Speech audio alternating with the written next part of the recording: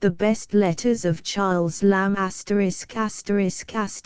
produced by Charles Alderondo, Karen Vergen, Sjani, Tom Allen and the online distributed proofreading team.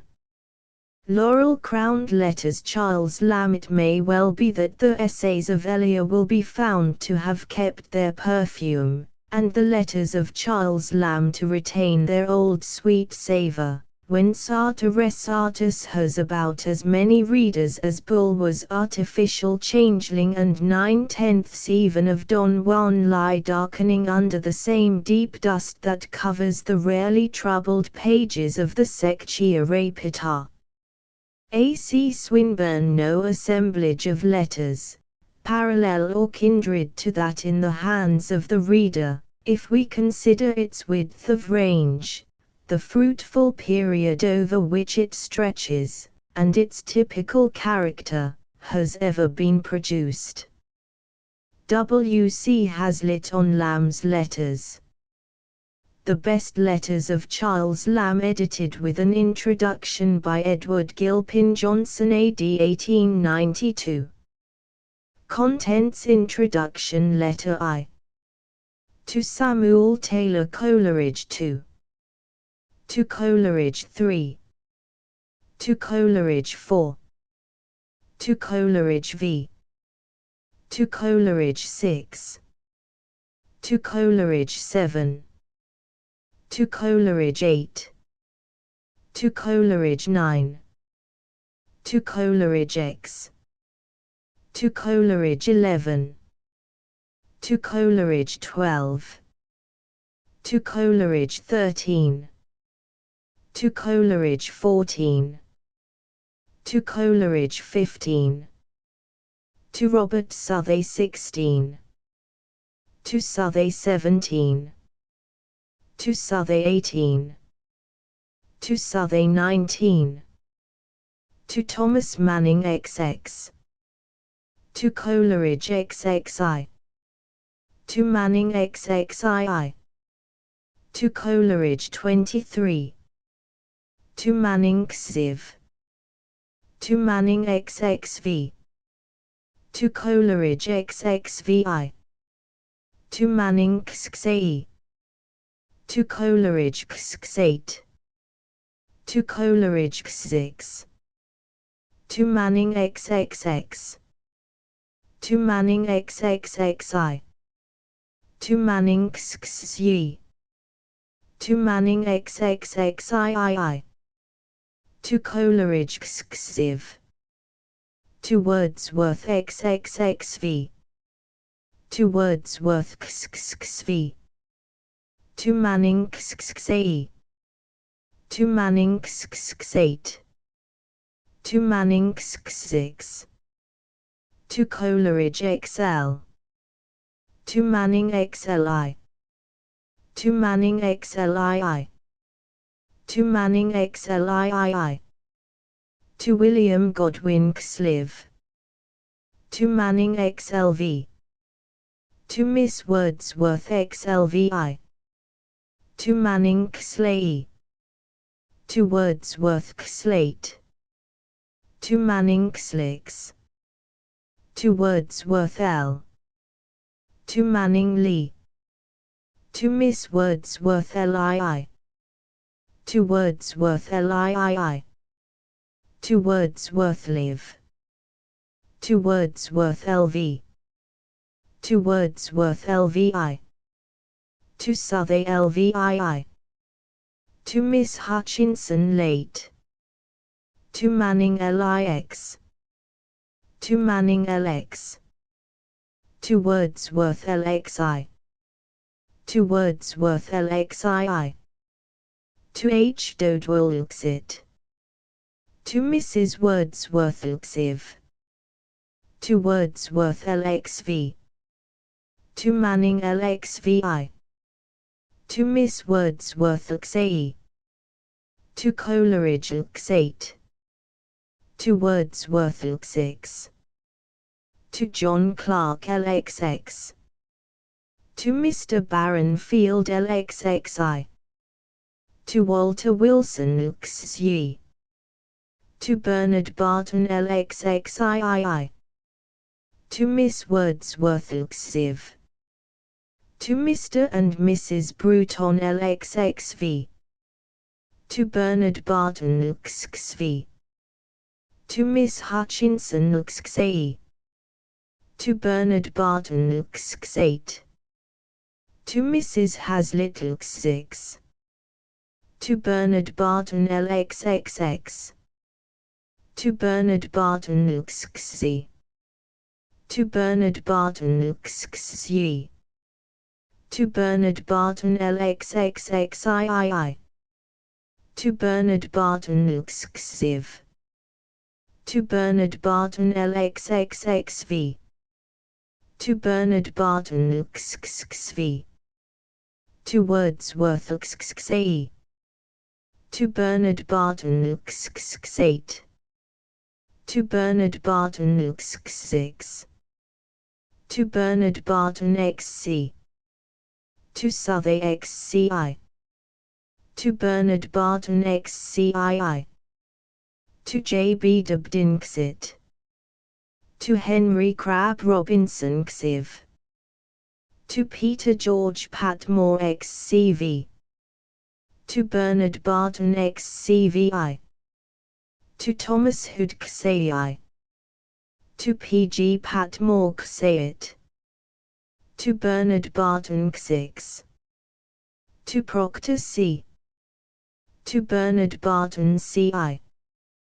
To Mr. Gilman CII. To Wordsworth CIII. To Mrs. Hazlitt Civilian. To George Dyer CV. To Dyer CVI. To Mr. Moxon CVII. To Mr. Moxon Introduction.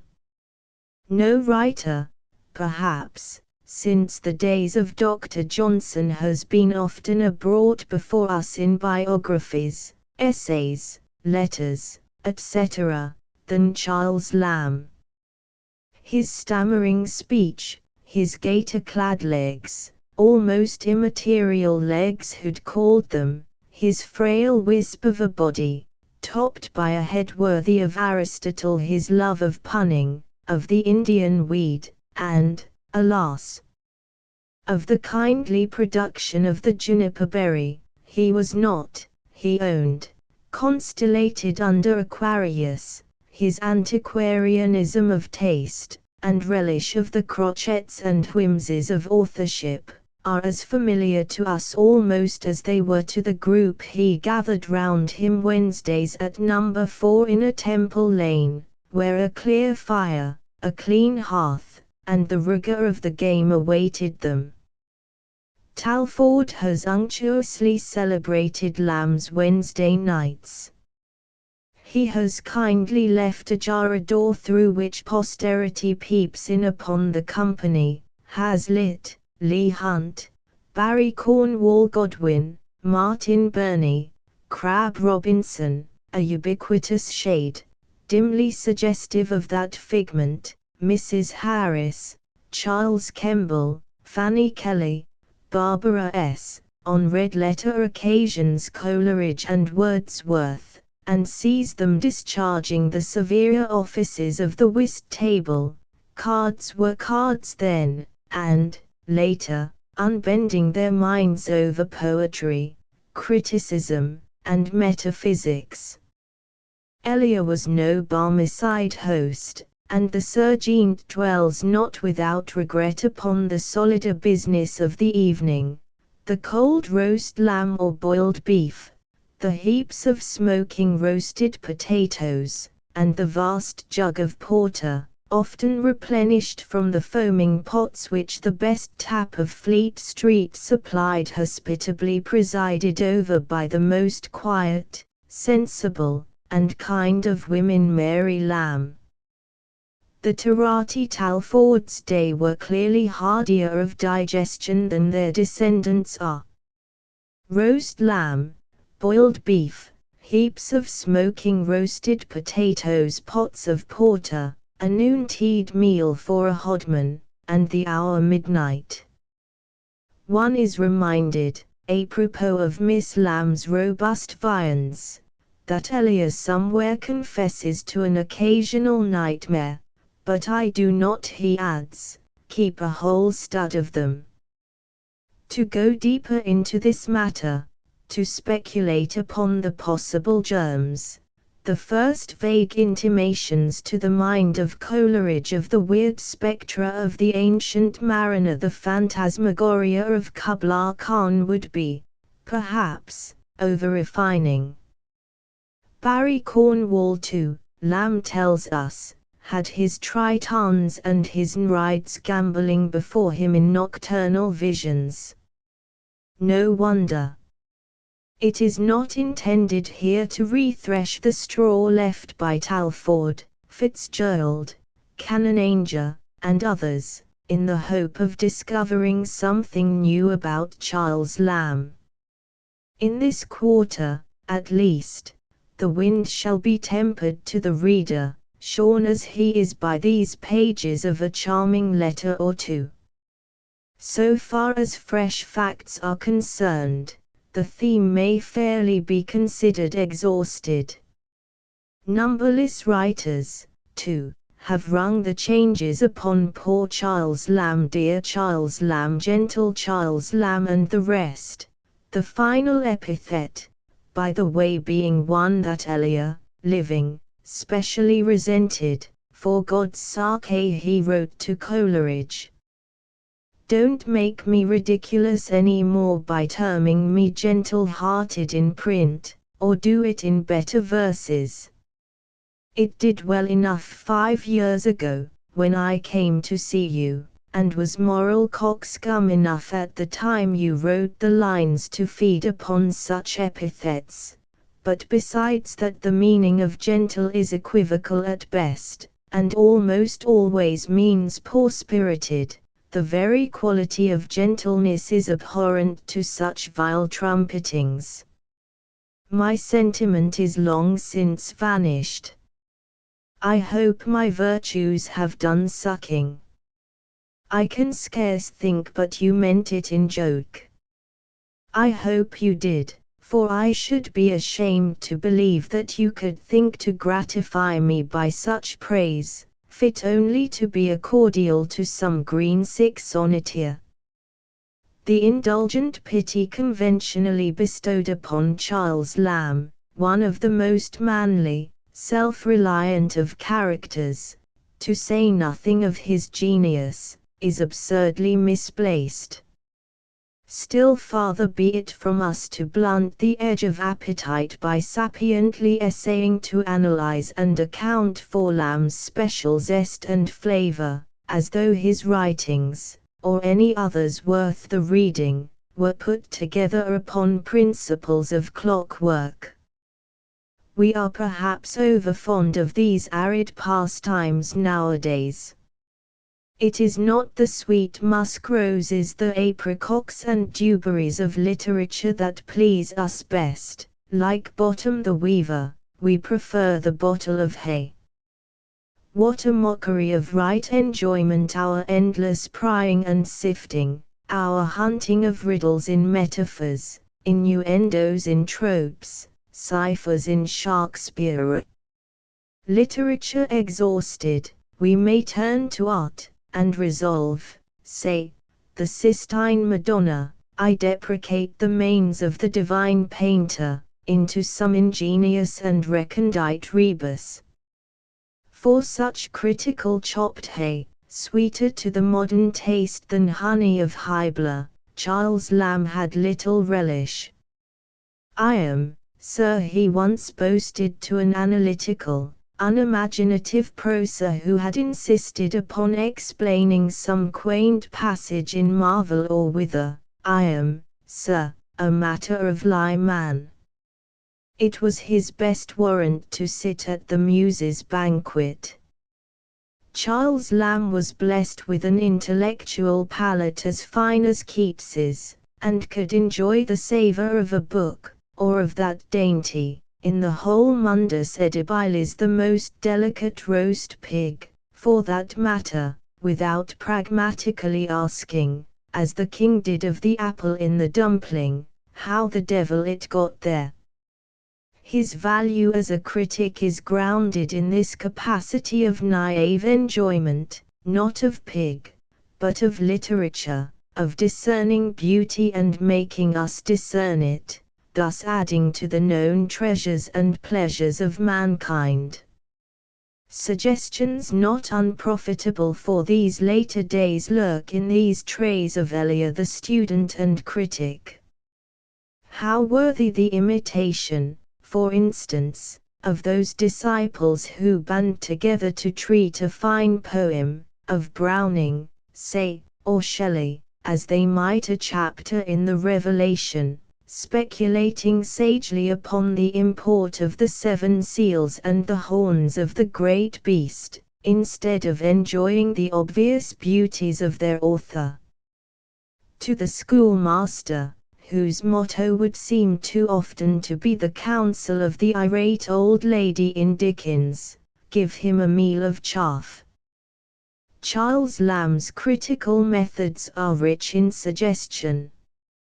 How many ingenious boys, lads in the very flush and heyday of appreciativeness of the epic virtues, have been parsed, declined, and conjugated into an utter detestation of the melodious names of Homer and Virgil. Better far for such victims had they, instead of aspiring to the vanities of a classical education, sat, like Keats, unlearnedly at the feet of quaint Chapman, or Dryden, or even of Mr. Pope. Perhaps, by way of preparative to the reading of Charles Lamb's letters, it will be well to run over once more the leading facts of his life. First let us glance at his outward appearance. Fortunately there are a number of capital pieces of verbal portraiture of Elia. Referring to the year 1817, Barry Cornwall wrote, "Persons who had been in the habit of traversing Covent Garden at that time of night, by extending their walk a few yards into Russell Street, have noticed a small, spare man clothed in black, who went out every morning, and returned every afternoon as the hands of the clock moved toward certain hours. You could not mistake him. He was somewhat stiff in his manner, and almost clerical in dress, which indicated much wear. He had a long, melancholy face, with keen, penetrating eyes, and he walked with a short, resolute step citywards. He looked no one in the face for more than a moment, yet contrived to see everything as he went on. No one who ever studied the human features could pass him by without recollecting his countenance. It was full of sensibility, and it came upon you like new thought, which you could not help dwelling upon afterwards. It gave rise to meditation, and did you good." This small, half-clerical man was Charles Lamb. His countenance is thus described by Thomas Hood: "His was no common face, none of those willow-pattern ones which nature turns out by thousands at her potteries, but more like a chance specimen of the Chinese ware, one to the set, unique, antique, quaint. You might have sworn to it piecemeal, a separate affidavit to each feature." Mrs. Charles Matthews, wife of the comedian, who met Lamb at a dinner, gives an amusing account of him. Mr. Lamb's first appearance was not prepossessing. His figure was small and mean, and no man was certainly ever less beholden to his tailor. His brand new suit of black cloth, in which he affected several times during the day to take great pride, and to cherish as a novelty that he had looked for and wanted, was drolly contrasted with his very rusty silk stockings, shown from his knees, and his much too large, thick shoes, without polish. His shirt rejoiced in a wide, ill-plaited frill, and his very small, tight, white neckcloth was hemmed to a fine point at the ends that formed part of a little bow. His hair was black and sleek, but not formal, and his face the gravest I ever saw, but indicating great intellect, and resembling very much the portraits of Charles I. From this sprightly and not too flattering sketch we may turn to Sir Jean Talfourd's tender and charming portrait, slightly idealized, no doubt, for the man of the COIF held a brief for his friend, and was a poet besides. Methinks I see him before me now as he appeared then, and as he continued without any perceptible alteration to me, during the 20 years of intimacy which followed, and were closed by his death. A light frame, so fragile that it seemed as if a breath would overthrow it, clad in clerk-like black, was surmounted by a head of form and expression the most noble and sweet. His black hair curled crisply about an expanded forehead, his eyes, softly brown, twinkled with varying expression, though the prevalent expression was sad, and the nose, slightly curved, and delicately carved at the nostril, with the lower outline of the face delicately oval, completed a head which was finely placed upon the shoulders, and gave importance and even dignity to a diminutive and shadowy stem. Who shall describe his countenance, catch its quivering sweetness, and fix it forever in words? There are none, alas, to answer the vain desire of friendship. Deep thought, striving with humor, the lines of suffering wreathed into cordial mirth, and a smile of painful sweetness, present an image to the mind it can as little describe as lose. His personal appearance and manner are not unjustly characterized by what he himself says in one of his letters to Manning, 1, a compound of the Jew, the gentleman, and the angel. The writings of Charles Lamb abound in passages of autobiography.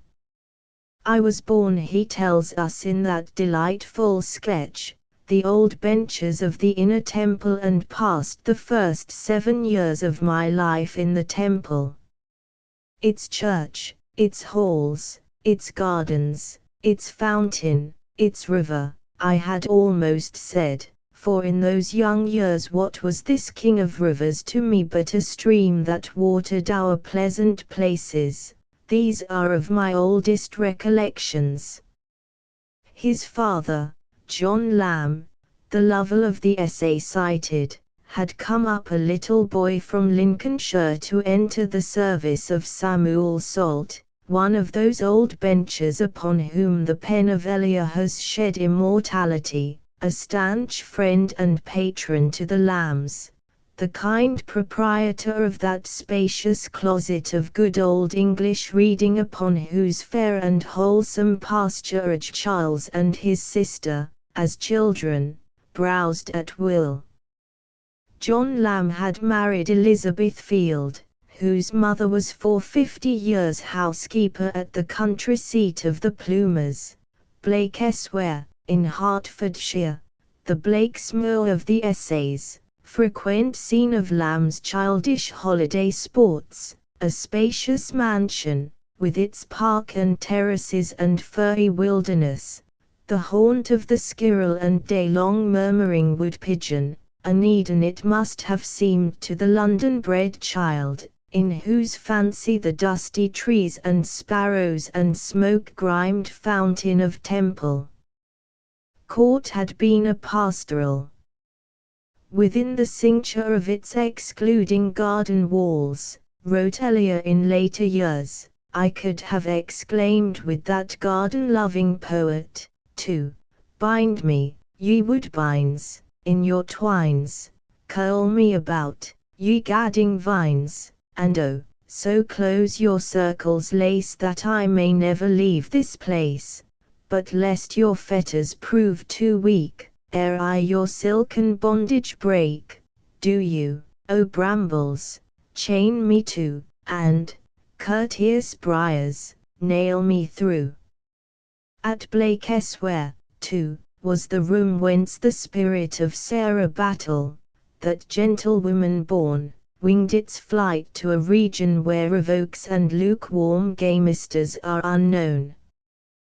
To John and Elizabeth Lamb were born 7 children, only 3 of whom, John, Mary, and Charles, survived their infancy. Of the survivors, Charles was the youngest, John being 12 and Mary 10 years his senior, a fact to be weighed in estimating the heroism of Lamb's later life. At the age of 7, Charles Lamb, son of John Lamb, scrivener, and Elizabeth, his wife, was entered at the school of Christ's Hospital, the antique foundation of that godly and royal child King Edward VI. Of his life at this institution he has left us abundant and charming memorials in the essays, Recollections of Christ's Hospital and Christ's Hospital 5 and 30 years ago, the latter sketch corrective of the rather optimistic impressions of the former. With his schoolfellows Charles seems to have been, despite his timid and retiring disposition, he said of himself, while the others were all fire and play, he stole along with all the self-concentration of a young monk, a decided favorite. Lamb wrote C. V. Le Gris, a schoolmate often mentioned in essay and letter, was an amiable, gentle boy, very sensible and keenly observing, indulged by his schoolfellows and by his master on account of his infirmity of speech. I never heard his name mentioned without the addition of Charles, although, as there was no other boy of the name of Lamb, the addition was unnecessary, but there was an implied kindness in it, and it was a proof that his gentle manners excited that kindness.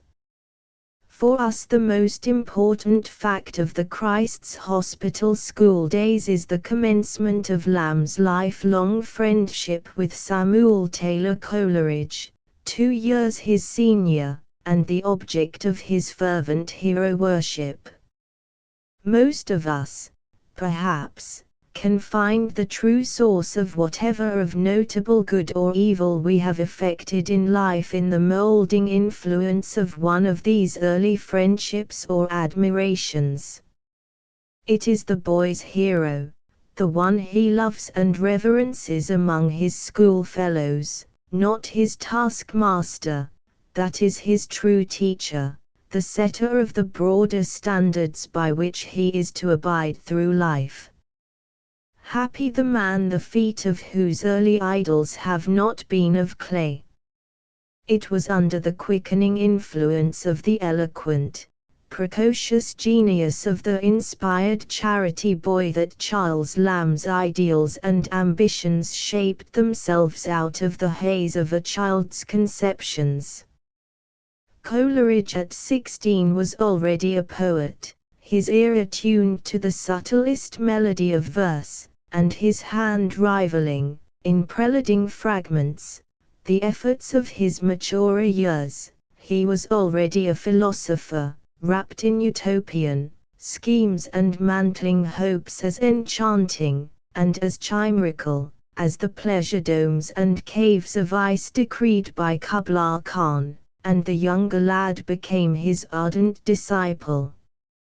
Lamb quitted Christ's Hospital prematurely, in November 1787, and the companionship of the two friends was for a time interrupted. To part with Coleridge, to exchange the ease and congenial scholastic atmosphere of the hospital for the res angusta de me, for the intellectual starvation of a life of counting-house drudgery, must have been a bitter trial for him. But the shadow of poverty was upon the little household in the Temple. On the horizon of the future the blackening clouds of anxieties still graver were gathering, and the youngest child was called home to share the common burden.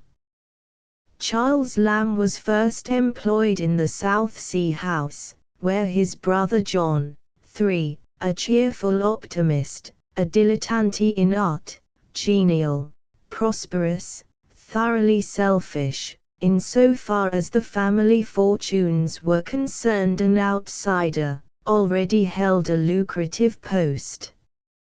It was not long before Charles obtained promotion in the form of a clerkship with the East India Company, one of the last kind services of Samuel Salt, who died in the same year, 1792, and with the East India Company he remained for the rest of his working life. Upon the death of their generous patron the Lambs removed from the Temple and took lodgings in Little Queen Street, Holborn, and for Charles the battle of life may be said to have fairly begun. His work as a junior clerk absorbed, of course, the greater part of his day and of his year. Yet there were breathing spaces, there were the long evenings with the poets, with Marlowe, Drayton, Drummond of Hawthornden, and Cowley, the sweetest names, which carry a perfume in the mention. There were the visits to the play, the yearly vacation jaunts to sunny Hertfordshire. The intercourse with Coleridge, too, was now occasionally renewed. The latter had gone up to Cambridge early in 1791, there to remain, except the period of his 6 months' dragooning, for the next 4 years. During his visits to London it was the habit of the two schoolfellows to meet at a tavern near Smithfield, the Salutation and Cat, to discuss the topics dear to both. And it was about this time that Lamb's sonnet to Mrs. Siddons, his first appearance in print, was published in the Morning Chronicle. The year 1796 was a terribly eventful one for the Lambs. There was a taint of insanity in the family on the father's side, and on the 27th of May, 1796, we find Charles writing to Coleridge these sad words, doubly sad for the ring of mockery in them: "My life has been somewhat diversified of late. The 6 weeks that finished last year and began this, your very humble servant spent very agreeably in a madhouse at Hoxton. I am got somewhat rational now and don't bite any one. But mad I was. For, Charles, thanks to the resolution with which he combated the tendency, and to the steadying influence of his work at the desk, despite his occasional murmurs, his best friend and sheet anchor in life, never again succumbed to the family malady, but from that moment, over his small household, madness, like death in Milton's vision, continually shook its dart and at best only delayed to strike." 5. It was in the September of 1796 that the calamity befell which has tinged the story of Charles and Mary Lamb with the somberest hues of the Greek tragedy. The family were still in the Holborn lodgings, the mother an invalid, the father sinking into a second childhood. Mary, in addition to the burden of ministering to her parents, was working for their support with her needle. At this point it will be well to insert a prefatory word or two as to the character of Mary Lamb, and here the witnesses are in accord. There is no jarring of opinion, as in her brother's case, for Charles Lamb has been sorely misjudged, often, it must be admitted, with ground of reason, sometimes by persons who might and should have looked deeper. In a notable instance, the heroism of his life has been meanly overlooked by one who preached to mankind with the eloquence of the prophets the prime need and virtue of recognizing the hero. If self-abnegation lies at the root of true heroism, Charles Lamb, that sorry phenomenon with an insuperable proclivity to gin, 6, was a greater hero than was covered by the shield of Achilles. The character of Mary Lamb is quickly summed up. She was one of the most womanly of women. In all its essential sweetness, says Talfourd, her character was like her brother's, while, by a temper more placid, a spirit of enjoyment more serene, she was enabled to guide, to counsel, to cheer him, and to protect him on the verge of the mysterious calamity, from the depths of which she rose so often unruffled to his side. To a friend in any difficulty she was the most comfortable of advisers, the wisest of consolers. Hazlitt said that he never met with a woman who could reason, and had met with only one thoroughly reasonable, Mary Lamb. The writings of Elia are strewn, as we know, with the tenderest tributes to her worth. I wish, he says, that I could throw into a heap the remainder of our joint existences, that we might share them in equal division. The psychology of madness is a most subtle inquiry. How slight the mysterious touch that throws the smooth-running human mechanism into a chaos of jarring elements, that transforms, in the turn of an eyelash, the mild humanity of the gentlest of beings into the unreasoning ferocity of the tiger. The London Times of the 26th of September, 1796, contained the following paragraph. On Friday afternoon the coroner and a jury sat on the body of a lady in the neighborhood of Holborn, who died in consequence of a wound from her daughter the preceding day. It appeared by the evidence adduced that while the family were preparing for dinner, the young lady seized a case knife lying on the table, and in a menacing manner pursued a little girl, her apprentice, round the room. On the calls of her infirm mother to forbear, she renounced her first object, and with loud shrieks approached her parent. The child, by her cries, quickly brought up the landlord of the house, but too late. 7.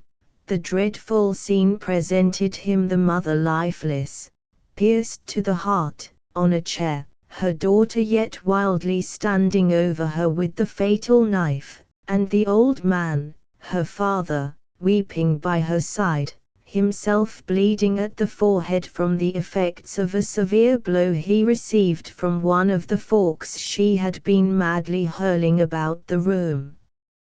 For a few days prior to this, the family had observed some symptoms of insanity in her, which had so much increased on the Wednesday evening that her brother, early the next morning, went to Dr. Pitcairn, but that gentleman was not at home.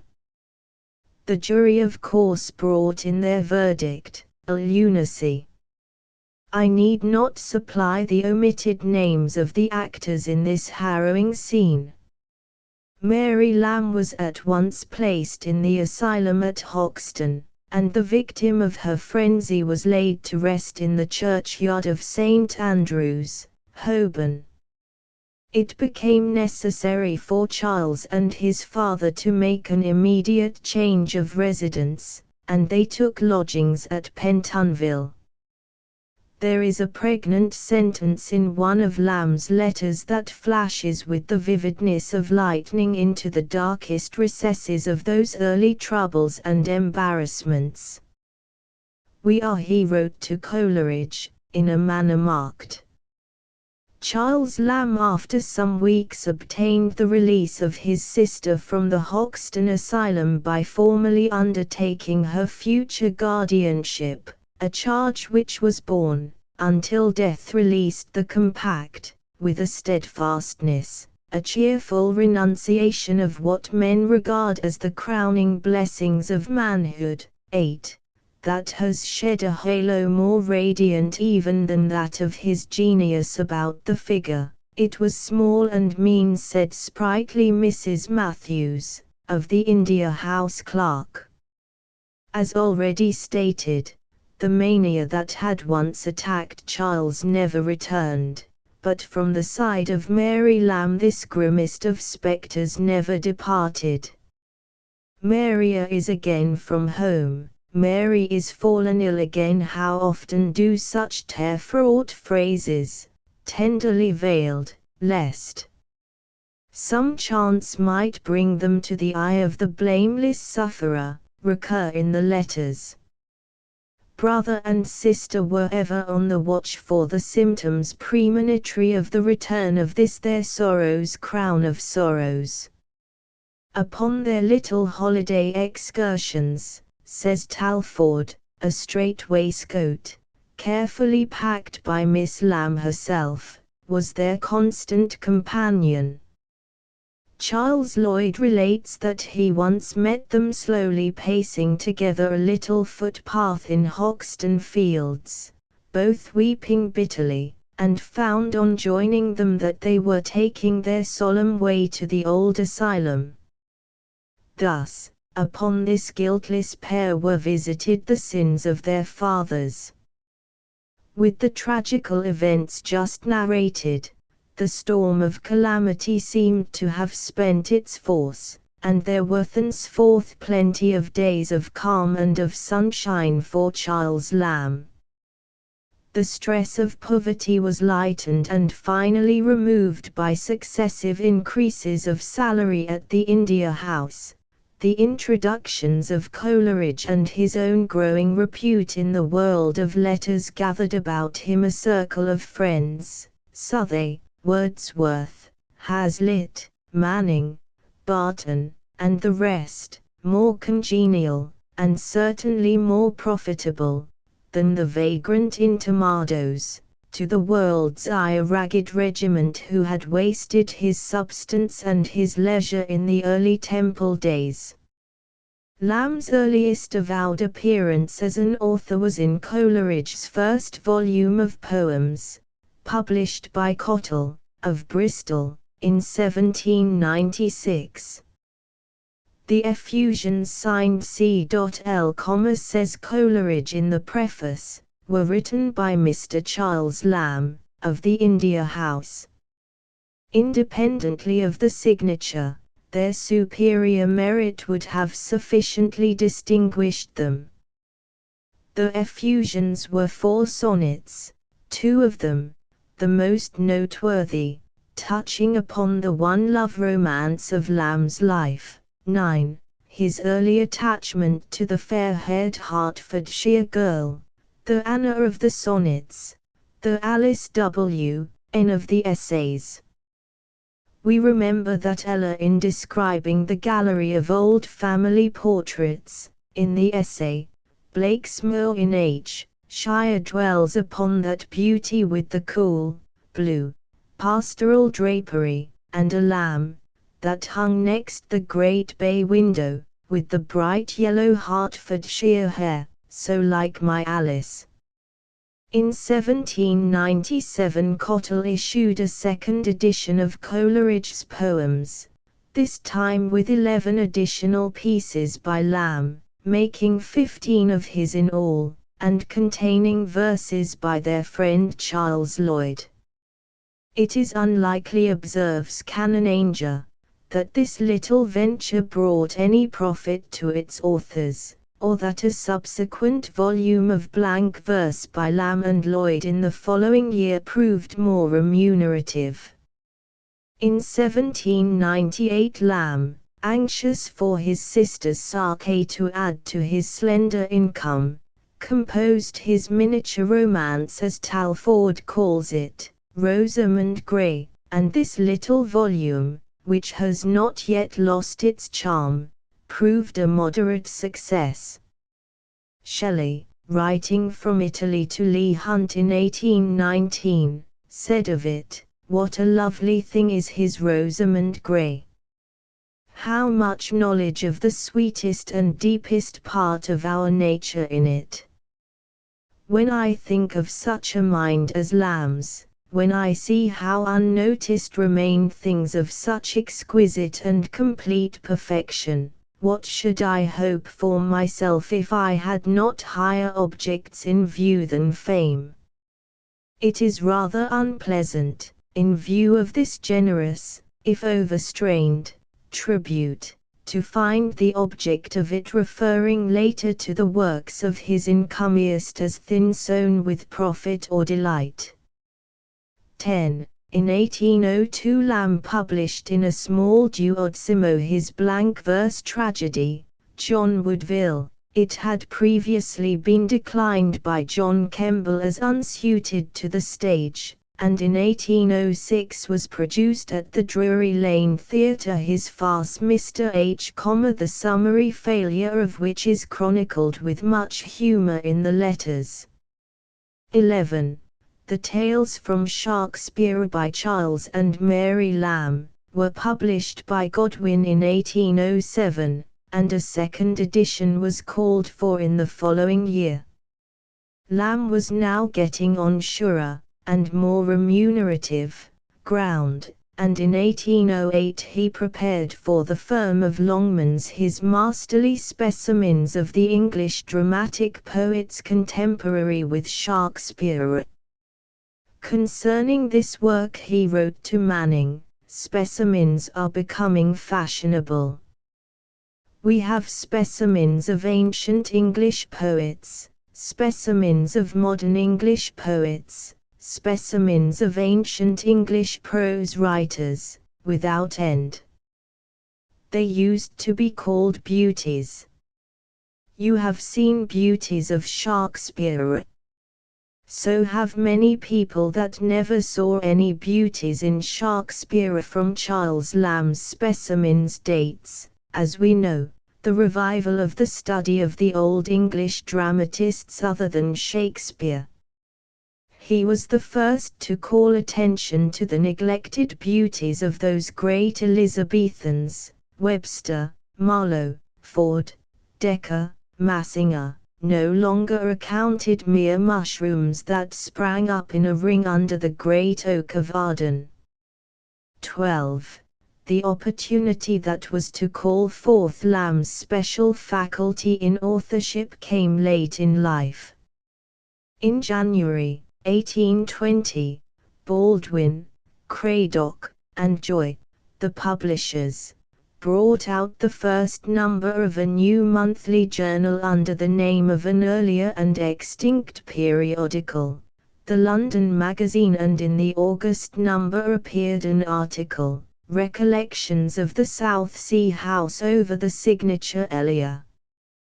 13. With this delightful sketch the essayist Elia may be said to have been born.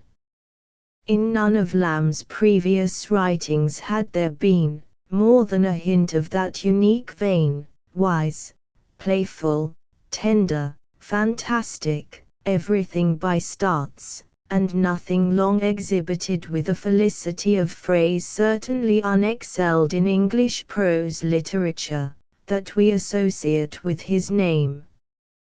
The careful reader of the letters cannot fail to note that it is there that Lamb's peculiar quality in authorship is first manifest. There is a letter to Southey, written as early as 1798, that has the true Elia ring. 14. With the London magazine, which was discontinued in 1826. Elia was born, and with it he may be said to have died, although some of his later contributions to the New Monthly, 15, and to the Englishman's magazine were included in the last essays of Elia collected and published in 1833. The first series of Lamb's essays under the title of Elia had been published in a single volume by Taylor and Hesse, of the London Magazine in 1823. The story of Lamb's working life, latterly an uneventful one, broken chiefly by changes of abode and by the yearly holiday jaunts, migrations from the blue bed to the brown, from 1796, when the correspondence with Coleridge begins, is told in the letters. For 33 years he served the East India Company, and he served it faithfully and steadily. There is, indeed, a tradition that having been reproved on one occasion for coming to the office late in the morning, he pleaded that he always left it so very early in the evening. Poets, we know, often heard the chimes at midnight in Elia's day, and the plea has certainly a most Lamb-like ring. That the company's directors, however, were more than content with the service of their literate clerk, the sequel shows. It is manifest in certain letters, written toward the close of 1824 and in the beginning of 1825, that Lamb's confinement was at last telling upon him, and that he was thinking of a release from his bondage to the desk-stead wood. In February, 1825, he wrote to Barton, "Your gentleman brother sets my mouth watering after liberty. Oh, that I were kicked out of Leadenhall with every mark of indignity, and a competence in my fob. The birds of the air would not be so free as I should. How I would prance and curvet it, and pick up cowslips, and ramble about purposeless as an idiot." Later in March we learn that he had signified to the directors his willingness to resign. "I am sick of hope deferred.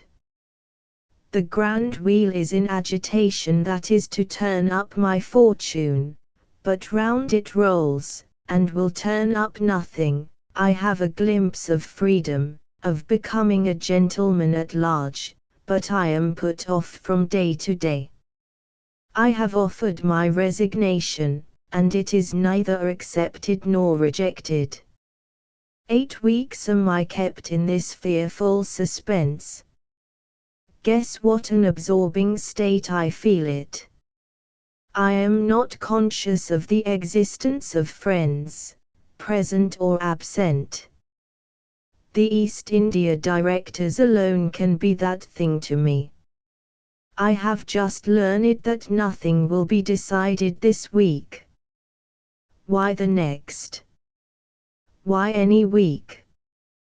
But the grand wheel was really turning, to some purpose, and a few days later, the 6th of April, 1825, he joyfully wrote to Barton, "My spirits are so tumultuary with the novelty of my recent emancipation that I have scarce steadiness of hand, much more mind, to compose a letter. I am free, B.B., free as air.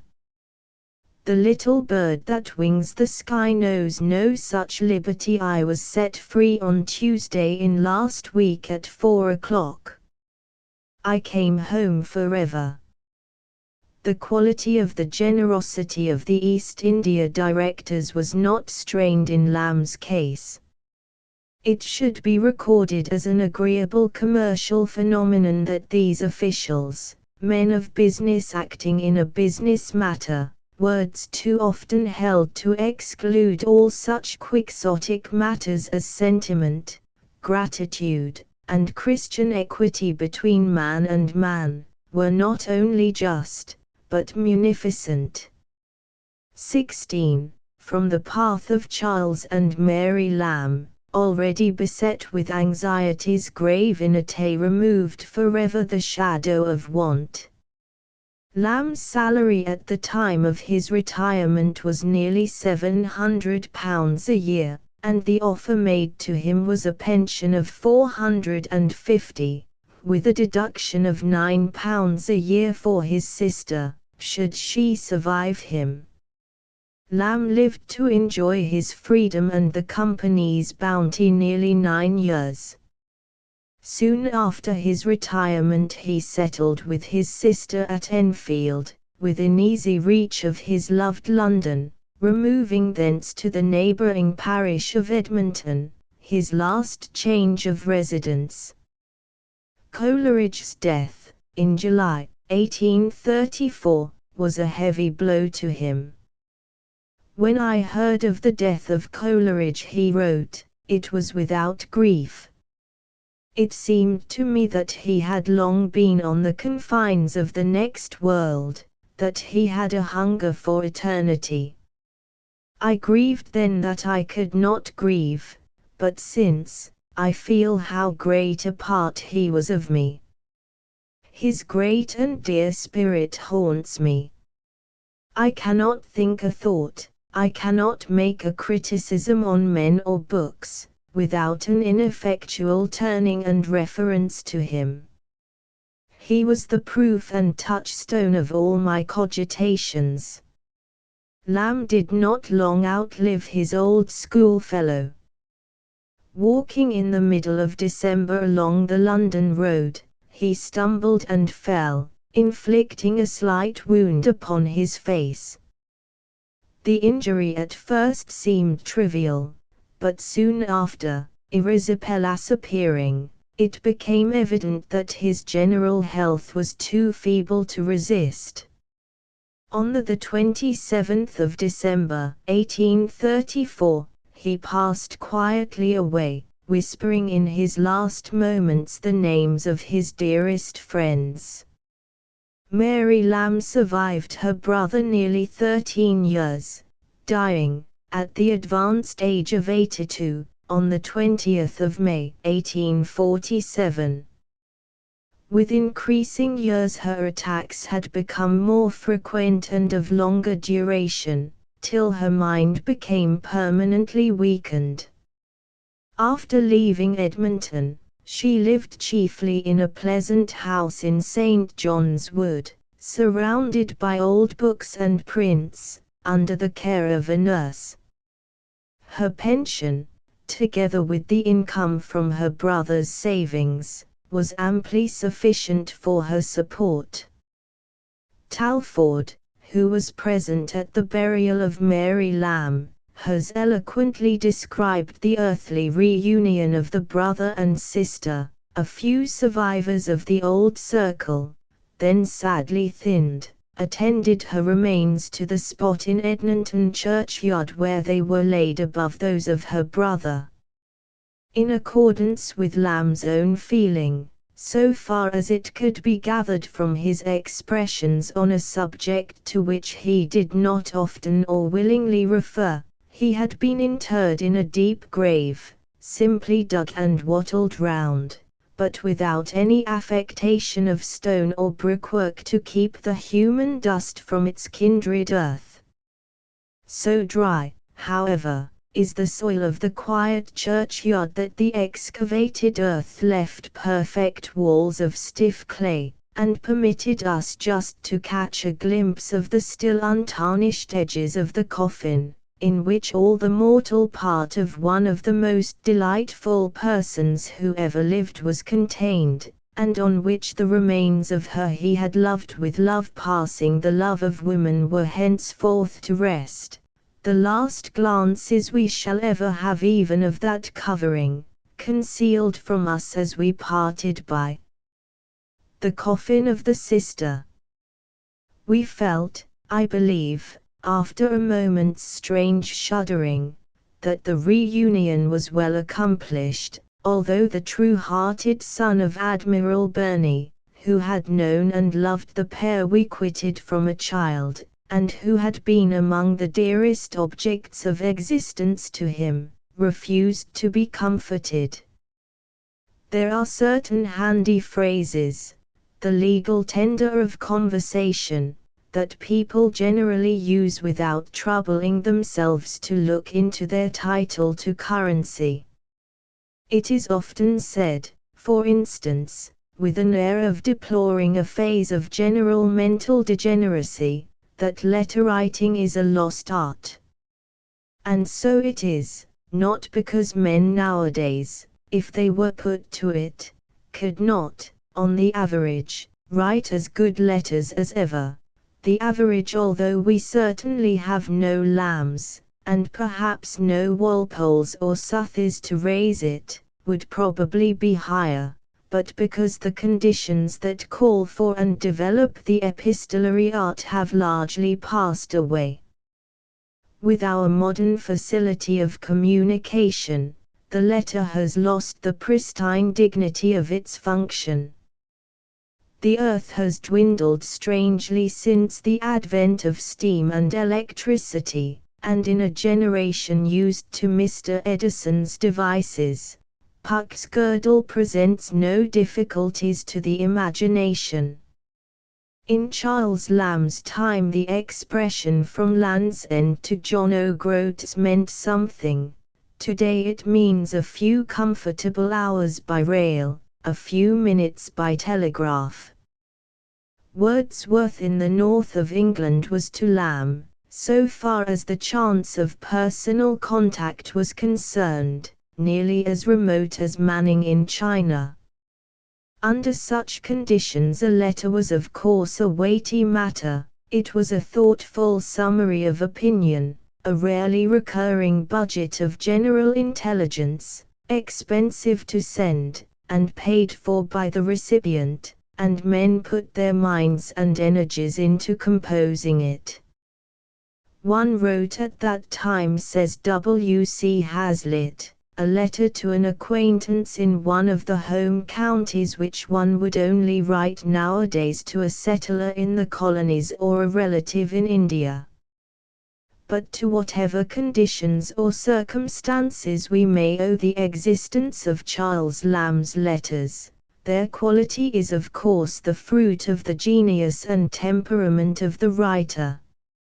Unpremeditated as the strain of the skylark, they have almost to excess, were that possible, the prime epistolary merit of spontaneity. From the brain of the writer to the sheet before him flows an unbroken Pactolian stream. Lamb, at his best, ranges with Shakespearean facility the gamut of human emotion, exclaiming, as it were at one moment, with Yeats, Motley's the only where. In the next probing the source of tears. He is as ejaculatory with his pen as other men are with their tongues. Puns, quotations, conceits, critical estimates of the rarest insight and suggestiveness, chase each other over his pages like clouds over a summer sky, and the whole is leavened with the sterling ethical and aesthetic good sense that renders Charles Lamb one of the wholesomest of writers. As to the plan on which the selections for this volume have been made, it needs only to be said that, in general, the editor has aimed to include those letters which exhibit most fully the writer's distinctive charm and quality. This plan leaves, of course, a residue of considerable biographical and critical value, but it is believed that to all who really love and appreciate him, Charles Lamb's best letters are those which are most uniquely and unmistakably Charles Lamb's. E.g. J. September, 1891. 1. Letter L. 2. Cowley. 3. the James Elia of the essay My Relations. 4. Letter I. 5. Talfourd's Memoir. 6. Carlyle. 7. It would seem from Lamb's letter to Coleridge, letter 4, that it was he, not the landlord, who appeared thus too late, and who snatched the knife from the unconscious hand. 8. The reader is referred to Lamb's beautiful essay, Dream Children. 9. If we accept his passing tenderness for the young Quakeress, Hester Savoury, Lamb admitted that he had never spoken to the lady in his life. 10. Letter LXXXIII. 11. Letters LXVIL, LX8, LX6. 12. W. S. Lander. 13. In assuming this pseudonym, Lamb borrowed the name of a fellow clerk who had served with him 30 years before in the South Sea House, an Italian named Elia. The name has probably never been pronounced as Lamb intended. Call him Elia, he said in a letter to J. Taylor, concerning this old acquaintance. 14. Letter 17. 15. The rather unimportant series, Popular Fallacies, appeared in the New Monthly. 16. In the essay The Superannuated Man, Lamb describes, with certain changes and modifications, his retirement from the India House. I to Samuel Taylor Coleridge. The 27th of May, 1796. Dear Coleridge, make yourself perfectly easy about me. I paid his bill when I sent your clothes. I was flush of money, and am so still to all the purposes of a single life, so give yourself no further concern about it. The money would be superfluous to me if I had it. When Southey becomes as modest as his predecessor, Milton, and publishes his epics in duodecimo, I will read 'em. A guinea a book is somewhat exorbitant, nor have I the opportunity of borrowing the work. The extracts from it in the Monthly Review and the short passages in your Watchman seem to me much superior to anything in his partnership account with Lovell. 1. Your poems I shall procure forthwith. There were noble lines in what you inserted in one of your numbers from Religious Musings, but I thought them elaborate. I am somewhat glad you have given up that paper. It must have been dry, unprofitable, and of dissonant mood to your disposition. I wish you success in all your undertakings, and am glad to hear you are employed about the evidences of religion. There is need of multiplying such books 100-fold in this philosophical age, to prevent converts to atheism, for they seem too tough disputants to meddle with afterwards. Coleridge, I know not what suffering scenes you have gone through at Bristol. My life has been somewhat diversified of late. The 6 weeks that finished last year and began this, your very humble servant spent very agreeably in a madhouse at Hoxton. I am got somewhat rational now, and don't bite any one. But mad I was, and many a vagary my imagination played with me, enough to make a volume, if all were told. My sonnets I have extended to the number of 9 since I saw you, and will some day communicate to you. I am beginning a poem in blank verse, which, if I finish, I publish. White, too, is on the eve of publishing. He took the hint from Vortigern, Original Letters of Falstaff, Shallow, etc., a copy you shall have when it comes out. They are without exception the best imitations I ever saw. Coleridge. It may convince you of my regards for you when I tell you my head ran on you in my madness as much almost as on another person, who I am inclined to think was the more immediate cause of my temporary frenzy.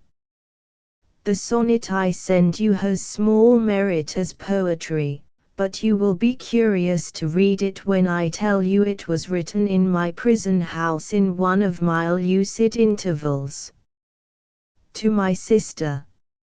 If from my lips some angry accents fell, peevish complaint, or harsh reproof unkind, 'twas but the error of a sickly mind and troubled thoughts, clouding the purer well and waters clear of reason, and for me let this my verse the poor atonement be, my verse, which thou to praise wert e'er inclined too highly, and with partial eye to see no blemish.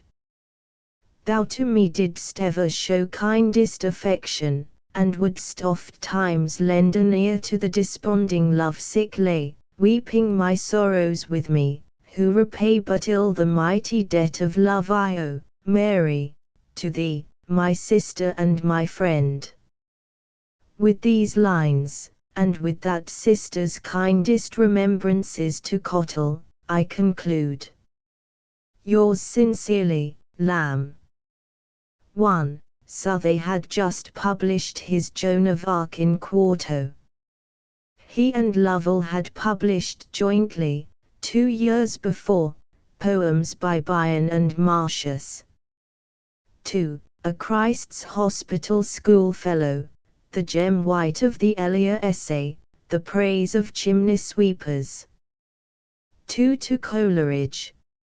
No month, 1796. Tuesday night. Of your Watchman the review of Burke was the best prose. I augured great things from the first number. There is some exquisite poetry interspersed. I have reread the extract from the Religious Musings and retract whatever invidious there was in my censure of it as elaborate. There are times when one is not in a disposition thoroughly to relish good writing. I have reread it in a more favorable moment, and hesitate not to pronounce it sublime. If there be anything in it approaching to tumidity, which I meant not to infer, by elaborate I meant simply labort, it is the gigantic hyperbole by which you describe the evils of existing society, snakes, lions, hyenas, and behemoths is carrying your resentment beyond bounds. The pictures of the Simum of frenzy and ruin of the whore of Babylon and the cry of foul spirits disinherited of earth and the strange beatitude which the good man shall recognize in heaven, as well as the particularizing of the children of wretchedness, I have unconsciously included every part of it, form a variety of uniform excellence. I hunger and thirst to read the poem complete. That is a capital line in your 6th number, this dark, frieze-coated, horse, teeth-chattering month. They are exactly such epithets as Burns would have stumbled on, whose poem on the ploughed-up daisy you seem to have had in mind. Your complaint that of your readers some thought there was too much, some too little, original matter in your numbers, reminds me of poor dead Parsons in the Critic. Too little incident. Give me leave to tell you, sir, there is too much incident. I had like to have forgot thanking you for that exquisite little morsel, the first Sclavonian song. The expression in the second, more happy to be unhappy in hell, is it not very quaint? Accept my thanks, in common with those of all who love good poetry, for the braes of Yarrow. I congratulate you on the enemies you must have made by your splendid invective against the barterers in human flesh and sinews. Coleridge, you will rejoice to hear that Cowper is recovered from his lunacy, and is employed on his translation of the Italian, etc., poems of Milton for an edition where Fuseli presides as designer. Coleridge, to an idler like myself, to write and receive letters are both very pleasant, but I wish not to break in upon your valuable time by expecting to hear very frequently from you. Reserve that obligation for your moments of lassitude, when you have nothing else to do, for your loco-restive and all your idle propensities, of course, have given way to the duties of providing for a family. The mail is come in, but no parcel, yet this is Tuesday. Farewell, then, till tomorrow, for a niche and a nook I must leave for criticisms. By the way, I hope you do not send your own only copy of Joan of Arc, I will in that case return it immediately. Your parcel is come, you have been lavish of your presents. Wordsworth's poem I have hurried through, not without delight. Poor Lovell! My heart almost accuses me for the light manner I lately spoke of him, not dreaming of his death. My heart bleeds for your accumulated troubles, God send you through with patience. I conjure you dream not that I will ever think of being repaid, the very word is galling to the ears. I have read all your religious musings with uninterrupted feelings of profound admiration. You may safely rest your fame on it. The best remaining things are what I have before read, and they lose nothing by my recollection of your manner of reciting for I too bear in mind the voice, the look of absent friends, and can occasionally mimic their manner for the amusement of those who have seen Your impassioned manner of recitation I can recall at any time to mine own heart and to the ears of the bystanders. I rather wish you had left the monody on Chatterton concluding, as it did, abruptly. It had more of unity. The conclusion of your religious music, I fear, will entitle you to the reproof of your beloved woman, who wisely will not suffer your fancy to run riot, but bids you walk humbly with your God. The very last words, I exercise my young novitiate thought in ministeries of heart-stirring song though not now new to me, cannot be enough admired. To speak politely, they are a well-turned compliment to poetry. I hasten to read Joan of Arc, etc. I have read your lines at the beginning of second book, 1. They are worthy of Milton, but in my mind yield to your religious musings. I shall read the whole carefully, and in some future letter take the liberty to particularize my opinions of it.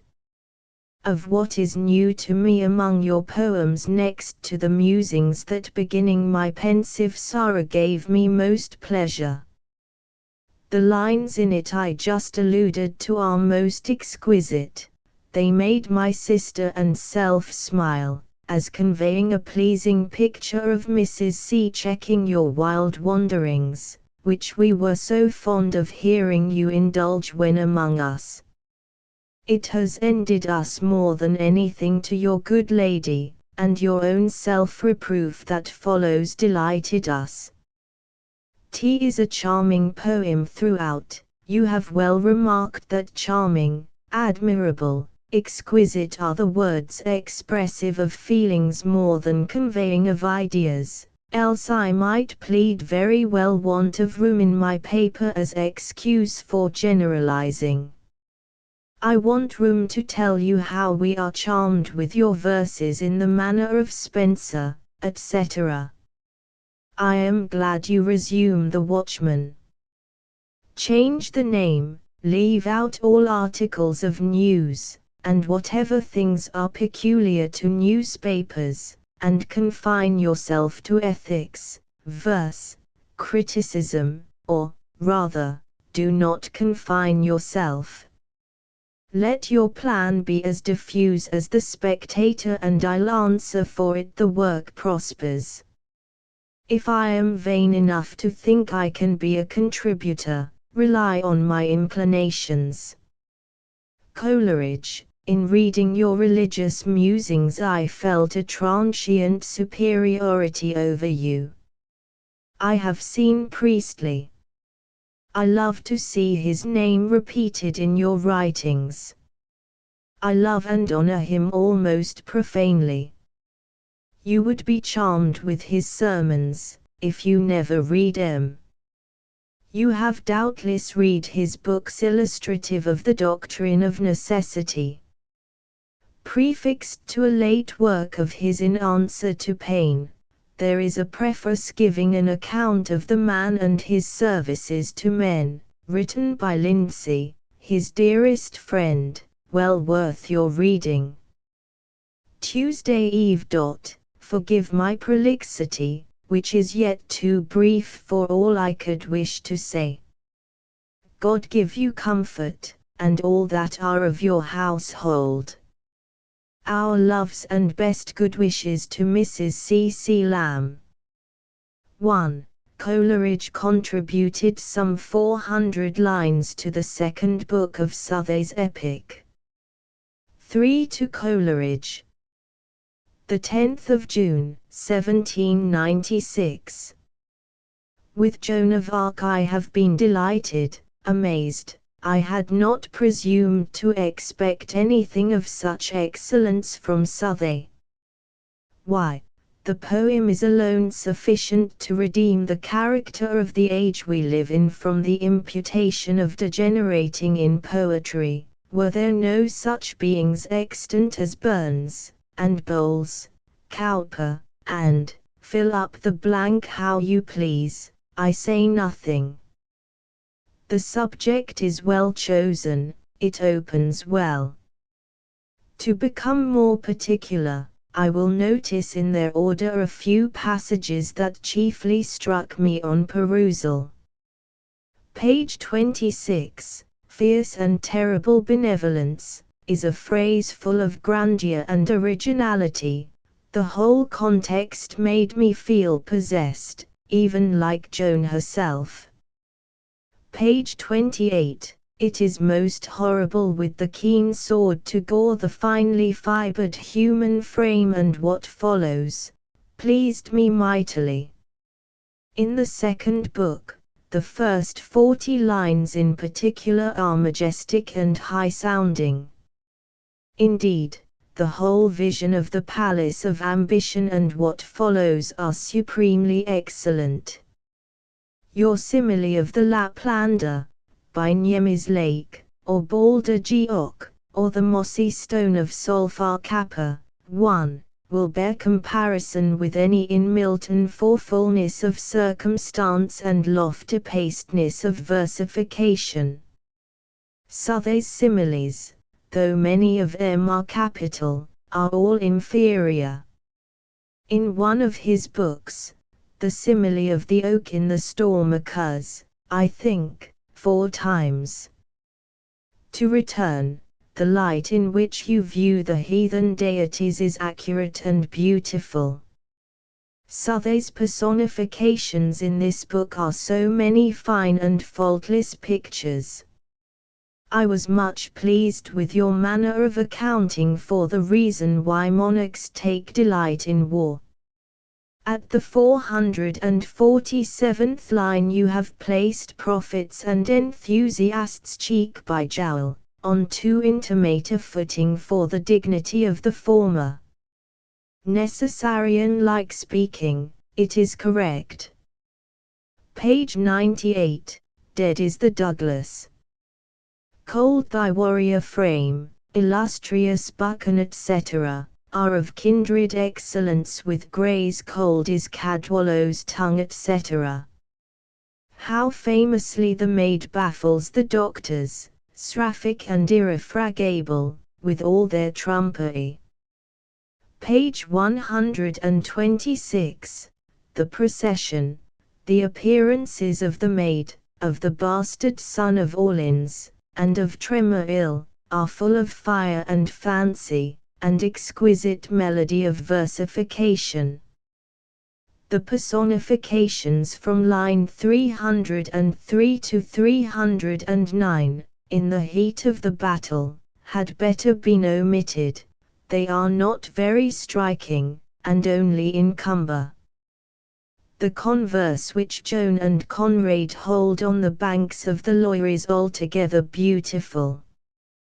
Page 313. The conjecture that in dreams all things are that seem is one of those conceits which the poet delights to admit into his creed, a creed, by the way, more marvelous and mystic than ever Athanasius dreamed of. Page 315. I need only mention those lines ending with she saw a serpent gnawing at her heart. They are good imitative lines. He toiled and toiled, of toil to reap no end, but endless toil and never-ending woe. Page 347. Cruelty is such as Hogarth might have painted her. Page 361. All the passage about love, where he seems to confound conjugal love with creating and preserving love, is very confused, and sickens me with a load of useless personifications, else that 9th book is the finest in the volume, an exquisite combination of the ludicrous and the terrible. I have never read either, even in translation, but such I conceive to be the manner of Dante or Ariosto. The 10th book is the most languid. On the whole, considering the celerity wherewith the poem was finished, I was astonished at the unfrequency of weak lines. I had expected to find it verbose. Joan, I think, does too little in battle, Dunois perhaps the same, Conrad too much. The anecdotes interspersed among the battles refresh the mind very agreeably, and I am delighted with the very many passages of simple pathos abounding throughout the poem, passages which the author of Crazy Kate might have written. Has not Master Southey spoke very slightingly in his preface and disparagingly of Cowper's Homer? What makes him reluctant to give Cowper his fame? And does not Southey use too often the expletives did and does? They have a good effect at times, but are too inconsiderable, or rather become blemishes when they mark a style. On the whole, I expect Southey one day to rival Milton. I already deem him equal to Cowper, and superior to all living poets besides. What says Coleridge? The monody on Henderson is immensely good, the rest of that little volume is readable and above mediocrity. 2. I proceed to a more pleasant task. Pleasant because the poems are yours, pleasant because you impose the task on me, and pleasant, let me add, because it will confer a whimsical importance on me to sit in judgment upon your rhymes. First, though, let me thank you again and again, in my own and my sister's name, for your invitations. Nothing could give us more pleasure than to come, but, were there no other reasons, while my brother's leg is so bad, it is out of the question. Poor fellow! He is very feverish and light-headed, but Cruikshanks has pronounced the symptoms favorable, and gives us every hope that there will be no need of amputation. God send not. We are necessarily confined with him all the afternoon and evening till very late, so that I am stealing a few minutes to write to you. Thank you for your frequent letters. You are the only correspondent and, I might add, the only friend I have in the world. I go nowhere, and have no acquaintance.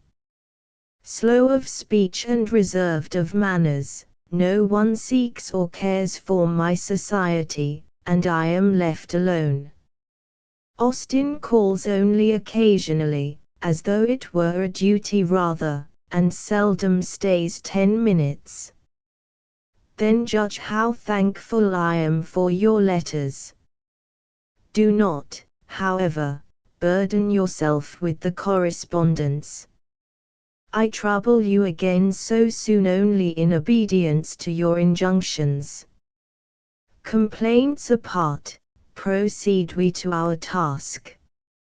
I am called away to tea, thence must wait upon my brother, so must delay till tomorrow. Farewell, Wednesday. Thursday. I will first notice what is new to me. 13th page. The thrilling tones that concentrate the soul is a nervous line, and the 6 first lines of page 14 are very pretty, the 21st effusion a perfect thing. That in the manner of Spenser is very sweet, particularly at the close. The 35th effusion is most exquisite, that line in particular, and, tranquil, muse upon tranquillity. It is the very reflex pleasure that distinguishes the tranquillity of a thinking being from that of a shepherd. A modern one I would be understood to mean, a damoetas, one that keeps other people's sheep. Certainly, Coleridge, your letter from Shorten Bars has less merit than most things in your volume. Personally it may chime in best with your own feelings, and therefore you love it best. It has, however, great merit. In your 4th epistle that is an exquisite paragraph, and fanciful, of a stream there is which rolls in lazy flow etc. murmurs sweet undersong mid jasmine bowers is a sweet line, and so are the 3 next. The concluding simile is far-fetched, tempest honoured is a quaintish phrase. Yours is a poetical family. I was much surprised and pleased to see the signature of Sarah to that elegant composition, the 5th epistle. I dare not criticize the religious musings, I like not to select any part, where all is excellent.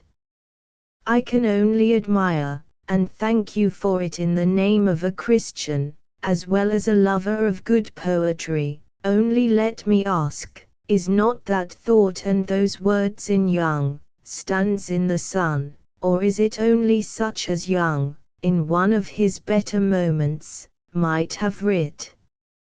Believe thou, O my soul, life is a vision shadowy of truth, and vice, and anguish, and the wormy grave, shapes of a dream. I thank you for these lines in the name of a necessarian, and for what follows in next paragraph, in the name of a child of fancy. After all, you cannot nor ever will write anything with which I shall be so delighted as what I have heard yourself repeat. You came to town, and I saw you at a time when your heart was yet bleeding with recent wounds. Like yourself, I was sore galled with disappointed hope. You had many an holy lay that morning, soothed the mourner on his way. I had ears of sympathy to drink them in, and they yet vibrate pleasant on the sense. When I read in your little volume your 19th effusion, or the 28th or 29th, or what you call the sigh, I think I hear you again. I image to myself the little smoky room at the Salutation and Cat where we have sat together through the winter nights, beguiling the cares of life with poesy. When you left London, I felt a dismal void in my heart. I found myself cut off, at one and the same time, from two most dear to me. How blessed with ye the path could I have trod of quiet life. In your conversation you had blended so many pleasant fancies that they cheated me of my grief, but in your absence the tide of melancholy rushed in again, and did its worst mischief by overwhelming my reason. I have recovered, but feel a stupor that makes me indifferent to the hopes and fears of this life. I sometimes wish to introduce a religious turn of mind, but habits are strong things, and my religious fervors are confined, alas, to some fleeting moments of occasional solitary devotion. A correspondence, opening with you, has roused me a little from my lethargy and made me conscious of existence. Indulge me in it. I will not be very troublesome. At some future time I will amuse you with an account, as full as my memory will permit, of the strange turn my frenzy took. I look back upon it at times with a gloomy kind of envy, for while it lasted, I had many, many hours of pure happiness. Dream not, Coleridge, of having tasted all the grandeur and wildness of fancy till you have gone mad. All now seems to me vapid, comparatively so. Excuse this selfish digression. Your monody, 3, is so superlatively excellent that I can only wish it perfect, which I can't help feeling it is not quite. Indulge me in a few conjectures. What I am going to propose would make it more compressed and, I think, more energetic, though, I am sensible, at the expense of many beautiful lines. Let it begin. Is this the land of song ennobled line, and proceed to Otway's famished form, then, the Chatterton to blaze of seraphim, then, clad in nature's rich array to orient day, then, but soon the scathing lightning to blighted land, then, sublime of thought to his bosom glows, then but soon upon his poor unsheltered head did penury her sickly mildew shed, ah! Where are fled the charms of vernal grace, and joy's wild gleams that lightened o'er his face? Then youth of tumultuous soul to sigh as before. The rest may all stand down to gaze upon the waves below. What follows now may come next as detached verses, suggested by the monody rather than a part of it. They are, indeed, in themselves, very sweet, and we, at sober eve, would round thee throng, hanging enraptured on thy stately song, in particular, perhaps. If I am obscure, you may understand me by counting lines. I have proposed omitting 24 lines. I feel that thus compressed it would gain energy, but think it most likely you will not agree with me, for who shall go about to bring opinions to the bed of Procrusts, and introduce among the sons of men a monotony of identical feelings? I only propose with diffidence. Reject you, if you please, with as little remorse as you would the color of a coat or the pattern of a buckle, where our fancies differed. The Pixies is a perfect thing, and so are the lines on the spring page 28. The epitaph on an infant like a jack-o'-lantern has danced about, or like Dr. Forster's, for scholars, out of the Morning Chronicle into the Watchman and thence back into your collection. It is very pretty, and you seem to think so, but, maybe, overlooked its chief merit, that of filling up a whole page. I had once deemed sonnets of unrivaled use that way, but your epitaphs, I find, are the more diffuse. Edmund still holds its place among your best verses.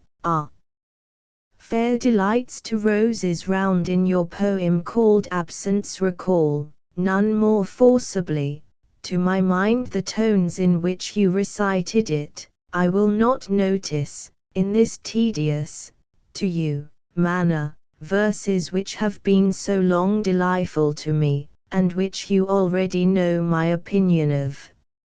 Of this kind are bowls, priestly, and that most exquisite and most bowls-like of all, the 19th effusion.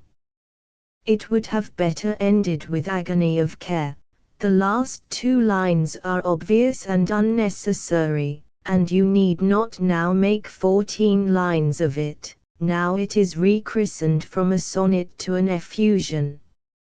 Schiller might have written the 20th effusion.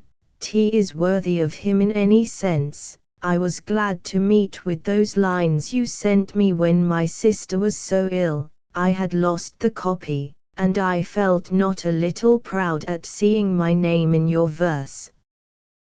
The complaint of Anathema, first stanza in particular, is the best, or only good, imitation of Ossian I ever saw, your restless gale excepted.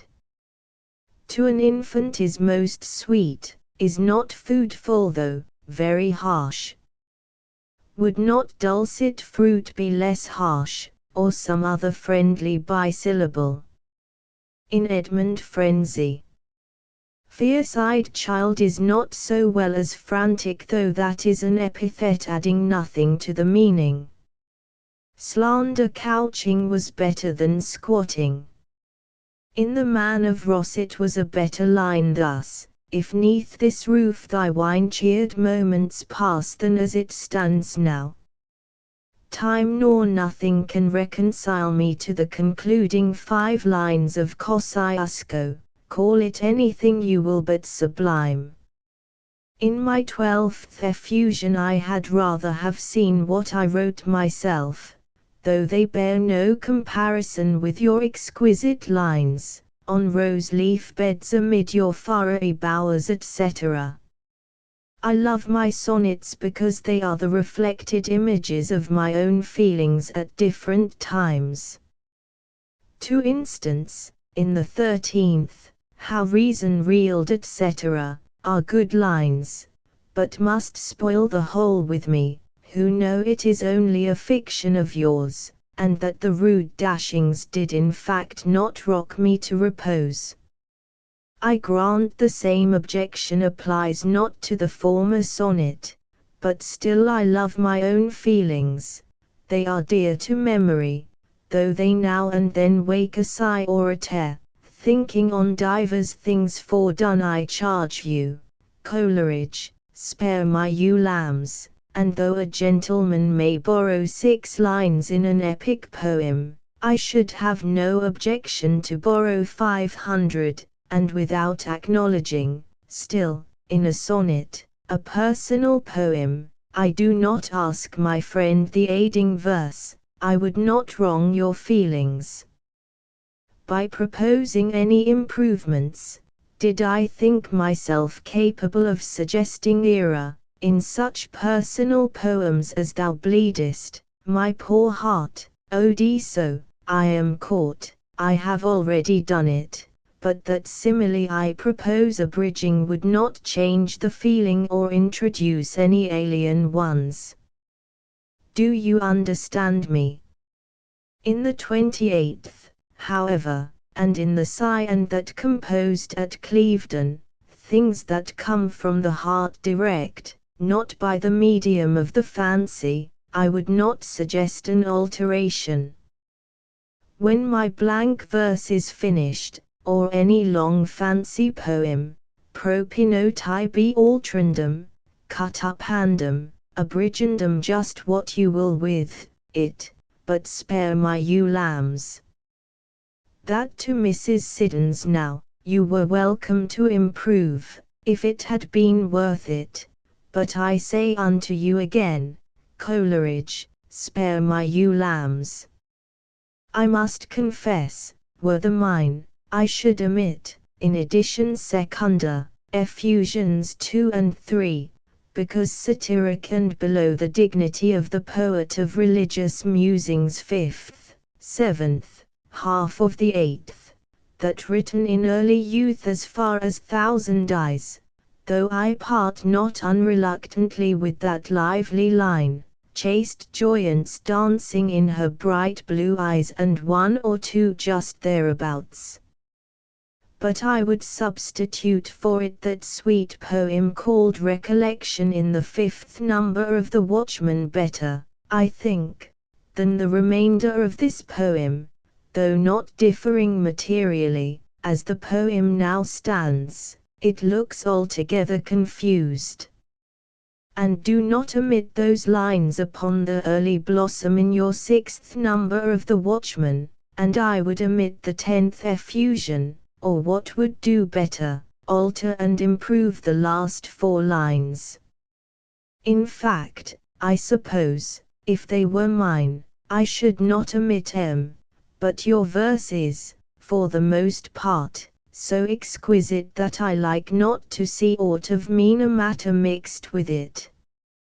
Forgive my petulance and often, I fear, ill-founded criticisms, and forgive me that I have, by this time, made your eyes and head ache with my long letter, but I cannot forego hastily the pleasure and pride of thus conversing with you. You did not tell me whether I was to include the conscience ad populum in my remarks on your poems. They are not unfrequently sublime, and I think you could not do better than to turn M into verse, if you have nothing else to do. Austin, I am sorry to say, is a confirmed atheist. Stoddart, a cold-hearted, well-bred, conceited disciple of Godwin, does him no good. His wife has several daughters, one of them as old as himself. Surely there is something unnatural in such a marriage. How I sympathize with you on the dull duty of a reviewer, and heartily damn with you Ned Evans and the prosodist. I shall, however, wait impatiently for the articles in the Critical Review next month, because they are yours. Young Evans, W. Evans, a branch of a family you were once so intimate with, is come into our office, and sends his love to you. Coleridge, I devoutly wish that Fortune, who has made sport with you so long, may play one freak more, throw you into London or some spot near it, and there snugify you for life. 'Tis a selfish but natural wish for me, cast as I am on life's wide plain. Friendless are you acquainted with Bowles? I see by his last elegy, written at Bath, you are near neighbours, Thursday. And I can think I can see the groves again. Was it the voice of thee, turns not the voice of thee, my buried friend, who dries with her dark locks the tender tear, are touches as true to nature as any in his other elegy, written at the Hot Wells, about Poor Castle, etc. You are doubtless acquainted with it. I do not know that I entirely agree with you in your stricture upon my sonnet to innocence to men whose hearts are not quite deadened by their commerce with the world, innocence, no longer familiar, becomes an awful idea. So I felt when I wrote it. Your other censures, qualified and sweetened, though, with praises somewhat extravagant, I perfectly coincide with, yet I choose to retain the word lunar, indulge a lunatic in his loyalty to his mistress the moon. I have just been reading a most pathetic copy of verses on Sophia Pringle, who was hanged and burned for coining. One of the strokes of pathos, which are very many, all somewhat obscure, is, she lifted up her guilty forger to heaven. A note explains, by forger her right hand, with which she forged or coined the base metal. For pathos read bathos. You have put me out of conceit with my blank verse by your religious musings. I think it will come to nothing. I do not like M enough to send M. I have just been reading a book, which I may be too partial to, as it was the delight of my childhood, but I will recommend it to you. It is Isaac Walton's Complete Angler. All the scientific part you may omit in reading. The dialogue is very simple, full of pastoral beauties, and will charm you. Many pretty old verses are interspersed. This letter, which would be a week's work reading only, I do not wish you to answer in less than a month. I shall be richly content with a letter from you some day early in July, though, if you get anyhow settled before then, pray let me know it immediately. Tea would give me much satisfaction. Concerning the Unitarian Chapel, the salary is the only scruple that the most rigid moralist would admit as valid. Concerning the tutorage, is not the salary low, and absence from your family unavoidable? London is the only fostering soil for genius. Nothing more occurs just now, so I will leave you, in mercy, one small white spot empty below, to repose your eyes upon, fatigued as they must be with the wilderness of words they have by this time painfully travelled through. God love you, Coleridge, and prosper you through life. Though mine will be loss if your lot is to be cast at Bristol, or at Nottingham, or anywhere but London. Our loves to Mrs. C. Cl. 1. Lapland Mountains. From Coleridge's Destiny of Nations. 2. The monody referred to was by Cottle, and appeared in a volume of poems published by him at Bristol in 1795. Coleridge had forwarded the book to Lamb for his opinion. 3. The monody on Chatterton. 4. Dr. Faustus's. 4 to Coleridge, the 14th of June, 1796. I am not quite satisfied now with the Chatterton, 1, and with your leave will try my hand at it again. A master joiner, you know, may leave a cabinet to be finished, when his own hands are full. To your list of illustrative personifications, into which a fine imagination enters, I will take leave to add the following from Beaumont and Fletcher's Wife for a month. Tease the conclusion of a description of a sea fight. The game of death was never played so nobly. The meagre thief grew wanton in his mischiefs, and his shrunk, hollow eyes smiled on his ruins. There is fancy in these of a lower order from Bonduca. Then did I see these valiant men of Britain, like boding owls creep into tods of ivy, and hoot their fears to one another nightly. Not that it is a personification, only it just caught my eye in a little extract book I keep, which is full of quotations from B and F in particular, in which authors I can't help thinking there is a greater richness of poetical fancy than in any one, Shakespeare excepted. Are you acquainted with Massinger? At a hazard I will trouble you with a passage from a play of his called A Very Woman. The lines are spoken by a lover, disguised, to his faithless mistress. You will remark the fine effect of the double endings. You will by your ear distinguish the lines, for I write 'em as prose.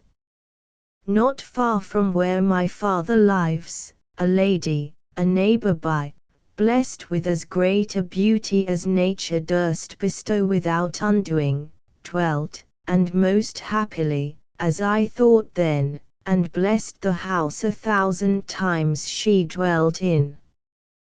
This beauty, in the blossom of my youth, when my first fire knew no adulterate incense, nor I no way to flatter but my fondness, in all the bravery my friends could show me, in all the faith my innocence could give me, in the best language my true tongue could tell me, and all the broken sighs my sick heart lend me, I sued and served. Long did I serve this lady, long was my travail, long my trade to win her, with all the duty of my soul I served her. Then she must love. She did, but never me, she could not love me, she would not love, she hated, more, she scorned me, and in so a poor and base a way abused me for all my services, for all my bounties, so bold neglects flung on me. What out of love, and worthy love, I gave her, shame to her most unworthy mind, to fools, to girls, to fiddlers and her boys she flung, all in disdain of me. One more passage strikes my eye from B and F.'s Palamon and Arcite. One of them complains in prison, "This is all our world, we shall know nothing here but one another, hear nothing but the clock that tells us our woes, the vine shall grow, but we shall never see it, etc." Is not the last circumstance exquisite? I mean not to lay myself open by saying they exceed Milton, and perhaps Collins in sublimity. But don't you conceive all poets after Shakespeare yield to em in variety of genius? Massinger treads close on their heels, but you are most probably as well acquainted with his writings as your humble servant. My quotations, in that case, will only serve to expose my barrenness of matter. Southey in simplicity and tenderness is excelled decidedly only, I think, by Beaumont and F in his Maid's Tragedy and some parts of Philaster in particular, and elsewhere occasionally, and perhaps by Cowper in his Crazy Kate and in parts of his translation, such as the speeches of Hecuba and Andromache. I long to know your opinion of that translation. The Odyssey especially is surely very Homeric. What nobler than the appearance of Phoebus at the beginning of the Iliad, the lines ending with dread sounding, bounding on the silver bow? I beg you will give me your opinion of the translation, it afforded me high pleasure. As curious a specimen of translation as ever fell into my hands, is a young man's in our office, of a French novel. What in the original was literally amiable delusions of the fancy he proposed, to render the fair frauds of the imagination. I had much trouble in licking the book into any meaning at all. Yet did the knave clear £50 or £60 by subscription and selling the copyright. the book itself not a week's work. Today's portion of my journalizing epistle has been very dull and poverty-stricken. I will here end. Tuesday night, I have been drinking egg hot and smoking Orinoco, associated circumstances, which ever forcibly recall to my mind our evenings and nights at the Salutation. My eyes and brain are heavy and asleep, but my heart is awake, and if words came as ready as ideas, and ideas as feelings, I could say 100 kind things. Coleridge, you know not my supreme happiness at having one on earth, though counties separate us, whom I can call a friend. Remember you those tender lines of Logan, our broken friendships we deplore, and loves of youth that are no more, no after friendships e'er can raise endearments of our early days, and ne'er the heart such fondness prove, as when we first began to love. I am writing at random, and half tipsy, what you may not equally understand, as you will be sober when you read it, but my sober and my half-tipsy hours you are alike a sharer in. Good night. Then uprose our bard, like a prophet in drink, Craig Dorrock, thou lt saw when creation shall sink. Burns. 1. Coleridge's Monody on Chatterton. V. to Coleridge. The 27th of September, 1796. My dearest friend, White, or some of my friends, or the public papers, by this time may have informed you of the terrible calamities that have fallen on our family.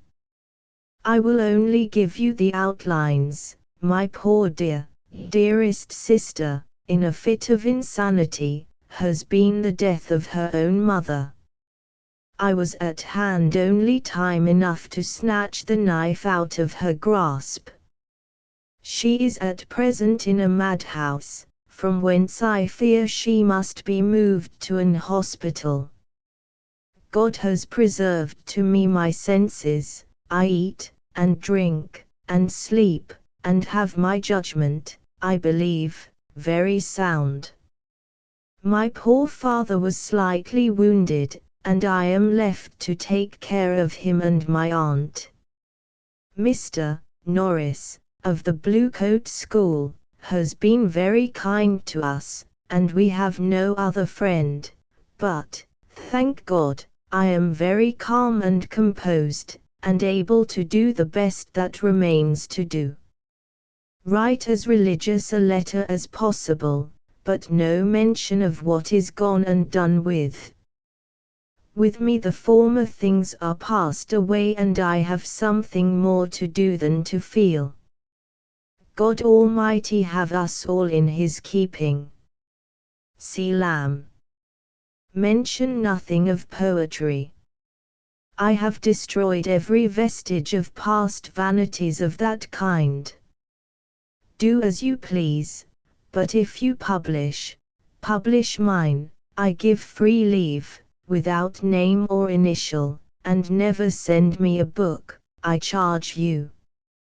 Your own judgment will convince you not to take any notice of this yet to your dear wife.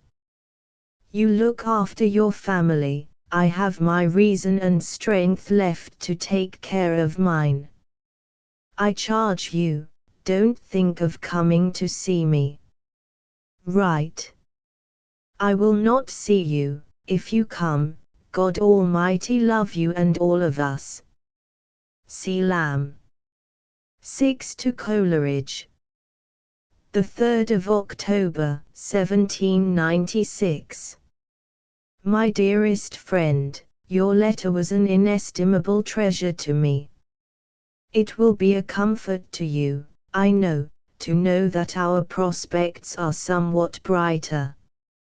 My poor dearest sister, the unhappy and unconscious instrument of the Almighty's judgments on our house, is restored to her senses, to a dreadful sense and recollection of what has passed, awful to her mind and impressive, as it must be to the end of life, but tempered with religious resignation and the reasonings of a sound judgment, which in this early stage knows how to distinguish between a deed committed in a transient fit of frenzy, and the terrible guilt of a mother's murder. I have seen her. I found her, this morning, calm and serene, far, very, very far, from an indecent, forgetful serenity. She has a most affectionate and tender concern for what has happened. Indeed, from the beginning, frightful and hopeless as her disorder seemed, I had confidence enough in her strength of mind and religious principle to look forward to a time when even she might recover tranquillity. God be praised, Coleridge, wonderful as it is to tell, I have never once been otherwise than collected and calm, even on the dreadful day and in the midst of the terrible scene. I preserved a tranquillity which bystanders may have construed into indifference, a tranquillity not of despair. Is it folly or sin in me to say that it was a religious principle that most supported me? I allow much to other favorable circumstances. I felt that I had something else to do than to regret. On that first evening my aunt was lying insensible, to all appearance like one dying, my father with his poor forehead plastered over, from a wound he had received from a daughter dearly loved by him, and who loved him no less dearly. My mother a dead and murdered corpse in the next room, yet was I wonderfully supported.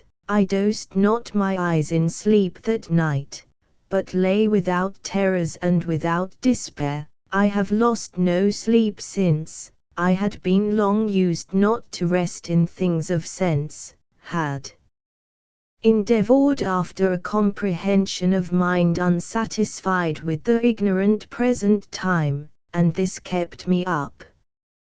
I had the whole weight of the family thrown on me, for my brother, one, little disposed, I speak not without tenderness for him, at any time to take care of old age and infirmities, had now, with his bad leg, an exemption from such duties, and I was now left alone.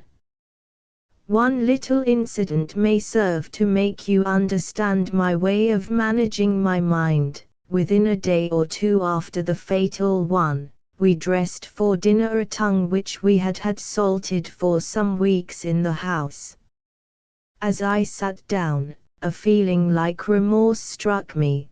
This tongue poor Mary got for me, and can I partake of it now, when she is far away? A thought occurred and relieved me. If I give in to this way of feeling, there is not a chair, a room, an object in our rooms, that will not awaken the keenest griefs. I must rise above such weaknesses. I hope this was not want of true feeling. I did not let this carry me, though, too far. On the very second day, I date from the day of horrors, as is usual in such cases. There were a matter of 20 people, I do think, supping in our room. They prevailed on me to eat with them, for to eat I never refused. They were all making merry in the room. Some had come from friendship, some from busy curiosity, and some from interest. I was going to partake with them, when my recollection came that my poor dead mother was lying in the next room, the very next room, a mother who through life wished nothing but her children's welfare.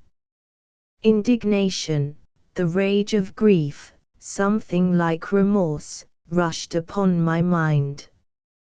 In an agony of emotion I found my way mechanically to the adjoining room, and fell on my knees by the side of her coffin, asking forgiveness of heaven, and sometimes of her, for forgetting her so soon. Tranquility returned, and it was the only violent emotion that mastered me, and I think it did me good. I mention these things because I hate concealment, and love to give a faithful journal of what passes within me. Our friends have been very good. Sam Le Grice, too, who was then in town, was with me the 3 or 4 first days, and was as a brother to me, gave up every hour of his time, to the very hurting of his health and spirits, in constant attendance and humoring my poor father, talked with him, read to him, played at cribbage with him, for so short is the old man's recollection that he was playing at cards, as though nothing had happened, while the coroner's inquest was sitting over the way.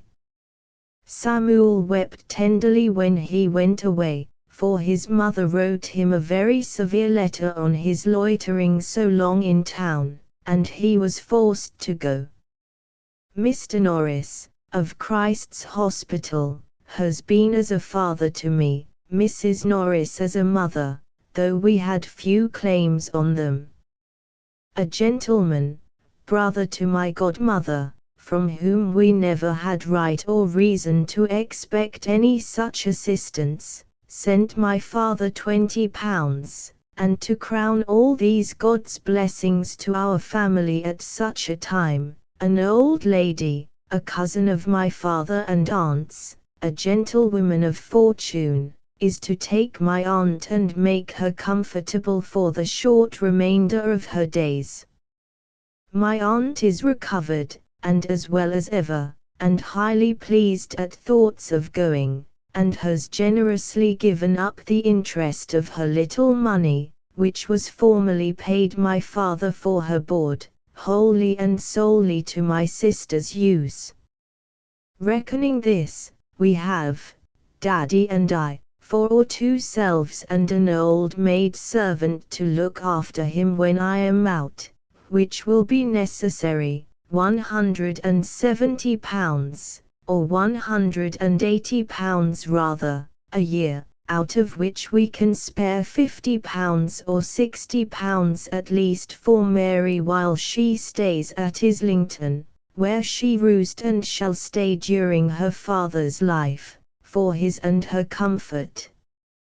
I know John will make speeches about it, but she shall not go into an hospital. The good lady of the madhouse and her daughter, an elegant, sweet-behaved young lady, love her, and are taken with her amazingly, and I know from her own mouth she loves them, and longs to be with them as much. Poor thing!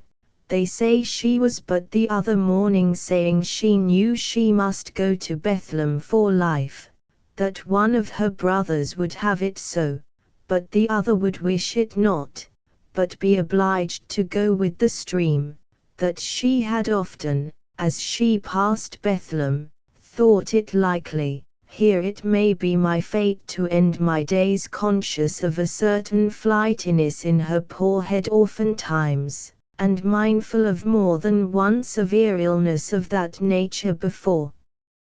A legacy of £100 which my father will have at Christmas, and this £20 I mentioned before, with what is in the house, will much more than set us clear. If my father, an old servant maid, and I can't live, and live comfortably, on £130 or £120 a year, we ought to burn by slow fires, and I almost would, that Mary might not go into an hospital. Let me not leave one unfavorable impression on your mind respecting my brother.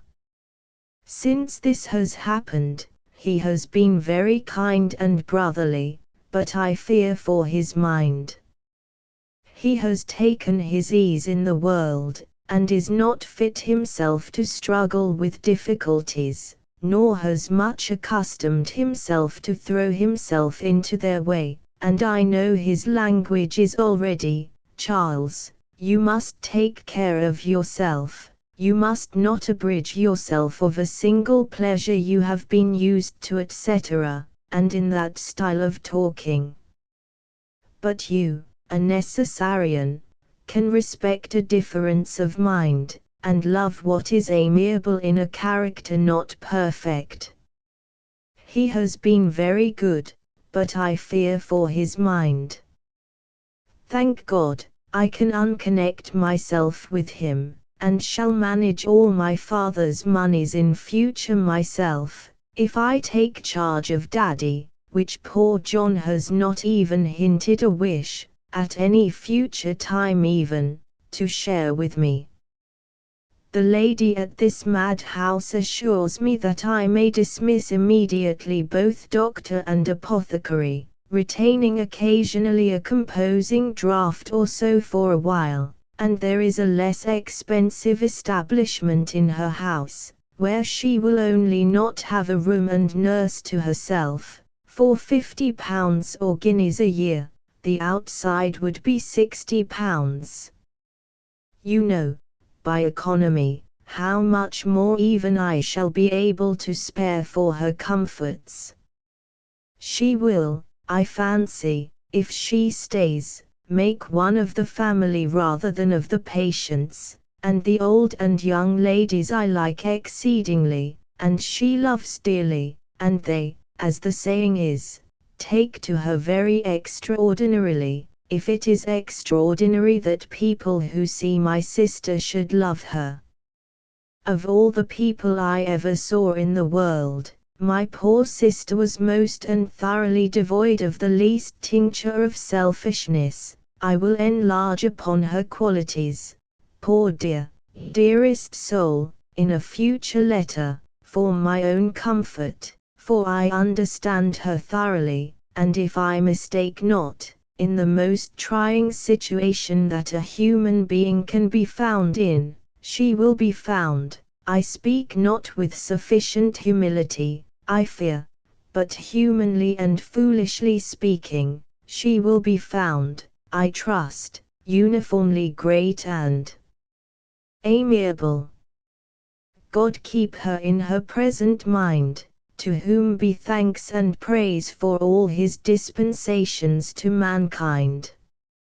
See Lamb. These mentioned good fortunes and change of prospects had almost brought my mind over to the extreme, the very opposite to despair. I was in danger of making myself too happy. Your letter brought me back to a view of things which I had entertained from the beginning. I hope, for Mary the first can answer, but I hope that I shall through life never have less recollection, nor a fainter impression, of what has happened than I have now. Tea is not a light thing, nor meant by the Almighty to be received lightly. I must be serious, circumspect, and deeply religious through life, and by such means may both of us escape madness in future, if it so please the Almighty. Send me word how it fares with Sarah. I repeat it, your letter was, and will be, an inestimable treasure to me. You have a view of what my situation demands of me, like my own view, and I trust a just one. Coleridge, continue to write, but do not forever offend me by talking of sending me cash. Sincerely and on my soul, we do not want it. God love you both. I will write again very soon. Do you write directly? 1. John Lamb, the James Elliot of the essay My Relations. 2. A Christ's Hospital School Fellow. 7 to Coleridge, the 17th of October, 1796. My dearest friend, I grieve from my very soul to observe you in your plans of life veering about from this hope to the other, and settling nowhere. Is it an untoward fatality, speaking humanly, that does this for you, a stubborn, irresistible concurrence of events, or lies the fault, as I fear it does, in your own mind? You seem to be taking up splendid schemes of fortune only to lay them down again, and your fortunes are an ignis fatuus that has been conducting you in thought from Lancaster Court, Strand, to somewhere near Matlock, then jumping across to Dr. Somebody's, whose son's tutor you were likely to be, and would to God the dancing demon may conduct you at last in peace and comfort to the life and labors of a cottager. You see from the above awkward playfulness of fancy that my spirits are not quite depressed. I should ill deserve God's blessings, which, since the late terrible event, have come down in mercy upon us, if I indulge in regret or querulousness. Mary continues serene and cheerful. I have not by me a little letter she wrote to me, for though I see her almost every day, yet we delight to write to one another, for we can scarce see each other but in company with some of the people of the house. I have not the letter by me, but will quote from memory what she wrote in it. I have no bad, terrifying dreams. At midnight, when I happen to awake, the nurse sleeping by the side of me, with the noise of the poor mad people around me, I have no fear. The spirit of my mother seems to descend and smile upon me, and bid me live to enjoy the life and reason which the Almighty has given me. I shall see her again in heaven, she will then understand me better. My grandmother, too, will understand me better, and will then say no more, as she used to do, Polly, what are those poor crazy, moithered brains of yours thinking of always? Poor Mary! My mother indeed never understood her right. She loved her, as she loved us all, with a mother's love, but in opinion, in feeling and sentiment and disposition, bore so distant a resemblance to her daughter that she never understood her right, never could believe how much she loved her, but met her caresses, her protestations of filial affection, too frequently with coldness and repulse. Still, she was a good mother. God forbid I should think of her but most respectfully, most affectionately. Yet she would always love my brother above Mary, who was not worthy of 1/10 of that affection which Mary had a right to claim.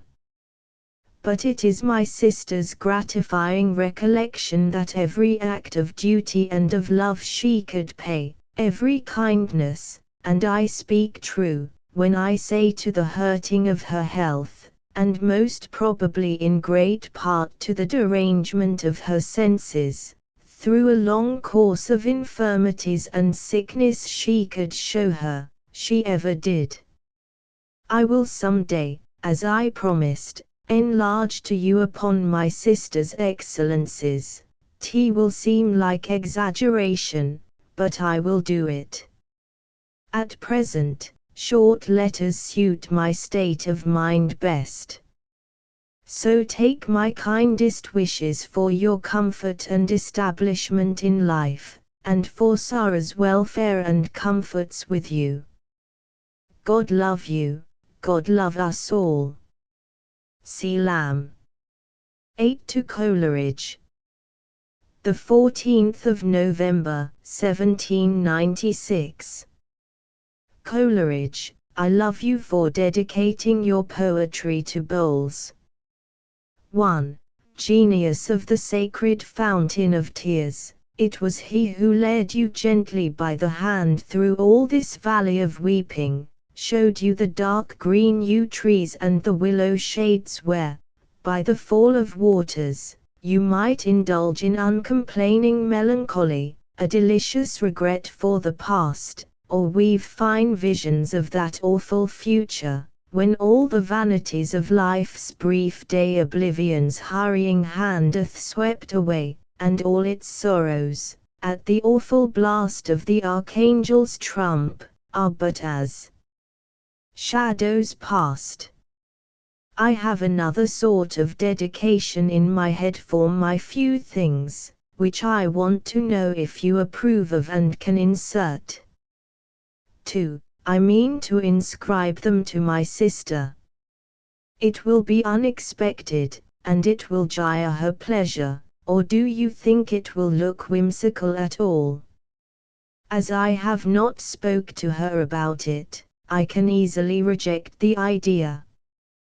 But there is a monotony in the affections which people living together, or as we do now, very frequently seeing each other, are apt to give into, a sort of indifference in the expression of kindness for each other, which demands that we should sometimes call to our aid the trickery of surprise.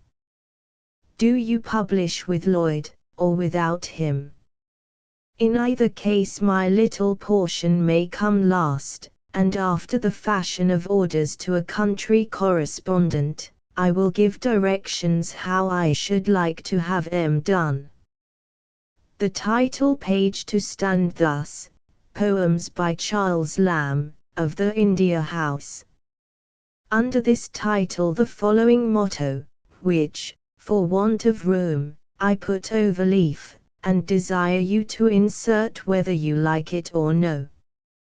May not a gentleman choose what arms, mottes, or armorial bearings the herald will give him leave, without consulting his republican friend, who might advise none? May not a publican put up the sign of the Saracen's Head, even though his undiscerning neighbor should prefer, as more genteel, the Cat and Gridiron? Motto. This beauty, in the blossom of my youth, when my first fire knew no adulterate incense, nor I no way to flatter but my fondness, in the best language my true tongue could tell me, and all the broken sighs my sick heart lend me, I sued and served. Long did I love this lady. 1. Massinger. The dedication. The few following poems, creatures of the fancy and the feeling in life's more vacant hours, produced, for the most part, by love in idleness, are, with all a brother's fondness, inscribed to Mary Ann Lamb, the author's best friend and sister. This is the pomp and paraphernalia of parting, with which I take my leave of a passion which has reigned so royally, so long, within me.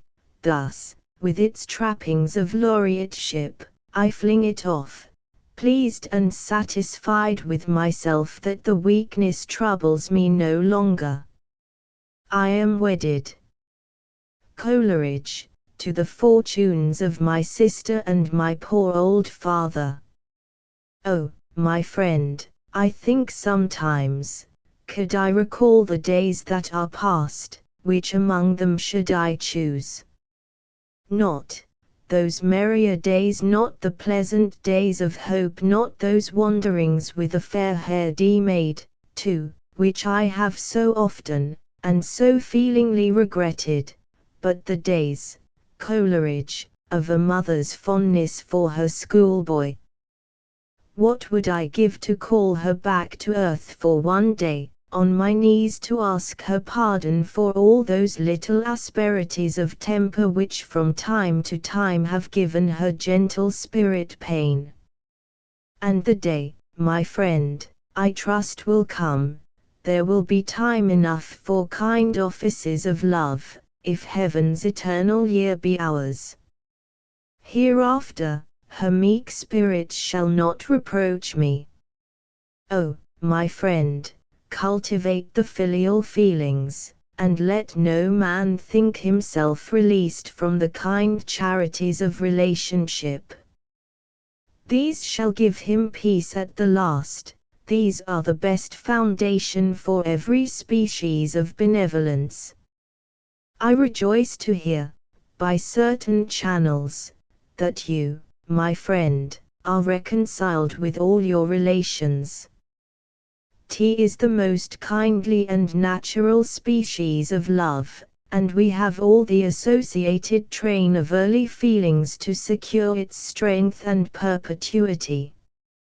Send me an account of your health, indeed I am solicitous about you. God love you and yours. C. Lamb. 1. From a very woman. 2. An allusion to Lamb's first love, the Anna of his sonnets, and the original, probably, of Rosamund Gray and of Alice W. N. in the beautiful essay Dream Children. 3. The earliest sonnets of William Lyle Bowles were published in 1789, the year of Lamb's removal from Christ's Hospital.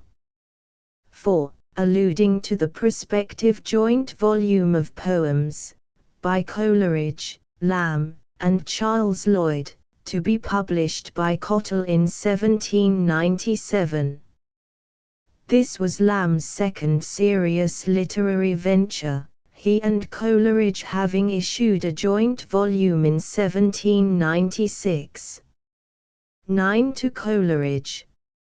Fragment. The 5th of December, 1796. At length I have done with verse making, not that I relish other people's poetry less. Theirs comes from them without effort, mine is the difficult operation of a brain scanty of ideas, made more difficult by disuse.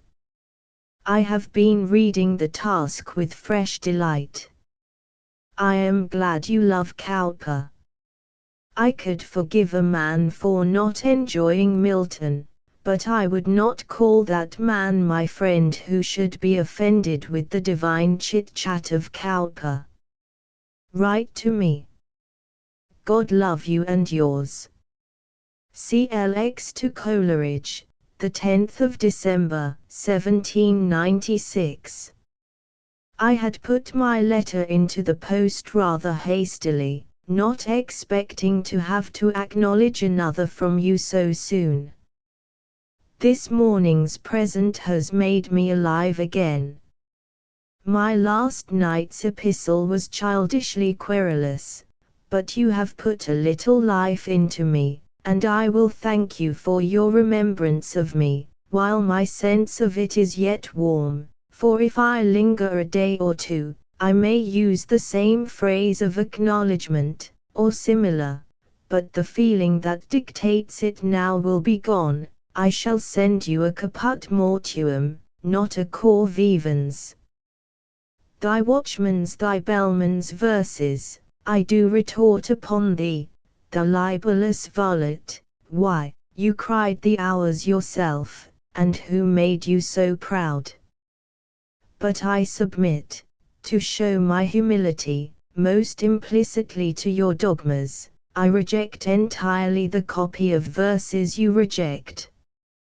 With regard to my leaving off versifying, 1. You have said so many pretty things, so many fine compliments, ingeniously decked out in the garb of sincerity, and undoubtedly springing from a present feeling somewhat like sincerity, that you might melt the most musical soul, did you not? Now for a Roland compliment for your profusion of Olivers, did you not in your very epistle, by the many pretty fancies and profusion of heart displayed in it, dissuade and discourage me from attempting, anything after you.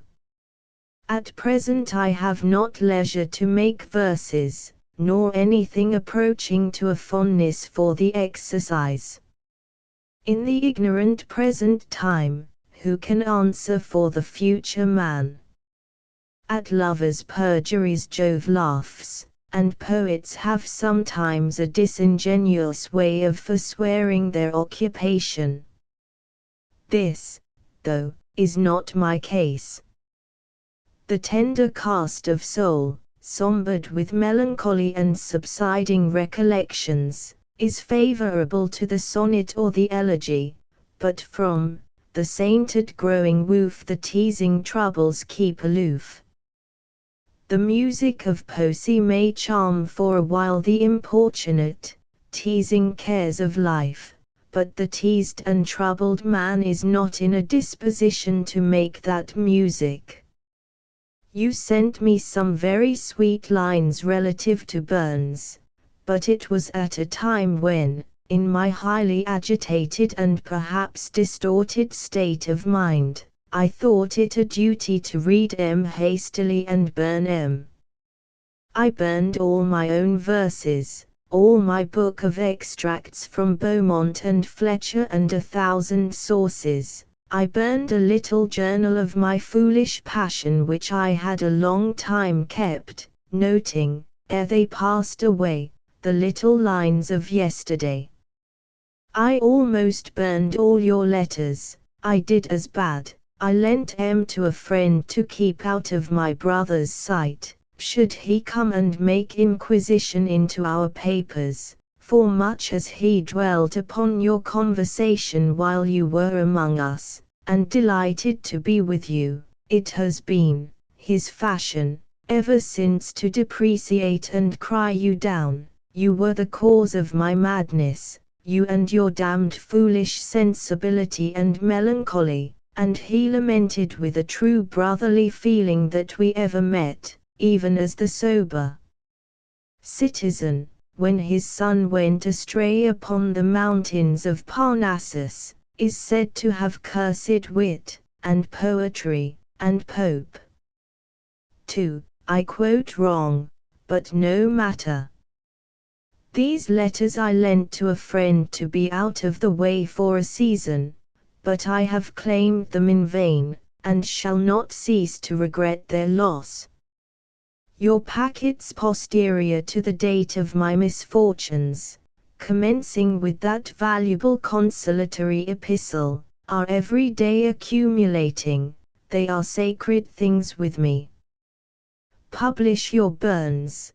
3. When and how you like. It will be new to me. My memory of it is very confused, and tainted with unpleasant associations. Burns was the god of my idolatry, as Bowles of yours. I am jealous of your fraternizing with Bowles, when I think you relish him more than Burns or my old favorite, Cowper, but you conciliate matters when you talk of the divine chit-chat of the latter. By the expression I see you thoroughly relish him. I love Mrs. Coleridge for her excuses 100-fold more dearly than if she heaped line upon line out Hannah-ing Hannah More, and had rather hear you sing Did a Very Little Baby by your family fireside, than listen to you when you were repeating one of Bowles's sweetest sonnets in your sweet manner, while we two were indulging sympathy, a solitary luxury, by the fireside at the salutation. Yet have I no higher ideas of heaven. Your company was one cordial in this melancholy vale. The remembrance of it is a blessing partly, and partly a curse. When I can abstract myself from things present, I can enjoy it with a freshness of relish, but it more constantly operates to an unfavorable comparison with the uninteresting converse I always and only can partake in. Not a soul loves Bowles here, scarce one has heard of Burns, few but laugh at me for reading my Testament, they talk a language I understand not, I conceal sentiments that would be a puzzle to them. I can only converse with you by letter, and with the dead in their books. My sister, indeed, is all I can wish in a companion, but our spirits are alike poorly, our reading and knowledge from the self-same sources, our communication with the scenes of the world alike narrow. Never having kept separate company, or any company together, never having read separate books, and few books together, what knowledge have we to convey to each other? In our little range of duties and connections, how few sentiments can take place without friends, with few books, with a taste for religion rather than a strong religious habit. We need some support, some leading strings to cheer and direct us. You talk very wisely, and be not sparing of your advice.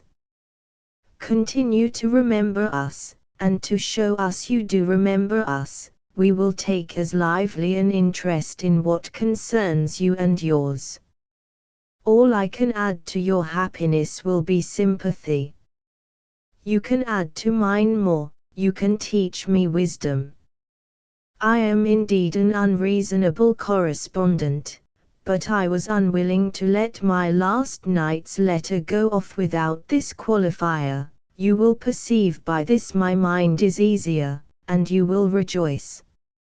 I do not expect or wish you to write till you are moved, and of course shall not, till you announce to me that event, think of writing myself.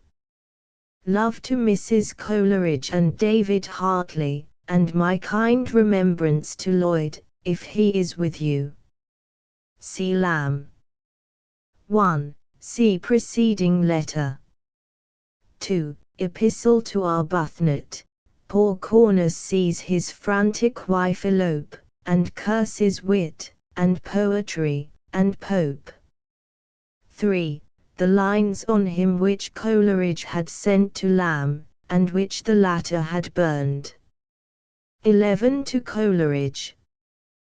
The 5th of January, 1797. Sunday morning. You cannot surely mean to degrade the Joan of Arc into a pot girl. 1. You are not going, I hope, to annex to that most splendid ornament of Southey's poem all this cock and a bull story of Joan, the publican's daughter of Neufchâtel, with the lamentable episode of a wagoner, his wife, and 6 children. The texture will be most lamentably disproportionate. The first 40 or 50 lines of these addenda are no doubt in their way admirable too, but many would prefer the Joan of Southey. 1. Coleridge, in later years, endorsed Lamb's opinion of this portion of his contribution to Joan of Arc. I was really astonished, he said, 1. At the schoolboy, wretched, allegoric machinery, 2. At the transmogrification of the fanatic virago into a modern novel-pouring proselyte of the age of reason, a Tom Paine in petticoats, 3. At the utter want of all rhythm in the verse, the monotony and dead plumb down of the pauses, and the absence of all bone, muscle, and sinew in the single lines. On mightiest deeds to brood of shadowy vastness, such as made my heart throb fast, anon I paused, and in a state of half-expectance listened to the wind. They wondered at me, who had known me once a cheerful, careless damsel. The eye, that of the circling throng and of the visible world, unseeing, saw the shapes of holy fantasy. I see nothing in your description of the maid equal to these. There is a fine originality certainly in those lines, for she had lived in this bad world as in a place of tombs, and touched not the pollutions of the dead, but your fierce vivacity is a faint copy of the fierce and terrible benevolence of Southey, added to this, that it will look like rivalship in you, and extort a comparison with Southey, I think to your disadvantage.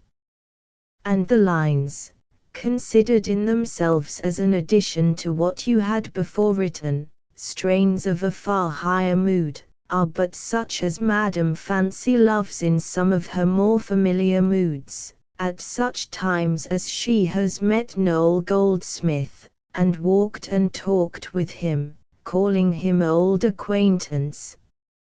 Southey certainly has no pretensions to vie with you in the sublime of poetry, but he tells a plain tale better than you. I will enumerate some woeful blemishes, some of them sad deviations from that simplicity which was your aim. Hailed who might be near, the canvas coverture moving by the by, is laughable, a woman and 6 children, by the way, why not 9 children? It would have been just half as pathetic again, statues of sleep they seemed, frost-mangled wretch, green putridity, hailed him immortal, rather ludicrous again, voiced a sad and simple tale, abominable, unproven dead, such his tale, suffering to the height of what was suffered, a most insufferable line, amazements of affright, the hot, sore brain attributes its own hues of ghastliness and torture, what shocking confusion of ideas! In these delineations of common and natural feelings, in the familiar walks of poetry, you seem to resemble Montauban dancing with Rubignyes tenants. 1. Much of his native loftiness remained in the execution. I was reading your religious musings the other day, and sincerely I think it the noblest poem in the language next after the Paradise Lost, and even that was not made the vehicle of such grand truths. There is one mind etc., down to Almighty's throne are without a rival in the whole compass of my poetical reading. Stands in the sun, and with no partial gaze views all creation. I wish I could have written those lines. I rejoice that I am able to relish them. The loftier walks of Pindus are your proper region. There you have no compeer in modern times. Leave the lowlands, unenvied, in possession of such men as Cowper and Southey. Thus am I pouring balsam into the wounds I may have been inflicting on my poor friend's vanity. In your notice of Southey's new volume you omit to mention the most pleasing of all, the miniature. There were who formed high hopes and flattering ones of the young Robert. Spirit of Spenser. Was the wanderer wrong? Fairfax I have been in quest of a long time. Johnson, in his Life of Waller gives a most delicious specimen of him, and adds, in the true manner of that delicate critic, as well as amiable man, it may be presumed that this old version will not be much read after the elegant translation of my friend Mr. Hoole. I endeavoured, I wished to gain some idea of Tasso from this Mr. Hoole, the great boast and ornament of the India House, but soon desisted. I found him more vapid than smallest small beer sun vinegared. Your dream down to that exquisite line, I can't tell half his adventures is a most happy resemblance of Chaucer. The remainder is so-so. The best line, I think, is, he belonged, I believe, to the witch melancholy. By the way, when will our volume come out? Don't delay it till you have written a new Joan of Arc. Send what letters you please by me, and in any way you choose, single or double. The India Company is better adapted to answer the cost than the generality of my friends' correspondence, such poor and honest dogs as John Thelwall particularly. I cannot say I know Coulson, at least intimately. I once supped with him and Austin. I think his manners very pleasing. I will not tell you what I think of Lloyd, for he may by chance come to see this letter, and that thought puts a restraint on me. I cannot think what subject would suit your epic genius, some philosophical subject, I conjecture, in which shall be blended the sublime of poetry and of science. Your proposed hymns will be a fit preparatory study wherewith to discipline your young novitiate soul. I grow dull, I'll go walk myself out of my dullness. Sunday night, you and Sarah are very good to think so kindly and so favourably of poor Mary. I would to God all did so too. But I very much fear she must not think of coming home in my father's lifetime. It is very hard upon her, but our circumstances are peculiar, and we must submit to them. God be praised she is so well as she is. She bears her situation as one who has no right to complain. My poor old aunt, whom you have seen, the kindest, goodest creature to me when I was at school, who used to toddle there to bring me good things, when I, schoolboy-like, only despised her for it, and used to be ashamed to see her come and sit herself down on the old coal-hole steps as you went into the old grammar school, and open her apron, and bring out her basin, with some nice things she had caused to be saved for me, too. The good old creature is now lying on her deathbed. I cannot bear to think on her deplorable state. To the shock she received on that our evil day, from which she never completely recovered, I impute her illness. She says, poor thing, she is glad she is come home to die with me. I was always her favourite. No after friendship e'er can raise the endearments of our early days, nor e'er the heart such fondness prove, as when it first began to love. 1. In Mackenzie's Tale, Julia de Rubigny. 2. See the essay, Christ's Hospital 35 years ago. 12 to Coleridge. The 10th of January, 1797. I need not repeat my wishes to have my little sonnets printed verbatim my last way. In particular, I fear lest you should prefer printing my first sonnet, as you have done more than once.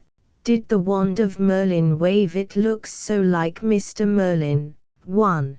The ingenious successor of the immortal Merlin, now living in good health and spirits, and flourishing in magical reputation, in Oxford Street, and, on my life, one half who read it would understand it so.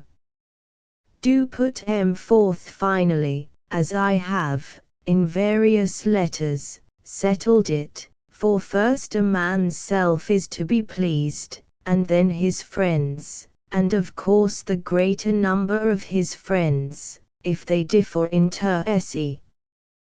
Thus taste may safely be put to the vote. I do long to see our names together, not for vanity's sake, and naughty pride of heart altogether, for not a living soul I know, or am intimate with, will scarce read the book, so I shall gain nothing, quod famam, and yet there is a little vanity mixes in it, I cannot help denying. I am aware of the unpoetical cast of the last 6 lines of my last sonnet, and think myself unwarranted in smuggling so tame a thing into the book. Only the sentiments of those 6 lines are thoroughly congenial to me in my state of mind, and I wish to accumulate perpetuating tokens of my affection to poor Mary. That it has no originality in its cast, nor anything in the feelings but what is common and natural to thousands, nor ought properly to be called poetry, I see. Still, it will tend to keep present to my mind a view of things which I ought to indulge. These 6 lines, too, have not, to a reader, a connectedness with the foregoing.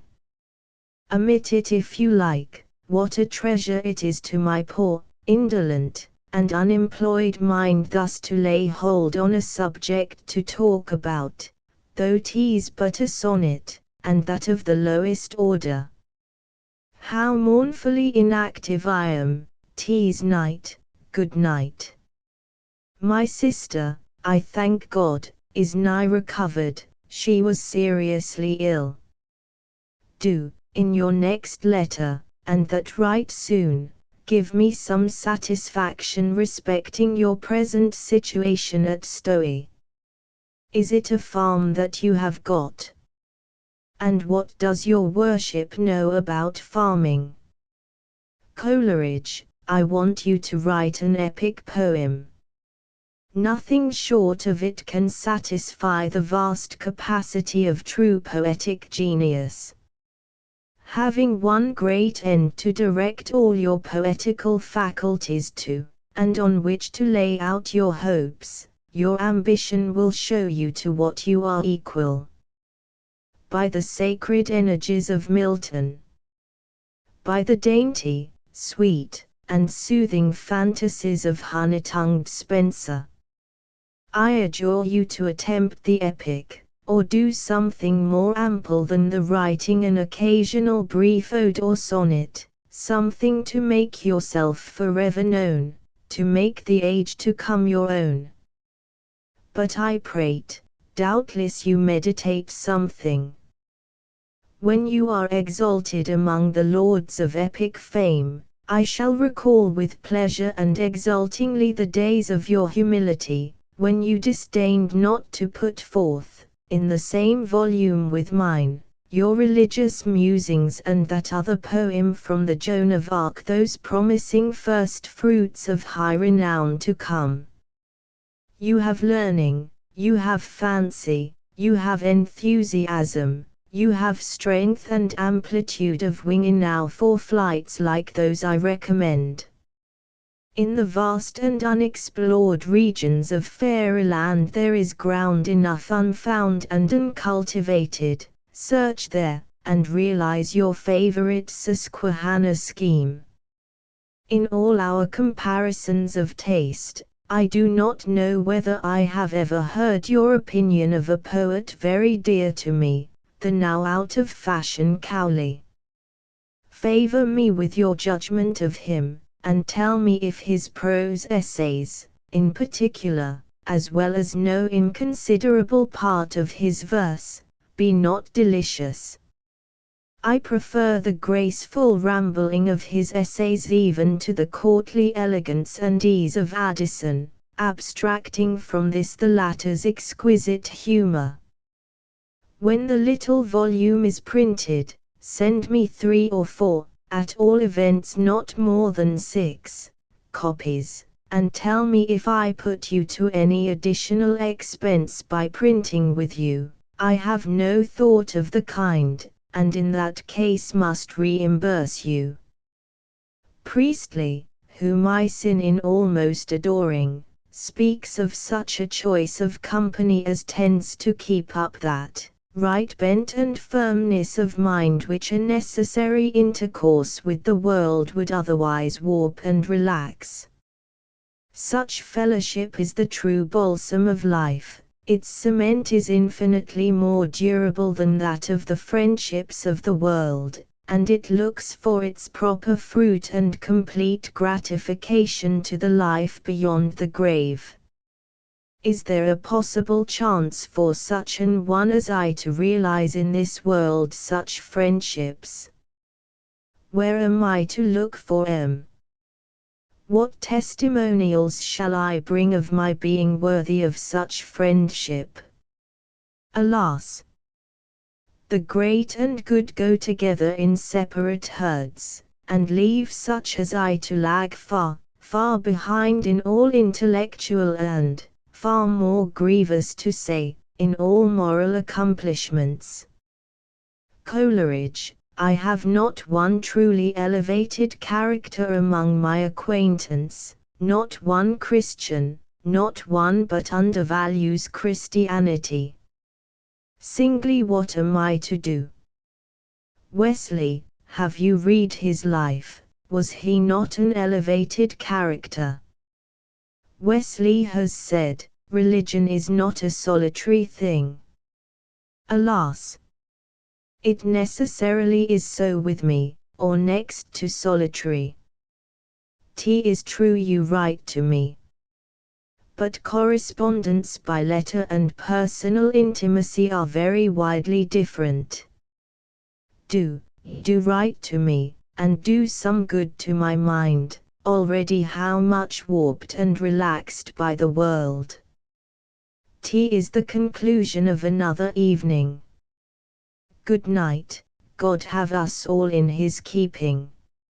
If you are sufficiently at leisure, oblige me with an account of your plan of life at Stowe, your literary occupations and prospects, in short, make me acquainted with every circumstance which, as relating to you, can be interesting to me. Are you yet a Berkeleyan? Make me one. I rejoice in being, speculatively, a necessarian. Would to God I were habitually a practical one. Confirm me in the faith of that great and glorious doctrine, and keep me steady in the contemplation of it. You some time since expressed an intention you had of finishing some extensive work on the evidences of natural and revealed religion. Have you let that intention go? Or are you doing anything towards it? Make to yourself other 10 talents. My letter is full of nothingness. I talk of nothing. But I must talk. I love to write to you. I take a pride in it. It makes me think less meanly of myself. It makes me think myself not totally disconnected from the better part of mankind. I know I am too dissatisfied with the beings around me, but I cannot help occasionally exclaiming, "Woe is me, that I am constrained to dwell with Meshech, and to have my habitation among the tents of Kedar." I know I am no ways better in practice than my neighbors, but I have a taste for religion, an occasional earnest aspiration after perfection, which they have not. I gain nothing by being with such as myself. We encourage one another in mediocrity. I am always longing to be with men more excellent than myself. All this must sound odd to you, but these are my predominant feelings when I sit down to write to you, and I should put force upon my mind, were I to reject them, yet I rejoice, and feel my privilege with gratitude, when I have been reading some wise book, such as I have just been reading, Priestley on Philosophical Necessity, in the thought that I enjoy a kind of communion, a kind of friendship even, with the great and good. Books are to me instead of friends. I wish they did not resemble the latter in their scarceness.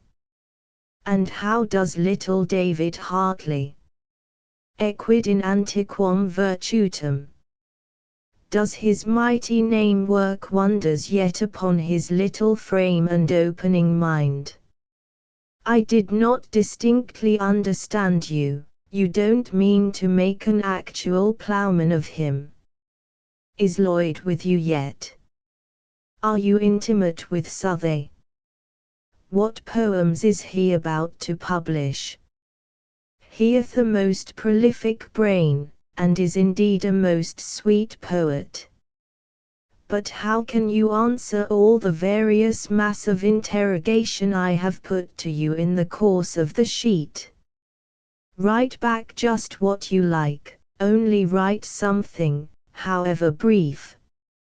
I have now nigh finished my page, and got to the end of another evening, Monday evening, and my eyes are heavy and sleepy, and my brain unsuggestive.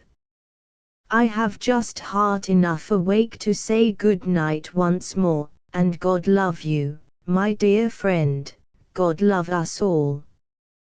Mary bears an affectionate remembrance of you. Charles Lamb.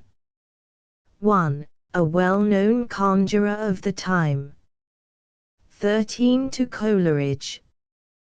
The 13th of February, 1797.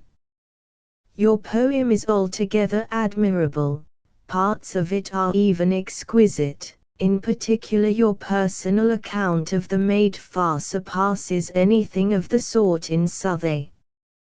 1. I perceived all its excellences, on a first reading, as readily as now you have been removing a supposed film from my eyes. I was only struck with a certain faulty disproportion in the matter and the style, which I still think I perceive, between these lines and the former ones. I had an end in view. I wished to make you reject the poem, only as being discordant with the other, and, in subservience to that end, it was politically done in me to overpass, and make no mention of, merit which, could you think me capable of overlooking, might reasonably damn forever in your judgment all pretensions in me to be critical. There, I will be judged by Lloyd whether I have not made a very handsome recantation.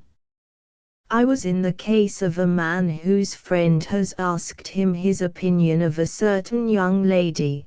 The deluded wight gives judgment against her in toto, don't like her face, her walk, her manners, finds fault with her eyebrows, can see no wit in her. His friend looks blank, he begins to smell a rat, wind veers about, he acknowledges her good sense, her judgment in dress, a certain simplicity of manners and honesty of heart. Something too in her manners which gains upon you after a short acquaintance, and then her accurate pronunciation of the French language, and a pretty, uncultivated taste in drawing. The reconciled gentleman smiles applause, squeezes him by the hand, and hopes he will do him the honor of taking a bit of dinner with Mrs. and him, a plain family dinner, some day next week, for, I suppose, you never heard we were married. I'm glad to see you like my wife, however, you'll come and see her, ha. Now am I too proud to retract entirely. Yet I do perceive I am in some sort straitened, you are manifestly wedded, to this poem, and what fancy has joined, let no man separate. I turn me to the Joan of Arc's second book. The solemn openings of it are with sounds which, Lloyd would say, are silence to the mind. The deep preluding strains are fitted to initiate the mind, with a pleasing awe, into the sublimest mysteries of theory concerning man's nature and his noblest destination, the philosophy of a first cause, of subordinate agents in creation superior to man, the subserviency of pagan worship and pagan faith to the introduction of a purer and more perfect religion, which you so elegantly describe as winning, with gradual steps, her difficult way northward from Bethabara. After all this cometh Joan, a publican's daughter, sitting on an alehouse bench, and marking the swingings of the signboard, finding a poor man, his wife and 6 children, starved to death with cold, and thence roused into a state of mind proper to receive visions emblematical of equality, which, what the devil Joan had to do with, I don't know, or indeed with the French and American revolutions, though that needs no pardon, it is executed so nobly. After all, if you perceive no disproportion, all argument is vain. I do not so much object to parts. Again, when you talk of building your fame on these lines in preference to the religious musings, I cannot help conceiving of you and of the author of that as 2 different persons, and I think you a very vain man. I have been rereading your letter.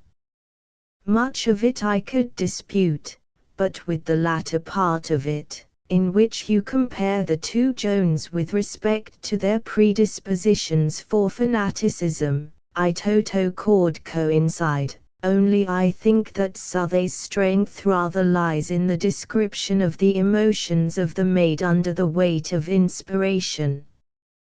These, I see no mighty difference between her describing them or you describing them, these if you only equal.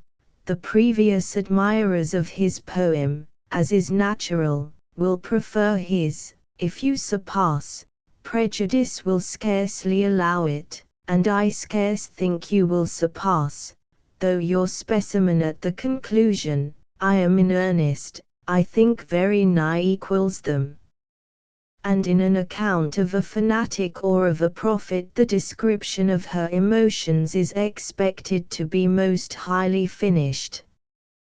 By the way, I spoke far too disparagingly of your lines, and, I am ashamed to say, purposely, I should like you to specify or particularize. The story of the tottering eld of his eventful years all come and gone is too general.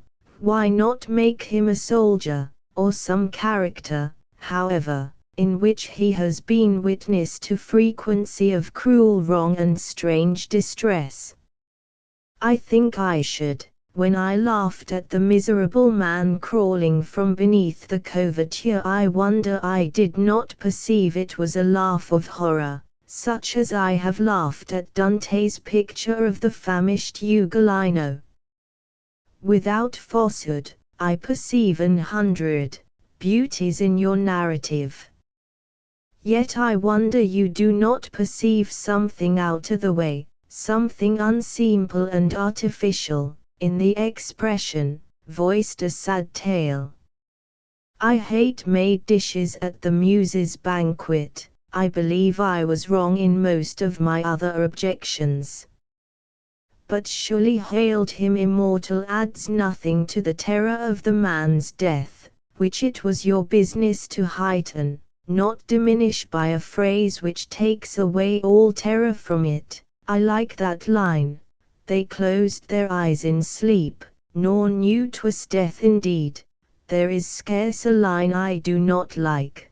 Turbid ecstasy is surely not so good as what you had written, troublous.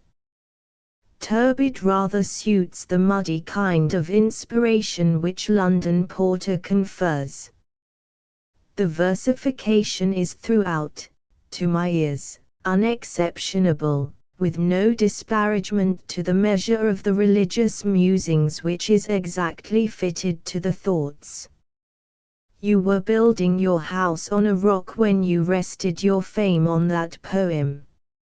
I can scarce bring myself to believe that I am admitted to a familiar correspondence, and all the license of friendship, with a man who writes blank verse like Milton. Now, this is delicate flattery, indirect flattery. Go on with your maid of Orleans and be content to be second to yourself. I shall become a convert to it, when tea's finished. This afternoon I attend the funeral of my poor old aunt, who died on Thursday. I own I am thankful that the good creature has ended all her days of suffering and infirmity. She was to me the cherisher of infancy, and one must fall on these occasions into reflections, which it would be commonplace to enumerate, concerning death, of chance and change, and fate in human life. Good God, who could have foreseen all this but 4 months back? I had reckoned, in particular, on my aunt's living many years. She was a very hearty old woman. But she was a mere skeleton before she died, looked more like a corpse that had lain weeks in the grave, than one fresh dead. Truly the light is sweet, and a pleasant thing it is for the eyes to behold the sun, but let a man live many days, and rejoice in them all, yet let him remember the days of darkness, for they shall be many. Coleridge, why are we to live on after all the strength and beauty of existence are gone, when all the life of life is fled, as poor Burns expresses it? Tell Lloyd I have had thoughts of turning Quaker, and have been reading, or am rather just beginning to read, a most capital book, Good Thoughts in Good Language, William Penn's No Cross, No Crown. I like it immensely. Unluckily I went to one of his meetings, Tell Higher, in St. John Street yesterday, and saw a man under all the agitations and workings of a fanatic, who believed himself under the influence of some inevitable presence. This cured me of Quakerism. I love it in the books of Penn and Woolman, but I detest the vanity of a man thinking he speaks by the Spirit, when what he says an ordinary man might say without all that quaking and trembling. In the midst of his inspiration, and the effects of it were most noisy, was handed into the midst of the meeting a most terrible blackguard whopping sailor. The poor man, I believe, had rather have been in the hottest part of an engagement, for the congregation of broad brims, together with the ravings of the prophet, were too much for his gravity, though I saw even he had delicacy enough not to laugh out. And the inspired gentleman, though his manner was so supernatural, yet neither talked, nor professed to talk anything more than good sober sense, common morality, with, now and then a declaration of not speaking from himself. Among other things, looking back to this childhood and early youth, he told the meeting what a graceless young dog he had been, that in his youth he had a good share of wit. Reader, if thou hadst seen the gentleman, thou wouldst have sworn that it must indeed have been many years ago, for his rueful physiognomy would have scared away the playful goddess from the meeting, where he presided, forever. A wit. A wit. What could he mean? Lloyd, it minded me of Falkland in The Rivals. Am I full of wit and humour? No, indeed, you are not. Am I the life and soul of every company I come into? No, it cannot be said you are. That hard-faced gentleman a wit? Why, Nature wrote on his fanatic forehead 50 years ago, wit never comes, that comes to all. I should be as scandalized at a bon mot issuing from his oracle-looking mouth as to see Cato go down a country dance. God love you all. You are very good to submit to be pleased with reading my nothings. 'Tis the privilege of friendship to talk nonsense and to have her nonsense respected. Yours ever, C. Lamb. 1. See letter 8. 14 to Coleridge. The 28th of January, 1798. You have writ me many kind letters, and I have answered none of them. I don't deserve your attentions. An unnatural indifference has been creeping on me since my last misfortunes, or I should have seized the first opening of a correspondence with you. To you I owe much under God. In my brief acquaintance with you in London, your conversations won me to the better cause, and rescued me from the polluting spirit of the world. I might have been a worthless character without you. As it is, I do possess a certain improvable portion of devotional feelings, though when I view myself in the light of divine truth, and not according to the common measures of human judgment, I am altogether corrupt and sinful. This is no cant. I am very sincere. These last afflictions, 1. Coleridge, have failed to soften and bend my will. They found me unprepared. My former calamities produced in me a spirit of humility and a spirit of prayer. I thought they had sufficiently disciplined me, but the event ought to humble me.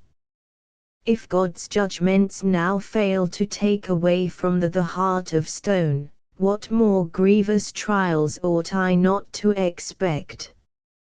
I have been very querulous, impatient under the rod, full of little jealousies and heart-burnings. I had well nigh quarrelled with Charles Lloyd, and for no other reason, I believe, than that the good creature did all he could to make me happy. The truth is, I thought he tried to force my mind from its natural and proper bent. He continually wished me to be from home. He was drawing me from the consideration of my poor dear Mary's situation, rather than assisting me to gain a proper view of it with religious consolations. I wanted to be left to the tendency of my own mind in a solitary state which, in times past, I knew had led to quietness and a patient bearing of the yoke. He was hurt that I was not more constantly with him, but he was living with White, a man to whom I had never been accustomed to impart my dearest feelings, though from long habits of friendliness, and many a social and good quality, I loved him very much. I met company there sometimes, indiscriminate company.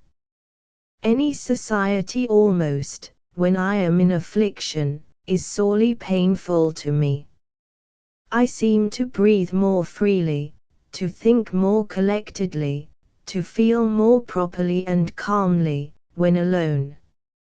All these things the good creature did with the kindest intentions in the world, but they produced in me nothing but soreness and discontent. I became, as he complained, jaundiced towards him. But he has forgiven me, and his smile, I hope, will draw all such humours from me. I am recovering, God be praised for it, a healthiness of mind, something like calmness, but I want more religion. I am jealous of human helps and leaning places. I rejoice in your good fortunes. May God at the last settle you. You have had many and painful trials, humanly speaking, they are going to end, but we should rather pray that discipline may attend us through the whole of our lives. A careless and a dissolute spirit has advanced upon me with large strides. Pray God that my present afflictions may be sanctified to me. Mary is recovering, but I see no opening yet of a situation for her.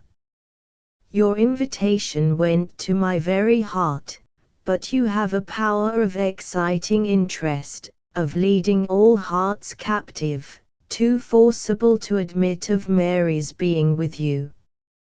I consider her as perpetually on the brink of madness. I think you would almost make her dance within an inch of the precipice. She must be with duller fancies and cooler intellects. I know a young man of this description who has suited her these 20 years, and may live to do so still, if we are one day restored to each other. In answer to your suggestions of occupation for me, I must say that I do not think my capacity altogether suited for disquisitions of that kind. I have read little, I have a very weak memory, and retain little of what I read, am unused to composition in which any methodizing is required. But I thank you sincerely for the hint, and shall receive it as far as I am able, that is, endeavor to engage my mind in some constant and innocent pursuit. I know my capacities better than you do. Accept my kindest love, and believe me yours, as ever. CL. 1. Mary Lamb had fallen ill again. 15 to Robert Southey, No month, 1798. Dear Southey, I thank you heartily for the eclogue. 1. It pleases me mightily, being so full of picture work and circumstances. I find no fault in it, unless perhaps that Joanna's ruin is a catastrophe too trite, and this is not the first or second time you have clothed your indignation, in verse, in a tale of ruined innocence. The old lady, spinning in the sun, I hope would not disdain to claim some kindred with old Margaret. I could almost wish you to vary some circumstances in the conclusion. A gentleman seducer has so often been described in prose and verse. What if you had accomplished Joanna's ruin by the clumsy arts and rustic gifts of some country fellow? I am thinking, I believe, of the song, An Old Woman Clothed in Grey, whose daughter was charming and young, and she was deluded away by Roger's false, flattering tongue. A Roger Lothario would be a novel character. I think you might paint him very well. You may think this a very silly suggestion, and so indeed it is, but, in good truth, nothing else but the first words of that foolish ballad put me upon scribbling my Rosamond. 2. But I thank you heartily for the poem. Not having anything of my own to send you in return, though, to tell truth, I am at work upon something which, if I were to cut away and garble, perhaps I might send you an extract or two that might not displease you, but I will not do that, and whether it will come to anything, I know not, for I am as slow as a Fleming painter when I compose anything. I will crave leave to put down a few lines of old Christopher Marlowe's. I take them from his tragedy, The Jew of Malta.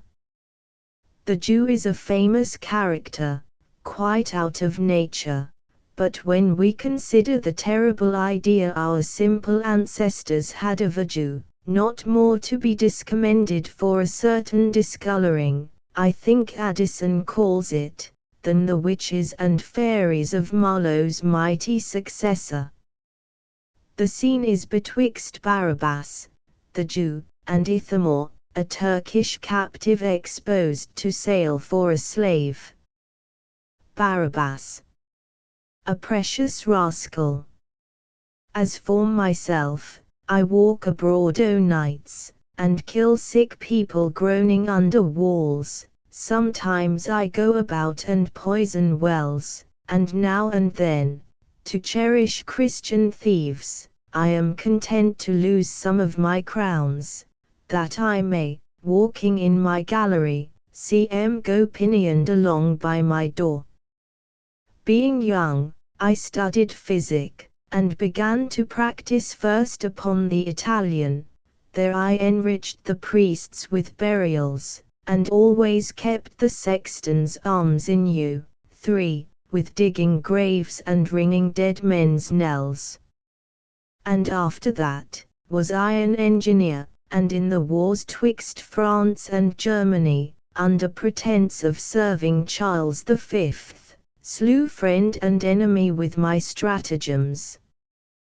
Then after that was I an usurer, and with extorting, cozening, forfeiting, and tricks belonging unto brokery, I filled the jails with bankrupts in a year, and with young orphans planted hospitals, and every moon made some or other mad, and now and then one hanged himself for grief, pinning upon his breast a long great scroll. How I with interest tormented him.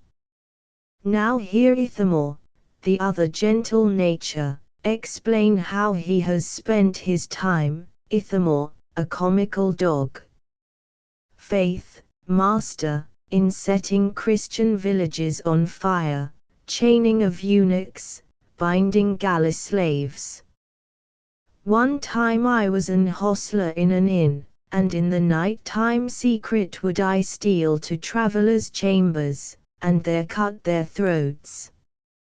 Once at Jerusalem, where the pilgrims kneeled, I strewed powder on the marble stones, and therewithal their knees would rankle so, that I have laughed good to see the cripples go limping home to Christdom on stilts. Barabbas. Why, this is something. There is a mixture of the ludicrous and the terrible in these lines, brimful of genius and antique invention, that at first reminded me of your old description of cruelty in hell, which was in the true Hogarthian style. I need not tell you that Marlowe was author of that pretty madrigal, Come Live With Me, and Be My Love, and of the tragedy of Edward II, in which are certain lines unequalled in our English tongue. Honest Walton mentions the said madrigal under the denomination of certain smooth verses made long since by Kit Marlowe. I am glad you have put me on the scent after old Quarles. If I do not put up those eclogues, and that shortly, say I am no true-nosed hound. I have had a letter from Lloyd, the young metaphysician of Chios is well, and is busy recanting the new heresy, metaphysics, for the old dogma Greek. My sister, I thank you, is quite well. She had a slight attack the other day, which frightened me a good deal, but it went off unaccountably. Love and respects to Edith. Yours sincerely, C. Lamb. 1. The eclogue was entitled The Ruined Cottage. 2. His Romance. Rosamund Gray. 3. Use. 16 to Southey. The 8th of November, 1798. I perfectly accord with your opinion of old Wither. Quarles is a wittier writer, but Wither lays more hold of the heart. Quarles thinks of his audience when he lectures, with a soliloquizes in company with a full heart. What wretched stuff are the divine fancies of Quarles! Religion appears to him no longer valuable than it furnishes matter for quibbles and riddles. He turns God's grace into wantonness. Wither is like an old friend, whose warm-heartedness and estimable qualities make us wish he possessed more genius, but at the same time make us willing to dispense with that want. I always love W, and sometimes admire Q. Still, that portrait is a fine one, and the extract from the shepherd's hunting places him in a starry height far above Quarles. If you wrote that review in Crit. Revelation, I am sorry you are so sparing of praise to the ancient Mariner. 1. So far from calling it, as you do, with some wit but more severity, a Dutch attempt etc., I call it a right English attempt, and a successful one, to dethrone German sublimity. You have selected a passage fertile in unmeaning miracles, but have passed by 50 passages as miraculous as the miracles they celebrate. I never so deeply felt the pathetic as in that part. A spring of love gushed from my heart, and I blessed them unaware. It stung me into high pleasure through sufferings. Lloyd does not like it. His head is too metaphysical, and your taste too correct. At least I must allege something against you both, to excuse my own dotage, but you allow some elaborate beauties. You should have extracted M. The ancient Mariner plays more tricks with the mind than that last poem, which is yet one of the finest written. But I am getting too dogmatical, and before I degenerate into abuse, I will conclude with assuring you that I am, sincerely yours, C. Lamb. 1. The lyrical ballads of Wordsworth and Coleridge had just appeared. The volume contained 4 pieces, including The Ancient Mariner by Coleridge. 17 to Southey. The 28th of November, 1798. Asterisk asterisk asterisk asterisk asterisk I showed my witch and dying lover to Dyer. 1. Last night, but George could not comprehend how that could be poetry which did not go upon 10 feet, as George and his predecessors had taught it to do. So George read me some lectures on the distinguishing qualities of the ode, the epigram, and the epic, and went home to illustrate his doctrine by correcting a proof sheet of his own lyrics. George writes odes where the rhymes, like fashionable man and wife, keep a comfortable distance of 6 or 8 lines apart, and calls that observing the laws of verse. George tells you, before he recites, that you must listen with great attention, or you'll miss the rhymes.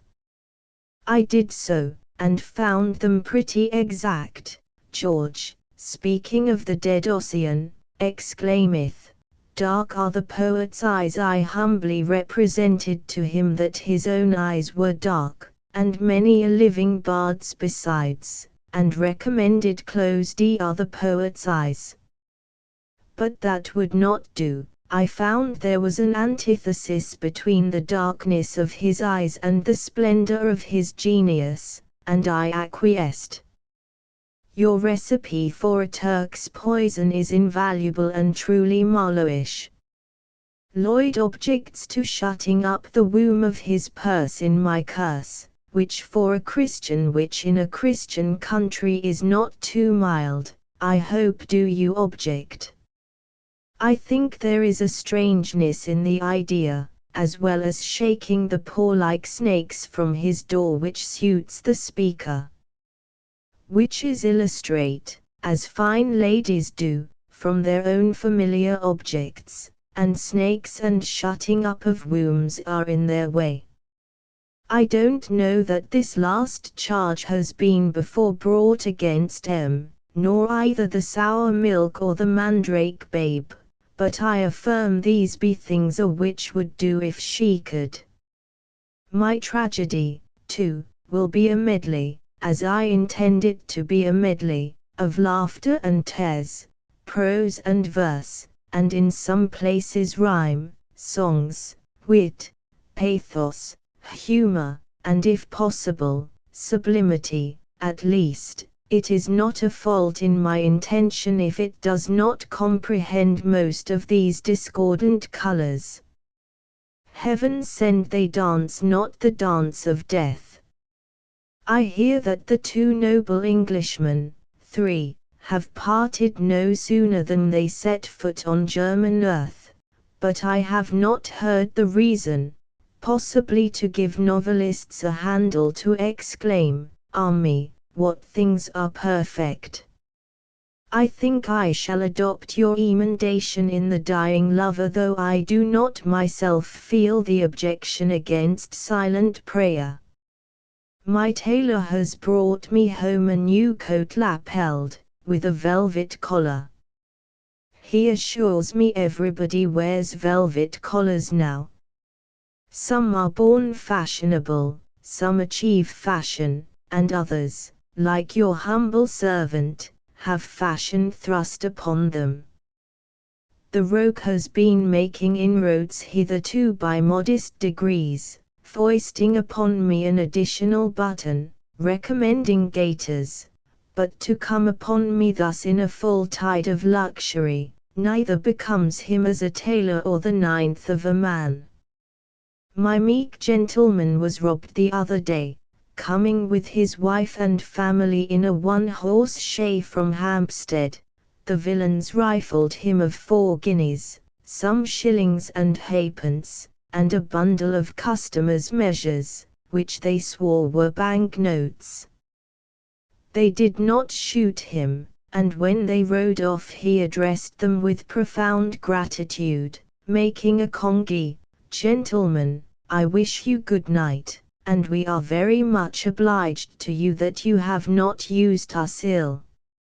And this is the cuckoo that has the audacity to foist upon me 10 buttons on a side and a black velvet collar, a cursed 9th of a scoundrel.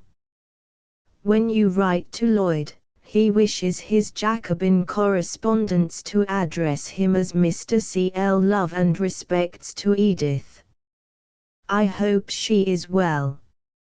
Yours sincerely, C. Lamb. 1. This quaint scholar, a marvel of simplicity and universal optimism, is a constantly recurring and delightfully humorous character in the letters.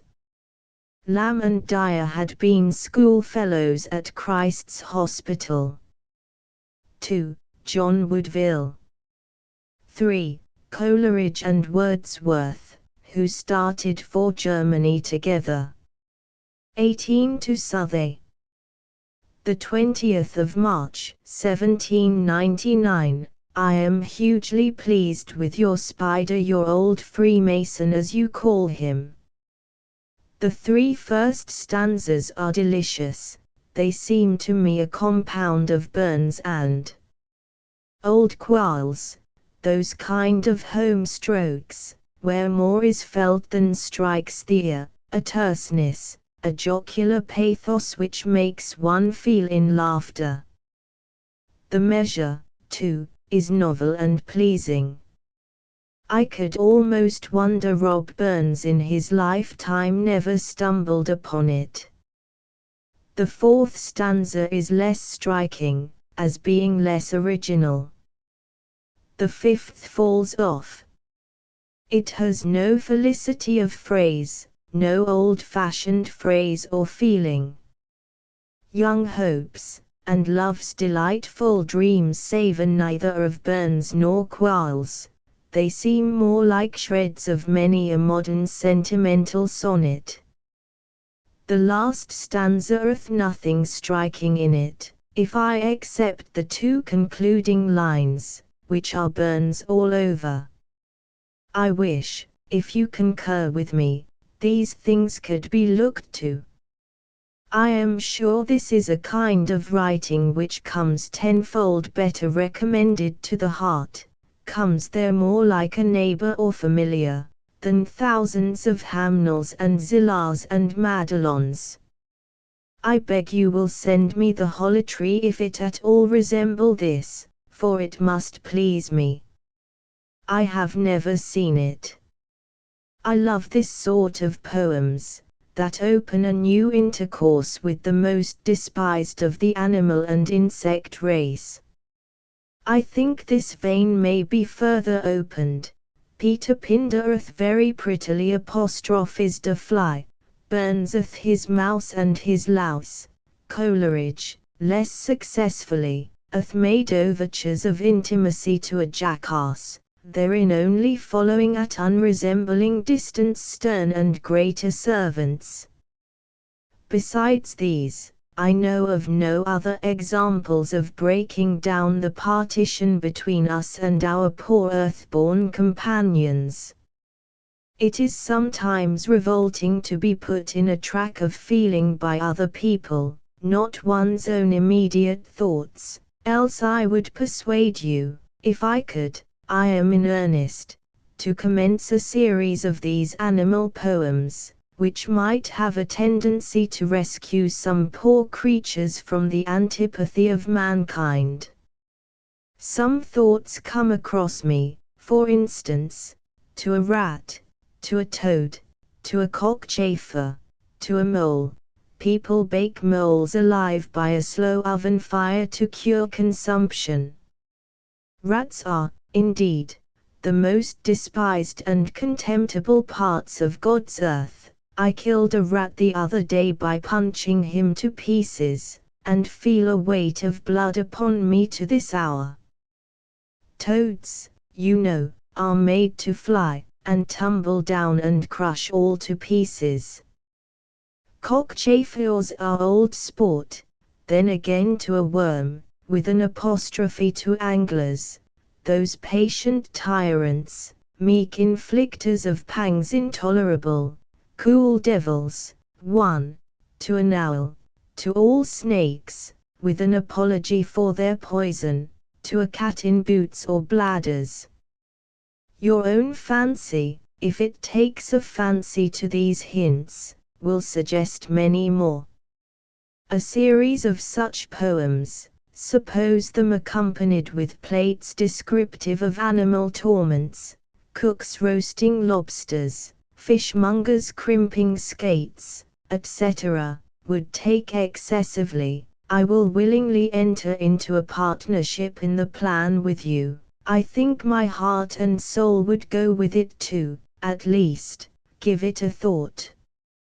My plan is but this minute come into my head, but it strikes me instantaneously as something new, good, and useful, full of pleasure and full of moral. If old Quarles and Wither could live again, we would invite them into our firm. Burns hath done his part. Poor Sam Le Gris.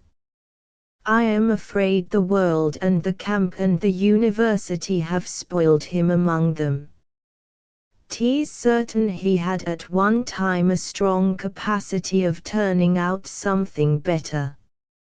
I knew him, and that not long since, when he had a most warm heart. I am ashamed of the indifference I have sometimes felt towards him. I think the devil is in one's heart. I am under obligations to that man for the warmest friendship and heartiest sympathy, too, even for an agony of sympathy expressed both by word and deed, and tears for me when I was in my greatest distress. But I have forgot that, as, I fear, he has nigh forgot the awful scenes which were before his eyes when he served the office of a comforter to me. No service was too mean or troublesome for him to perform. I can't think what but the devil, that old spider could have sucked my heart so dry of its sense of all gratitude. If he does come in your way, Southey, fail not to tell him that I retain a most affectionate remembrance of his old friendliness, and an earnest wish to resume our intercourse. In this I am serious. I cannot recommend him to your society, because I am afraid whether he be quite worthy of it. But I have no right to dismiss him from my regard. He was at one time, and in the worst of times, my own familiar friend, and great comfort to me then. I have known him to play at cards with my father, mealtimes excepted, literally all day long, in long days too, to save me from being teased by the old man when I was not able to bear it. God bless him for it, and God bless you, Southey. CL. 1. Leigh Hunt says, Walton says that an angler does no hurt but to fish, and this he counts as nothing. Now, fancy a genius fishing for us. Fancy him baiting a great hook with pickled salmon, and twitching up old Isaac Walton from the banks of the River Lee, with the hook through his ear. How he would go up, roaring and screaming, and thinking the devil had got him. Other joys are but toys. Walton. 2. See Letter 6. 19 to Thomas Manning, 1. The 1st of March, 1800. I hope by this time you are prepared to say the Falstaff's letters are a bundle of the sharpest, queerest, profoundest humours of any these juice-drained latter times have spawned. I should have advertised you that the meaning is frequently hard to be got at, and so are the future guineas that now lie ripening and orifying in the womb of some undiscovered potassy. But dig, dig, dig, dig, Manning. I set to with an unconquerable propulsion to write, with a lamentable want of what to write. My private goings-on are orderly as the movements of the spheres, and stale as their music to angels' ears. Public affairs, except as they touch upon me, and so turn into private, I cannot whip up my mind to feel any interest in. I grieve, indeed, that War and Nature and Mr. Pitt, that hangs up in Lloyd's best parlour, should have conspired to call up three necessaries, simple commoners as our fathers knew them, into the upper house of luxuries, bread and beer and coals, Manning. But as to France and Frenchmen, and the ABCIs and his constitutions, I cannot make these present times present to me. I read histories of the past, and I live in them, although, to abstract senses, they are far less momentous than the noises which keep Europe awake.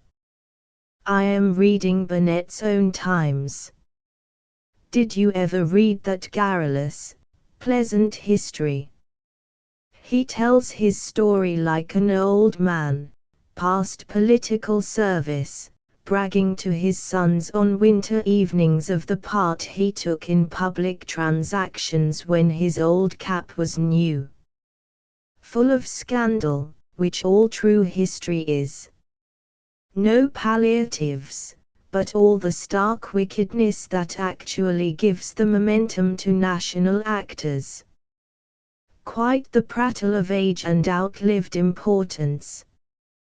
Truth and sincerity staring out upon you perpetually in alto relievo. Himself a party man, he makes you a party man. None of the cursed philosophical Humean indifference, so cold and unnatural and inhuman. None of the cursed Gibbonian fine writing, so fine and composite. None of Dr. Robertson's periods with 3 members. None of Mr. Roscoe's sage remarks, all so apposite, and coming in so clever, lest the reader should have had the trouble of drawing an inference. Burnet's good old prattle I can bring present to my mind, I can make the Revolution present to me, the French Revolution, by a converse perversity in my nature, I fling as far from me. To quit this tiresome subject, and to relieve you from 2 or 3 dismal yawns, which I hear in spirit, I here conclude my more than commonly obtuse letter, dull up to the dullness of a Dutch commentator on Shakespeare. My love to Lloyd and Sophia. CL. 1. To this remarkable person we are largely indebted for some of the best of Lamb's letters. He was mathematical tutor at Caius College, Cambridge, and in later years became somewhat famous as an explorer of the remoter parts of China and Tibet. Lamb had been introduced to him, during a Cambridge visit, by Charles Lloyd, and afterwards told Crabb Robinson that he was the most wonderful man he ever met. An account of Manning will be found in the memoir prefixed to his journey to Lhasa in 1811-12. George Bogle and Thomas Manning's Journey to Tibet and Lhasa, by C. R. Markham, 1876. XX to Coleridge, the 12th of May, 1800. My dear Coleridge, I don't know why I write, except from the propensity misery has to tell her griefs. Hetty, 1, died on Friday night, about 11 o'clock, after 8 days' illness. Mary, in consequence of fatigue and anxiety, is fallen ill again, and I was obliged to remove her yesterday. I am left alone in a house with nothing but Hetty's dead body to keep me company. Tomorrow I bury her, and then I shall be quite alone, with nothing but a cat to remind me that the house has been full of living beings like myself. My heart is quite sunk, and I don't know where to look for relief. Mary will get better again, but her constantly being liable to such relapses is dreadful, nor is it the least of our evils that her case and all our story is so well known around us. We are in a manner marked. Excuse my troubling you, but I have nobody by me to speak to me. I slept out last night, not being able to endure the change and the stillness. But I did not sleep well, and I must come back to my own bed.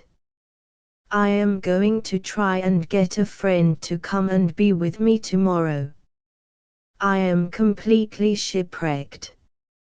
My head is quite bad. I almost wish that Mary were dead. God bless you. Love to Sarah and Hartley. C. Lamb. 1.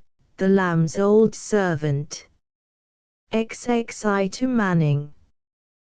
Before June, 1800. Dear Manning, I feel myself unable to thank you sufficiently for your kind letter. It was doubly acceptable to me, both for the choice poetry and the kind, honest prose which it contained. It was just such a letter as I should have expected from Manning. I am in much better spirits than when I wrote last. I have had a very eligible offer to lodge with a friend in town. He will have rooms to let at midsummer, by which time I hope my sister will be well enough to join me. It is a great object to me to live in town, where we shall be much more private, and to quit a house and neighborhood where poor Mary's disorder, so frequently recurring, has made us a sort of marked people. We can be nowhere private except in the midst of London. We shall be in a family where we visit very frequently, only my landlord and I have not yet come to a conclusion. He has a partner to consult. I am still on the tremble, for I do not know where we could go into lodgings that would not be, in many respects, highly exceptionable. Only God send Mary well again, and I hope all will be well. The prospect, such as it is, has made me quite happy. I have just time to tell you of it, as I know it will give you pleasure. Farewell. C. Lamb. XXII to Coleridge, August 6, 1800. Dear Coleridge, I have taken today and delivered to Longman and Company, imprimis, your books, viz., 3 ponderous German dictionaries, 1 volume, I can find no more, of German and French ditto, sundry other German books unbound, as you left them, Percy's Ancient Poetry, and 1 volume of Anderson's Poets. I specify them, that you may not lose any.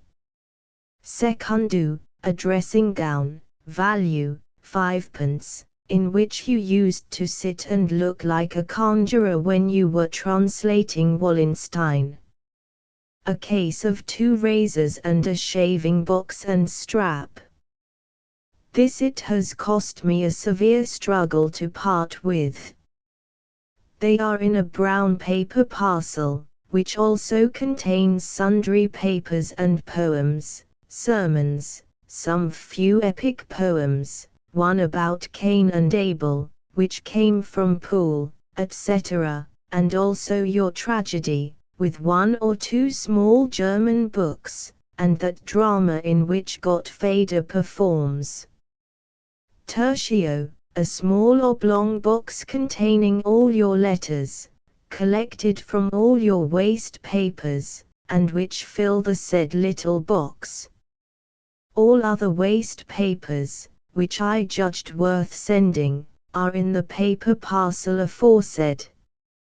But you will find all your letters in the box by themselves. Thus have I discharged my conscience and my lumber room of all your property, save and except a folio entitled Tyrrell's Bibliotheca Politica, which you used to learn your politics out of when you wrote for the Post, mutatis mutandis, i.e., applying past inferences to modern data. I retain that, because I am sensible I am very deficient in the politics myself, and I have torn up, don't be angry, waste paper has risen 40%, and I can't afford to buy it, all Bonaparte's letters, Arthur Young's treatise on corn, and 1 or 2 more light-armed infantry, which I thought better suited the flippancy of London discussion than the dignity of Keswick thinking. Mary says you will be in a passion about them when you come to miss them, but you must study philosophy. Read Albertus Magnus de Chartis Amicis 5 times over after phlebotomizing, T is Burton's recipe, and then be angry with an absent friend if you can. Sarah is obscure. Am I to understand by her letter that she sends a kiss to Eliza Buckingham? Pray tell your wife that a note of interrogation on the superscription of a letter is highly ungrammatical. She proposes writing my name Lamb. Lamb is quite enough. I have had the anthology, and like only one thing in it, Looty, but of that the last stanza is detestable, the rest most exquisite. The epithet enviable would dash the finest poem. For God's sake, I never was more serious.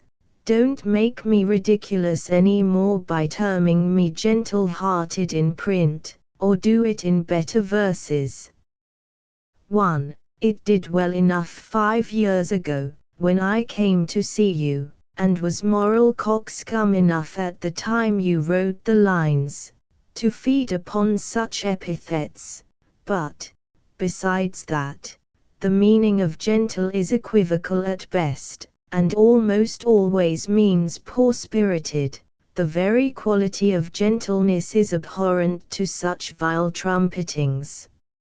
My sentiment is long since vanished. I hope my virtues have done sucking. I can scarce think but you meant it in joke. I hope you did, for I should be ashamed to think you could think to gratify me by such praise, fit only to be a cordial to some green sick sonneteer. 1. An allusion to Coleridge's lines. This lime tree bower my prison wherein he styles Lamb my gentle-hearted Charles. 23 to Manning. August, 1800. Dear Manning, I am going to ask a favor of you, and am at a loss how to do it in the most delicate manner. For this purpose I have been looking into Pliny's letters, who is noted to have had the best grace in begging of all the ancients. I read him in the elegant translation of Mr. Melmoth, but not finding any case there exactly similar with mine, I am constrained to beg in my own barbarian way. To come to the point, then, and hasten into the middle of things, have you a copy of your Algebra, 1, to give away? I do not ask it for myself, I have too much reverence for the black arts ever to approach thy circle, illustrious Trismegist. But that worthy man and excellent poet, George Dyer, made me a visit yesternight on purpose to borrow one, supposing, rationally enough, I must say, that you had made me a present of one before this, the omission of which I take to have proceeded only from negligence, but it is a fault. I could lend him no assistance. You must know he is just now diverted from the pursuit of belles-lettres by a paradox, which he has heard his friend, too, that learned mathematician, maintain, that the negative quantities of mathematicians were mere nugae, things scarcely in rerum natura, and smacking too much of mystery for gentlemen of Mr. Friend's clear Unitarian capacity. However, the dispute, once set a-going, has seized violently on George's pericranic, and it is necessary for his health that he should speedily come to a resolution of his doubts. He goes about teasing his friends with his new mathematics. He even frantically talks of purchasing Manning's Algebra, which shows him far gone, for, to my knowledge, he has not been master of 7 shillings a good time. George's pockets and brains are two things in nature which do not abhor a vacuum. Now, if you could step in this trembling suspense of his reason, and he should find on Saturday morning, lying for him at the porter's lodge, Clifford's Inn. His safest address, Manning's Algebra, with a neat manuscriptum in the blank leaf, running thus, from the author, it might save his wits and restore the unhappy author to those studies of poetry and criticism which are at present suspended, to the infinite regret of the whole literary world. N.B. Dirty Books, smeared leaves, and dog's ears will be rather a recommendation than otherwise. N.B. He must have the book as soon as possible, or nothing can withhold him from madly purchasing the book on tick. Then shall we see him sweetly restored to the chair of Longinus, to dictate in smooth and modest phrase the laws of verse, to prove that Theocritus first introduced the pastoral, and Virgil and Pope brought it to its perfection, that Gray and Mason, who always hunt in couples in George's brain, have shown a great deal of poetical fire in their lyric poetry, that Aristotle's rules are not to be servilely followed, which George has shown to have imposed great shackles upon modern genius. His poems, I find, are to consist of 2 vols, reasonable octavo, and a 3rd book will exclusively contain criticisms, in which he asserts he has gone pretty deeply into the laws of blank verse and rhyme, epic poetry, dramatic and pastoral ditto, all which is to come out before Christmas. But above all he has touched most deeply upon the drama, comparing the English with the modern German stage, their merits and defects. Apprehending that his studies, not to mention his turn, which I take to be chiefly towards the lyrical poetry, hardly qualified him for these disquisitions, I modestly inquired what plays he had read.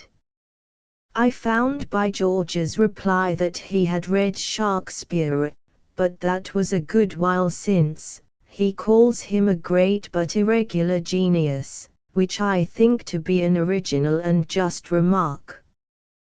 Beaumont and Fletcher, Massinger, Ben Jonson, Shirley, Marlowe, Ford, and the worthies of Dodsley's collection, he confessed he had read none of them, but professed his intention of looking through them all, so as to be able to touch upon them in his book.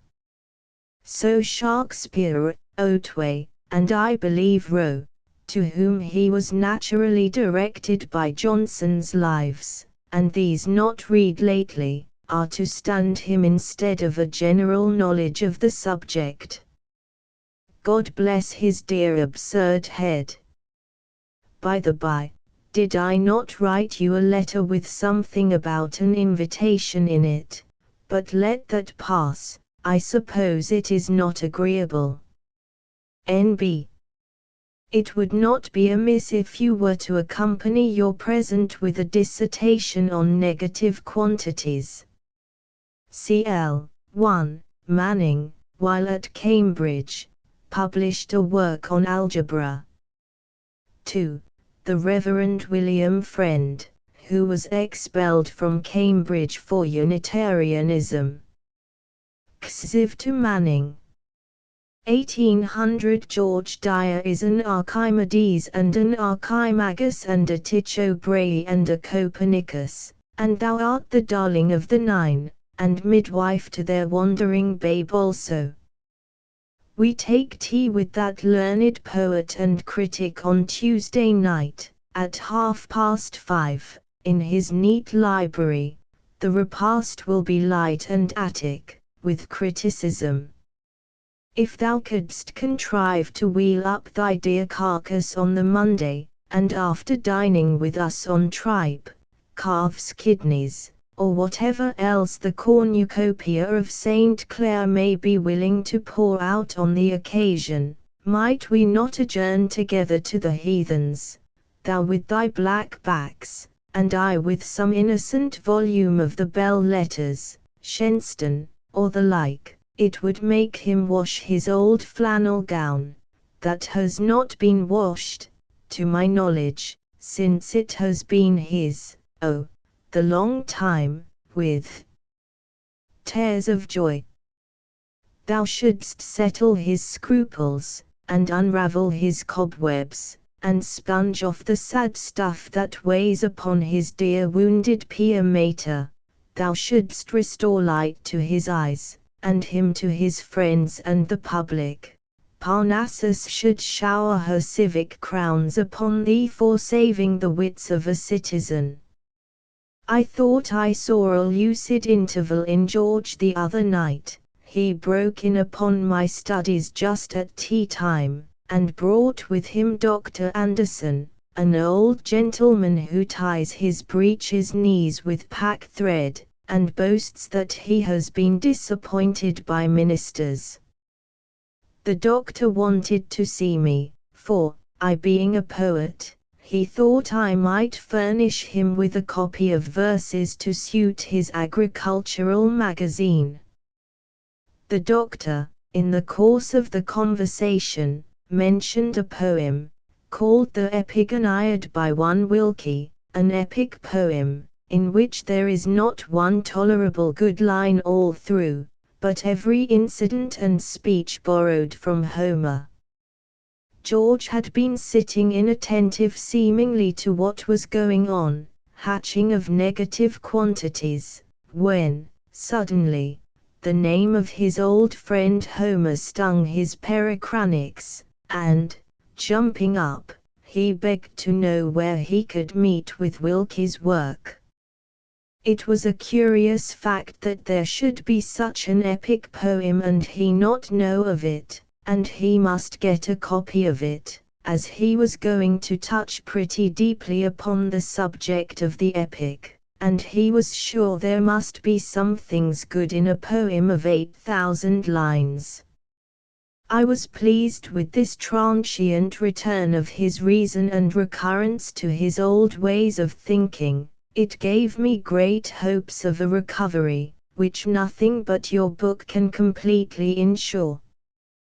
Pray come on Monday if you can, and stay your own time.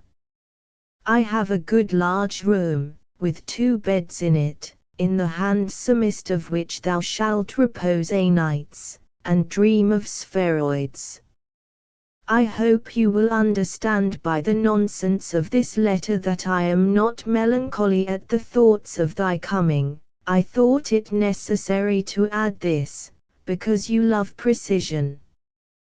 Take notice that our stay at Dyer's will not exceed 8 o'clock, after which our pursuits will be our own. But indeed I think a little recreation among the belles letters and poetry will do you some service in the interval of severer studies. I hope we shall fully discuss with George Dyer what I have never yet heard done to my satisfaction, the reason of Dr. Johnson's malevolent strictures on the higher species of the ode. See Lamb. XXV to Coleridge. The 14th of August, 1800. My head is playing all the tunes in the world, ringing such peals. It has just finished the Merry Christ Church bells and absolutely is beginning turn again, Whittington. Buzz, buzz, buzz, bum, bum, bum, wheeze, wheeze, wheeze, fen, fen, fen, ticky, ticky, ticky, cranch. I shall certainly come to be condemned at last.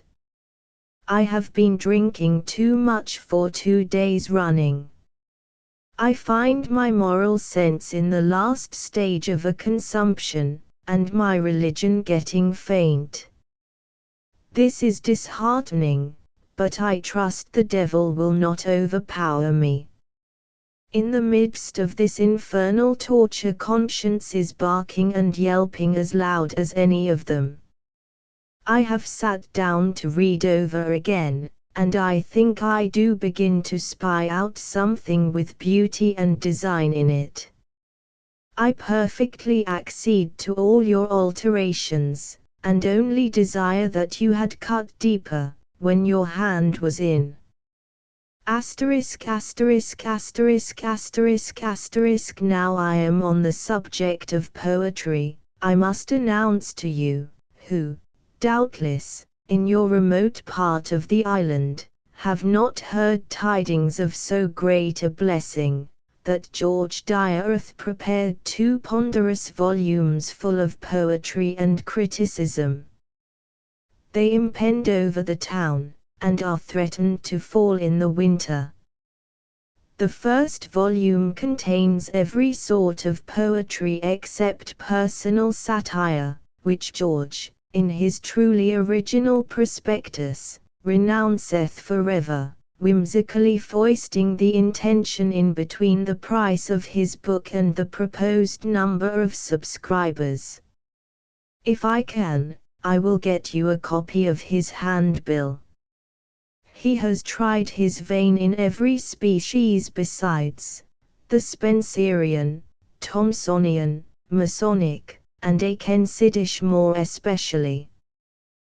The second volume is all criticism, wherein he demonstrates to the entire satisfaction of the literary world, in a way that must silence all reply forever, that the pastoral was introduced by Theocritus and polished by Virgil and Pope, that Gray and Mason, who always hunt in couples in George's brain, have a good deal of poetical fire and true lyric genius, that Cowley was ruined by excess of wit, a warning to all moderns, that Charles Lloyd, Charles Lamb, and William Wordsworth, in later days, have struck the true chords of poesy.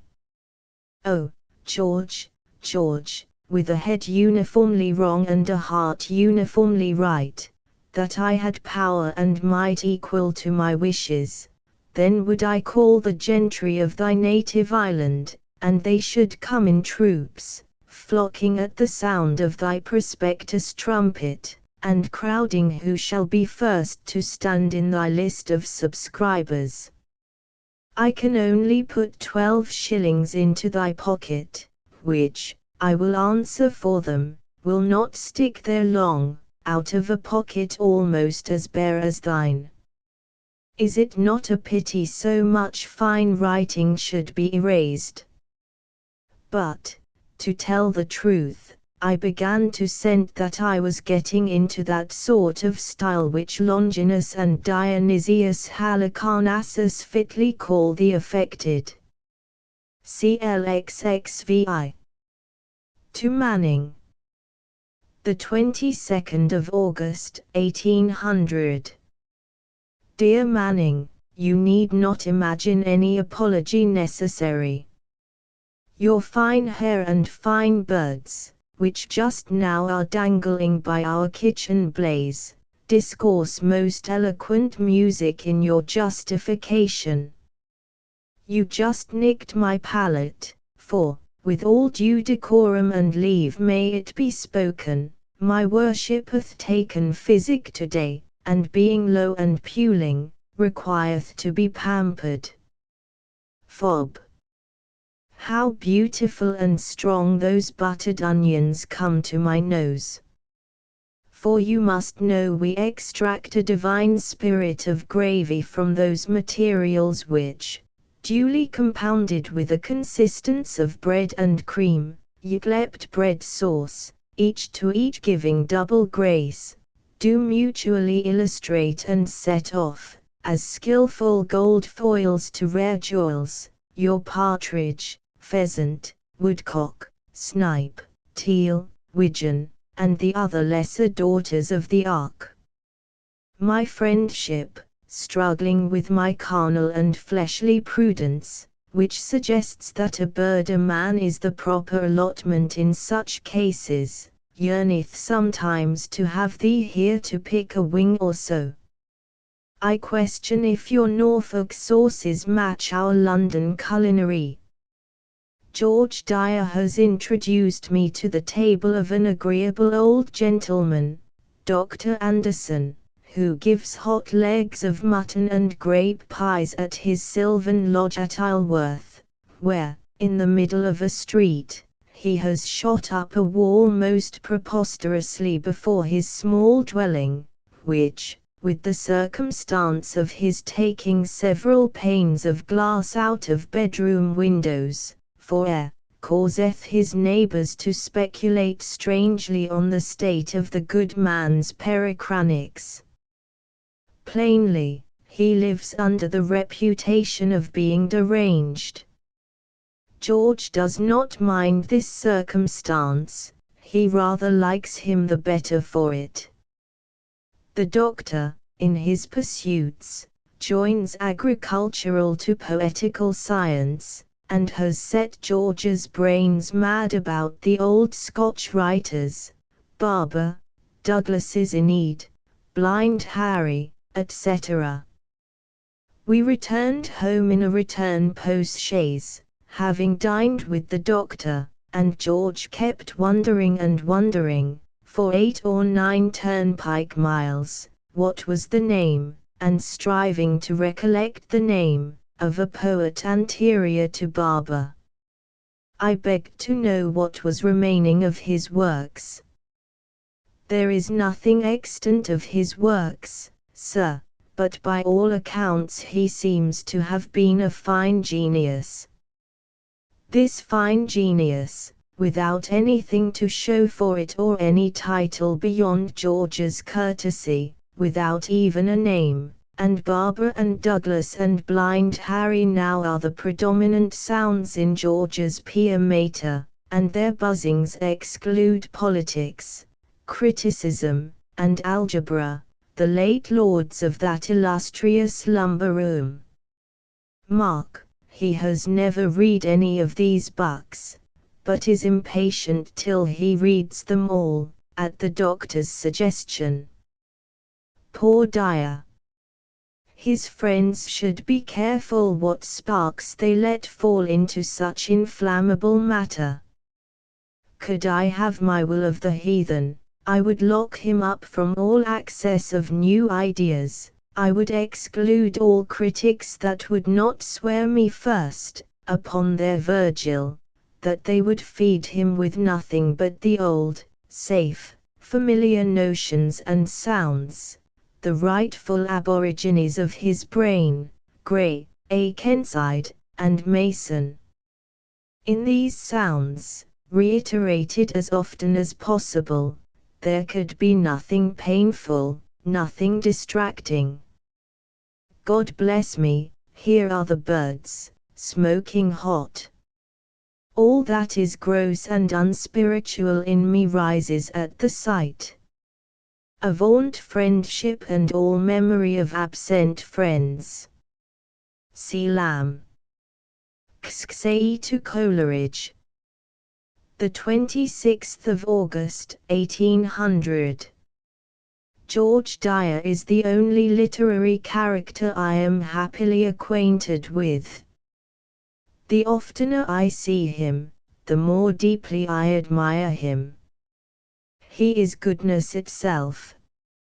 If I could but calculate the precise date of his death, I would write a novel on purpose to make George the hero. I could hit him off to a hair. George brought a Dr. Anderson, to see me. The doctor is a very pleasant old man, a great genius for agriculture, one that ties his breeches knees with pack thread, and boasts of having had disappointments from ministers. The doctor happened to mention an epic poem by one Wilkie, called the Epigoniad, in which he assured us there is not one tolerable line from beginning to end, but all the characters, incidents, etc., verbally copied from Homer. George, who had been sitting quite inattentive to the doctor's criticism, no sooner heard the sound of Homer strike his pericranics, than up he gets, and declares he must see that poem immediately. Where was it to be had? An epic poem of 8,000 lines, and he not hear of it? There must be some things good in it, and it was necessary he should see it, for he had touched pretty deeply upon that subject in his criticisms on the epic. George had touched pretty deeply upon the lyric, I find. he has also prepared a dissertation on the drama, and the comparison of the English and German theatres. As I rather doubted his competency to do the latter, knowing that his peculiar turn lies in the lyric species of composition, I questioned George what English plays he had read.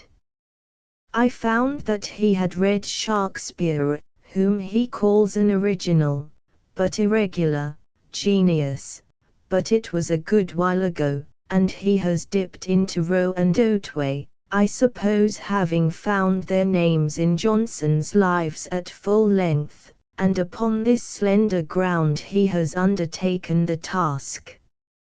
He never seemed even to have heard of Fletcher, Ford, Marlowe, Massinger, and the worthies of Dodsley's collection, but he is to read all these, to prepare him for bringing out his parallel in the winter.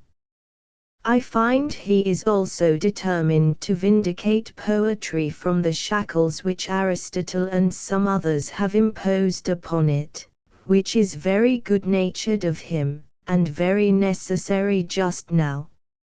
Now I am touching so deeply upon poetry, can I forget that I have just received from Cottle a magnificent copy of his Guinea epic. 4 and 20 books to read in the dog days. I got as far as the Mad Monk the first day, and fainted. Mr. Cottle's genius strongly points him to the pastoral, but his inclinations divert him perpetually from his calling. He imitates Southey, as Rowe did Shakespeare, with his good morrow to ye, good master lieutenant instead of a man, a woman, a daughter. He constantly writes one a man, one a woman, one his daughter. Instead of the king, the hero, he constantly writes, he the king, he the hero, two flowers of rhetoric palpably from the Joan. But Mr. Cottle soars a higher pitch, and when he is original, it is in a most original way indeed. His terrific scenes are indefatigable. Serpents, asps, spiders, ghosts, dead bodies, staircases made of nothing, with adders' tongues for banisters. Good heaven, what a brain he must have! He puts as many plums in his pudding as my grandmother used to do, and then his emerging from hell's horrors into light, and treading on pure flats of this earth, for 23 books together. Cl. 1. See preceding letter. 2. Alfred. Xxate to Coleridge.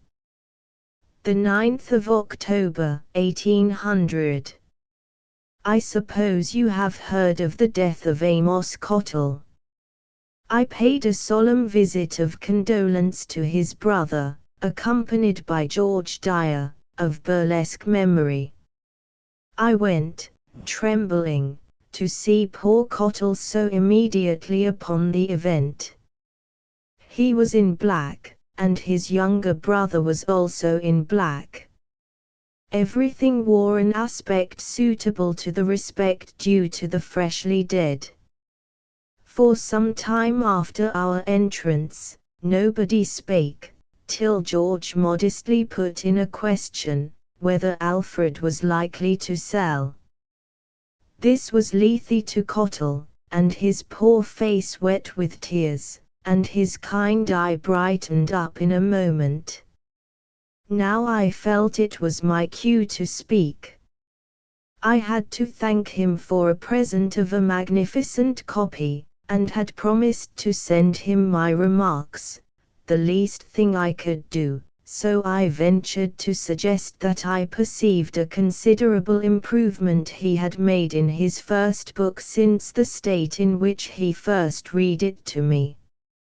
Joseph, who till now had sat with his knees cowering in by the fireplace, wheeled about, and with great difficulty of body shifted the same round to the corner of a table where I was sitting, and first stationing one thigh over the other, which is his sedentary mood, and placidly fixing his benevolent face right against mine, waited my observations.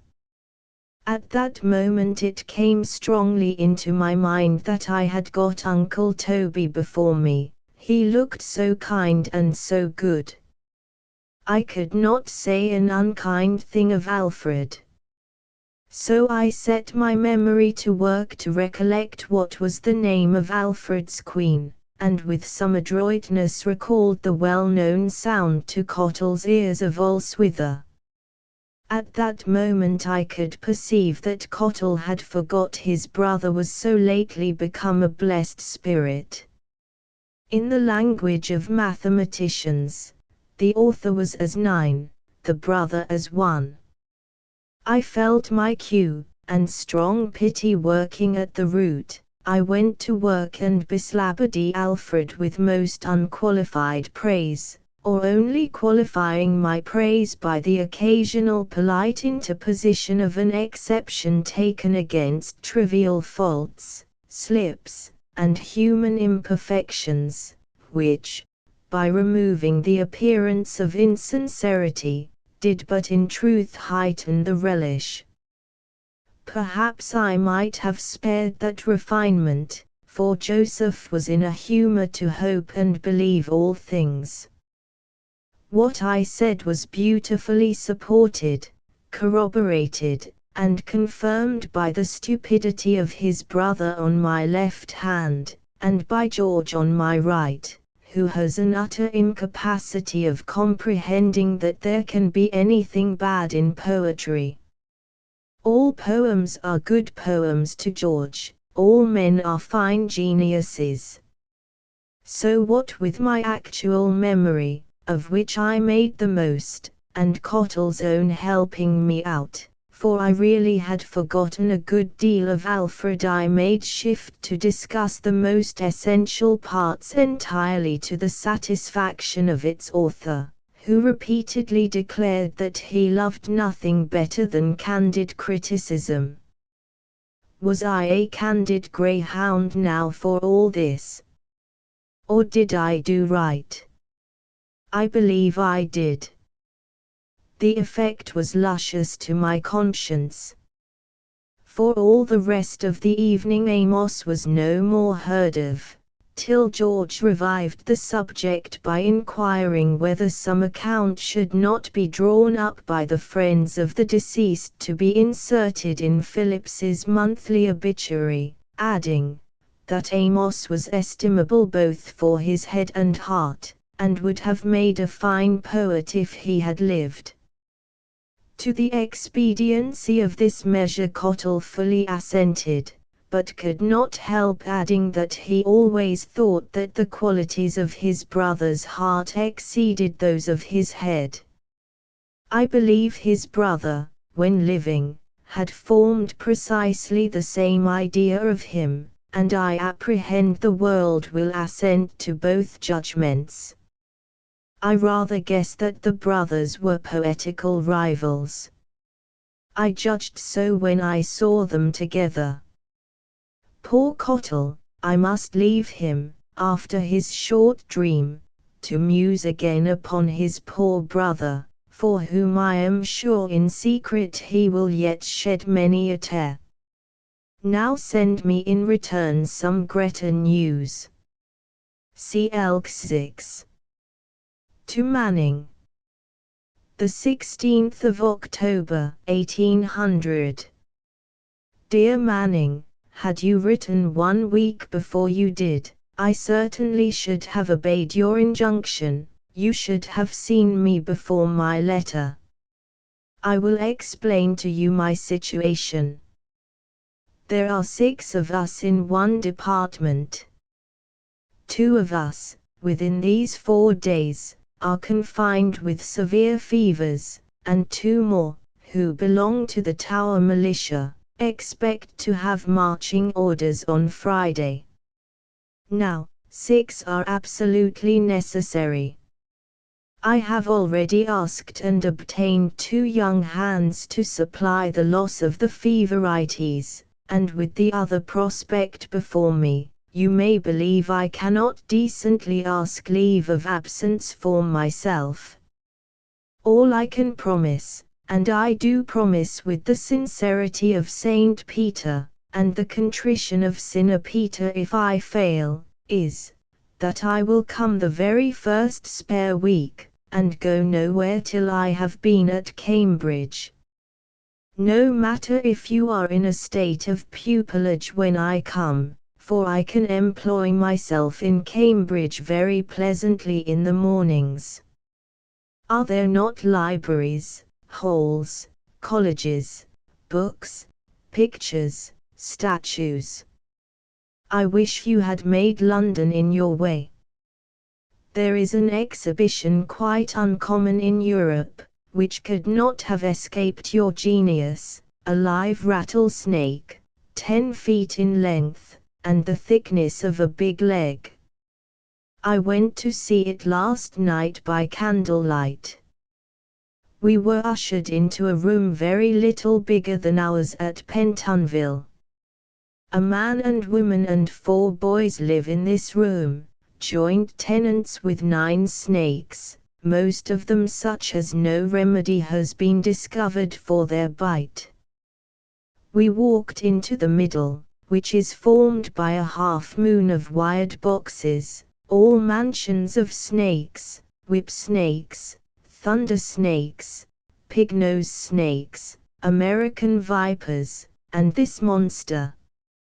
He lies curled up in folds, and immediately a stranger enters, for he is used to the family, and sees them play at cards, he set up a rattle like a watchman's in London, or near as loud, and reared up a head, from the midst of these folds, like a toad, and shook his head, and showed every sign a snake can show of irritation.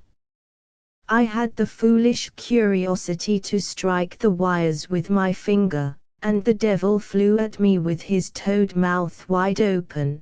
The inside of his mouth is quite white. I had got my finger away, nor could he well have bit me with his big mouth, which would have been certain death in 5 minutes. But it frightened me so much that I did not recover my voice for a minute's space. I forgot, in my fear, that he was secured. You would have forgot too, for 'tis incredible how such a monster can be confined in small gauzy-looking wires. I dreamed of snakes in the night. I wish to heaven you could see it. He absolutely swelled with passion to the bigness of a large thigh.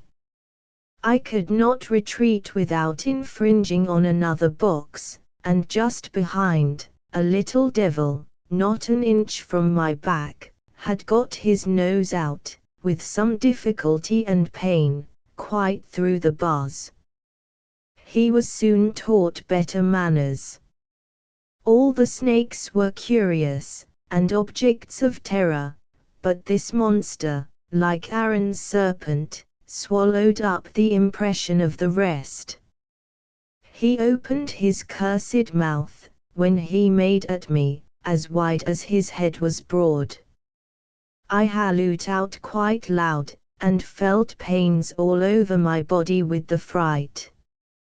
I have had the felicity of hearing George Dyer read out one book of The Farmer's Boy. I thought it rather childish. No doubt, there is originality in it, which, in your self-taught geniuses, is a most rare quality, they generally getting hold of some bad models in a scarcity of books, and forming their taste on them, but no selection. All is described. Mind, I have only heard read one book. Yours sincerely, Fellow Snake, CLXXX. To Manning. The 3rd of November, 1800. Equid meditatio Archimedes. What is Euclid doing? What has happened to learned Trismegist?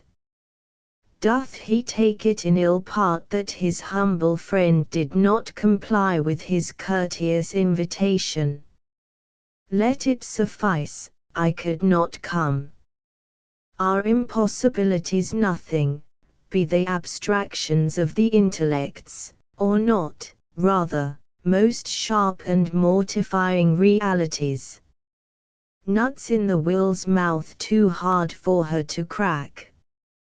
Brick and stone walls in her way, which she can by no means eat through. Soletes, impedimenta viarum, no thoroughfares. Res me nimium old pendants, is the phrase classic.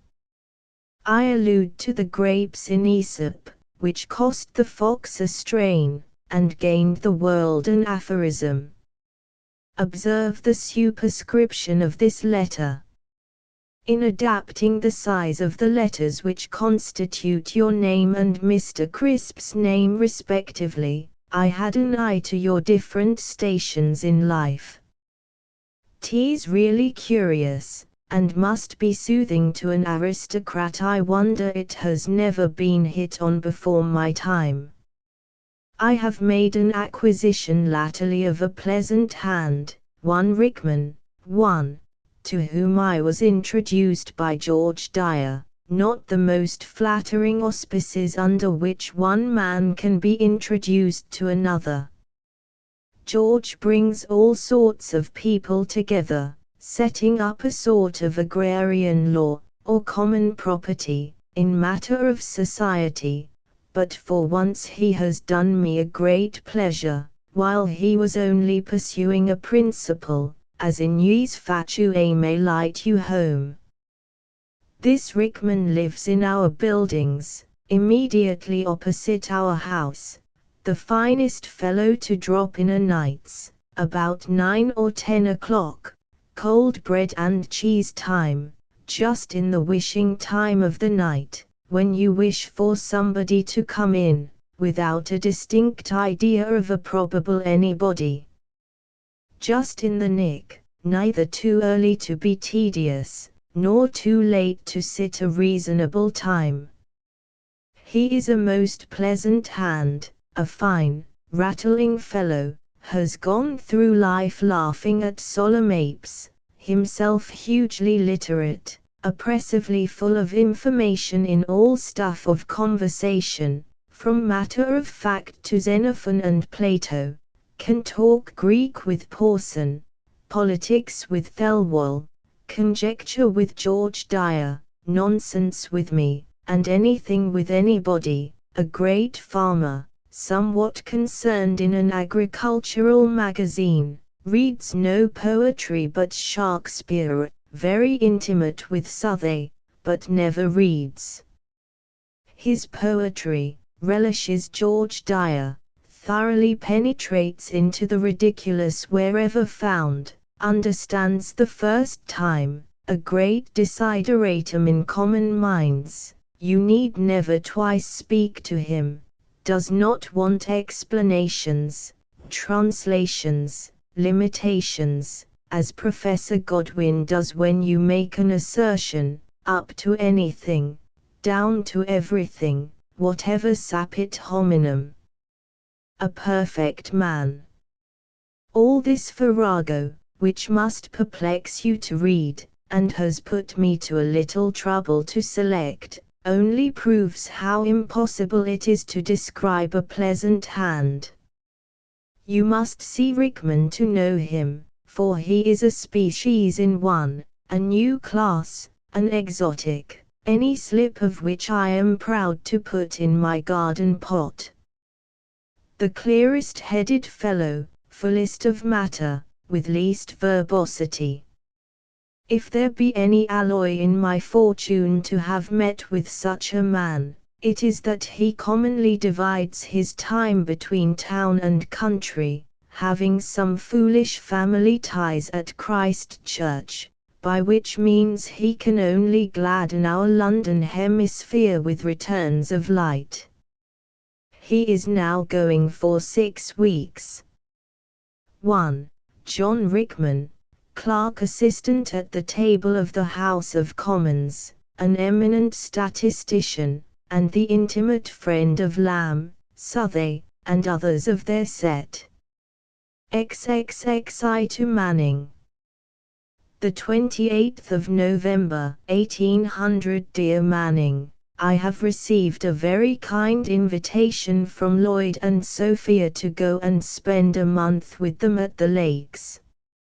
Now, it fortunately happens, which is so seldom the case, that I have spare cash by me enough to answer the expenses of so long a journey, and I am determined to get away from the office by some means.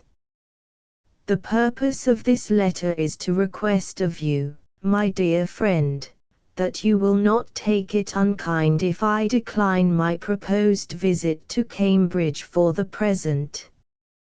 Perhaps I shall be able to take Cambridge in my way, going or coming. I need not describe to you the expectations which such an one as myself, pent up all my life in a dirty city, have formed of a tour to the Lakes. Consider Grasmere, Ambleside, Wordsworth, Coleridge, hills, woods, lakes, and mountains, to the devil. I will eat snipes with thee, Thomas Manning. Only confess, a bite. P.S. I think you named the 16th, but was it not modest of Lloyd to send such an invitation? It shows his knowledge of money and time. I would be loath to think he meant ironic satire sidelong slanted on my poor Percy. 1. For my part, with reference to my friends northward, I must confess that I am not romance bit about nature. The earth and sea and sky, when all is said, is but as a house to dwell in.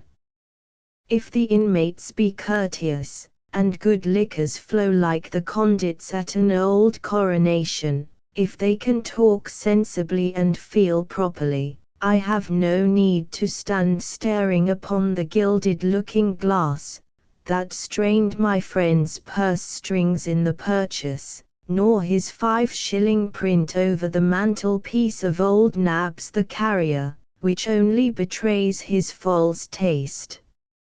Just as important to me, in a sense, is all the furniture of my world, pampering, but satisfies no heart.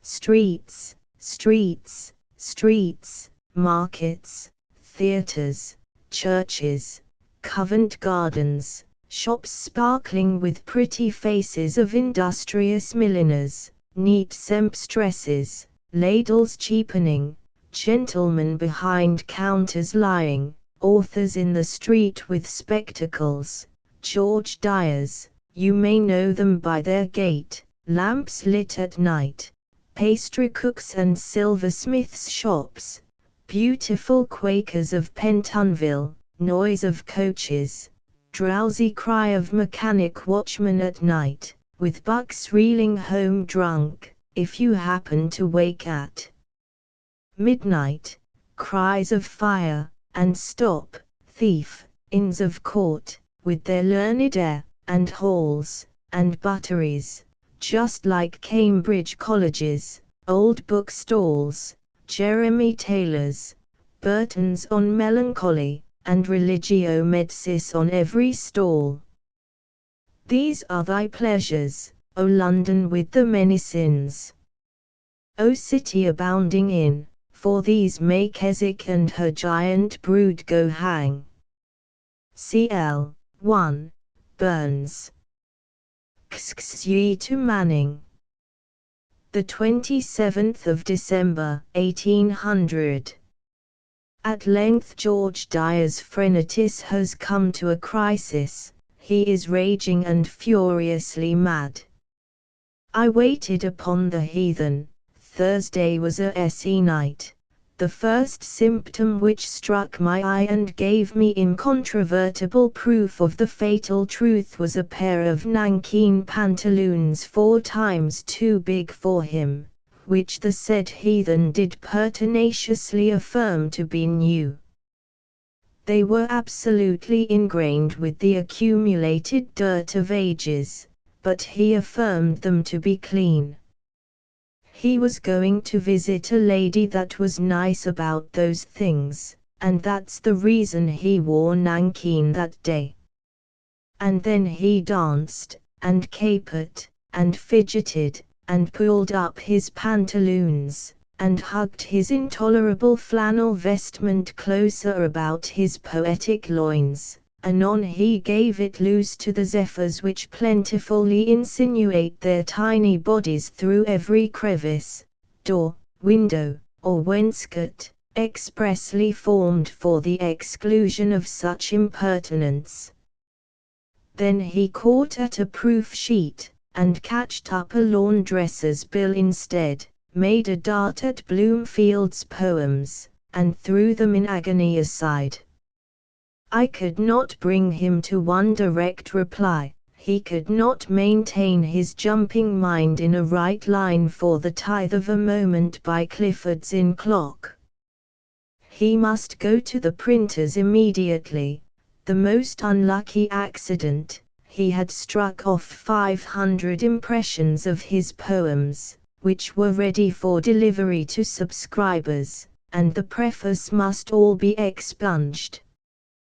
There were 80 pages of preface, and not till that morning had he discovered that in the very first page of said preface he had set out with a principle of criticism fundamentally wrong, which vitiated all his following reasoning.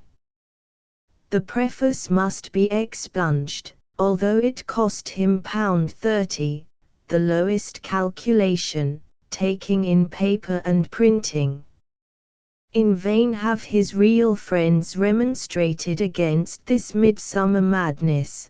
George is as obstinate as a primitive Christian, and wards and parries off all our thrusts with one unanswerable fence. Sir, it's of great consequence that the world is not misled.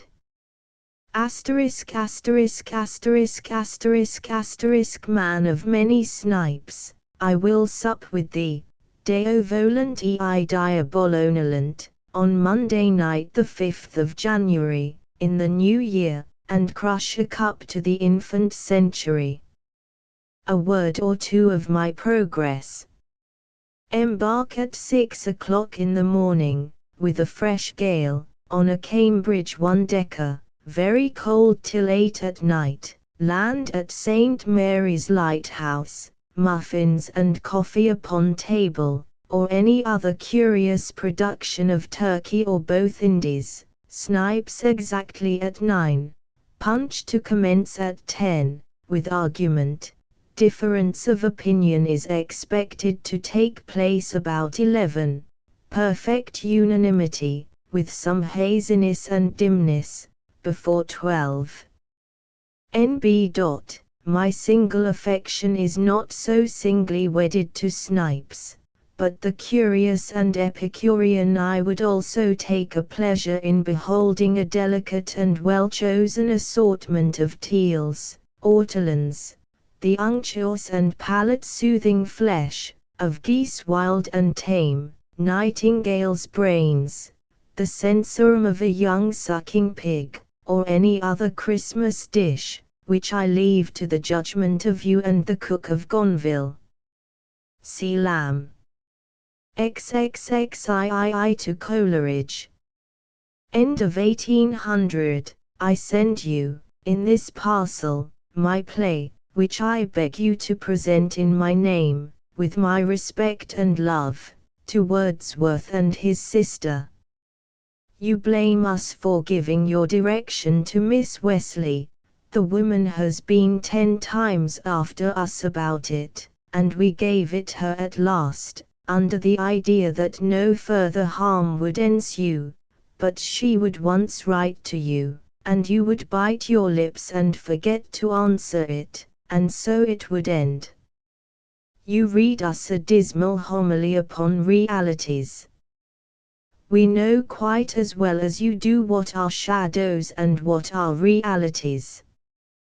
You, for instance, when you are over your 4th or 5th jorum, chirping about old school occurrences, are the best of realities. Shadows are cold, thin things, that have no warmth or grasp in them. Miss Wesley and her friend, and a tribe of authoresses, that come after you here daily, and, in defect of you, hive and cluster upon us, are the shadows. You encouraged that Mopsy, Miss Wesley, to dance after you, in the hope of having her nonsense put into a nonsensical anthology. We have pretty well shaken her off, by that simple expedient of referring her to you, but there are more burrs in the wind.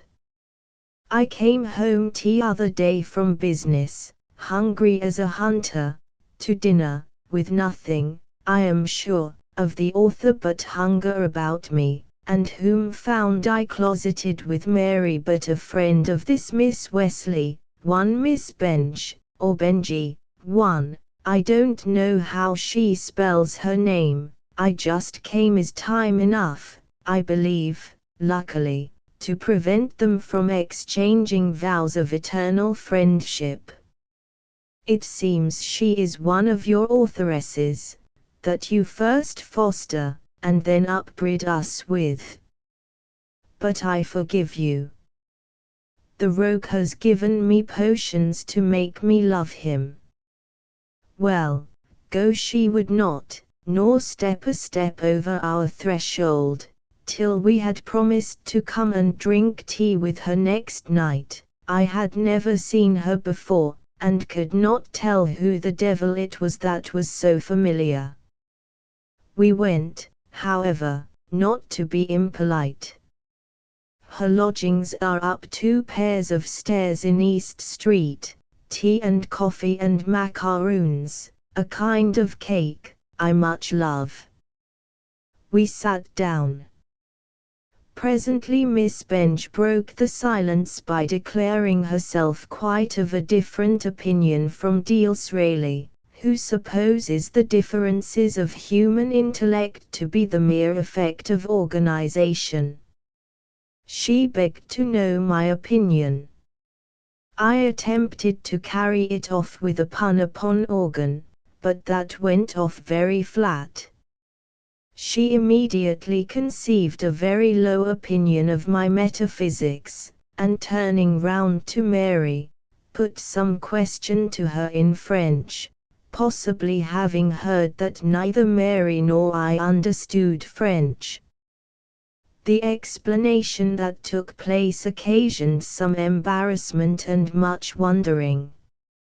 She then fell into an insulting conversation about the comparative genius and merits of all modern languages, and concluded with asserting that the Saxon was esteemed the purest dialect in Germany.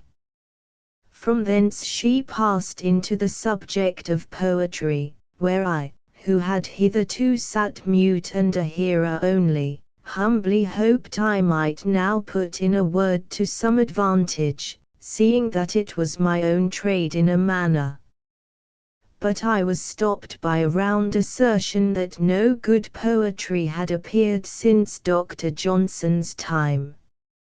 It seems the doctor had suppressed many hopeful geniuses that way by the severity of his critical strictures in his lives of the poets. I here ventured to question the fact, and was beginning to appeal to names, but I was assured it was certainly the case. Then we discussed Miss Moore's book on education, which I had never read.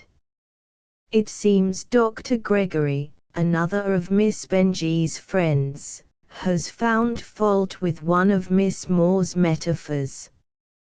Miss Moore has been at some pains to vindicate herself, in the opinion of Miss Benjy, not without success.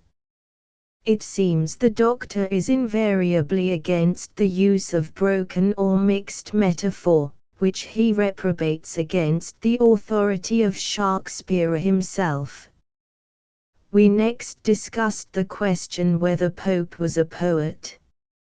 I find Dr. Gregory is of opinion he was not, though Miss Sword does not at all concur with him in this. We then sat upon the comparative merits of the 10 translations of Pizarro, and Miss Benjy, or Benj, advised Mary to take 2 of them home. She thought it might afford her some pleasure to compare them verbatim, which we declined. It being now 9 o'clock, wine and macaroons were again served round, and we parted, with a promise to go again next week, and meet the Miss Porters, who, it seems, have heard much of Mr. Coleridge, and wish to meet us, because we are his friends. I have been preparing for the occasion. I crowd cotton in my ears.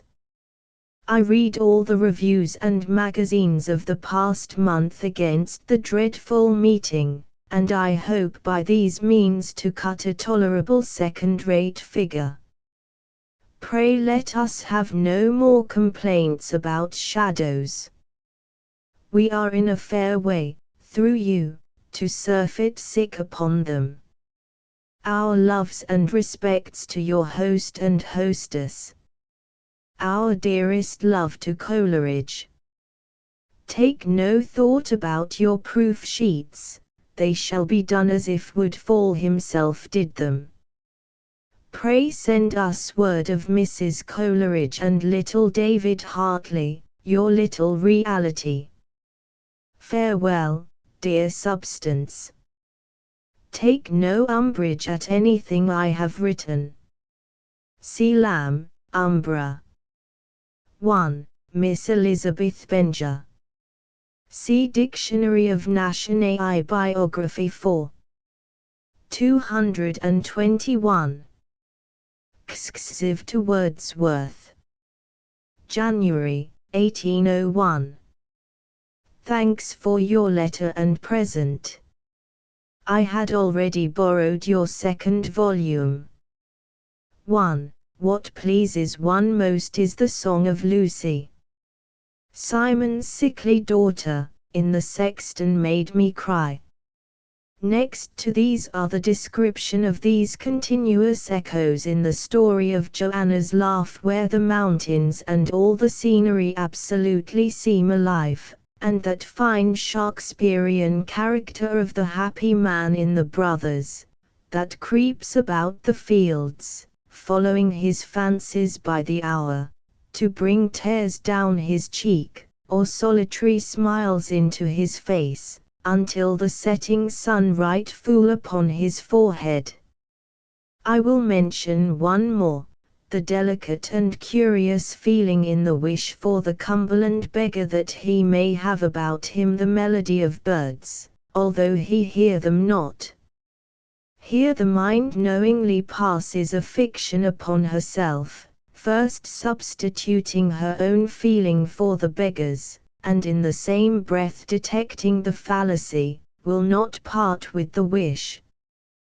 The poet's epitaph is disfigured, to my taste, by the common satire upon parsons and lawyers in the beginning, and the coarse epithet of pinpoint in the 6th stanza.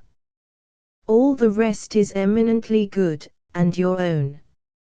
I will just add that it appears to me a fault in the beggar that the instructions conveyed in it are too direct, and like a lecture, they don't slide into the mind of the reader while he is imagining no such matter. An intelligent reader finds a sort of insult in being told, I will teach you how to think upon this subject. This fault, if I am right, is in a 10,000th worse degree to be found in Sterne, and in many novelists and modern poets, who continually put a signpost up to show where you are to feel. They set out with assuming their readers to be stupid, very different from Robinson Crusoe, The Vicar of Wakefield, Roderick Random, and other beautiful, bare narratives. There is implied an unwritten compact between author and reader. I will tell you a story, and I suppose you will understand it.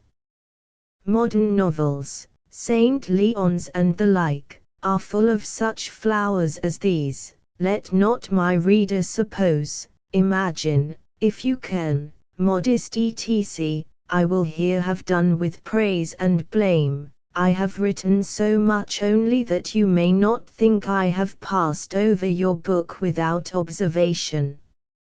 I am sorry that Coleridge has christened his Ancient Mariner a poet's reverie. It is as bad as Bottom the Weaver's declaration that he is not a lion, but only the cynical representation of a lion. What new idea is gained by this title but one subversive of all credit, which the tale should force upon us, of its truth? For me, I was never so affected with any human tale. After first reading it, I was totally possessed with it for many days. I dislike all the miraculous part of it, but the feelings of the man under the operation of such scenery, dragged me along like Tom Pipe's magic whistle. I totally differ from your idea that the mariner should have had a character and a profession.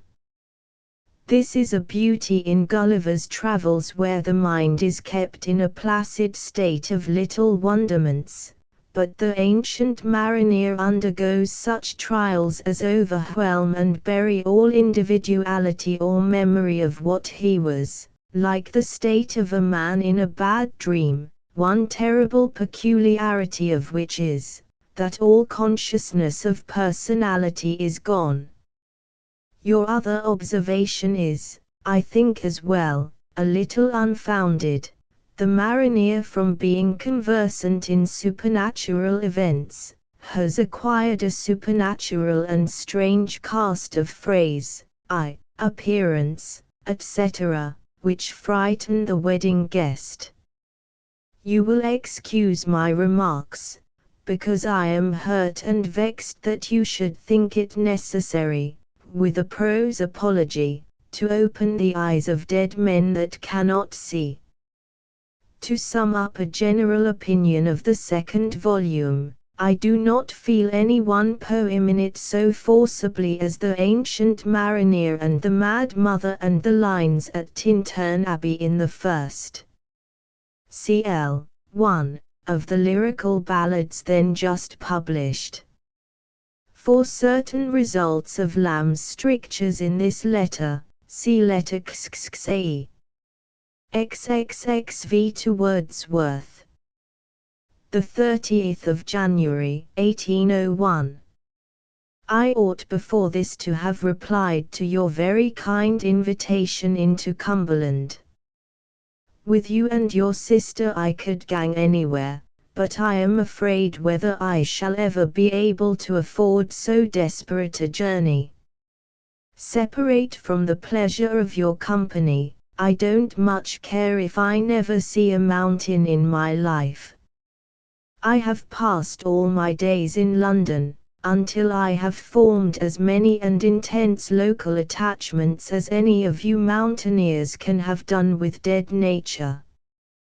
The lighted shops of the Strand and Fleet Street, the innumerable trades, tradesmen, and customers, coaches, wagons, playhouses, all the bustle and wickedness round about Covent Garden, the very women of the town, the watchmen, drunken scenes, rattles, life awake, if you awake, at all hours of the night, the impossibility of being dull in Fleet Street, the crowds, the very dirt and mud, the sun shining upon houses and pavements, the print shops, the old book stalls, parsons cheapening books, coffee houses, steams of soups from kitchens, the pantomimes, London itself a pantomime and a masquerade, all these things work themselves into my mind, and feed me without a power of satiating me. The wonder of these sights impels me into night walks about her crowded streets, and I often shed tears in the motley Strand from fullness of joy at so much life. All these emotions must be strange to you, so are your rural emotions to me. But consider what must I have been doing all my life, not to have lent great portions of my heart with usury to such scenes. My attachments are all local, purely local. I have no passion, or have had none since I was in love, and then it was the spurious engendering of poetry and books, to groves and valleys. The rooms where I was born, the furniture which has been before my eyes all my life, a bookcase which has followed me about like a faithful dog, only exceeding him in knowledge, wherever I have moved, old chairs, old tables, streets, squares, where I have sunned myself, my old school, these are my mistresses. Have I not enough without your mountains? I do not envy you. I should pity you, did I not know that the mind will make friends with anything. Your sun and moon, and skies and hills and lakes, affect me no more or scarcely come to be in more venerable characters, than as a gilded room with tapestry and tapers, where I might live with handsome visible objects. I consider the clouds above me but as a roof beautifully painted, but unable to satisfy the mind, and at last, like the pictures of the apartment of a connoisseur, unable to afford him any longer a pleasure. So fading upon me, from disuse, have been the beauties of nature, as they have been confidently called, so ever fresh and green and warm are all the inventions of men and assemblies of men in this great city. I should certainly have laughed with dear Joanna. Give my kindest love and my sisters to Dee and yourself. And a kiss from me to little Barbara Luthwit. 1. Thank you for liking my play. C.L. XXXV. To Manning. February, 1801. I am going to change my lodgings, having received a hint that it would be agreeable, at Our Lady's next feast. I have partly fixed upon most delectable rooms, which look out, when you stand a tiptoe, over the Thames and Surrey hills, at the upper end of King's Bench Walks, in the Temple. There I shall have all the privacy of a house without the encumbrance, and shall be able to lock my friends out as often as I desire to hold free converse with my immortal mind, for my present lodgings resemble a minister's levee. I have so increased my acquaintance, as they call since I have resided in town. Like the country mouse, that had tasted a little of urban manners, I long to be nibbling my own cheese by my dear self without mousetraps and time traps. By my new plan, I shall be as airy, up 4 pair of stairs, as in the country, and in a garden, in the midst of enchanting, more than Mahometan paradise, London, whose dirtiest drab-frequented alley, and her lowest bowing tradesman, I would not exchange for Skiddaw, Helvellyn, James, Walter, and the parson into the bargain. Oh, her lamps of a night, her rich goldsmiths, print shops, toy shops, mercers, hardwaremen, pastry cooks, St. Paul's Churchyard, the Strand, Exeter Change, Charing Cross, with a man upon a black horse. These are thy gods, O London. Ain't you mightily moped on the banks of the Cam? Had not you better come and set up here? You can't think what a difference. All the streets and pavements are pure gold, I warrant you. At least, I know an alchemy that turns her mud into that metal, a mind that loves to be at home in crowds. 'Tis 12:30 o'clock, and all sober people ought to be abed. Between you and me, the ballads are but drowsy performances. See Lamb, as you may guess. 1. The child in Wordsworth's The Pet Lamb. Xxxae to Manning. The 15th of February, 1801. I had need be cautious henceforward what opinion I give of the lyrical ballads. All the north of England are in a turmoil. Cumberland and Westmoreland have already declared a state of war. I lately received from Wordsworth a copy of the second volume, accompanied by an acknowledgment of having received from me many months since a copy of a certain tragedy, with excuses for not having made any acknowledgment sooner, it being owing to an almost insurmountable aversion from letter writing.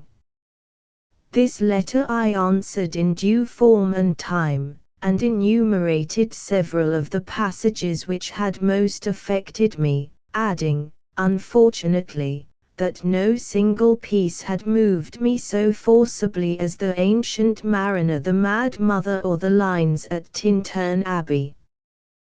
The post did not sleep a moment. I received almost instantaneously a long letter of 4 sweating pages from my reluctant letter writer, the purport of which was that he was sorry his second volume had not given me more pleasure. Devil a hint did I give that it had not pleased me, and was compelled to wish that my range of sensibility was more extended, being obliged to believe that I should receive large influxes of happiness and happy thoughts, I suppose from the L.B., with a deal of stuff about a certain union of tenderness and imagination, which, in the sense he used imagination, was not the characteristic of Shakespeare, but which Milton possessed in a degree far exceeding other poets, which union, as the highest species of poetry, and chiefly deserving that name, he was most proud to aspire to. Then illustrating the said union by 2 quotations from his own second volume, which I had been so unfortunate as to miss. First specimen, a father addresses his son, when thou first camest into the world, as it befalls to newborn infants, thou didst sleep away 2 days, and blessings from thy father's tongue then fell upon thee. The lines were thus undermarked, and then followed this passage, as combining in an extraordinary degree that union of tenderness and imagination which I am speaking of, I consider as one of the best I ever wrote. Second specimen, a youth, after years of absence, revisits his native place, and thinks, as most people do, that there has been strange alteration in his absence, and that the rocks and everlasting hills themselves were changed. You see, both these are good poetry, but after one has been reading Shakespeare 20 of the best years of one's life, to have a fellow start up and prate about some unknown quality which Shakespeare possessed in a degree inferior to Milton and somebody else. This was not to be all my castigation.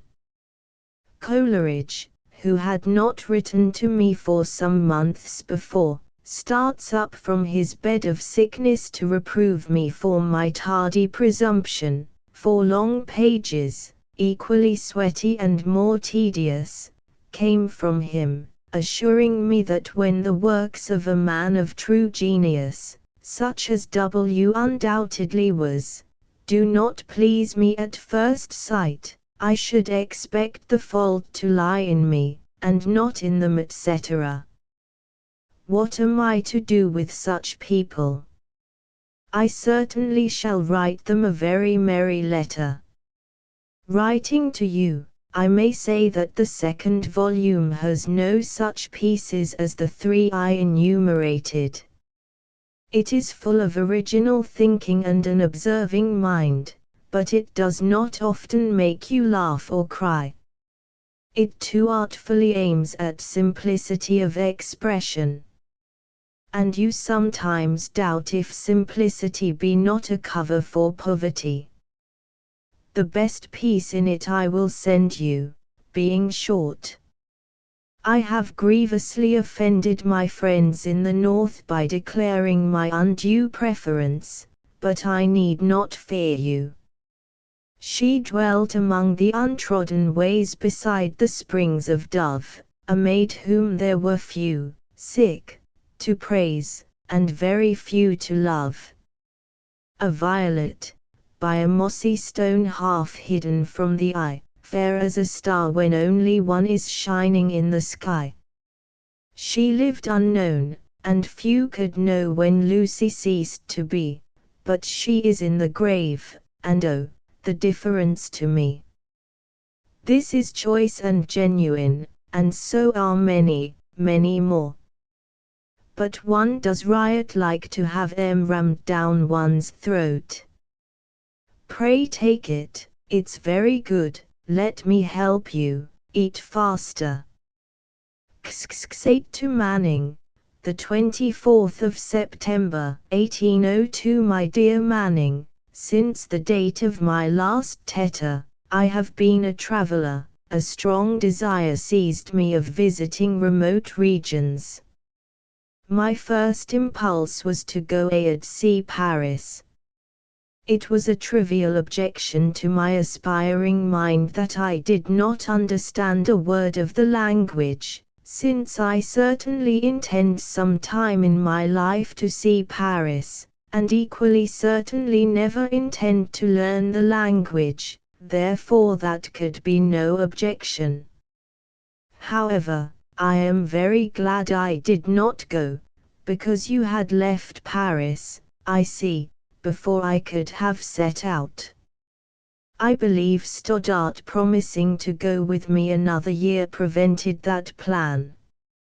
My next scheme, for to my restless, ambitious mind London was become a bed of thorns, was to visit the far-famed peak in Derbyshire, where the devil sits, they say, without breeches.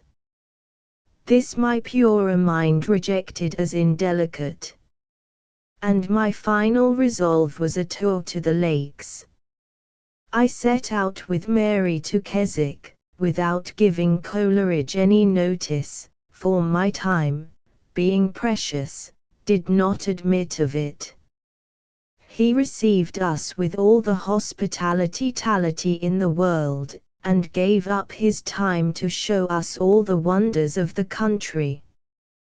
He dwells upon a small hill by the side of Keswick, in a comfortable house, quite enveloped on all sides by a net of mountains. Great floundering bears and monsters they seemed, all couchant and asleep. We got in the evening, travelling in a post-chaise from Penrith, in the midst of a gorgeous sunshine, which transmuted all the mountains into colours, purple, etc. We thought we had got into fairyland. But that went off, as it never came again. While we stayed, we had no more fine sunsets, and we entered Coleridge's comfortable study just in the dusk, when the mountains were all dark, with clouds upon their heads. Such an impression I never received from objects of sight before, nor do I suppose that I can ever again. Glorious creatures, fine old fellows, Skiddaw, etc. I never shall forget ye, how ye lay about that night, like an entrenchment, gone to bed, as it seemed for the night, but promising that ye were to be seen in the morning. Coleridge had got a blazing fire in his study, which is a large, antique, ill-shaped room, with an old-fashioned organ, never played upon, big enough for a church, shelves of scattered folios, an Aeolian harp, and an old sofa, half-bed, etc., and all looking out upon the last fading view of Skiddaw and his broad-breasted brethren. What a night! Here we stayed 3 full weeks, in which time I visited Wordsworth's cottage, where we stayed a day or 2 with the Clarksons, good people and most hospitable, at whose house we tarried one day and night, and saw Lloyd. The Wordsworths were gone to Calais. They have since been in London, and passed much time with us. He has now gone into Yorkshire to be married. So we have seen Keswick, Grasmere, Ambleside, Ullswater, where the Clarksons live, and a place at the other end of Ullswater, I forget the name, to which we travelled on a very sultry day, over the middle of Helvellyn. We have clambered up to the top of Skiddaw, and I have waded up the bed of Loddor. In fine, I have satisfied myself that there is such a thing as that which tourists call romantic, which I very much suspected before. They make such a spluttering about it, and toss their splendid epithets around them, till they give as dim a light as at 4 o'clock next morning the lamps do after an illumination. Mary was excessively tired when she got about half-way up Skiddaw, but we came to a cold rill, than which nothing can be imagined more cold, running over cold stones, and with the reinforcement of a draught of cold water she surmounted it most manfully. Oh, its fine black head, and the bleak air atop of it, with a prospect of mountains all about and about, making you giddy, and then Scotland afar off, and the border countries so famous in song and ballad. It was a day that will stand out like a mountain, I am sure, in my life. But I am returned. I have now been come home near 3 weeks. I was a month out, and you cannot conceive the degradation I felt at first, from being accustomed to wander free as air among mountains, and bathe in rivers without being controlled by any one, to come home and work. I felt very little. I had been dreaming I was a very great man. But that is going off, and I find I shall conform in time to that state of life to which it has pleased God to call me. Besides, after all, Fleet Street and the Strand are better places to live in for good and all than amidst Skiddaw. Still, I turn back to those great places where I wandered about, participating in their greatness. After all, I could not live in Skiddaw. I could spend a year, 2, 3 years among them, but I must have a prospect of seeing Fleet Street at the end of that time, or I should mope and pine away, I know. Still, Skiddaw is a fine creature. My habits are changing, I think, from drunk to sober. Whether I shall be happier or not, remains to be proved.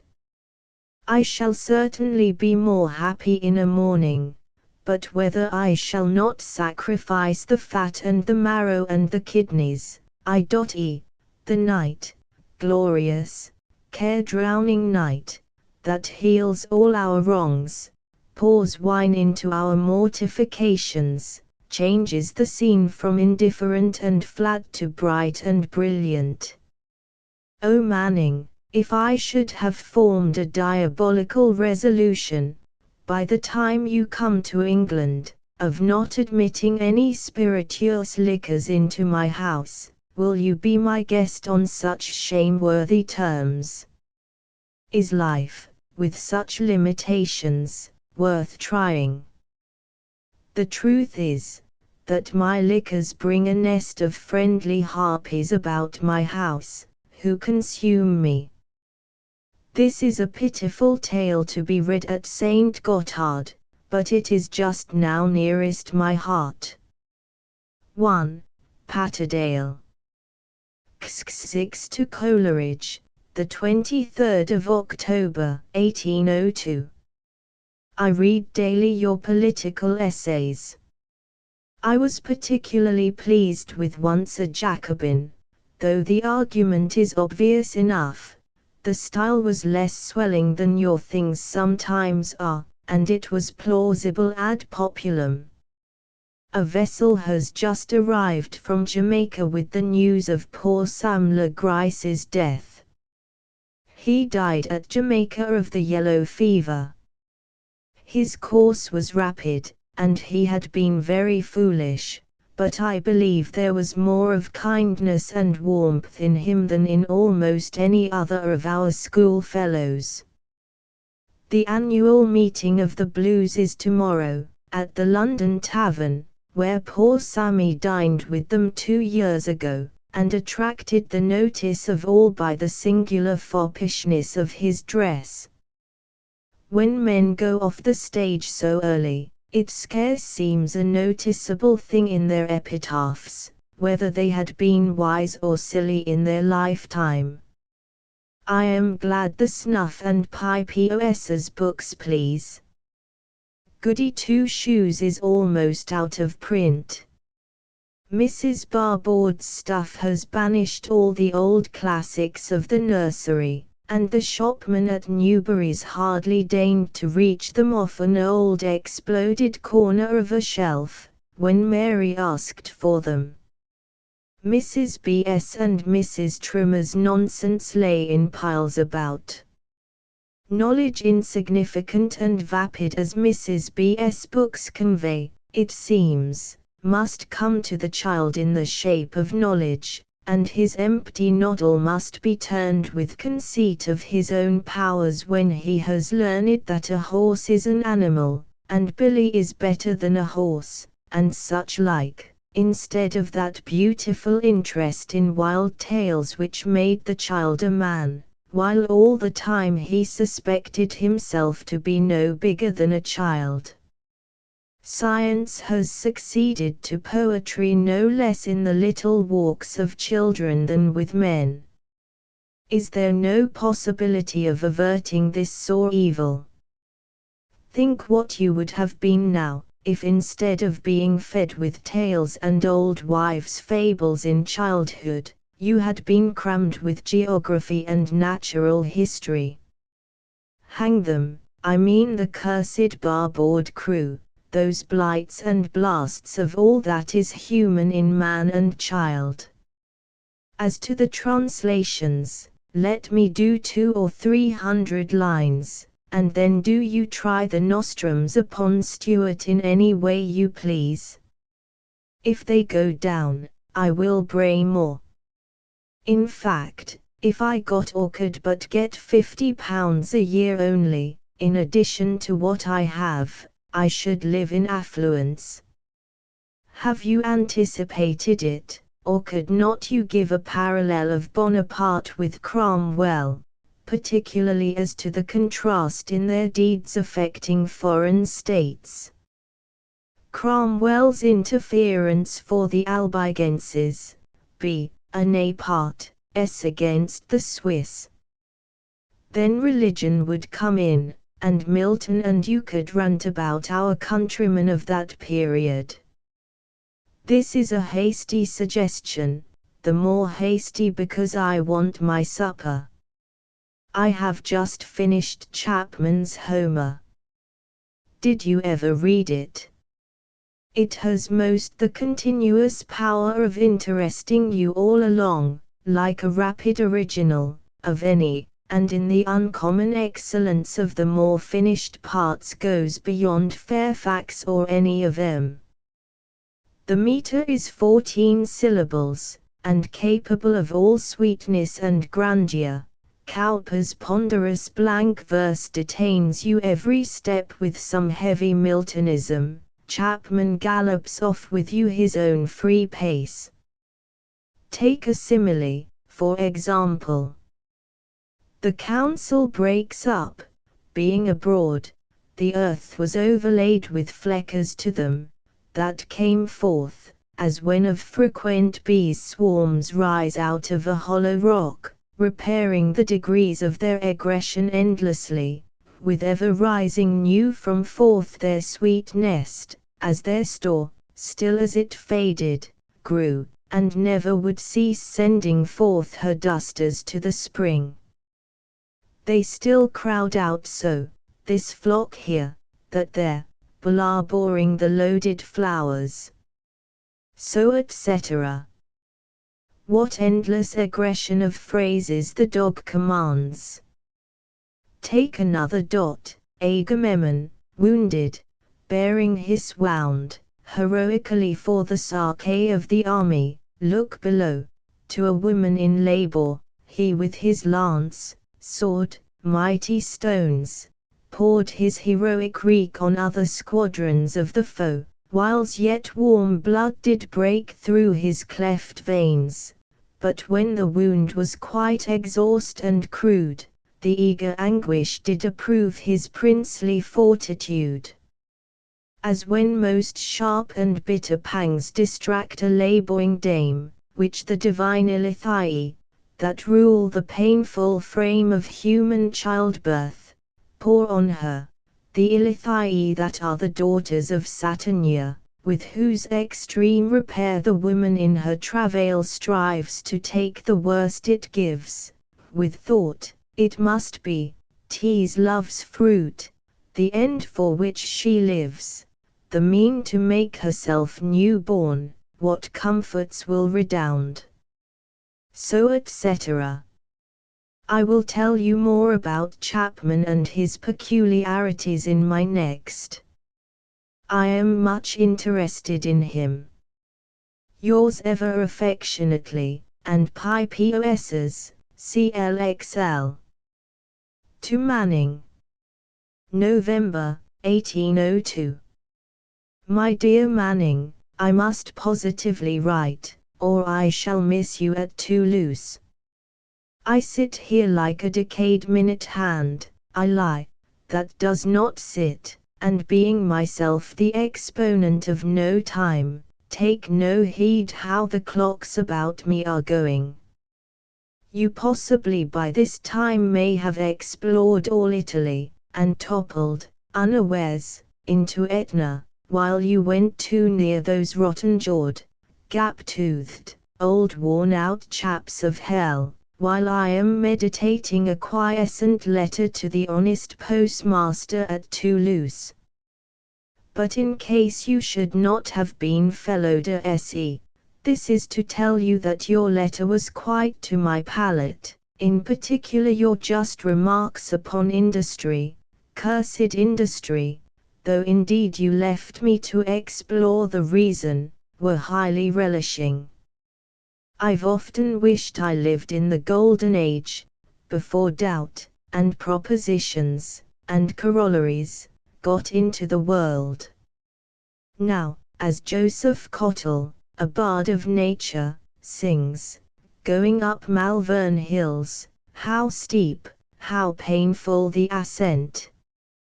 It needs the evidence of close deduction to know that ever I shall gain the top. You must know that Joe is lame, so that he had some reason for so singing. These 2 lines, I assure you, are taken totidem literis from a very popular poem.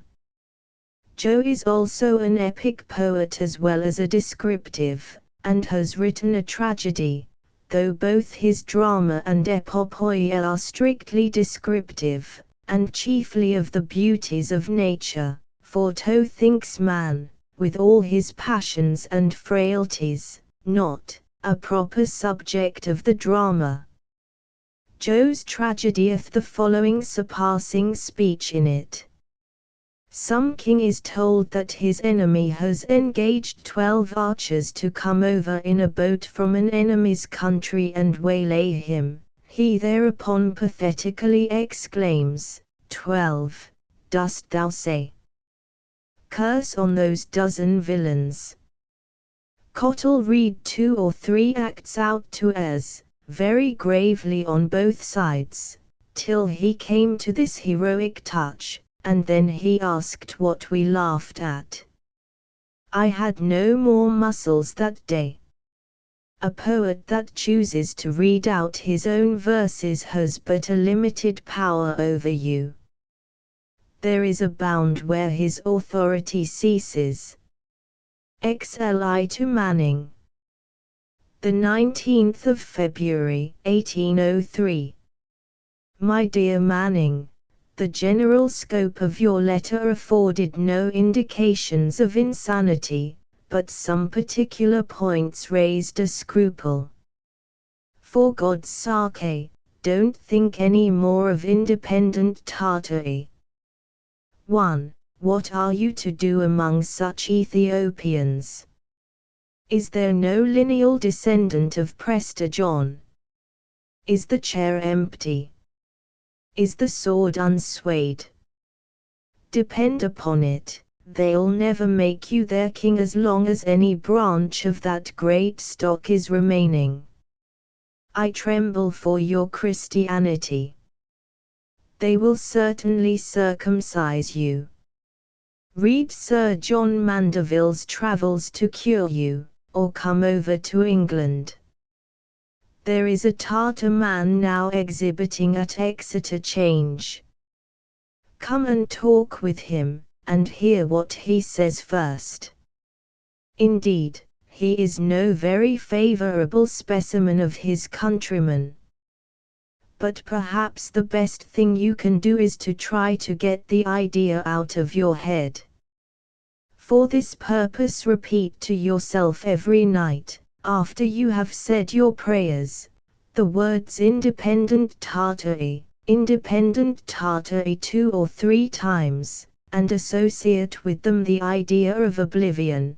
T is Hartley's method with obstinate memories, or say independent, have I not already gotten independence? That was a clever way of the old Puritans, pun divinity. My dear friend, think what a sad pity it would be to bury such parts in heathen countries, among nasty, unconversable, horse-belching, Tartar people. Some say they are cannibals, and then conceive a Tartar fellow eating my friend, and adding the cool malignity of mustard and vinegar.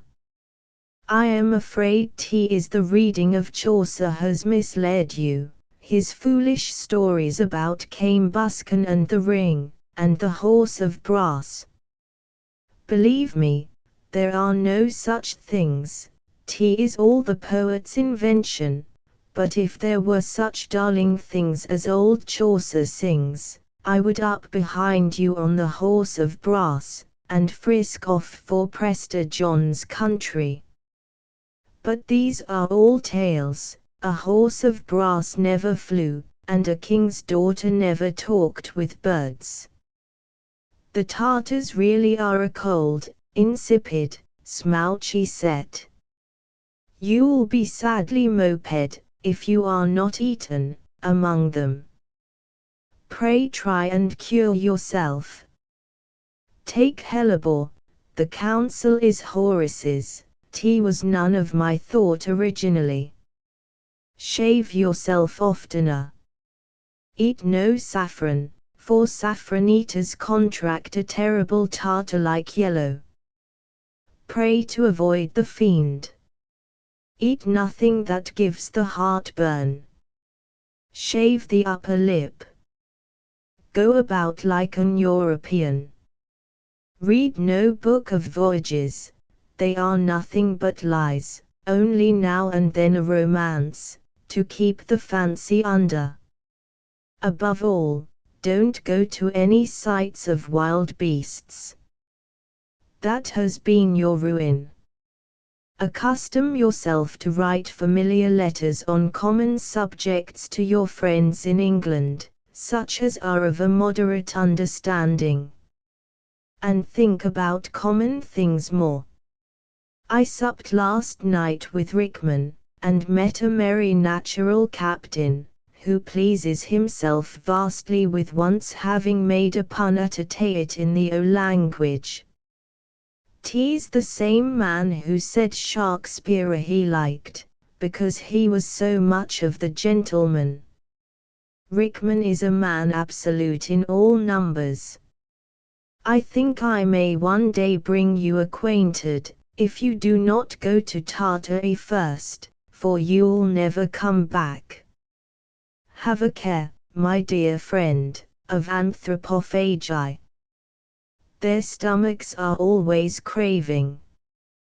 'Tis terrible to be weighed out at 5d. a pound. To sit at table, the reverse of fishes in Holland, not as a guest, but as a meat. God bless you. Do come to England. Air and exercise may do great things. Talk with some minister. Why not your father? God dispose all for the best. I have discharged my duty. Your sincere friend, C. Lamb. 1. Manning had evidently written to Lamb as to his cherished project of exploring remoter China and Thibet. XLII to Manning. February, 1803. Not a sentence, not a syllable, of Trismegistus shall be lost through my neglect. I am his word banker, his storekeeper of puns and syllogisms. You cannot conceive, and if Trismegistus cannot, no man can, the strange joy which I felt at the receipt of a letter from Paris. It seemed to give me a learned importance which placed me above all who had not Parisian correspondence. Believe that I shall carefully husband every scrap, which will save you the trouble of memory when you come back. You cannot write things so trifling, let them only be about Paris, which I shall not treasure. In particular, I must have parallels of actors and actresses. I must be told if any building in Paris is at all comparable to St. Paul's, which, contrary to the usual mode of that part of our nature called admiration, I have looked up to with unfading wonder every morning at 10 o'clock, ever since it has lain in my way to business. At noon I casually glance upon it, being hungry, and hunger has not much taste for the fine arts.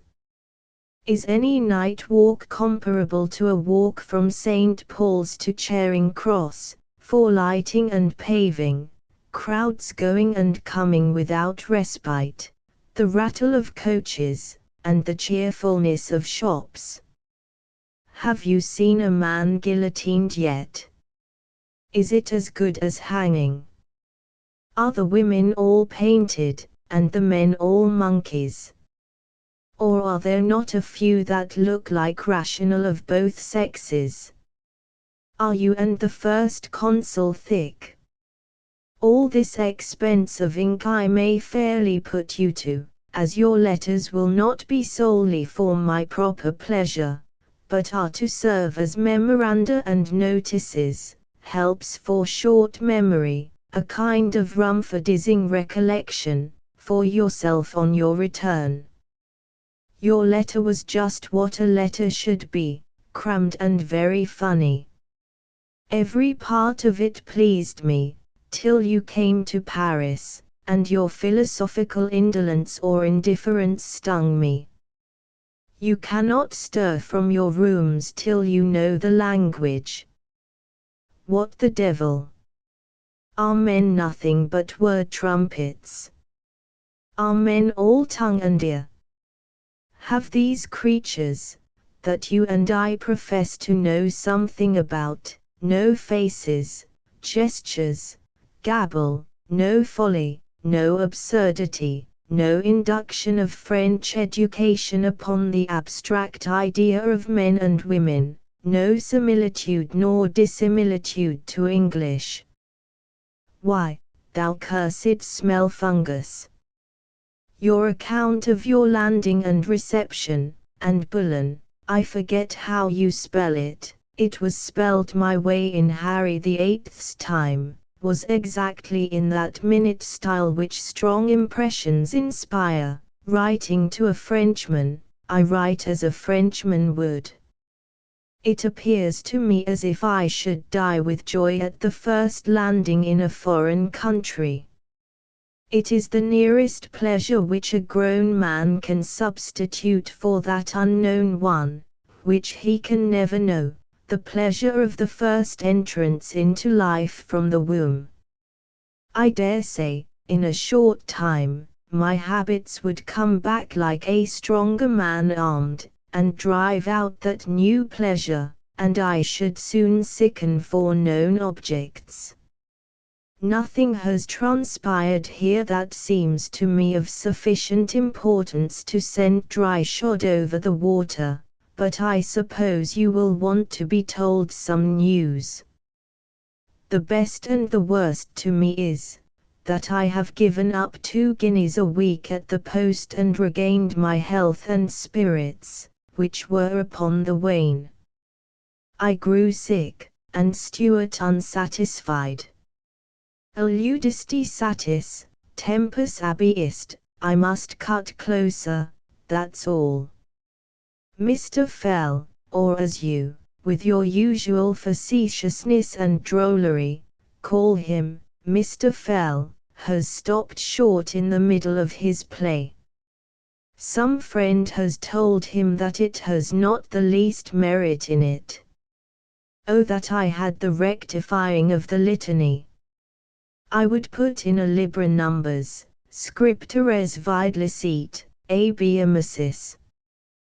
That's all the news. Apropos, is it pedantry, writing to a Frenchman, to express myself sometimes by a French word, when an English one would not do as well? Methinks my thoughts fall naturally into it. In all this time I have done but one thing which I reckon tolerable, and that I will transcribe, because it may give you pleasure, being a picture of my humours. You will find it in my last page. It absurdly is a first number of a series, thus strangled in its birth. More news. The Professor's rib, 1. Has come out to be a disagreeable woman, so much so as to drive me and some more old cronies from his house. He must not wonder if people are shy of coming to see him because of the snakes. CL. 1. Mrs. Godwin XLIII. To William Godwin. The 10th of November, 1803. Dear Godwin, you never made a more unlucky and perverse mistake than to suppose that the reason of my not writing that cursed thing was to be found in your book. I assure you most sincerely that I have been greatly delighted with Chaucer. 1. I may be wrong, but I think there is one considerable error runs through it, which is a conjecturing spirit, a fondness for filling out the picture by supposing what Chaucer did and how he felt, where the materials are scanty. So far from meaning to withhold from you, out of mistaken tenderness, this opinion of mine, I plainly told Mrs. Godwin that I did find a fault, which I should reserve naming until I should see you and talk it over. This she may very well remember, and also that I declined naming this fault until she drew it from me by asking me if there was not too much fancy in the work. I then confessed generally what I felt, but refused to go into particulars until I had seen you. I am never very fond of saying things before third persons, because in the relation, such is human nature, something is sure to be dropped. If Mrs. Godwin has been the cause of your misconstruction, I am very angry, tell her, yet it is not an anger unto death. I remember also telling Mrs. G, which she may have dropped, that I was by turns considerably more delighted than I expected. But I wished to reserve all this until I saw you. I even had conceived an expression to meet you with, which was thanking you for some of the most exquisite pieces of criticism I had ever read in my life.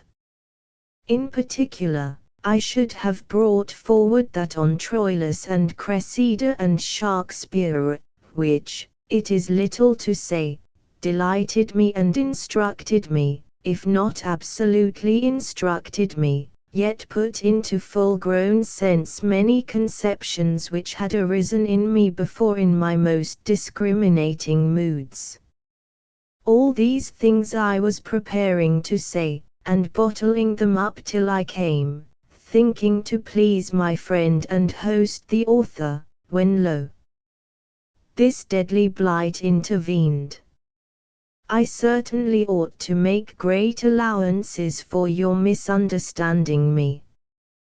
You, by long habits of composition and a greater command gained over your own powers, cannot conceive of the desultory and uncertain way in which I, an author by fits, sometimes cannot put the thoughts of a common letter into sane prose. Any work which I take upon myself as an engagement will act upon me to torment, for example, when I have undertaken, as 3 or 4 times I have, a schoolboy copy of verses for merchant tailors' boys, at a guinea a copy, I have fretted over them in perfect inability to do them, and have made my sister wretched with my wretchedness for a week together. The same, till by habit I have acquired a mechanical command, I have felt in making paragraphs. As to reviewing, in particular, my head is so whimsical a head that I cannot, after reading another man's book, let it have been never so pleasing, give any account of it in any methodical way, I cannot follow his train. Something like this you must have perceived of me in conversation. 10,000 times I have confessed to you, talking of my talents, my utter inability to remember in any comprehensive way what I read. I can vehemently applaud, or perversely stickle, at parts, but I cannot grasp at a whole. This infirmity, which is nothing to brag of, may be seen in my 2 little compositions, The Tale and my play, in both which no reader, however partial, can find any story. I wrote such stuff about Chaucer, and got into such digressions, quite irreducible into 1 1/5 column of a paper, that I was perfectly ashamed to show it you. However, it is become a serious matter that I should convince you I neither slunk from the task through a wilful deserting neglect, or through any, most imaginary on your part, distaste of Chaucer, and I will try my hand again, I hope with better luck. My health is bad, and my time taken up, but all I can spare between this and Sunday shall be employed for you, since you desire it, and if I bring you a crude, wretched paper on Sunday, you must burn it, and forgive me, if it proves anything better than I predict, may it be a peace offering of sweet incense between us. C. Lamb. 1. Godwin's Life of Chaucer, a work, says Canon Ainger, consisting of 4/5 ingenious guessing to 1/5 of material having any historic basis. Xliv to Manning. The 24th of February, 1805. Dear Manning, I have been very unwell since I saw you. A sad depression of spirits, a most unaccountable nervousness, from which I have been partially relieved by an odd accident. You knew Dick Hopkins, the swearing scullion of Caius. This fellow, by industry and agility, has thrust himself into the important situations, no sinecures, believe me, of Cook to Trinity Hall and Caius College, and the generous creature has contrived, with the greatest delicacy imaginable, to send me a present of Cambridge brawn. What makes it the more extraordinary is, that the man never saw me in his life that I know of. I suppose he has heard of me. I did not immediately recognize the donor, but one of Richard's cards, which had accidentally fallen into the straw, detected him in a moment. Dick, you know, was always remarkable for flourishing. His card imports that orders, to wit, for brawn, from any part of England, Scotland, or Ireland, will be duly executed, etc. At first I thought of declining the present, but Richard knew my blind side when he pitched upon brawn. Tea's of all my hobbies the supreme in the eating way. He might have sent sops from the pan, skimmings, crumpets, chips, hog's lard, the tender brown judiciously scalped from a fillet of veal, dexterously replaced by a salamander, the tops of asparagus, fugitive livers, runaway gizzards of fowls, the eyes of martyred pigs, tender effusions of laxative woodcocks, the red spawn of lobsters, leveret's ears, and such pretty filchings common to cooks, but these had been ordinary presents, the everyday courtesies of dishwashers to their sweethearts. Brawn was a noble thought. It is not every common gullet fancier that can properly esteem it. It is like a picture of one of the choice old Italian masters. Its gusto is of that hidden sort. As Wordsworth sings of a modest poet, you must love him, ere to you he will seem worthy of your love. So brawn, you must taste it, ere to you it will seem to have any taste at all. But tease nuts to the adept, those that will send out their tongues and feelers to find it out. It will be wooed, and not unsut be won. Now, ham essence, lobsters, turtle, such popular minions, absolutely court you, lay themselves out to strike you at first smack, like one of David's pictures.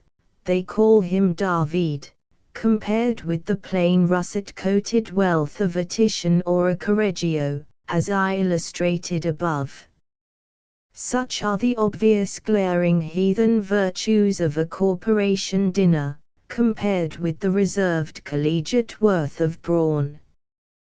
Do me the favor to leave off the business which you may be at present upon, and go immediately to the kitchens of Trinity and Caius, and make my most respectful compliments to Mr. Richard Hopkins, and assure him that his brawn is most excellent, and that I am moreover obliged to him for his innuendo about salt water and bran, which I shall not fail to improve.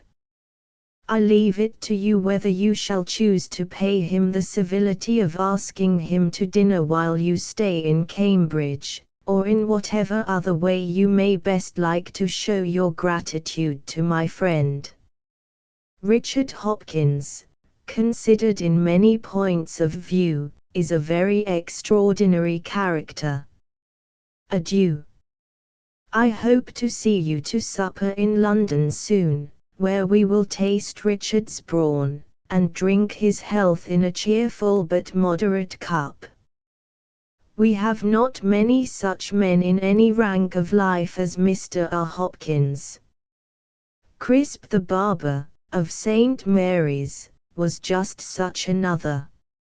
I wonder he never sent me any little token, some chestnuts, or a puff, or 2 pound of hair just to remember him by. Gifts are like nails.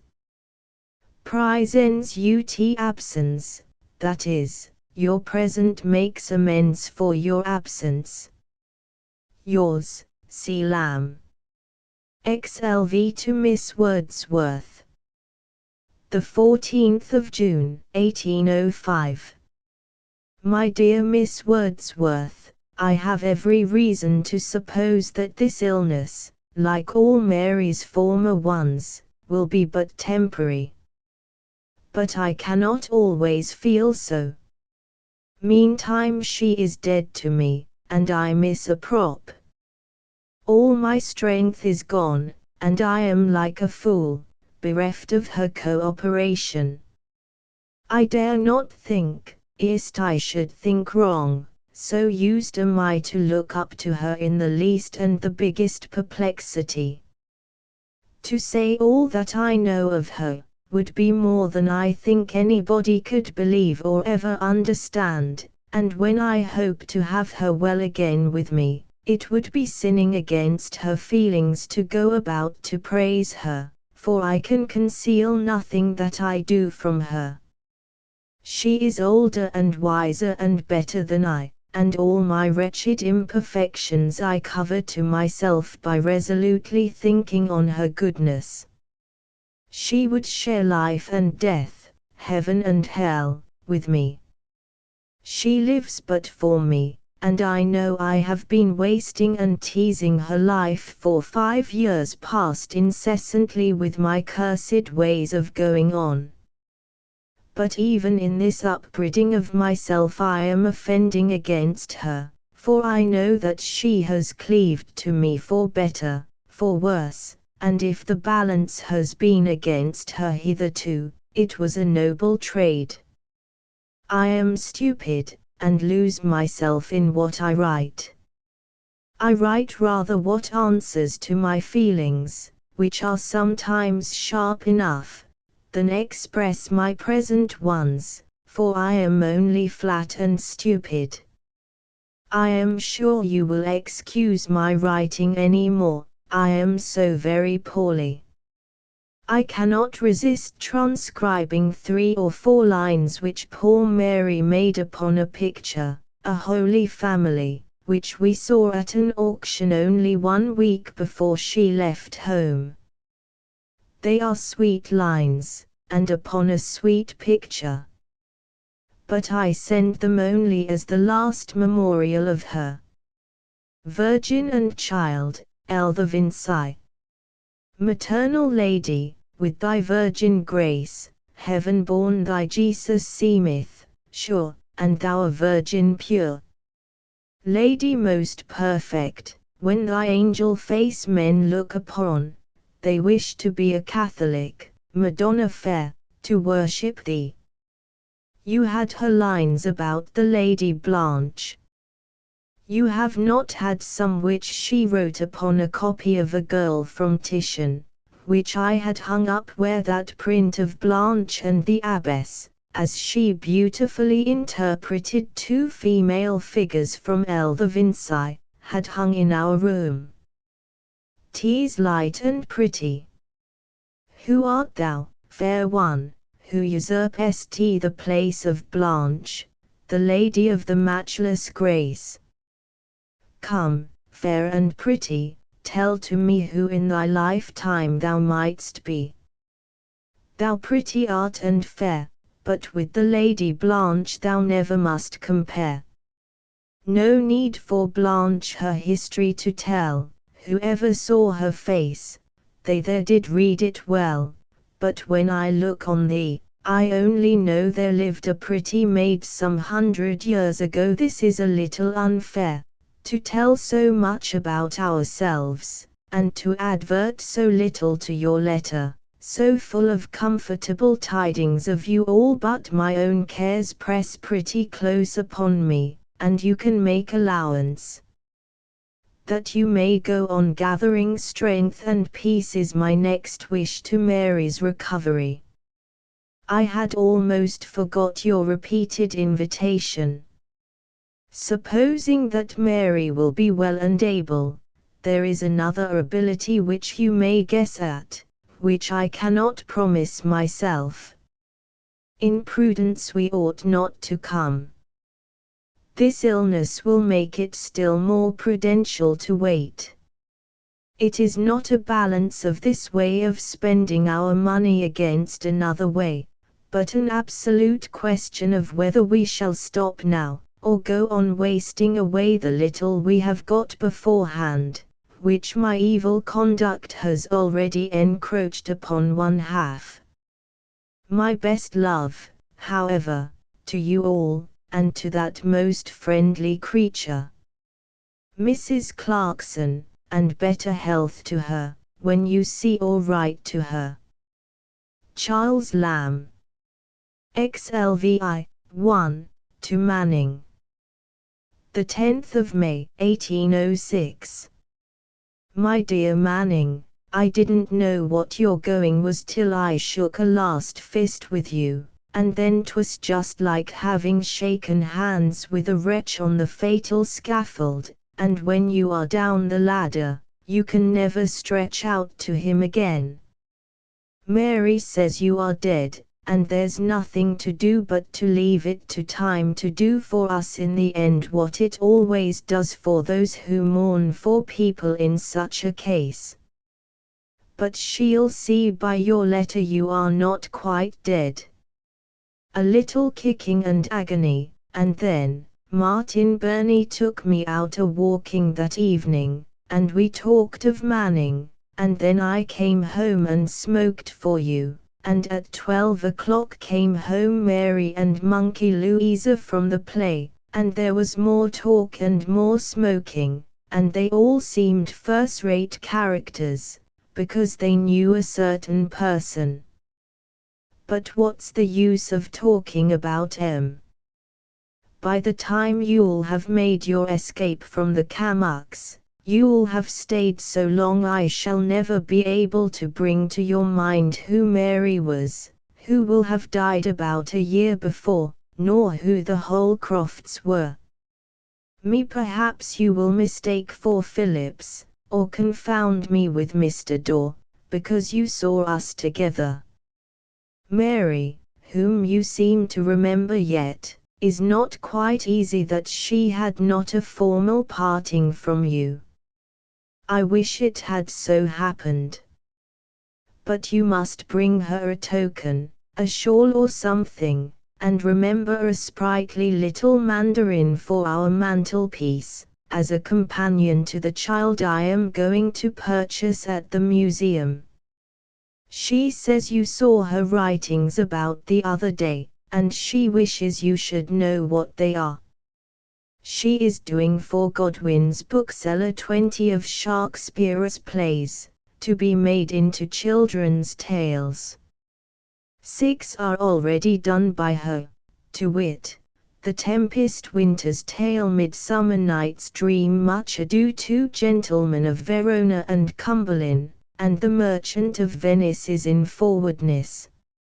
I have done Othello and Macbeth and mean to do all the tragedies. I think it will be popular among the little people, besides money.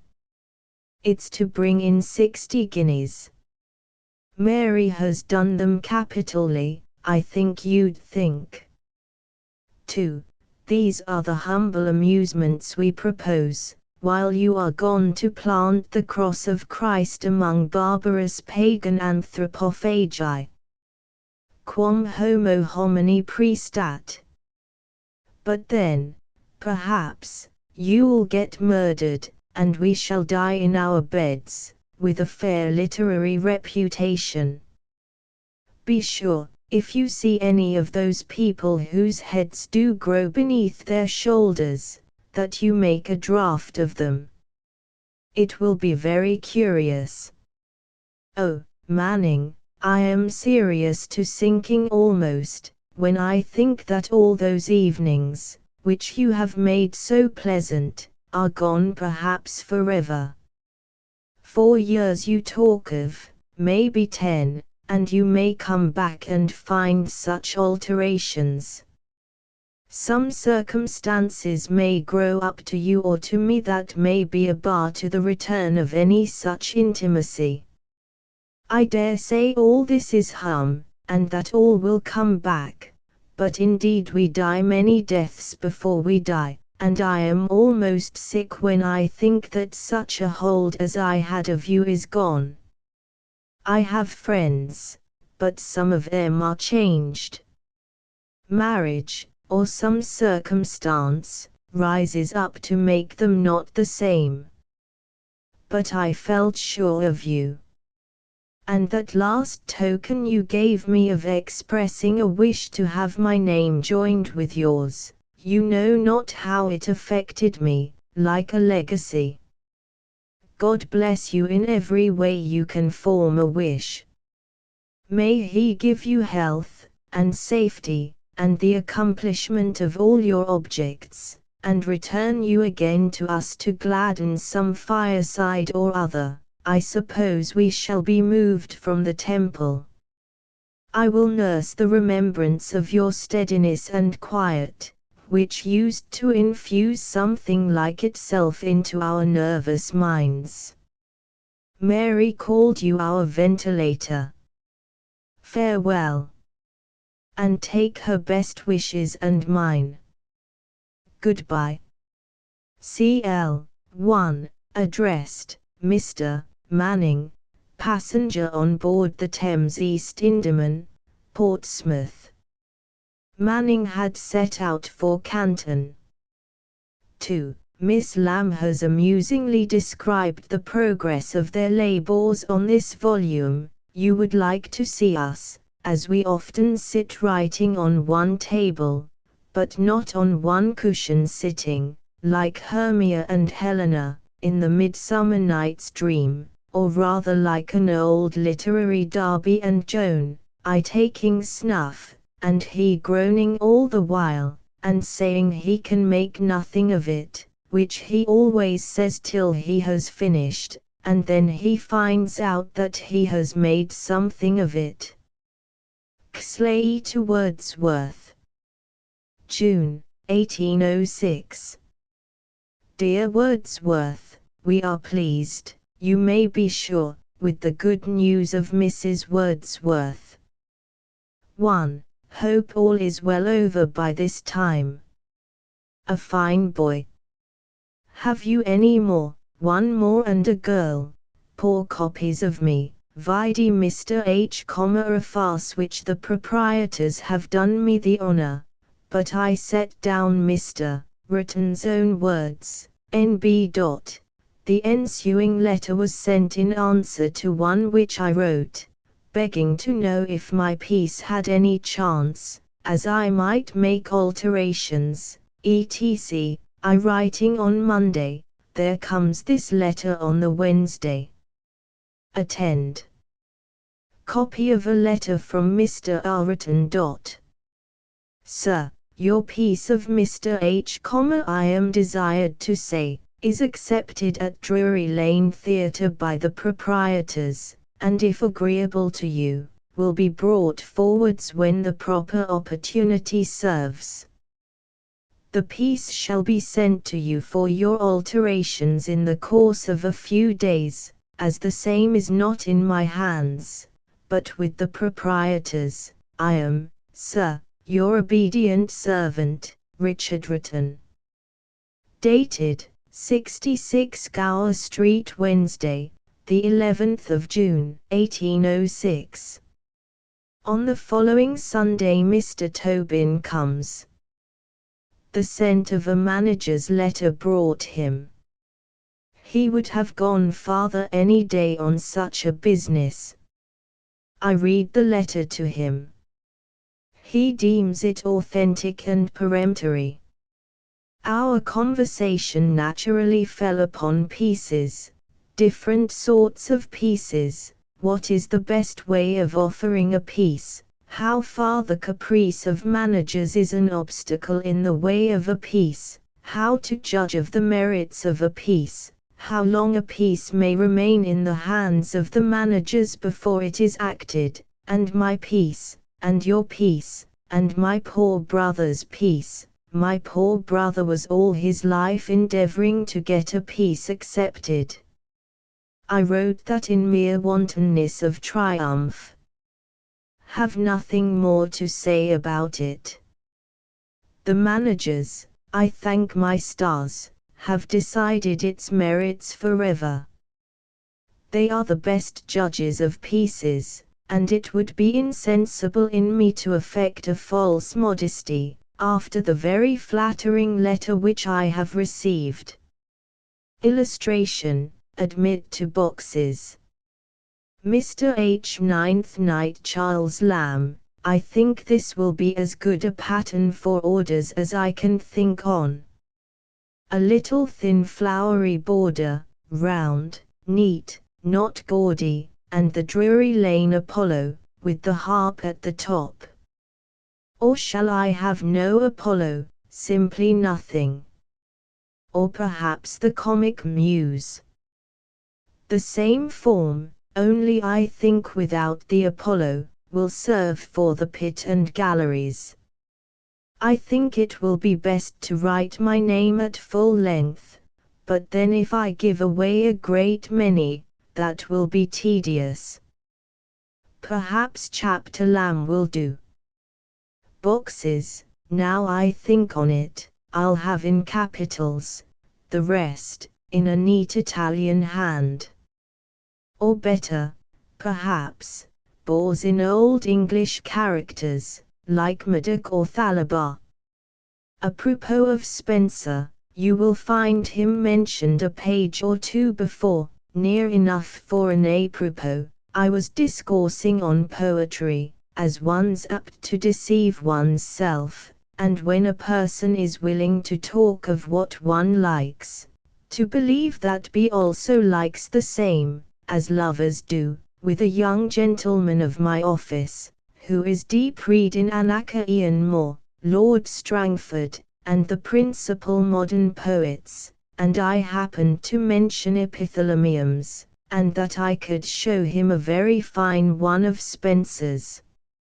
At the mention of this my gentleman, who is a very fine gentleman, pricked up his ears and expressed great pleasure, and begged that I would give him leave to copy it. He did not care how long it was, for I objected the length. He should be very happy to see anything by him. Then pausing, and looking sad, he ejaculated, "Poor Spenser!" I begged to know the reason of his ejaculation, thinking that time had by this time softened down any calamities which the bard might have endured. "Why, poor fellow," said he has lost his wife, Lost his wife, said I. Who are you talking of? Why, Spencer, said he. I've read the monody he wrote on the occasion, and a very pretty thing it is. This led to an explanation. It could be delayed no longer, that the sound Spencer, which, when poetry is talked of, generally excites an image of an old bard in a ruff, and sometimes with it dim notions of Sir P. Sidney and perhaps Lord Burleigh, had raised in my gentleman a quite contrary image of the Honourable William Spencer, who has translated some things from the German very prettily, which are published with Lady D. I. Beauclerk's designs. Nothing like defining of terms when we talk. What blunders might I have fallen into of quite inapplicable criticism, but for this timely explanation. N.B. At the beginning of Edm. Spencer. To prevent mistakes, I have copied from my own copy, and primarily from a book of Chalmers's on Shakespeare, a sonnet of Spencer's never printed among his poems. It is curious, as being manly, and rather Miltonic, and as a sonnet of Spencer's with nothing in it about love or knighthood. I have no room for remembrances, but I hope our doing your commission will prove we do not quite forget you. Cl. 1. Wordsworth's son Thomas was born the 16th of June, 1806. Slate to Manning the 5th of December, 1806. Manning, your letter, dated Hottentots, August the what was it? Came to hand. I can scarce hope that mine will have the same luck. China, Canton, bless us, how it strains the imagination and makes it ache. I write under another uncertainty whether it can go tomorrow by a ship which I have just learned is going off direct to your part of the world, or whether the dispatches may not be sealed up and this have to wait, for if it is detained here, it will grow staler in a fortnight than in a 5 months' voyage coming to you. It will be a point of conscience to send you none but brand new news. The latest edition, which will but grow the better, like oranges, for a sea voyage. Oh, that you should be so many hemispheres off! If I speak incorrectly, you can correct me. Why, the simplest death or marriage that takes place here must be important to you as news in the old Bastille. There's your friend Tuthiel has got away from France, you remember France. And Tuthiel, 10 to 1, but he writes by this post, if he don't get my note in time, apprising him of the vessel sailing. Know, then, that he has found means to obtain leave from Bonaparte, without making use of any incredible romantic pretenses, as some have done, who never meant to fulfill them, to come home, and I have seen him here and at Holcroft's. Aren't you glad about Tuthiel? Now then be sorry for Holcroft, whose new play, called The Vindictive Man, was damned about a fortnight since. It died in part of its own weakness, and in part for being choked up with bad actors. The two principal parts were destined to Mrs. Jordan and Mr. Bannister, but Mrs. J has not come to terms with the managers. They have had some squabble, and Bannister shot some of his fingers off by the going off of a gun. So Miss Duncan had her part, and Mr. de Camp took his. His part, the principal comic hope of the play, was most unluckily Goldfinch, taken out of The Road to Ruin, not only the same character, but the identical Goldfinch, the same as Falstaff is in 2 plays of Shakespeare.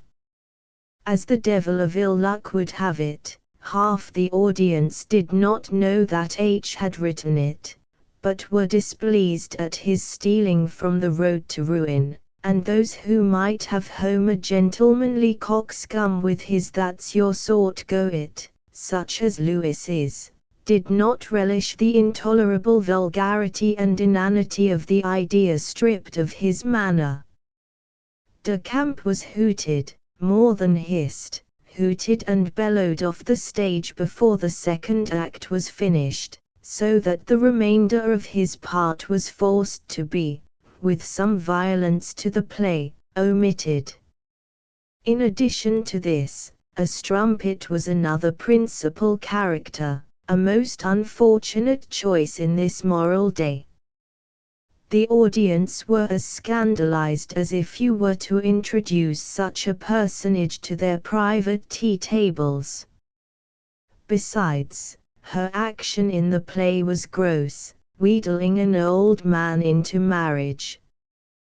But the mortal blunder of the play was that which, oddly enough, H took pride in, and exultingly told me of the night before it came out, that there were no less than 11 principal characters in it, and I believe he meant of the men only, for the playbill expressed as much, not reckoning 1 woman and true it was, for Mr. Powell, Mr. Raymond, Mr. Bartlett, Mr. H. Siddons, Mr. Barrymore, etc., to the number of 11, had all parts equally prominent, and there was as much of them, in quantity and rank, as of the hero and heroine, and most of them gentlemen who seldom appear but as the hero's friend in a farce, for a minute or two, and here they all had their 10-minute speeches, and one of them gave the audience a serious account how he was now a lawyer,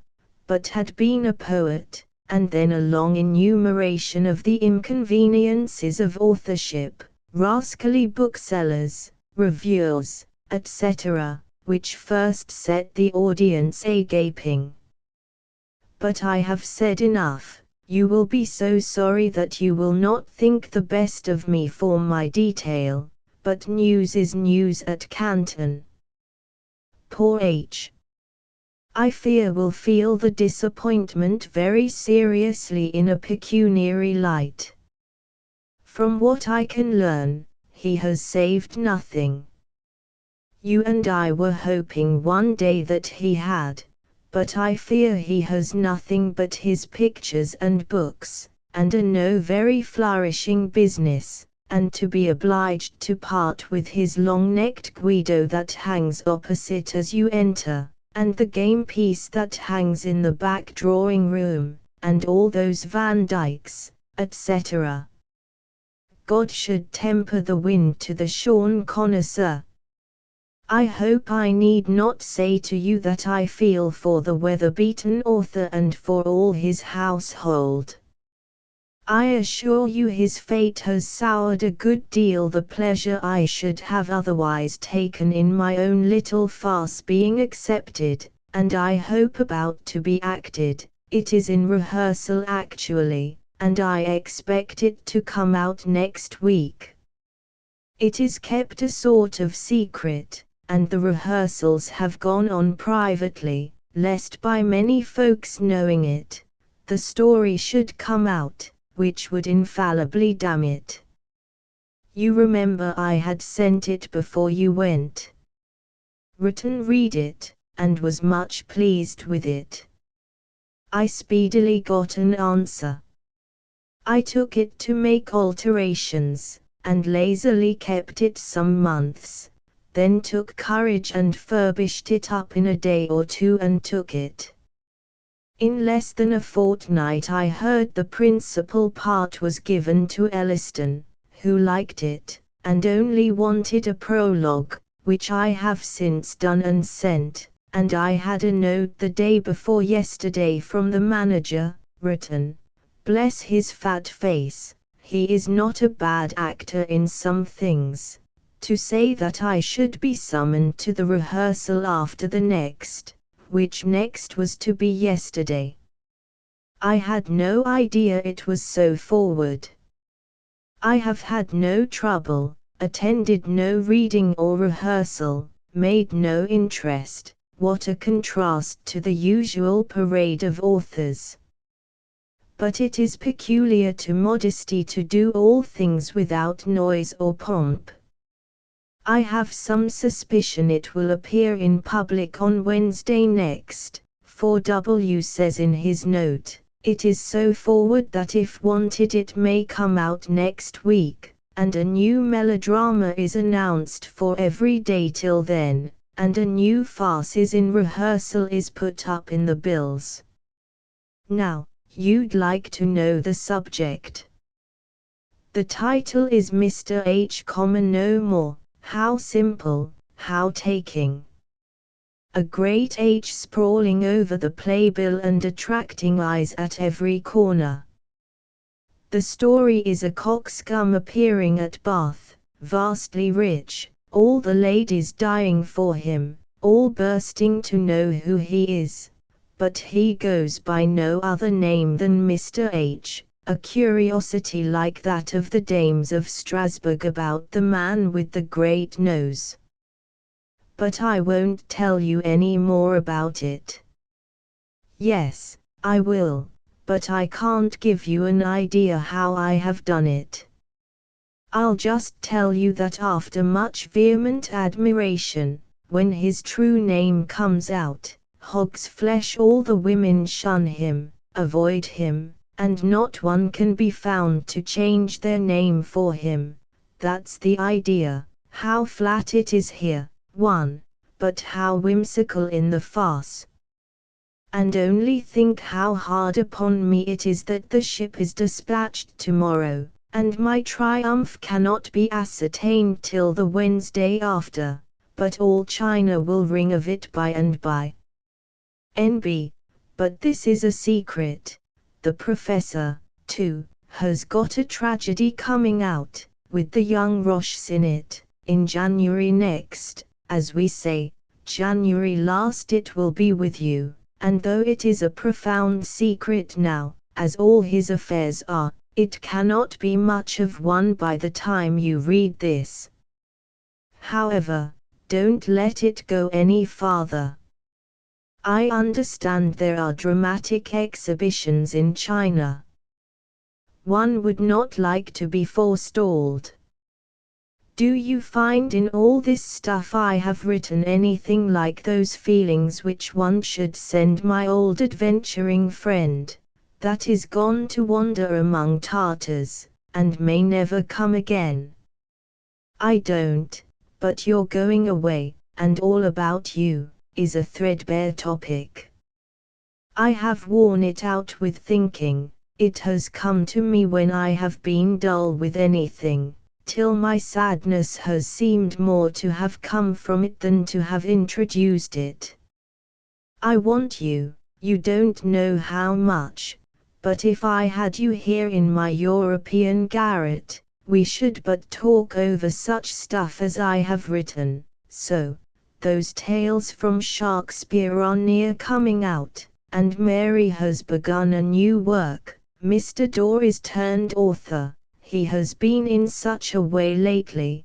Dorr the painter, I mean, he sits and stands about at Holcroft's and says nothing, then sighs, and leans his head on his hand. I took him to be in love. But it seems he was only meditating a work. The life of Morland the young man is not used to composition. Rickman and Captain Burney are well. They assemble at my house pretty regularly of a Wednesday, a new institution. Like other great men, I have a public day, cribbage and pipes, with Phillips and noisy Martin Burney. Good heaven, what a bit only I've got left.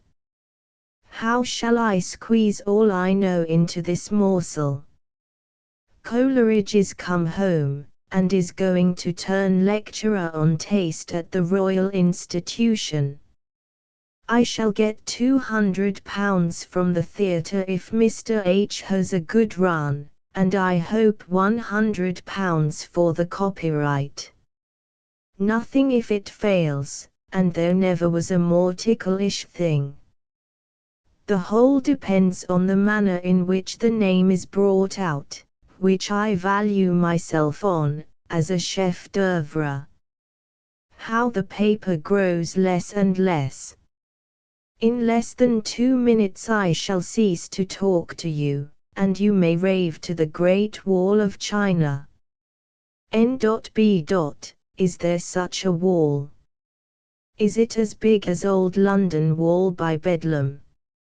Have you met with a friend of mine named Ball at Canton?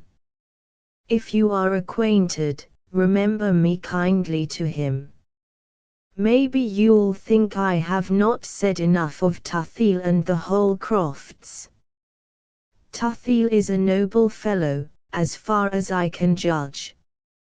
The Holcrofts bear their disappointment pretty well, but indeed they are sadly mortified. Mrs. H is cast down. It was well, if it were but on this account, that Tuthill is come home. N.B. If my little thing don't succeed, I shall easily survive, having, as it were, compared to H.S. Venture, but a 16th in the lottery. Mary and I are to sit next the orchestra in the pit, next the Tweedledees. She remembers you. You are more to us than 500 farces, clappings, etc. Come back one day. C. Lamb. 1. It was precisely this flatness, this slightness of plot and catastrophe, that doomed Mr. H to failure. See next letter. 2. Godwin. His tragedy of Faulkner was published in 1808. Xliggs to Wordsworth. December 2, 1806. Mary's love to all of you, I wouldn't let her write. Dear Wordsworth, Mr. H came out last night, and failed. I had many fears, the subject was not substantial enough. John Bull must have solider fare than a letter. We are pretty stout about it, have had plenty of condoling friends, but, after all, we had rather it should have succeeded. You will see the prologue in most of the morning papers.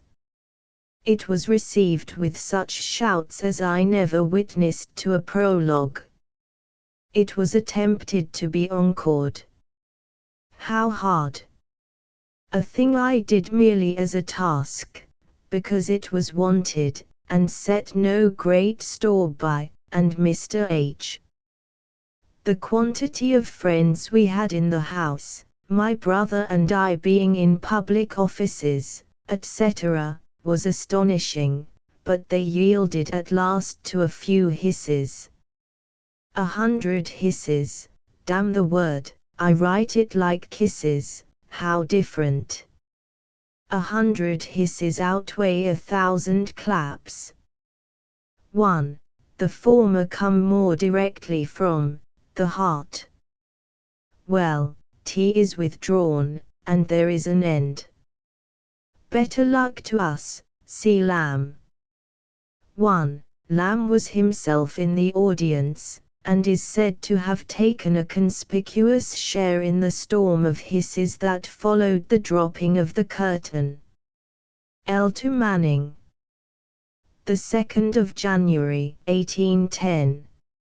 My best room commands a court, in which there are trees and a pump, the water of which is excellent, cold with brandy, and not very insipid without. Here I hope to set up my rest, and not quit till Mr. Powell, the undertaker, gives me notice that I may have possession of my last lodging. He lets lodgings for single gentlemen. I sent you a parcel of books by my last, to give you some idea of the state of European literature. There comes with this 2 volumes, done up as letters, of minor poetry, a sequel to Mrs. Lester, the best you may suppose mine, the next best are my coadjutors. You may amuse yourself in guessing them out, but I must tell you mine are but 1/3 in quantity of the whole. So much for a very delicate subject. It is hard to speak of one's self, etc. Holcroft had finished his life when I wrote to you, and Hazlitt has since finished his life. I do not mean his own life, but he has finished a life of Holcroft, which is going to press. Tuthill is Dr. Tuthill. I continue Mr. Lamb. I have published a little book for children on titles of honor, and to give them some idea of the difference of rank and gradual rising, I have made a little scale, supposing myself to receive the following various accessions of dignity from the king, who is the fountain of honor, as at first, 1. Mr. C. Lamb, 2. C. Lamb, Esquire, 3. Sir C. Lamb, Bart. 4. Baron Lamb, of Stamford, 5. Viscount Lamb, 6. Earl Lamb, 7. Marquis Lamb, 8. Duke Lamb.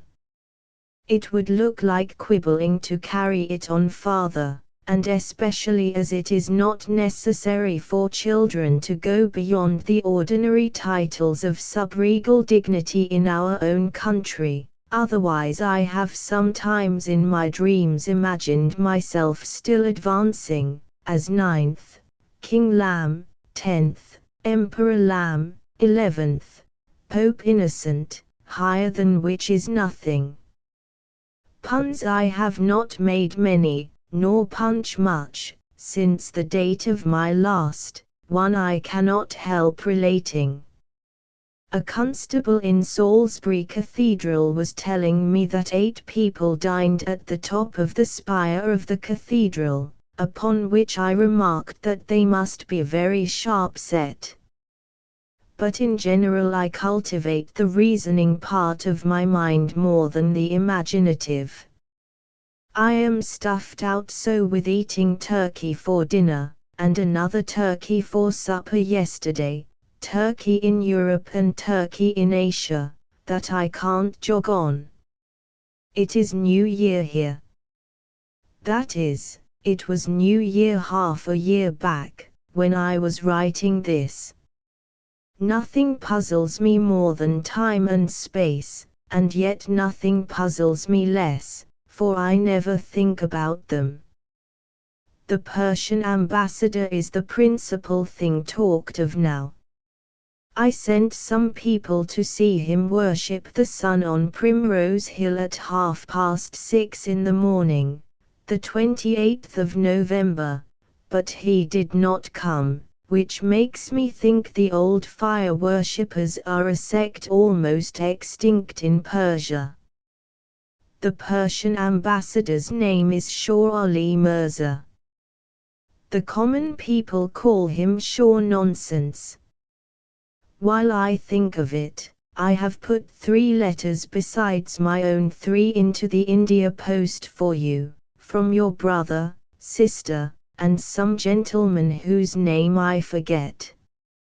Will they, have they, did they come safe? The distance you are at, cuts up tenses by the root. I think you said you did not know Kate asterisk asterisk asterisk asterisk asterisk asterisk asterisk asterisk asterisk. I express her by 9 stars, though she is but 1. You must have seen her at her father's. Try and remember her. Coleridge is bringing out a paper in weekly numbers, called The Friend, which I would send, if I could, but the difficulty I had in getting the packets of books out to you before deters me, and you'll want something new to read when you come home. Except Kate, I have had no vision of excellence this year, and she passed by like the Queen on her coronation day. You don't know whether you saw her or not. Kate is 15, I go about moping, and sing the old, pathetic ballad I used to like in my youth. She's sweet 15, I'm 1 year more. Mrs. Bland sang it in boy's clothes the first time I heard it. I sometimes think the lower notes in my voice are like Mrs. Bland's. That glorious singer, Braham, one of my lights, is fled. He was for a season. He was a rare composition of the Jew, the gentleman, and the angel, yet all these elements mixed up so kindly in him that you could not tell which predominated, but he is gone, and one Phillips is engaged instead. Kate is vanished, but Miss Burrell is always to be met with. Queens drop away, while blue-legged Morkin thrives, and courtly Mildred dies, while country match survives. That is not my poetry, but Quarles's, but haven't you observed that the rarest things are the least obvious? Don't show anybody the names in this letter. I write confidentially, and wish this letter to be considered as private. Hazlitt has written a grammar for Godwin. Godwin sells it bound up with a treatise of his own on language, but the grey mare is the better horse. I don't allude to Mrs. Godwin, but to the word grammar, which comes near to grey mare, if you observe, in sound. That figure is called paranomasia in Greek. I am sometimes happy in it.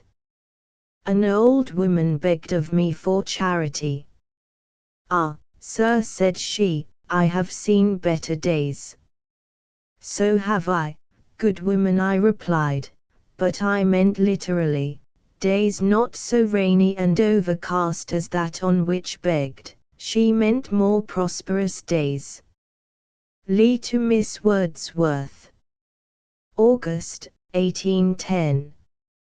Mary has left a little space for me to fill up with nonsense, as the geographers used to cram monsters in the voids of the maps, and call it terra incognita. She has told you how she has taken to water like a hungry otter. I too limp after her in lame imitation. 1, but it goes against me a little at first. I have been acquaintance with it now for full 4 days, and it seems a moon. I am full of cramps and rheumatisms, and cold internally, so that fire won't warm me, yet I bear all for virtue's sake. Must I then leave you, gin, rum, brandy, aquavitae, pleasant, jolly fellows? Damn temperance and he that first invented it, some Antinoahite. Coleridge has powdered his head, and looks like Bacchus, Bacchus ever sleek and young. He is going to turn sober, but his clock has not struck yet. Meantime he pours down goblet after goblet, the second to see where the first is gone, the third to see no harm happens to the second, a fourth to say there is another coming, and a fifth to say he is not sure he is the last. Cl. 1. An experiment in total abstinence. It did not last long. Lii to Wordsworth, the 19th of October, 1810. Dear W., Mary has been very ill, which you have heard, I suppose, from the Montagues. She is very weak and low-spirited now. I was much pleased with your continuation of the essay on epitaphs. 1. It is the only sensible thing which has been written on that subject, and it goes to the bottom. In particular, I was pleased with your translation of that turgid epitaph into the plain feeling under it. It is perfectly a test. But what is the reason we have no good epitaphs after all? A very striking instance of your position might be found in the churchyard of Ditton upon Thames, if you know such a place. Ditton upon Thames has been blessed by the residence of a poet who, for love or money, I do not well know which, has dignified every gravestone for the last few years with brand new verses, all different and all ingenious, with the author's name at the bottom of each. This sweet swan of Thames has so artfully diversified his strains and his rhymes that the same thought never occurs twice, more justly, perhaps, as no thought ever occurs at all. There was a physical impossibility that the same thought should recur. It is long since I saw and read these inscriptions, but I remember the impression was of a smug usher at his desk in the intervals of instruction, levelling his pen. Of death, as it consists of dust and worms, and mourners and uncertainty, he had never thought. But the word death he had often seen separate and conjunct with other words, till he had learned to speak of all its attributes as glibly as Unitarian Balsham will discuss you the attributes of the word God in a pulpit, and will talk of infinity with a tongue that dangles from a skull that never reached in thought and thorough imagination 2 inches, or farther than from his hand to his mouth, or from the vestry to the sounding board of the pulpit. But the epitaphs were trim and sprague, and patent, and pleased the survivors of Thames Ditton above the old Mumpsimus of afflictions sore. To do justice, though, it must be owned that even the excellent feeling which dictated this dirge when new, must have suffered something in passing through so many thousand applications, many of them no doubt quite misplaced, as I have seen in Islington churchyard, I think, an epitaph to an infant who died aetatis 4 months with this seasonable inscription appended, Honour thy father and thy mother, that thy days may be long in the land, etc. Sincerely wishing your children long life to honor, etc., I remain, C. Lamb. 1. Published in Coleridge's Friend the 22nd of February, 1810. LIII to Wordsworth. The 14th of August, 1814. Dear Wordsworth, I cannot tell you how pleased I was at the receipt of the great armful of poetry which you have sent me, and to get it before the rest of the world, too. I have gone quite through with it, and was thinking to have accomplished that pleasure a second time before I wrote to thank you, but Martin Burney came in the night, while we were out, and made holy theft of it. But we expect restitution in a day or 2. It is the noblest conversational poem, I ever read, A Day in Heaven. The part, or rather main body, which has left the sweetest odor on my memory, a bad term for the remains of an impression so recent, is the Tales of the Churchyard, the only girl among 7 brethren, born out of due time, and not duly taken away again, the deaf man and the blind man, the Jacobite and the Hanoverian, whom antipathies reconcile, the scaron entry of the rusticating parson upon his solitude, these were all new to me too. My having known the story of Margaret, at the beginning, a very old acquaintance, even as long back as when I saw you first at Stowey, did not make her reappearance less fresh. I don't know what to pick out of this best of books upon the best subjects for partial naming.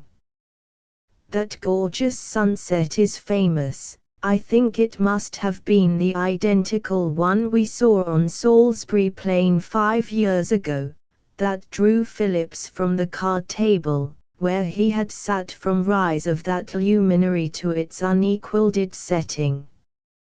But neither he nor I had gifted eyes to see those symbols of common things glorified, such as the prophets saw them in that sunset, the wheel, the potter's clay, the washpot, the wine-press, the almond-tree rod, the baskets of figs, the fourfold-visaged head, the throne, and him that sat thereon.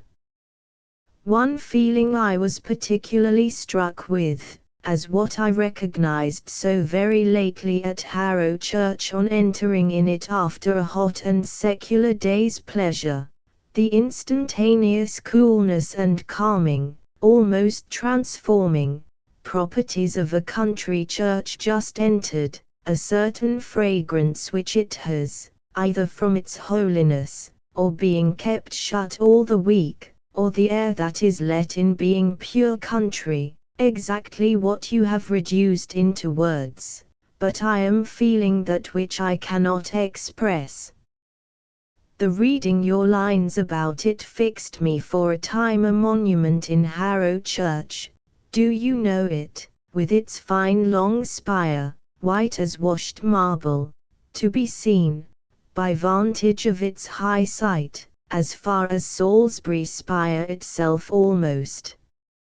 I shall select a day or two very shortly, when I am coolest in brain, to have a steady second reading, which I feel will lead to many more, for it will be a stock book with me while eyes or spectacles shall be lent me. There is a great deal of noble matter about mountain scenery, yet not so much as to overpower and discountenance a poor Londoner, or South Countryman entirely, though Mary seems to have felt it occasionally a little too powerfully, for it was her remark, during reading it, that by your system it was doubtful whether a liver in towns had a soul to be saved. She almost trembled for that invisible part of us in her. Save for a late excursion to Harrow, and a day or two on the banks of the Thames this summer, rural images were fast fading from my mind, and by the wise provision of the Regent all that was countrified in the parks is all but obliterated. The very colour of green is vanished, the whole surface of Hyde Park is dry, crumbling sand, Arabia arenacea, not a vestige or hint of grass ever having grown there. Booths and drinking places go all round it, for 1.5 miles, I am confident, I might say 2 miles in circuit. The stench of liquors, bad tobacco, dirty people and provisions, conquers the air, and we are all stifled and suffocated in Hyde Park, too. Order after order has been issued by Lord Sidmouth in the name of the Regent, acting in behalf of his royal father, for the dispersion of the varlets, but in vain. The vis unitar of all the publicans in London, Westminster, Marylebone, and miles round, is too powerful a force to put down. The Regent has raised a phantom which he cannot lay. There they'll stay probably forever. The whole beauty of the place is gone, that lake look of the Serpentine, it has got foolish ships upon it, but something whispers to have confidence in nature and its revival. At the coming of the milder day, these monuments shall all be overgrown. Meantime I confess to have smoked one delicious pipe in one of the cleanliest and goodliest of the booths, a tent rather, oh, call it not a booth, erected by the public spirit of Watson, who keeps the Adam and Eve at Pancras. The ale-houses have all emigrated, with their train of bottles, mugs, corkscrews, waiters, into Hyde Park, whole ale-houses, with all their ale, in company with some of the guards that had been in France, and a fine French girl, habited like a princess of banditti, which one of the dogs had transported from the Garonne to the Serpentine. The unusual scene in Hyde Park, by candlelight, in open air, good tobacco, bottled stout, made it look like an interval in a campaign, a repose after battle. I almost fancied scars smarting, and was ready to club a story with my comrades of some of my lying deeds. After all, the fireworks were splendid, the rockets in clusters, in trees, and all shapes, spreading about like young stars in the making, floundering about in space, like unbroke horses, till some of Newton's calculations should fix them, but then they went out.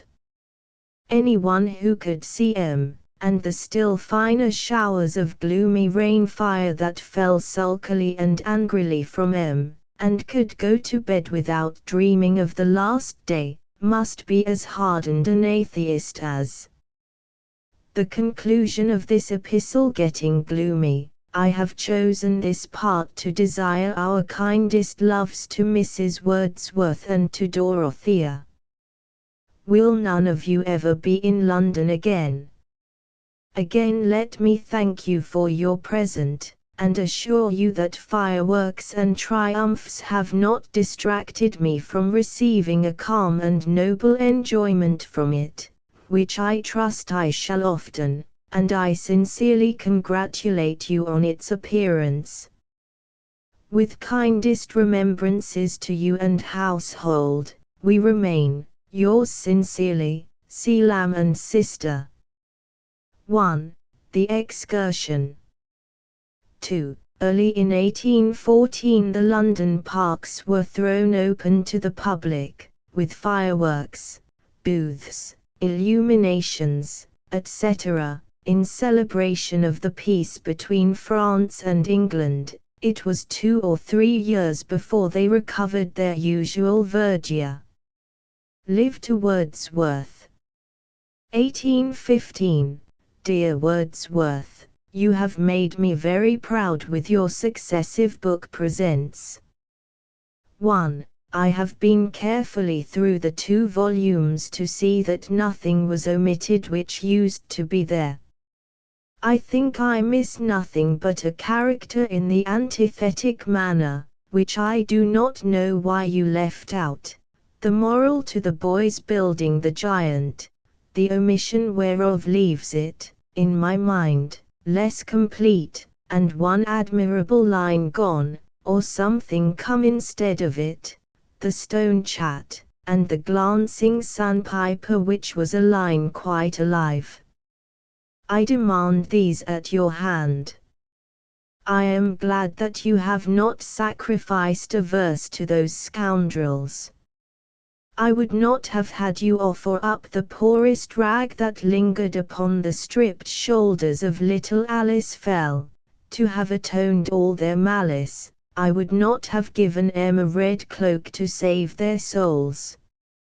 I am afraid lest that substitution of a shell, a flat falsification of the history, for the household implement, as it stood at first, was a kind of tub thrown out to the beast, or rather thrown out for him.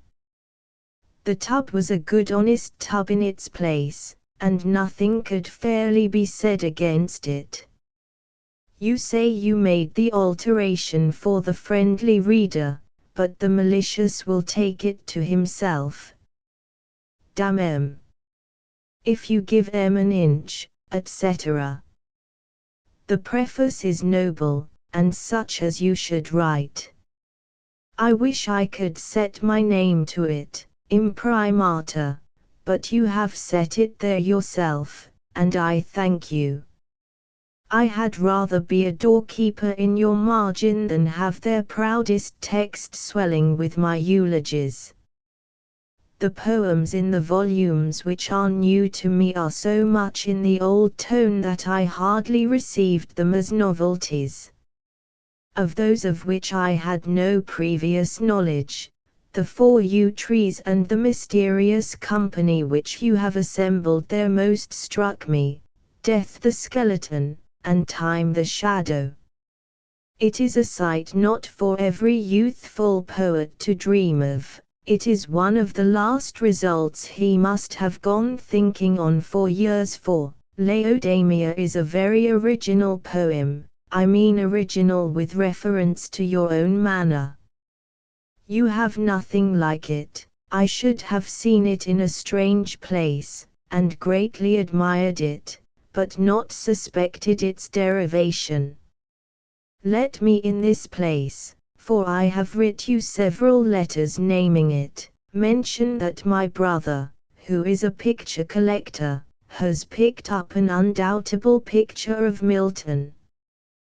2. He gave a few shillings for it, and could get no history with it, but that some old lady had had it for a great many years.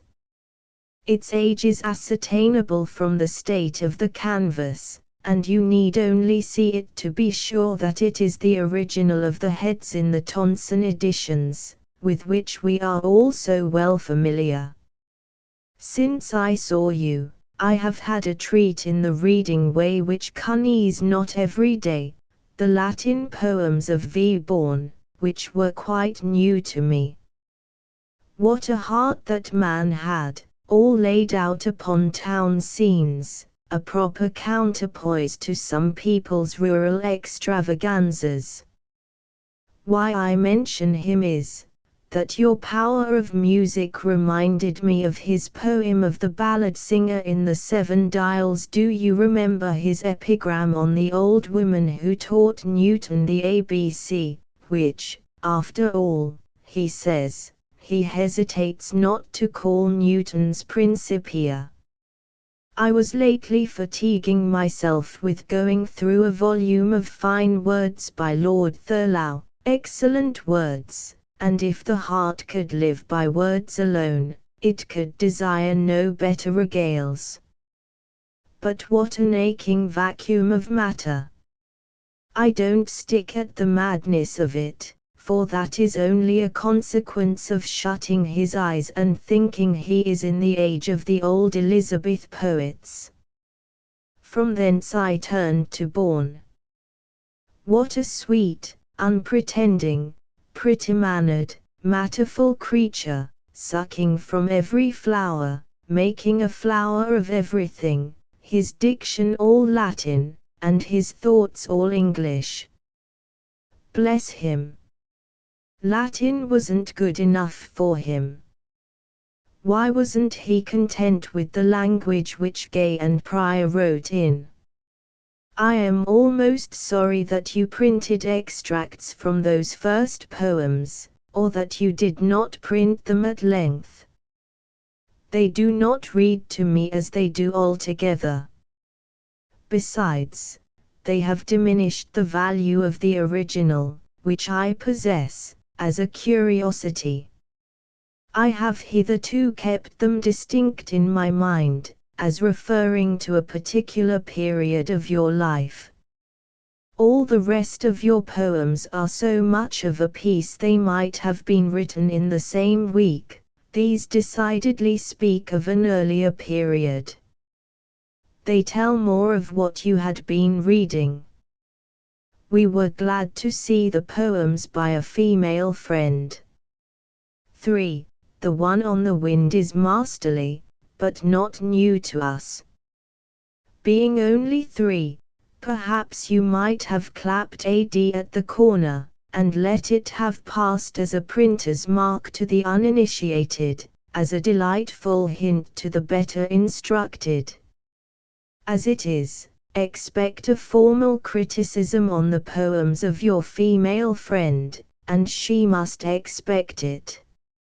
I should have written before, but I am cruelly engaged, and like to be. On Friday I was at office from 10 in the morning, 2 hours dinner excepted, to 11 at night, last night till 9. My business and office business in general have increased so, I don't mean I am there every night, but I must expect a great deal of it.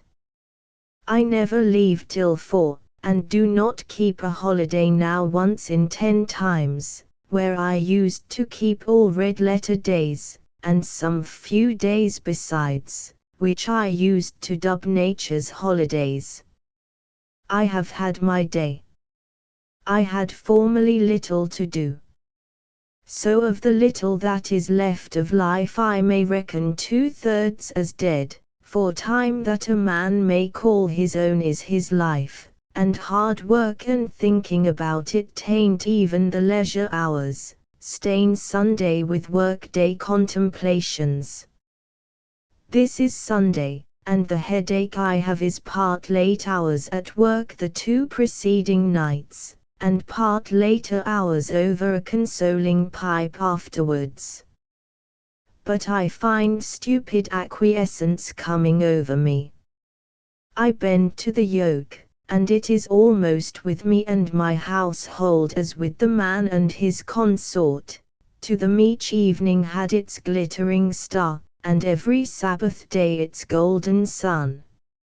For, to such straits am I driven for the life of life, time. Oh, that from that superfluity of holiday leisure my youth wasted, age might but take some hours youth wanted not. N.B. I have left off spirituous liquors for 4 or more months, with a moral certainty of its lasting.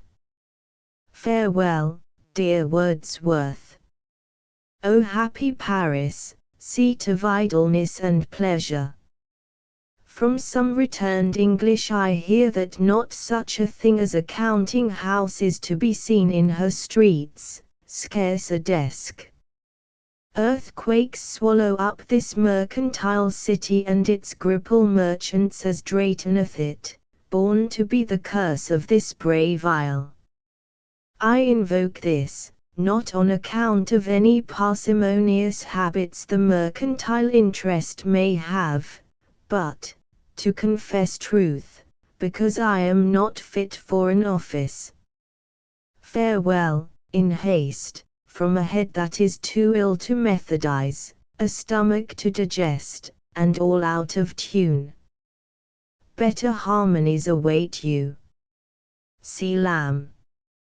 1. In 1815 Wordsworth published a new edition of his poems, with the following title, Poems by William Wordsworth, including lyrical ballads, and the miscellaneous pieces of the author.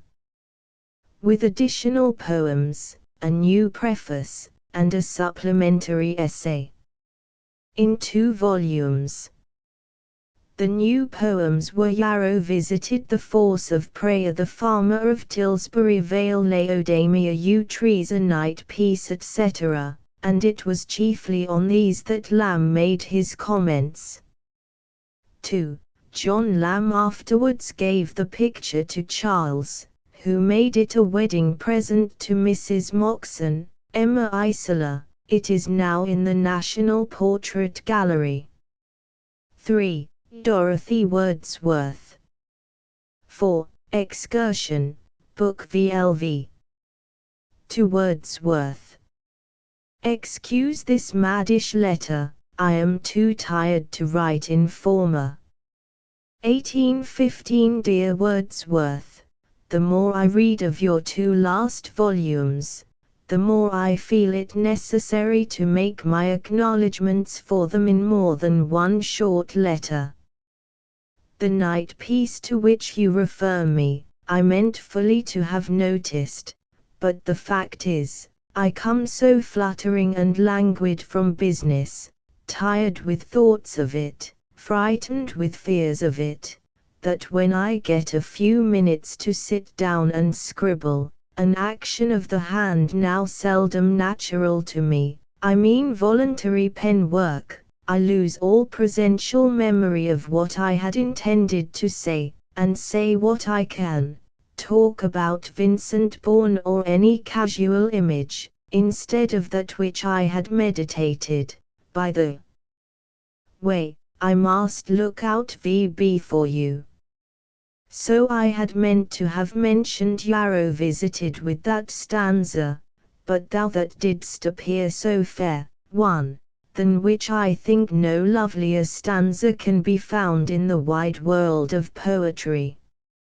Yet the poem, on the whole, seems condemned to leave behind it a melancholy of imperfect satisfaction, as if you had wronged the feeling with which, in what preceded it, you had resolved never to visit it, and as if the muse had determined, in the most delicate manner, to make you, and scarce make you, feel it. Else, it is far superior to the other, which has but one exquisite verse in it, the last but one, or the last two. This is all fine, except, perhaps, that of studious ease and generous cares has a little tinge of the less romantic about it. The Farmer of Tilsbury Vale is a charming counterpart to poor Susan, with the addition of that delicacy towards aberrations from the strict path which is so fine in the old thief and the boy by his side, which always brings water into my eyes. Perhaps it is the worse for being a repetition. Susan stood for the representative of poor use in herb. There was quite enough to stamp the moral of the thing never to be forgotten, bright volumes of vapour, etc. The last verse of Susan was to be got rid of, at all events. It threw a kind of dubiety upon Susan's moral conduct. Susan is a servant maid. I see her trundling her mop, and contemplating the whirling phenomenon through blurred optics, but to term her a poor outcast seems as much as to say that poor Susan was no better than she should be, which I trust was not what you meant to express. Robin Goodfellow supports himself without that stick of a moral which you have thrown away, but how I can be brought in fellow de remittendo for that ending to the boy builders, too, is a mystery. I can't say positively now. I only know that no line oftener or readier occurs than that light-hearted boy's, I will build up a giant with you. It comes naturally with a warm holiday and the freshness of the blood. It is a perfect summer amulet, that I tie round my legs to quicken their motion when I go out a-maying. N.B. I don't often go out a-maying, must is the tense with me now. Do you take the pun? Young Romilly is divine. The reasons of his mother's grief being remediless, I never saw parental love carried up so high, towering above the other loves. Shakespeare had done something for the filial in Cordelia, and, by implication, for the fatherly too in Lear's resentment. He left it for you to explore the depths of the maternal heart. I get stupid and flat, and flattering. What's the use of telling you what good things you have written, or, I hope I may add, that I know them to be good. Apropos, when I first opened upon the just mentioned poem, in a careless tone I said to Mary, as if putting a riddle, what is good for a bootless bean? 3. To which, with infinite presence of mind, as the jest book has it, she answered, a shoeless pea. It was the first joke she ever made. Joke the second I make. You distinguish well, in your old preface, between the verses of Dr. Johnson, of the man in the Strand, and that from the Babes in the Wood I was thinking whether, taking your own glorious lines, and from the love which was in her soul for her youthful Romilly, which, by the love I bear my own soul, I think have no parallel in any of the best old ballads, and just altering it to, and from the great respect she felt for Sir Samuel Romilly, would not Knave explained the boundaries of prose expression and poetic feeling nearly as well. Excuse my levity on such an occasion. I never felt deeply in my life if that poem did not make me, both lately, and when I read it in MS, no alderman ever longed after a haunch of buck venison more than I for a spiritual taste of that white dough you promise. I am sure it is superlative, or will be when dressed, i.e., printed. All things read raw to me in MS. To compare Magna Parvis, I cannot endure my own writings in that state. The only one which I think would not very much win upon me in print is Peter Bell, but I am not certain. You ask me about your preface. I like both that and the supplement, without an exception. The account of what you mean by imagination is very valuable to me. It will help me to like some things in poetry better, which is a little humiliating in me to confess. I thought I could not be instructed in that science, I mean the critical, as I once heard old obscene, beastly Peter Pinder, in a dispute on Milton, say he thought that if he had reason to value himself upon one thing more than another, it was in knowing what good verse was.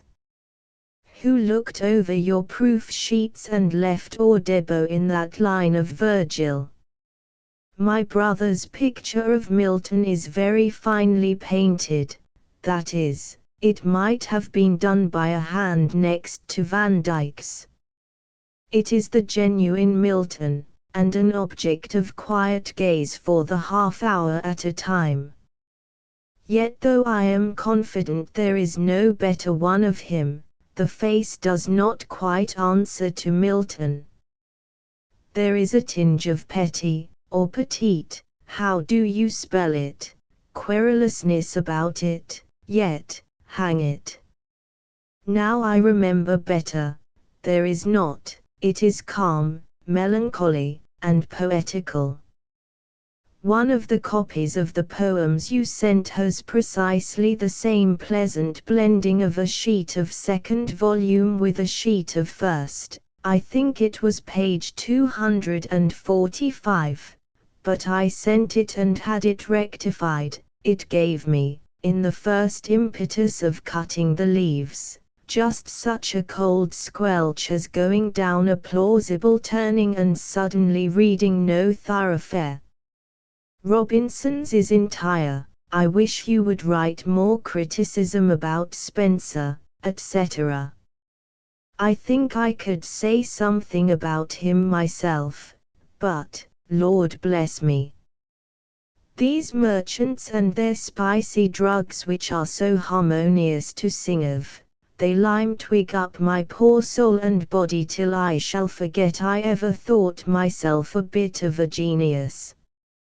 I can't even put a few thoughts on paper for a newspaper, I engross when I should pen a paragraph.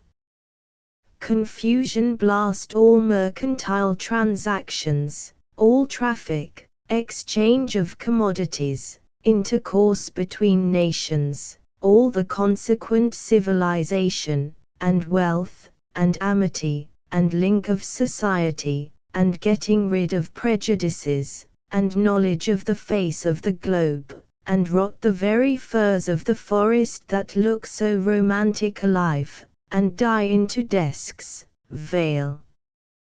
Yours, dear W., and all yours, C. Lamb. 1. But thou, that didst appear so fair to fond imagination, dost rival in the light of day her delicate creation. 2. Better known as rural architecture. 3. The first line of the poem on Bolton Abbey, what is good for a bootless bean? With these dark words begins my fate, and their meaning is, whence can comfort spring when prayer is of no avail? LVI to Southey. The 6th of May, 1815.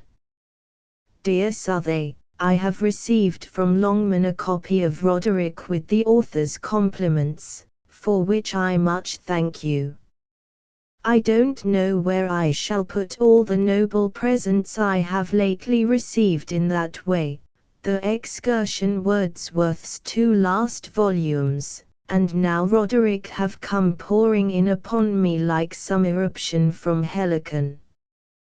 The story of the brave Maccabee was already, you may be sure, familiar to me in all its parts. I have, since the receipt of your present, read it quite through again, and with no diminished pleasure. I don't know whether I ought to say that it has given me more pleasure than any of your long poems. Kehama is doubtless more powerful, but I don't feel that firm footing in it that I do in Roderick. My imagination goes sinking and floundering in the vast spaces of unopened before systems and faiths. I am put out of the pale of my old sympathies, my moral sense is almost outraged, I can't believe, or with horror am made to believe, such desperate chances against omnipotences, such disturbances of faith to the center. The more potent, the more painful the spell. Jove and his brotherhood of gods, tottering with the giant assailings, I can bear, for the soul's hopes are not struck at in such contests, but your oriental almighties are too much types of the intangible prototype to be meddled with without shuddering.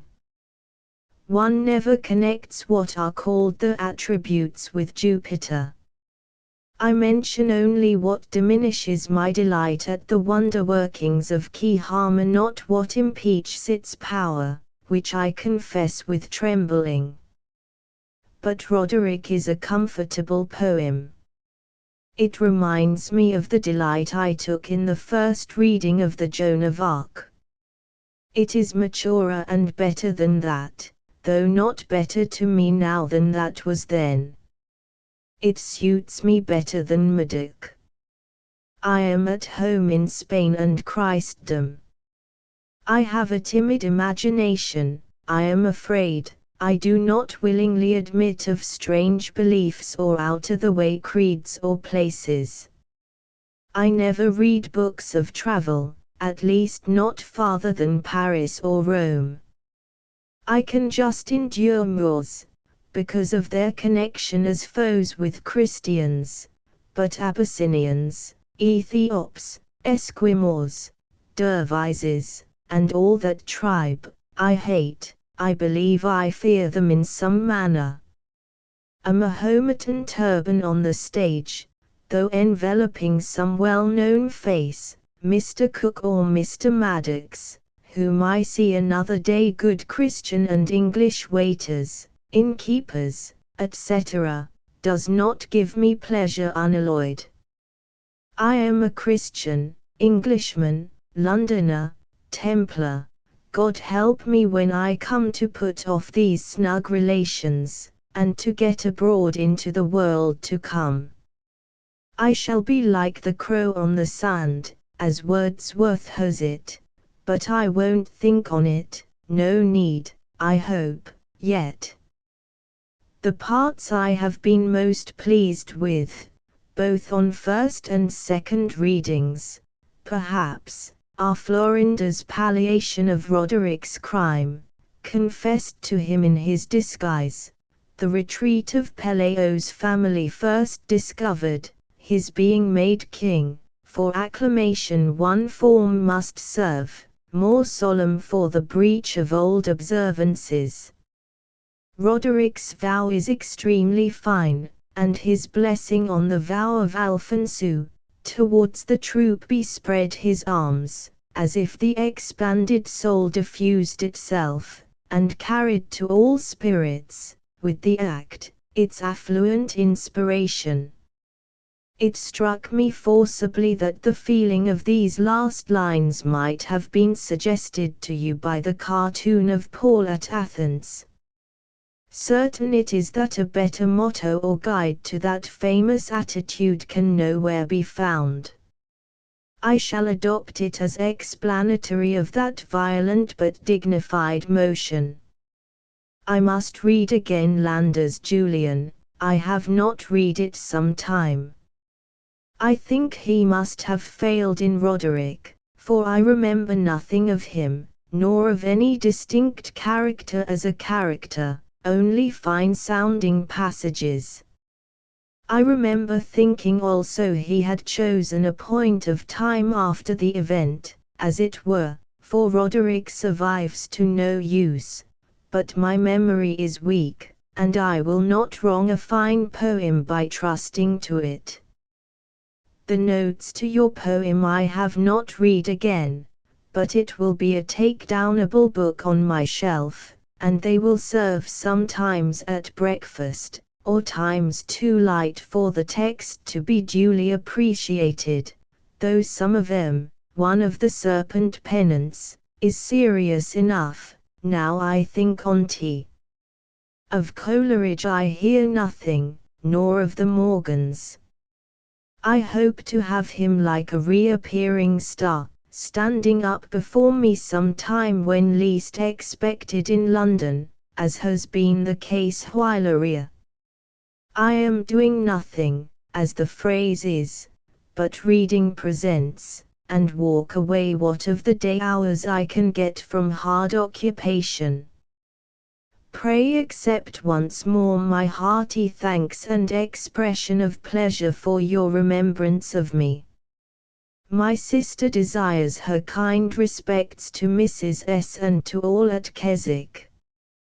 Yours truly, C. Lamb. LVII to Miss Hutchinson. 1. The 19th of October, 1815. Dear Miss H., I am forced to be the replier to your letter, for Mary has been ill, and gone from home these 5 weeks yesterday. She has left me very lonely and very miserable. I stroll about, but there is no rest but at one's own fireside, and there is no rest for me there now. I look forward to the worse half being past, and keep up as well as I can. She has begun to show some favorable symptoms.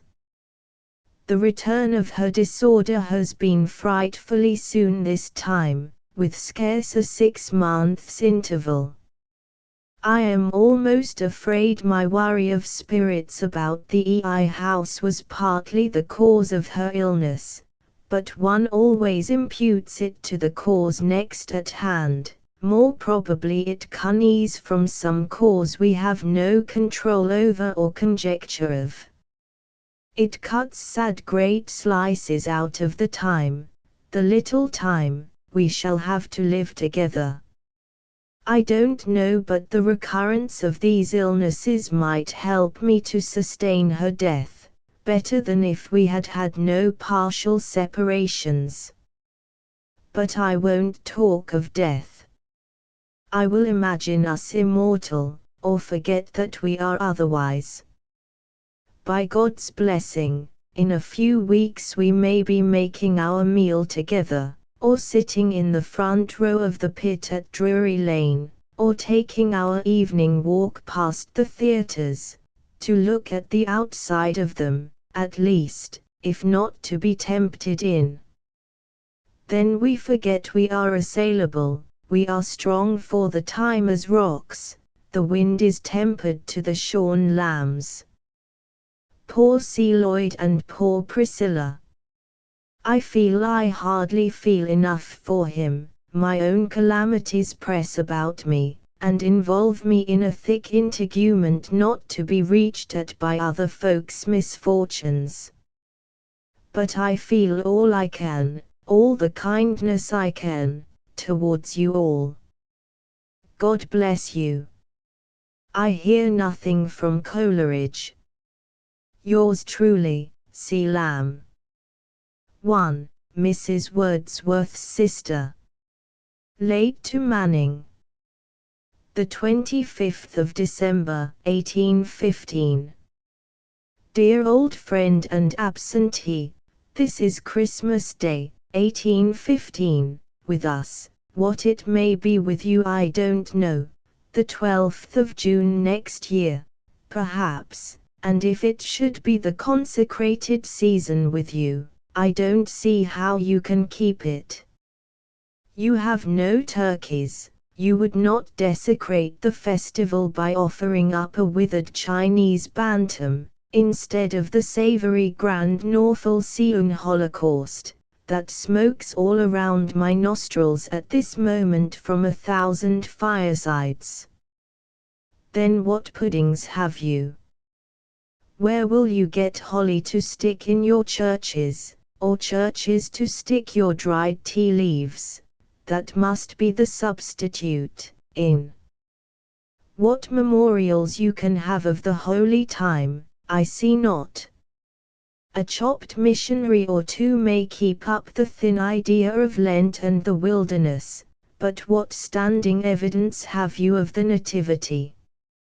Tease our rosy-cheeked, home-stilled divines, whose faces shine to the tune of Unto us a child was born, faces fragrant with the mince pies of half a century, that alone can authenticate the cheerful mystery. I feel my bowels refreshed with the holy tide, my zeal is great against the unedified heathen. Down with the pagodas, down with the idols, Ching Chongfa and his foolish priesthood. Come out of Babylon, O my friend, for her time is come, and the child that is native, and the proselyte of her gates, shall kindle and smoke together. And in sober sense what makes you so long from among us, Manning? You must not expect to see the same England again which you left. Empires have been overturned, crowns trodden into dust, the face of the Western world quite changed, your friends have all got old, those you left blooming, myself, who am one of the few that remember you, those golden hairs which you recollect my taking a pride in, turned to silvery and grey. Mary has been dead and buried many years, she desired to be buried in the silk gown you sent her. Rickman, that you remember active and strong, now walks out supported by a servant maid and a stick. Martin Burney is a very old man. The other day an aged woman knocked at my door and pretended to my acquaintance.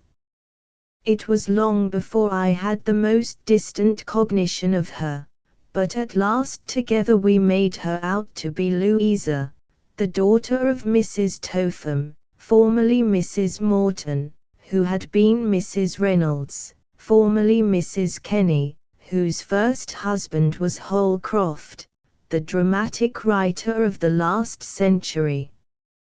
St. Paul's Church is a heap of ruins. The monument isn't half so high as you knew it, divers parts being successively taken down which the ravages of time had rendered dangerous. The horse at Charing Cross is gone, no one knows whither. and all this has taken place while you have been settling whether Ho Hing Tong should be spelled with a, or a. For aught I see, you had almost as well remain where you are, and not come, like a Struldbrug, into a world where few were born when you went away. Scarce here and there one will be able to make out your face, all your opinions will be out of date, your jokes obsolete, your puns rejected with fastidiousness as wit of the last age.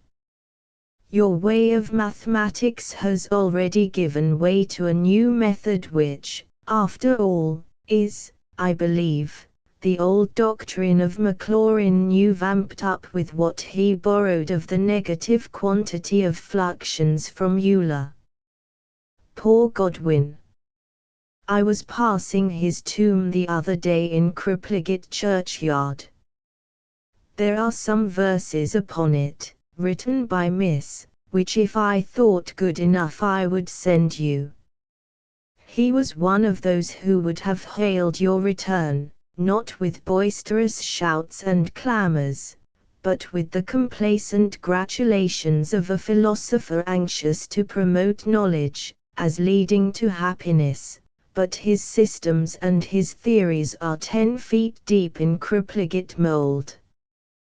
Coleridge is just dead, having lived just long enough to close the eyes of Wordsworth, who paid the debt to nature but a week or two before. Poor Colonel, but 2 days before he died he wrote to a bookseller proposing an epic poem on the wandering of Cain in 24 books. It is said he has left behind him more than 40,000 treatises in criticism, metaphysics, and divinity, but few of them in a state of completion. They are now destined, perhaps, to wrap up spices. You see what mutation the busy hand of time has produced, while you have consumed in foolish, voluntary exile that time which might have gladdened your friends, benefited your country, but reproaches are useless. Gather up the wretched relics, my friend, as fast as you can, and come to your old home. I will rub my eyes and try to recognize you. We will shake withered hands together, and talk of old things, of St. Mary's Church and the Barbers opposite, where the young students in mathematics used to assemble. Poor Crisp, that kept it afterwards, set up a fruiterer's shop in Trumpington Street, and for aught I know resides there still, for I saw the name up in the last journey I took there with my sister just before she died. I suppose you heard that I had left the India House and gone into the fishmongers' almshouses over the bridge. I have a little cabin there, small and homely, but you shall be welcome to it. You like oysters, and to open them yourself, I'll get you some if you come in oyster time. Marshall, Godwin's old friend, is still alive, and talks of the faces you used to make. 1. Come as soon as you can. C. Lamb. 1.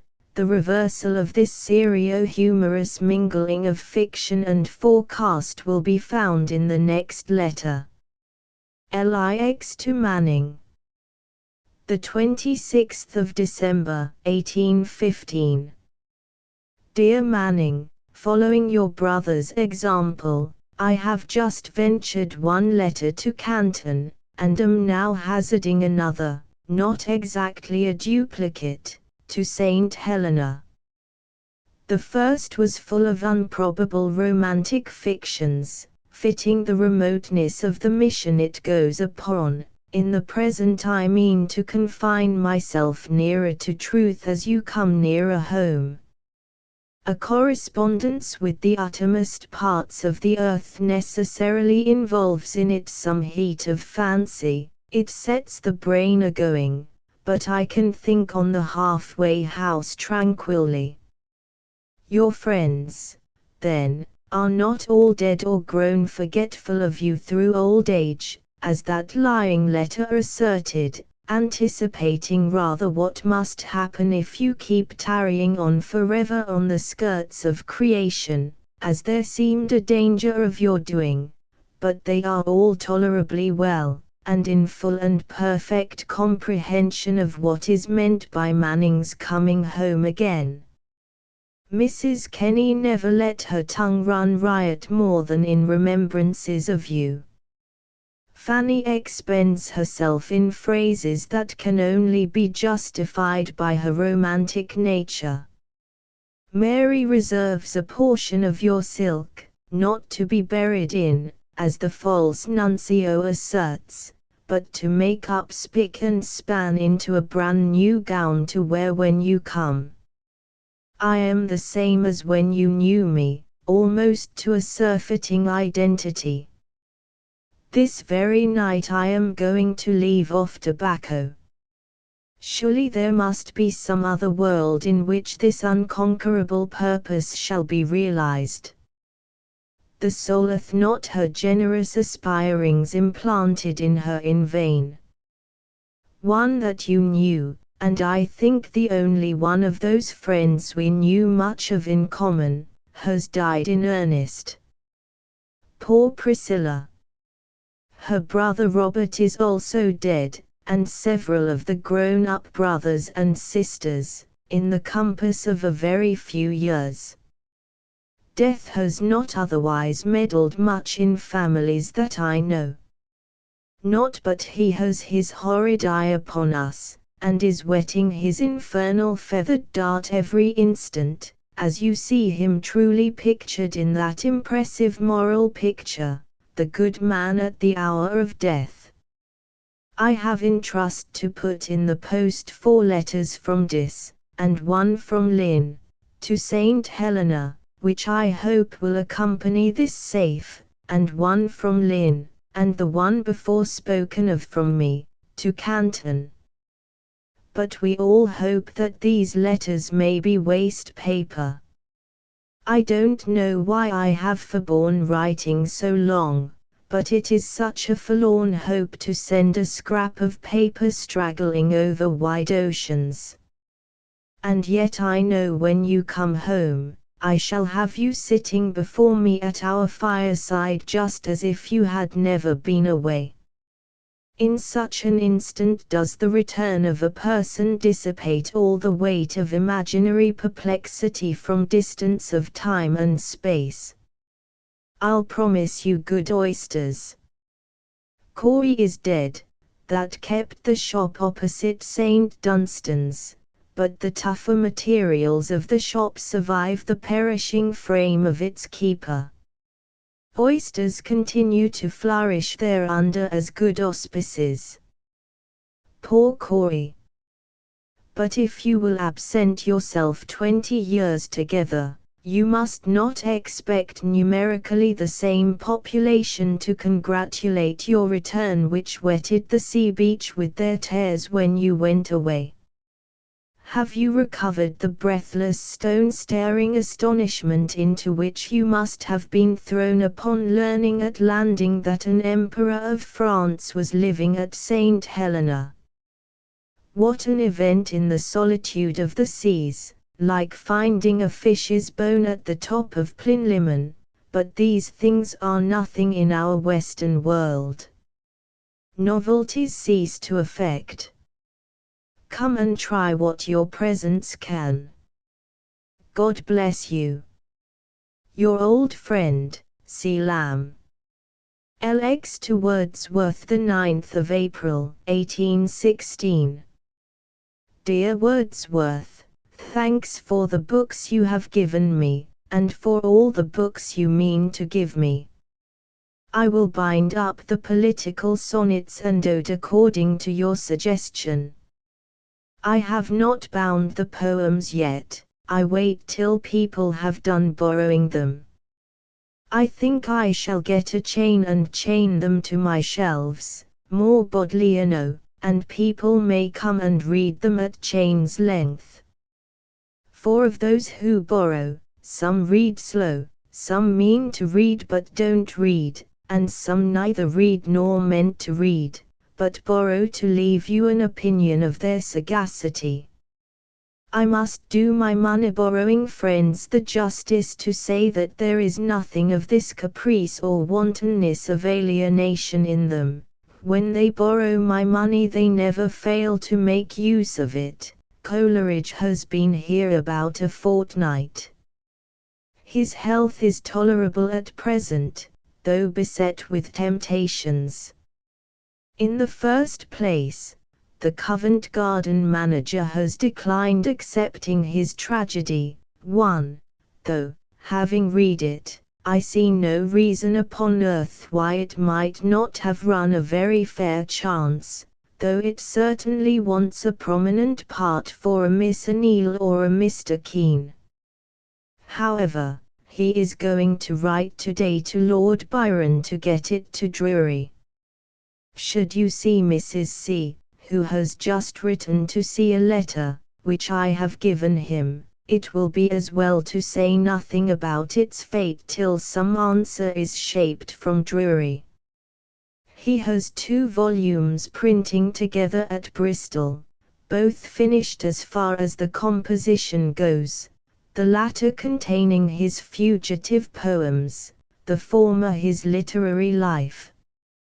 Nature, who conducts every creature by instinct to its best end, has skillfully directed C to take up his abode at a chemist's laboratory in Norfolk Street. She might as well have sent a Helio Librorum for cure to the Vatican. God keep him inviolate among the traps and pitfalls. He has done pretty well as yet. 2. Tell Miss Hutchinson my sister is every day wishing to be quietly sitting down to answer her very kind letter, but while C stays she can hardly find a quiet time. God bless him. Tell Mrs. Wordsworth her postscripts are always agreeable. They are legible too. Your manualgraphy is terrible, dark as Lycophron. Likelihood, for instance, is thus typified. I should not wonder if the constant making out of such paragraphs is the cause of that weakness in Mrs. W.'s eyes, as she is tenderly pleased to express it. Dorothy, I hear, has mounted spectacles, so you have deoculated 2 of your dearest relations in life. Well, God bless you, and continue to give you power to write with a finger of power upon our hearts what you fail to impress, in corresponding lucidness, upon our outward eyesight. Mary's love to all, she is quite well. I am called off to do the deposits on cotton wool. But why do I relate this to you, who want faculties to comprehend the great mystery of deposits, of interest, of warehouse rent, and contingent fund? Adieu. C. Lamb. 1. Zapaglia. 2. Lamb alludes, of course, to Coleridge's opium habit. LXI to Wordsworth. The 26th of April, 1816. Dear W., I have just finished the pleasing task of correcting the revise of the poems and letter. 1. I hope they will come out faultless. One blunder I saw and shuddered at. The hallucinating rascal had printed battered for battened, this last not conveying any distinct sense to his gaping soul. The reader, as they call M, had discovered it, and given it the marginal brand, but the substitutory N had not yet appeared. I accompanied his notice with a most pathetic address to the printer not to neglect the correction. I know how such a blunder would batter at your peace. With regard to the works, the letter I read with unabated satisfaction. Such a thing was wanted, called for. The parallel of Cotton with Burns I heartily approve, is. Walton hallows any page in which his reverend name appears. Duty archly bending to purposes of general benevolence is exquisite. The poems I endeavored not to understand, but to read them with my eye alone, and I think I succeeded. Some people will do that when they come out, you'll say. As if I were to luxuriate tomorrow at some picture gallery I was never at before, and, going by today by chance, found the door open, and having but 5 minutes to look about me, peeped in. Just such a chastised peep I took with my mind at the lines my luxuriating eye was coursing over unrestrained, riot to anticipate another day's fuller satisfaction. Coleridge is printing Christabel by Lord Byron's recommendation to Murray, with what he calls a vision. Kubla Khan, which said vision he repeats so enchantingly that it irradiates and brings heaven and Elysian bowers into my parlor while he sings or says it. But there is an observation, never tell thy dreams, and I am almost afraid that Kubla Khan is an owl that won't bear daylight. I fear lest it should be discovered, by the lantern of typography and clear reducting to letters, no better than nonsense or no sense. When I was young, I used to chant with ecstasy mild Arcadians ever blooming till somebody told me it was meant to be nonsense. Even yet I have a lingering attachment to it, and I think it better than Windsor Forest Dying Christians Address etc. Coleridge has sent his tragedy to DLT, it cannot be acted this season, and by their manner of receiving I hope he will be able to alter it to make them accept it for next.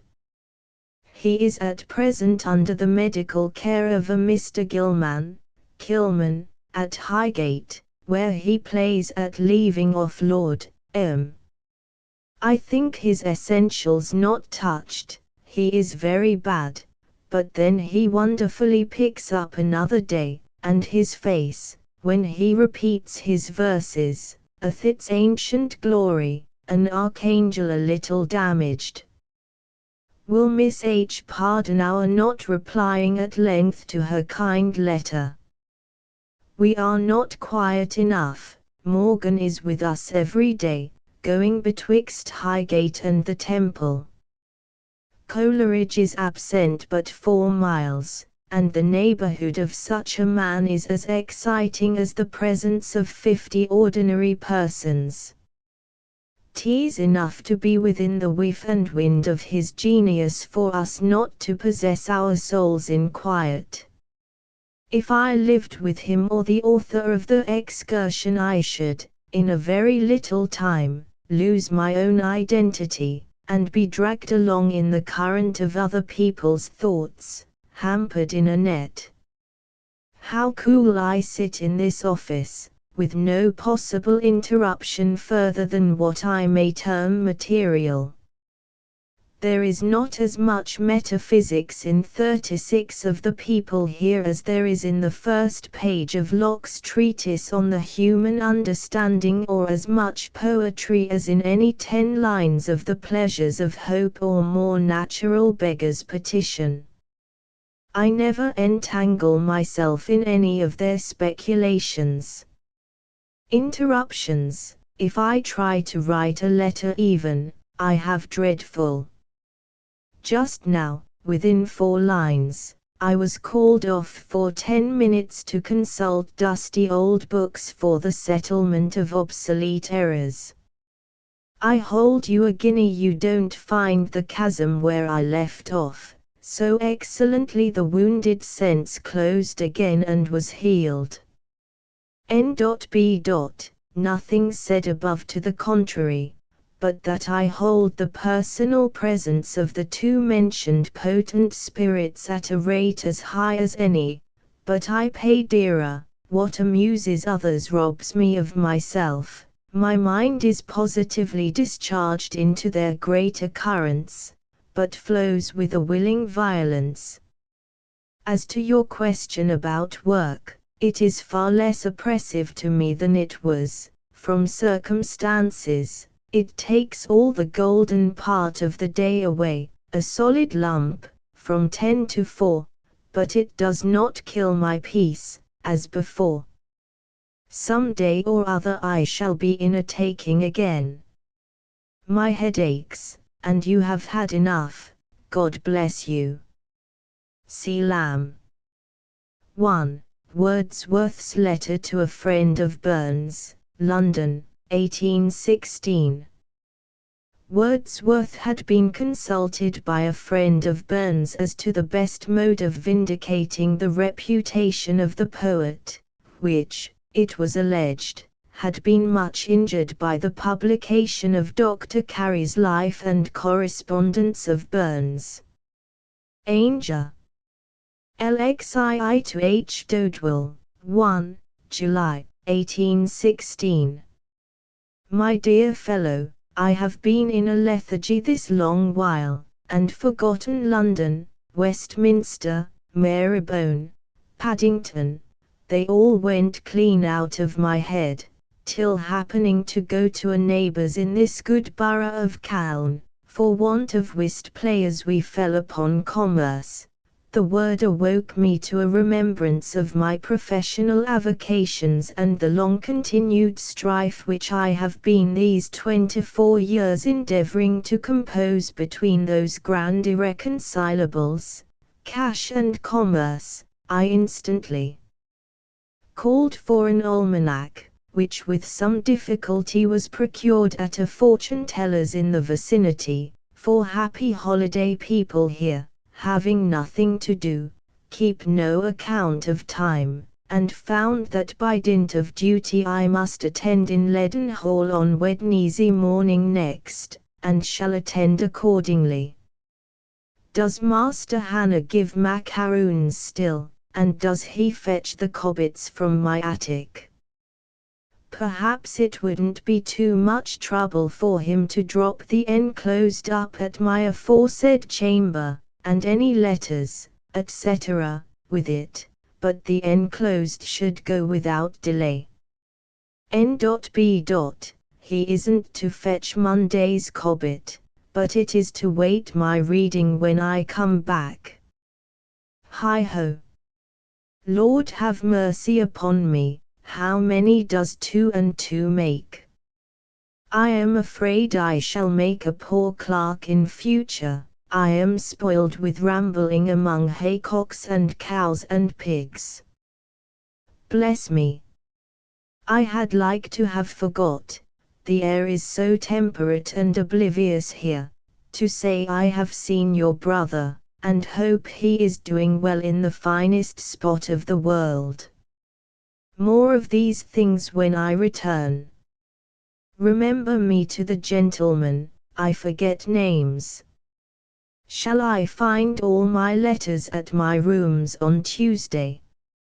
If you forget to send them, never mind, for I don't much care for reading and writing now. I shall come back again by degrees, I suppose, into my former habits.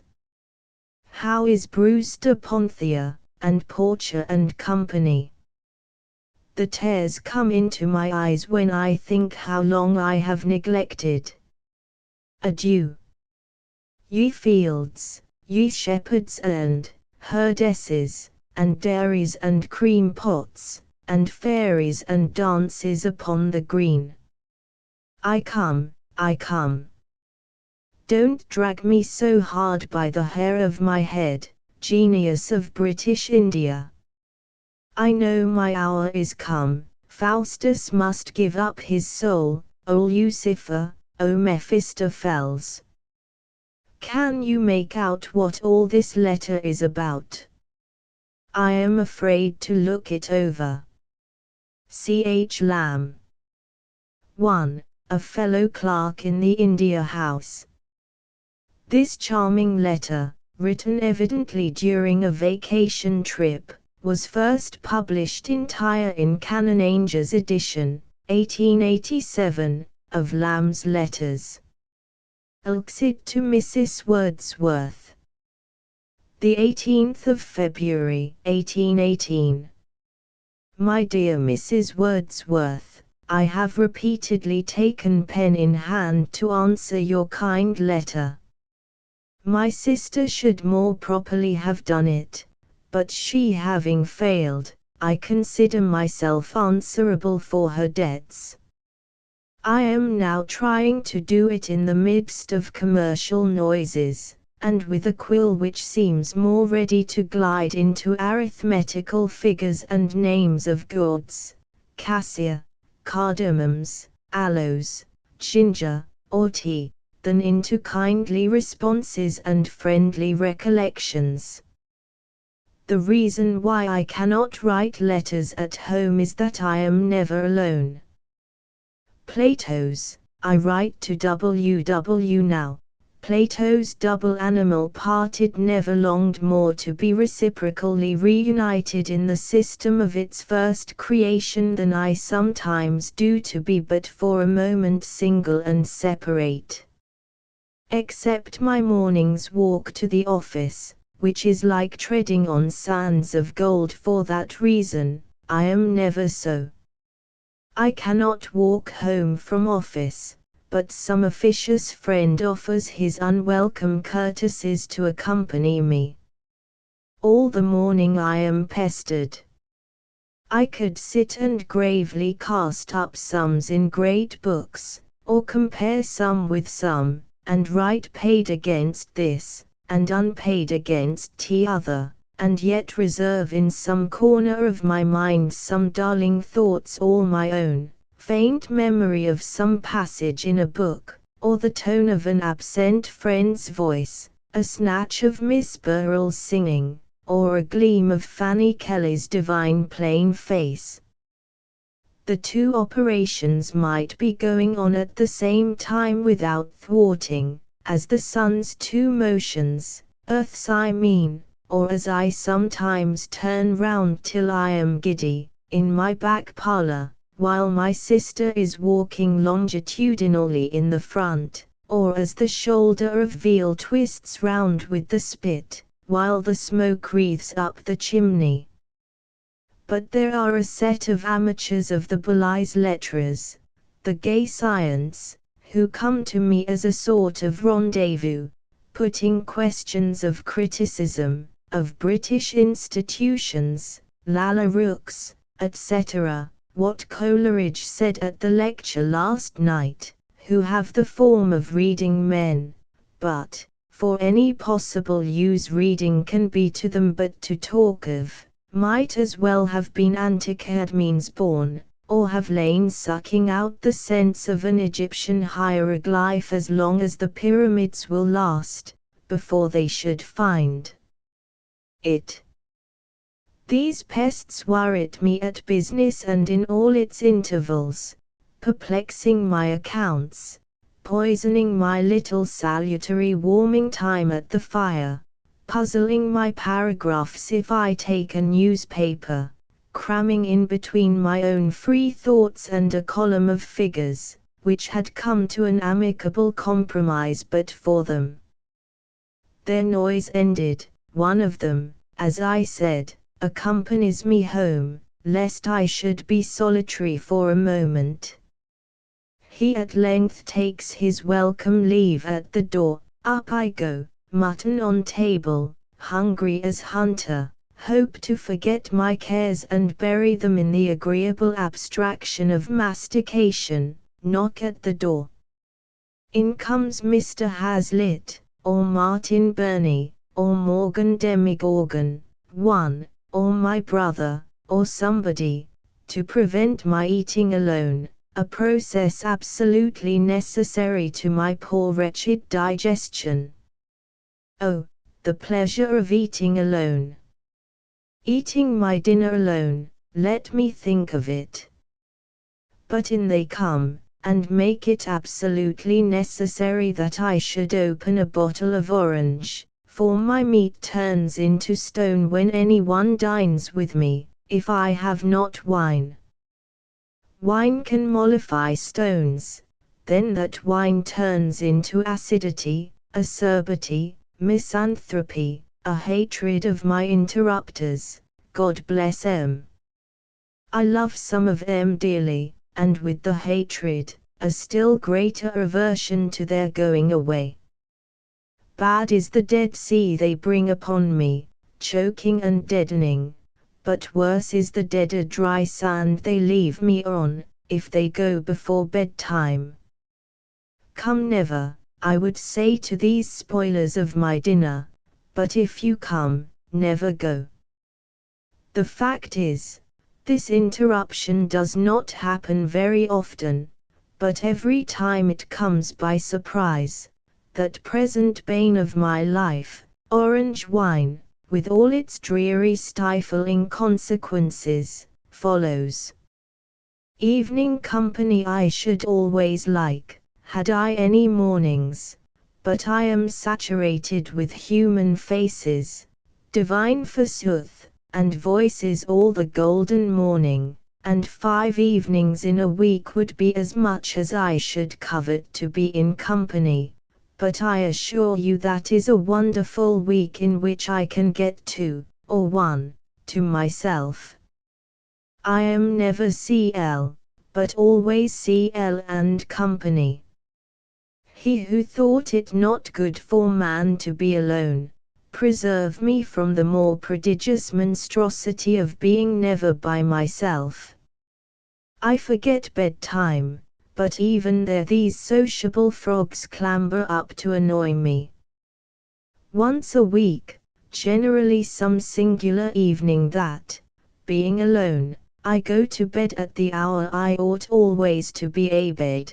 Just close to my bedroom window is the clubroom of a public house, where a set of singers, I take them to be chorus singers of the 2 theatres, it must be both of them, begin their orgies. They are a set of fellows, as I conceive, who, being limited by their talents to the burden of the song at the playhouses, in revenge have got the common popular airs by Bishop or some cheap composer, arranged for choruses, that is, to be sung all in chorus. At least, I never can catch any of the text of the plain song. Nothing but the Babylonish choral howl at the tail on't, that fury being quenched, the howl I mean, a burden succeeds of shouts and clapping and knocking of the table. At length overtasked nature drops under it, and escapes for a few hours into the society of the sweet silent creatures of dreams, which go away with mocks and mows at cockcrow. And then I think of the words Christabel's father used, bless me. I have dipped in the wrong ink, to say every morning by way of variety when he awoke, every knell, the barren Seth, wakes us up to a world of death, or something like it. All I mean by this senseless interrupted tale is, that by my central situation I am a little overcompanied. Not that I have any animosity against the good creatures that are so anxious to drive away the harpy solitude from me. I like 'em, and cards, and a cheerful glass, but I mean merely to give you an idea, between office confinement and after office society, how little time I can call my own. I mean only to draw a picture, not to make an inference. I would not, that I know of, have it otherwise.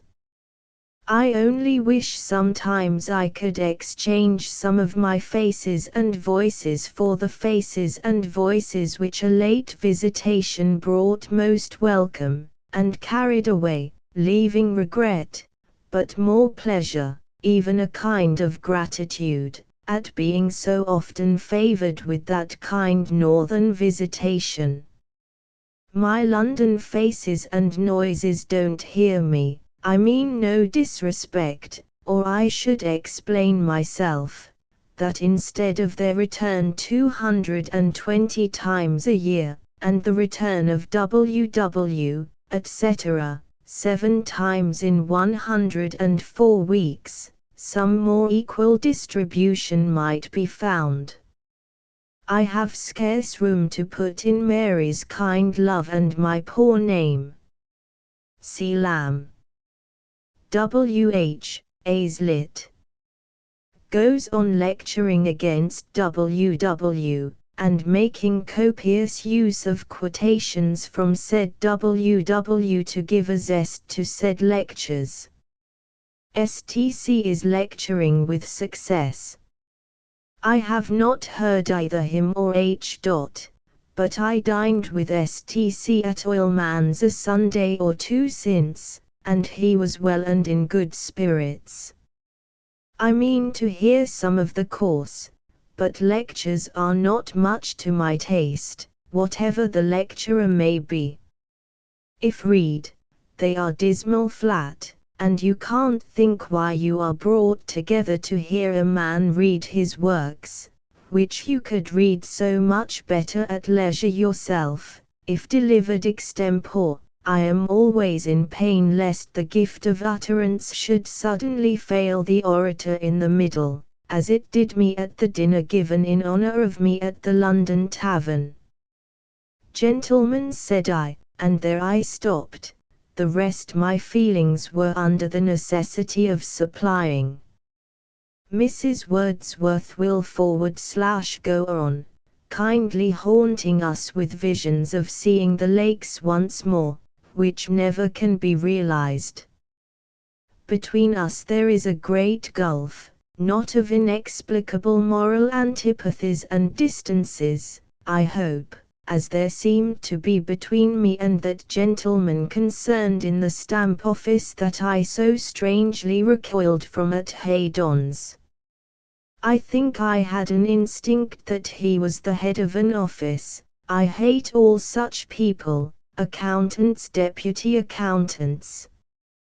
The mere abstract notion of the East India Company, as long as she is unseen, is pretty, rather poetical, but as she makes herself manifest by the persons of such beasts, I loathe and detest her as the scarlet what do you call her of Babylon.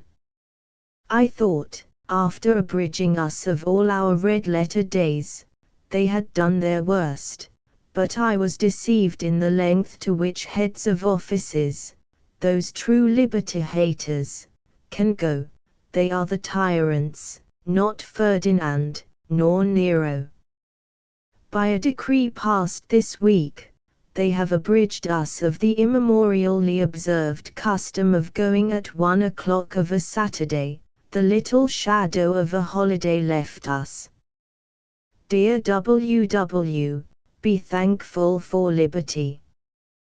1. John Morgan Lxiv. To Wordsworth. May, 1819. Dear Wordsworth. I received a copy of Peter Bell, 1, a week ago, and I hope the author will not be offended if I say I do not much relish it. The humor, if it is meant for humor, is forced, and then the price, 6pence, would have been dear for it. Mind, I do not mean your Peter Bell but a Peter Bell which preceded it about a week, and is in every bookseller's shop window in London, the type and paper nothing differing from the true one, the preface signed W.W., and the supplementary preface quoting as the author's words an extract from the supplementary preface to the Lyrical Ballads. Is there no law against these rascals? I would have this Lambert Simnel whipped at the cart's tail. Who started the spurious PB? I have not heard. I should guess, one of the sneering brothers, the vile Smiths, but I have heard no name mentioned. Peter Bell, not the mock one, is excellent, for its matter, I mean. I cannot say the style of it quite satisfies me. It is too lyrical. The auditors, to whom it is feigned to be told, do not aride me. I had rather it had been told me, the reader, at once. Heartleap well is the tale for me, in matter as good as this, in manner infinitely before it, in my poor judgment. Why did you not add the Wagoner? Have I thanked you, though, yet for Peter Bell? I would not have it for a good deal of money. Coleridge is very foolish to scribble about books. Neither his tongue nor fingers are very retentive. But I shall not say anything to him about it. He would only begin a very long story with a very long face, and I see him far too seldom to tease him with affairs of business or conscience when I do see him. He never comes near our house, and when we go to see him he is generally writing or thinking. He is writing in his study till the dinner comes, and that is scarce over before the stage summons us away.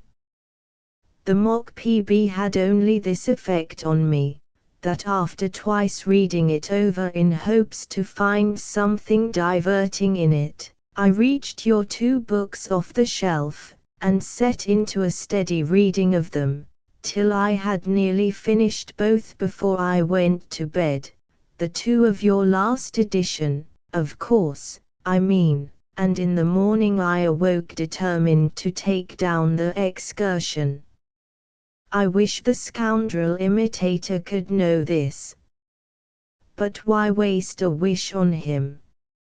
I do not believe that paddling about with a stick in a pond, and fishing up a dead author, whom his intolerable wrongs had driven to that deed of desperation, would turn the heart of one of these obtuse literary belles.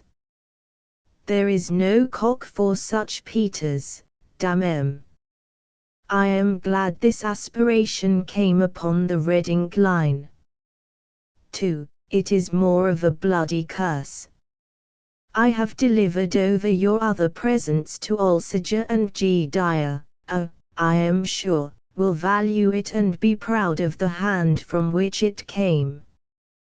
To G. D. a poem is a poem, his own as good as anybody's, and, God bless him, anybody's as good as his own, for I do not think he has the most distant guess of the possibility of one poem being better than another. The gods, by denying him the very faculty itself of discrimination, have effectually cut off every seed of envy in his bosom. But with envy they excited curiosity also, and if you wish the copy again, which you destined for him, I think I shall be able to find it again for you on his 3rd shelf, where he stuffs his presentation copies, uncut, in shape and matter resembling a lump of dry dust, but on carefully removing that stratum, a thing like a pamphlet will emerge.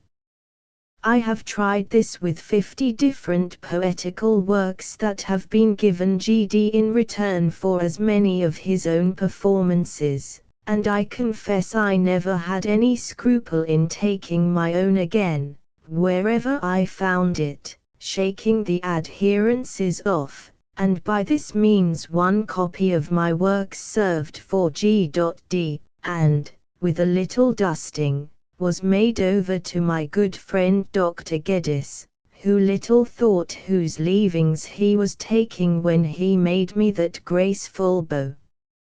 By the way, the doctor is the only one of my acquaintance who bows gracefully, my town acquaintance, I mean. How do you like my way of writing with 2 inks? I think it is pretty and motley. Suppose Mrs. W. adopts it, the next time she holds the pen for you. My dinner waits. I have no time to indulge any longer in these laborious curiosities. God bless you, and cause to thrive and burgeon whatsoever you write, and fear no inks of miserable poetasters. Yours truly, Charles Lamb. Mary's Love. 1. Lamb alludes to a parody, ridiculing Wordsworth, by J. Hamilton Reynolds.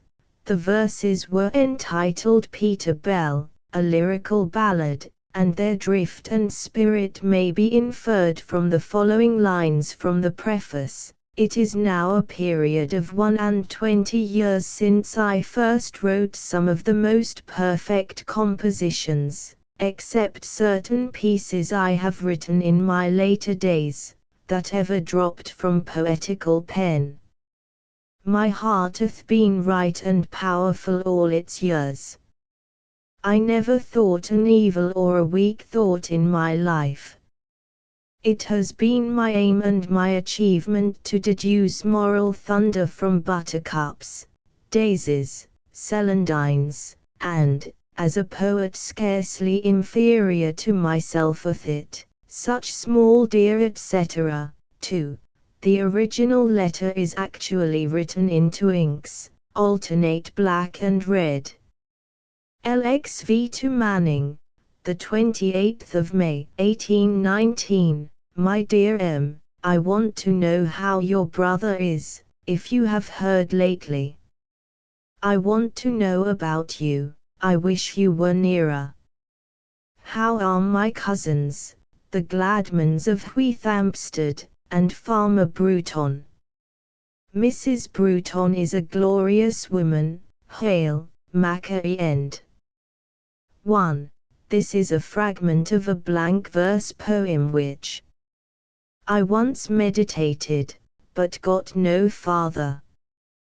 The EIH has been thrown into a quandary by the strange phenomenon of poor Tommy by, whom I have known, man and madman, 27 years, he being elder here than myself by 9 years and more.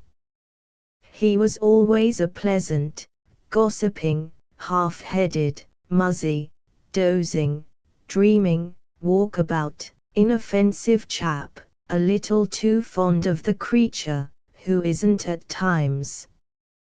But Tommy had not brains to work off an overnight surfeit by 10 o'clock next morning, and unfortunately, in he wandered the other morning drunk with last night and with a superfetation of drink taken in since he set out from bed. He came staggering under his double burden, like trees in Java, bearing at once blossom, fruit, and falling fruit, as I have heard you or some other traveller tell, with his face literally as blue as the bluest firmament. Some wretched calico that he had mopped his poor oozy front with, had rendered up its native dye, and the devil a bit would he consent to wash it, but swore it was characteristic, for he was going to the sale of indigo, and set up a laugh which I did not think the lungs of mortal man were competent to. It was like 1,000 people laughing, or the Goblin Page. He imagined afterwards that the whole office had been laughing at him, so strange did his own sounds strike upon his _non_sensorum. But Tommy has laughed his last laugh, and awoke the next day to find himself reduced from an abused income of £600 per annum to 1/6 of the sum, after 36 years' tolerably good service. The quality of mercy was not strained in his behalf, the gentle dews dropped not on him from heaven. It just came across me that I was writing to Canton. Will you drop in tomorrow night? Fanny Kelly is coming, if she does not cheat us. Mrs. Gold is well, but proves uncoined, as the lovers about Wheathampstead would say. I have not had such a quiet half-hour to sit down to a quiet letter for many years. I have not been interrupted above 4 times. I wrote a letter the other day in alternate lines, black ink and red, and you cannot think how it chilled the flow of ideas. Next Monday is Whit Monday. What a reflection! 12 years ago, and I should have kept that and the following holiday in the fields a-maying. All of those pretty pastoral delights are over. This dead, everlasting dead desk, how it weighs the spirit of a gentleman down. This dead wood of the desk instead of your living trees. But then, again, I hate the Joskins, a name for Hertfordshire bumpkins. Each state of life has its inconvenience, but then, again, mine has more than one. Not that I repine, or grudge, or murmur at my destiny. I have meat and drink, and decent apparel. I shall, at least, when I get a new hat. A red-haired man just interrupted me. He has broke the current of my thoughts. I haven't a word to add. I don't know why I send this letter, but I have had a hankering to hear about you some days. Perhaps it will go off before your reply comes. If it don't, I assure you no letter was ever welcomer from you, from Paris or Macau. See Lamb. 1. See the Elia essay, Macquarie End, in H. Shire. LXVI to Miss Wordsworth. The 25th of November, 1819. Dear Miss Wordsworth, you will think me negligent, but I wanted to see more of Willie, 1, before I ventured to express a prediction. Till yesterday I had barely seen him, Virgilium tantum vidi, but yesterday he gave us his small company to a bullock's heart, and I can pronounce him a lad of promise. He is no pedant nor bookworm, so far I can answer. Perhaps he has hitherto paid too little attention to other men's inventions, preferring, like Lord Foppington, the natural sprouts of his own. But he has observation, and seems thoroughly awake. I am ill at remembering other people's bon mots, but the following are a few. Being taken over Waterloo Bridge, he remarked that if we had no mountains, we had a fine river, at least, which was a touch of the comparative. But then he added in a strain which augured less for his future abilities as a political economist, that he supposed they must take at least £1 a week toll. Like a curious naturalist, he inquired if the tide did not come up a little salty. This being satisfactorily answered, he put another question, as to the flux and reflux, which being rather cunningly evaded than artfully solved by that she Aristotle Mary, who muttered something about its getting up an hour sooner and sooner every day, he sagely replied, then it must come to the same thing at last, which was a speech worthy of an infant Halley. The lion in the change by no means came up to his ideal standard. So impossible is it for nature, in any of her works, to come up to the standard of a child's imagination. The whelps, lioness, he was sorry to find were dead, and on particular inquiry, his old friend the orangutan had gone the way of all flesh also. The grand tiger was also sick, and expected in no short time to exchange this transitory world for another or none. But, again, there was a golden eagle, I do not mean that of Charing, which did much aright and console him. William's genius, I take it, leans a little to the figurative, for being at play at trick-track, a kind of minor billiard table which we keep for smaller wights, and sometimes refresh our own mature fatigues with taking a hand at, not being able to hit a ball he had iterate aimed at, he cried out, I cannot hit that beast. Now, the balls are usually called men, but he felicitously hit upon a middle term, a term of approximation and imaginative reconciliation, a something where the two ends of the brute matter, ivory, and their human and rather violent personification into men might meet, as I take it, illustrative of that excellent remark in a certain preface about imagination, explaining like a sea beast that had crawled forth to sun himself.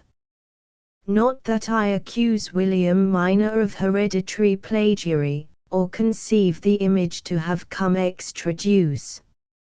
Rather he seemeth to keep aloof from any source of imitation, and purposely to remain ignorant of what mighty poets have done in this kind before him, for being asked if his father had ever been on Westminster Bridge, too, he answered that he did not know.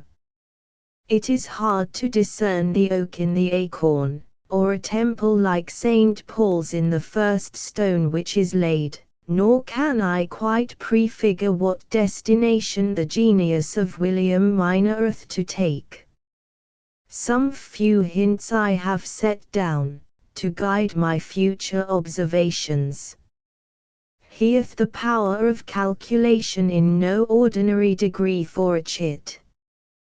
He combineth figures, after the first boggle, rapidly, as in the trick-track board, where the hits are figured. At first he did not perceive that 15 and 7 made 22, but by a little use he could combine 8 with 25, and 33 again with 16, which approacheth something in kind, far let me be from flattering him by saying in degree, to that of the famous American boy.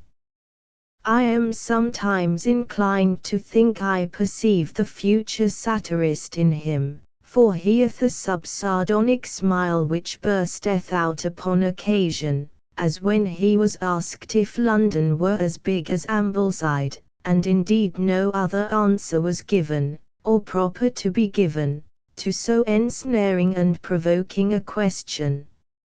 In the contour of skull certainly I discern something paternal, but whether in all respects the future man shall transcend his father's fame, time, the trier of geniuses, must decide. Be it pronounced peremptorily at present that Willie is a well-mannered child, and though no great student, hath yet a lively eye for things that lie before him. Given in haste from my desk at Leadenhall. Yours, and yours most sincerely, C. Lamb. 1. Wordsworth's third son. He was at the Charterhouse School in London, and the Lambs had invited him to spend a half-holiday with them.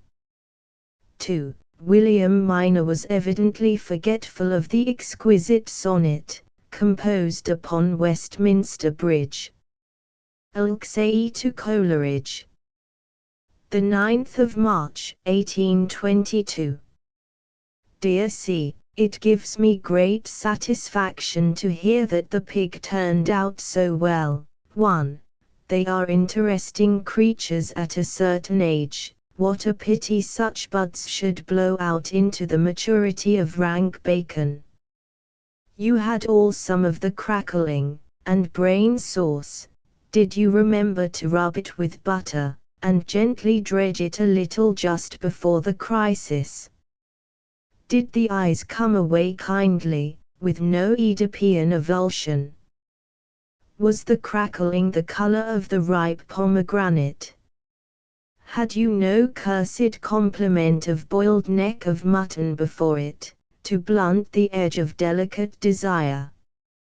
Did you flesh maiden teeth in it?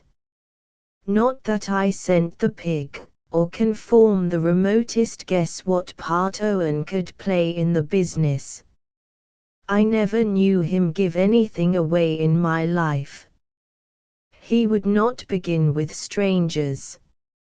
I suspect the pig, after all, was meant for me, but at the unlucky juncture of time being absent, the present somehow went round to Highgate.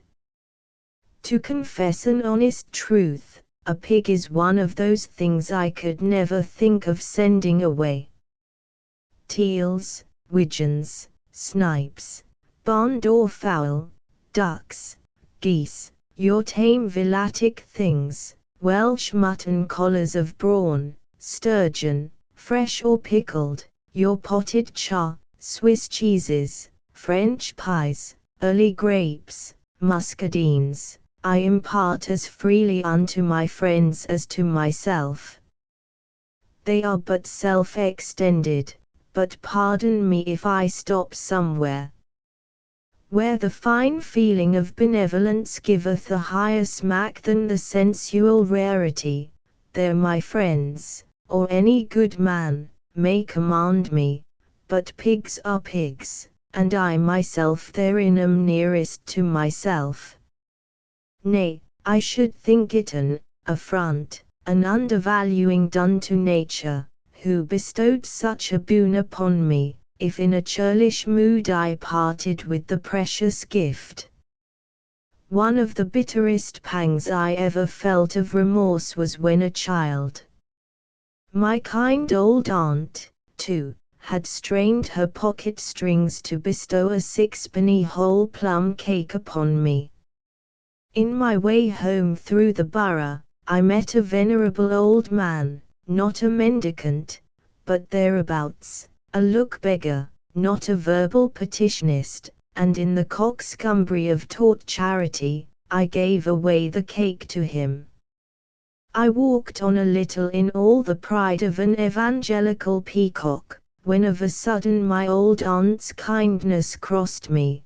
The sum it was to her, the pleasure she had a right to expect that I, not the old impostor, should take in eating her cake, the cursed ingratitude by which, under the color of a Christian virtue, I had frustrated her cherished purpose. I sobbed, wept, and took it to heart so grievously that I think I never suffered the like, and I was right. It was a piece of unfeeling hypocrisy, and proved a lesson to me ever after. The cake has long been masticated, consigned to dunghill with the ashes of that unseasonable pauper. But when Providence, who is better to us all than our aunts, gives me a pig, remembering my temptation and my fall, I shall endeavor to act towards it more in the spirit of the donor's purpose. Yours, short of pig, to command in everything, cl. 1. Someone had sent Coleridge a pig, and the gift was erroneously credited to Lamb. 2. Elia, Christ's Hospital 35 years ago. Alexate to Wordsworth. The 20th of March, 1822. My dear Wordsworth, a letter from you is very grateful. I have not seen a Kendal postmark so long. We are pretty well, save colds and rheumatics, and a certain deadness to everything, which I think I may date from poor John's loss, and another accident or two at the same time, that has made me almost bury myself at Dalston, where yet I see more faces than I could wish. Death's overset one and put one out long after the recent grief. 2 or 3 have died, within this last 12 months, and so many parts of me have been numbed.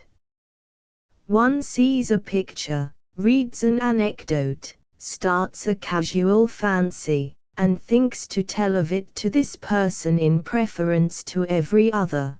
The person is gone whom it would have peculiarly suited.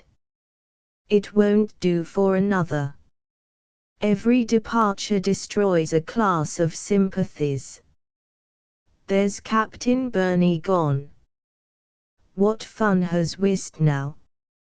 What matters it what you lead, if you can no longer fancy him looking over you? One never hears anything, but the image of the particular person occurs with whom alone almost you would care to share the intelligence. Thus one distributes oneself about, and now for so many parts of me I have lost the market. Common natures do not suffice me. Good people, as they are called, won't serve, I want individuals. I am made up of queer points, and I want so many answering needles. The going away of friends does not make the remainder more precious. It takes so much from them, as there was a common link. A, B, and C make a party. A dies. B not only loses A, but all A's part in C. C loses A's part in B, and so the alphabet sickens by subtraction of interchangeables. I express myself muddily, quite dolent. I have a dulling cold. My theory is to enjoy life, but my practice is against it. I grow ominously tired of official confinement. 30 years have I served the Philistines, and my neck is not subdued to the yoke. You don't know how wearisome it is to breathe the air of 4-pent walls without relief, day after day, all the golden hours of the day between 10 and 4, without ease or interposition. Tiedet me harum quotidianarum formarum, these pestilential clerk faces always in one's dish. Oh, for a few years between the grave and the desk. They are the same, save that at the latter you are the outside machine. The foul enchanter, Nick, letters 4 do form his name, Bizarane, too, is his name in hell, that has curtailed you of some domestic comforts, hath laid a heavier hand on me, not in present infliction, but in the taking away the hope of enfranchisement. I dare not whisper to myself a pension on this side of absolute incapacitation and infirmity, till years have sucked me dry, ocean come indignitate. I had thought in a green old age, oh, green thought, to have retired to Ponder's End, emblematic name, how beautiful, in the Ware Road, there to have made up my accounts with heaven and the company, toddling about between it and Cheshunt, anon stretching, on some fine Isaac Walton morning, to Hoddesdon or Amwell, careless as a beggar, but walking ever, till I fairly walked myself off my legs, dying walking. The hope is gone. I sit like Philomel all day, but not singing, with my breast against this thorn of a desk, with the only hope that some pulmonary affliction may relieve me. Vide Lord Palmerston's report of the clerks in the War Office, debates in this morning's Times, by which it appears, in 20 years as many clerks have been coughed and catarrhed out of it into their freer graves. Thank you for asking about the pictures. Milton hangs over my fireside in Covent Garden, when I am there. The rest have been sold for an old song, wanting the eloquent tongue that should have set them off. You have gratified me with liking my meeting with Dodd. For the Malvolio story, the thing is become in verity a sad task, and I eke it out with anything. If I could slip out of it I should be happy, but our chief reputed assistants have forsaken us. The opium eater crossed us once with a dazzling path, and has suddenly left us darkling, and, in short, I shall go on from dull to worse, because I cannot resist the bookseller's importunity, the old plea, you know, of authors, but I believe on my part sincere. Hartley I do not so often see, but I never see him in unwelcome hour. I thoroughly love and honor him. I send you a frozen epistle, but it is winter and dead time of the year with me. May heaven keep something like spring and summer up with you, strengthen your eyes, and make mine a little lighter to encounter with them, as I hope they shall yet and again, before all are closed.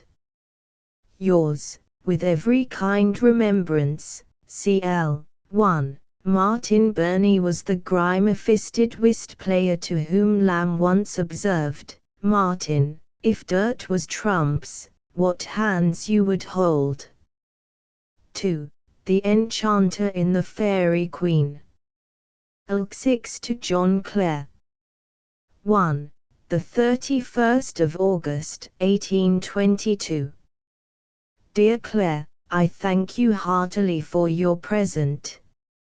I am an inveterate old Londoner, but while I am among your choice collections I seem to be native to them and free of the country. The quality of your observation has astonished me. What have most pleased me have been recollections after a ramble and those Gronga Hill kind of pieces in 8-syllable lines, my favourite measure, such as Cooper Hill and Solitude. In some of your storytelling ballads the provincial phrases sometimes startle me. I think you are too profuse with them. In poetry slang of every kind is to be avoided. There is a rustic cockneyism, as little pleasing as ours of London. Transplant Arcadia to Helpstone. The true rustic style I think is to be found in Shenstone. Would his schoolmistress, the prettiest of poems, have been better if he had used quite the goodie's own language? Now and then a home rusticism is fresh and startling, but when nothing is gained in expression, it is out of tenor. It may make folks smile and stare, but the ungenial coalition of barbarous with refined phrases will prevent you in the end from being so generally tasted as you desire to be. Excuse my freedom, and take the same liberty with my puns. I send you 2 little volumes of my spare hours. They are of all sorts. There is a Methodist hymn for Sundays, and a farce for Saturday night. Pray give them a place on your shelf. Pray accept a little volume, of which I have a duplicate, that I may return in equal number to your welcome presents. I think I am indebted to you for a sonnet in the London for August. Since I saw you I have been in France, and have eaten frogs. The nicest little rabbity things you ever tasted. Do look about for them. Make Mrs. Clare pick off the hind quarters, boil them plain, with parsley and butter. The fore quarters are not so good. She may let them hop off by themselves. Yours sincerely, Chas. Lamb. 1. The Northamptonshire peasant poet. He had sent Lamb his The Village Minstrel, and other poems. LXX to Mr. Baron Field. The 22nd of September, 1822. My dear F., I scribble hastily at office. Frank wants my letter presently. I and sister are just returned from Paris. 1. We have eaten frogs. It has been such a treat. You know our monotonous general tenor. Frogs are the nicest little delicate things, rabbity flavored. Imagine a Lilliputian rabbit. They fricassee them, but in my mind, dressed seethed, plain, with parsley and butter, would have been the decision of Apicius. Paris is a glorious, picturesque old city. London looks mean and new to it, as the town of Washington would, seen after it. But they have no St. Paul's or Westminster Abbey. The Seine, so much despised by Cockneys, is exactly the size to run through a magnificent street, palaces a mile long on one side, lofty Edinburgh stone, oh, the glorious antiques, houses on the other. The Thames disunites London and Southwark. I had Talma to supper with me. He has picked up, as I believe, an authentic portrait of Shakespeare. He paid a broker about £40 English for it. It is painted on the one half of a pair of bellows, a lovely picture, corresponding with the folio head. The bellows has old carved wings round it, and round the visnomy is inscribed, as near as I remember, not divided into rhyme. I found out the rhyme, whom have we here stuck on this bellows, but the Prince of Good Fellows, Willie Sharksp. At top, O base and coward lack, to be here stuck. Poins. At bottom, nay. Rather a glorious lot is to him assigned, who, like the Almighty, rides upon the wind. Pistol, this is all in old, carved wooden letters. The countenance smiling, sweet, and intellectual beyond measure, even as he was immeasurable. It may be a forgery. They laugh at me, and tell me Ireland is in Paris, and has been putting off a portrait of the Black Prince. How far old wood may be imitated I cannot say. Ireland was not found out by his parchments, but by his poetry. I am confident no painter on either side the Channel could have painted anything near like the face I saw. Again, would such a painter and forger have taken £40 for a thing, if authentic, worth £4,000? Talma is not in the secret, for he had not even found out the rhymes in the first inscription. He is coming over with it, and my life to Southey's Thalabar it will gain universal faith. The letter is wanted, and I am wanted. Imagine the blank filled up with all kind things. Our joint, hearty remembrances to both of you. Yours as ever, C. Lamb. 1. The Lambs had visited Paris on the invitation of James Kenny, the dramatist, who had married a Frenchwoman, and was living at Versailles. LXXI to Walter Wilson. The 16th of December, 1822. Dear Wilson, lightning, I was going to call you. You must have thought me negligent in not answering your letter sooner. But I have a habit of never writing letters but at the office. 'Tis so much time cribbed out of the company, and I am but just got out of the thick of a tea sale, in which most of the entry of notes, deposits, etc., usually falls to my share. I have nothing of Defoe's but 2 or 3 novels and the Plague History.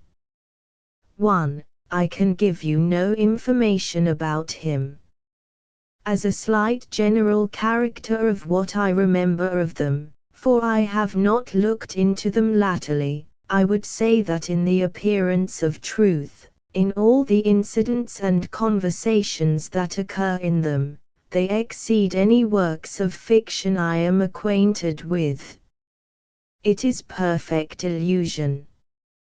The author never appears in these self-narratives, for so they ought to be called, or rather autobiographies, but the narrator chains us down to an implicit belief in everything he says. There is all the minute detail of a logbook in it. Dates are painfully pressed upon the memory. Facts are repeated over and over in varying phrases, till you cannot choose but believe them. It is like reading evidence given in a court of justice. So anxious the storyteller seems that the truth should be clearly comprehended that when he has told us a matter of fact or a motive, in a line or 2 farther down he repeats it with his favorite figure of speech, I say so and so, though he had made it abundantly plain before. This is in imitation of the common people's way of speaking, or rather of the way in which they are addressed by a master or mistress who wishes to impress something upon their memories, and has a wonderful effect upon matter-of-fact readers. Indeed, it is to such principally that he writes. His style is everywhere beautiful, but plain and homely. Robinson Crusoe is delightful to all ranks and classes, but it is easy to see that it is written in phraseology peculiarly adapted to the lower conditions of readers, hence it is an especial favorite with seafaring men, poor boys, servant maids, etc. His novels are capital kitchen reading, while they are worthy, from their deep interest, to find a shelf in the libraries of the wealthiest and the most learned. His passion for matter-of-fact narrative sometimes betrayed him into a long relation of common incidents, which might happen to any man, and have no interest but the intense appearance of truth in them, to recommend them. The whole latter half or 2/3 of Colonel Jack is of this description. The beginning of Colonel Jack is the most affecting natural picture of a young thief that was ever drawn. His losing the stolen money in the hollow of a tree, and finding it again when he was in despair, and then being in equal distress at not knowing how to dispose of it, and several similar touches in the early history of the Colonel, evince a deep knowledge of human nature, and putting out of question the superior romantic interest of the latter, in my mind very much exceed Crusoe. Roxana, first edition, is the next in interest, though he left out the best part of it in subsequent editions from a foolish hypercriticism of his friend Southern. But Moll Flanders, the account of the plague, etc., are all of one family, and have the same stamp of character. Believe me, with friendly recollections, brother, as I used to call you, yours, C. Lamb. 1. Wilson was preparing a life of Defoe, and had written to Lamb for guidance. Ilksye to Bernard Barton. The 23rd of December, 1822. Dear Sir, I have been so distracted with business and one thing or other, I have not had a quiet quarter of an hour for epistolary purposes. Christmas, too, is come, which always puts a rattle into my morning skull. It is a visiting, unquiet, unquakerish season. I get more and more in love with solitude, and proportionately hampered with company. I hope you have some holidays at this period. I have one day, Christmas Day, alas!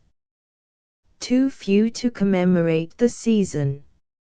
All work and no play dulls me. Company is not play, but many times barred work. To play, is for a man to do what he pleases, or to do nothing, to go about soothing his particular fancies. I have lived to a time of life to have outlived the good hours, the 9 o'clock suppers, with a bright hour or two to clear up in afterwards. Now you cannot get tea before that hour, and then sit gaping, music bothered perhaps, till 12:30 brings up the tray, and what you steal of convivial enjoyment after, is heavily paid for in the disquiet of tomorrow's head. I am pleased with your liking John Woodville and amused with your knowledge of our drama being confined to Shakespeare and Miss Bailey. What a world of fine territory between Land's End and Johnny Groats have you missed traversing. I could almost envy you to have so much to read. I feel as if I had read all the books I want to read. Oh, to forget Fielding, Steele, etc., and read M. New. Can you tell me a likely place where I could pick up cheap Fox's Journal? There are no Quaker circulating libraries. Elwood, too, I must have. I rather grudge that Southey has taken up the history of your people. I am afraid he will put in some levity. I am afraid I am not quite exempt from that fault in certain magazine articles, where I have introduced mention of them. Were they to do again, I would reform them. Why should not you write a poetical account of your old worthies, deducing them from Fox to Woolman? But I remember you did talk of something of that kind, as a counterpart to the ecclesiastical sketches. But would not a poem be more consecutive than a string of sonnets? You have no martyrs quite to the fire, I think, among you, but plenty of heroic confessors, spirit martyrs, lamb lions. Think of it, it would be better than a series of sonnets on eminent bankers. I like a hit at our way of life, though it does well for me, better than anything short of all one's time to one's self, for which alone I rankle with envy at the rich. Books are good, and pictures are good, and money to buy them therefore good, but to buy time, in other words, life. The compliments of the time to you, should end my letter. To a friend, I suppose, I must say the sincerity of the season. I hope they both mean the same. With excuses for this hastily penned note, believe me, with great respect, C. Lamb. LXXIII to Miss Wordsworth. Mary perfectly approves of the appropriation of the feathers, and wishes them peacocks for your fair niece's sake. Christmas, 1822. Dear Miss Wordsworth, I had just written the above endearing words when Monkhouse tapped me on the shoulder with an invitation to cold goose pie, which I was not bird of that sort enough to decline. Mrs. Monkhouse, I am most happy to say, is better. Mary has been tormented with a rheumatism, which is leaving her. I am suffering from the festivities of the season. I wonder how my misused carcass holds it out. I have played the experimental philosopher on it, that's certain. Willie shall be welcome to a mince pie and a bout at commerce whenever he comes. He was in our eye. I am glad you liked my New Year's speculations. Everybody likes them, except the author of The Pleasures of Hope. Disappointment attend him. How I like to be liked, and what I do to be liked. They flatter me in magazines, newspapers, and all the minor reviews. The quarterlies hold aloof. But they must come into it in time, or their leaves be waste paper. Salute Trinity Library in my name. Two special things are worth seeing at Cambridge, a portrait of Cromwell at Sydney, and a better of Dr. Harvey, who found out that blood was red, at Dr. Davies. You should see them. Coleridge is pretty well. I have not seen him, but hear often of him, from Allsop, who sends me hares and pheasants twice a week. I can hardly take so fast as he gives. I have almost forgotten butcher's meat as plebeian. Are you not glad the cold is gone? I find winters not so agreeable as they used to be when winter bleak had charms form. I cannot conjure up a kind similitude for those snowy flakes. Let them keep to Twelfth cakes. Mrs. Paris, our Cambridge friend, has been in town. You do not know the Watfords in Trampington Street. They are capital people. Ask anybody you meet, who is the biggest woman in Cambridge, and I'll hold you a wager they'll say Mrs. Smith. She broke down 2 benches in Trinity Gardens, one on the confines of St. John's, which occasioned a litigation between the societies as to repairing it. In warm weather, she retires into an ice cellar, literally, and dates the returns of the years from a hot Thursday some 20 years back. She sits in a room with opposite doors and windows, to let in a thorough draught, which gives her slender a friend's toothaches. She is to be seen in the market every morning at 10 cheapening fowls, which I observe the Cambridge poulterers are not sufficiently careful to stump. Having now answered most of the points contained in your letter, let me end with assuring you of our very best kindness, and excuse Mary for not handling the pen on this occasion, especially as it has fallen into so much better hands. Will Dr.W. accept of my respects at the end of a foolish letter? C. Elxiv. To Mr. and Mrs. Bruton. 1. The 6th of January, 1823. The pig was above my feeble praise. It was a dear pygmy. There was some contention as to who should have the ears, but in spite of his obstinacy, deaf as these little creatures are to advice, I contrived to get at one of them. It came in boots, too, which I took as a favor. Generally these petticoats, pretty toes are missing, but I suppose he wore them to look taller.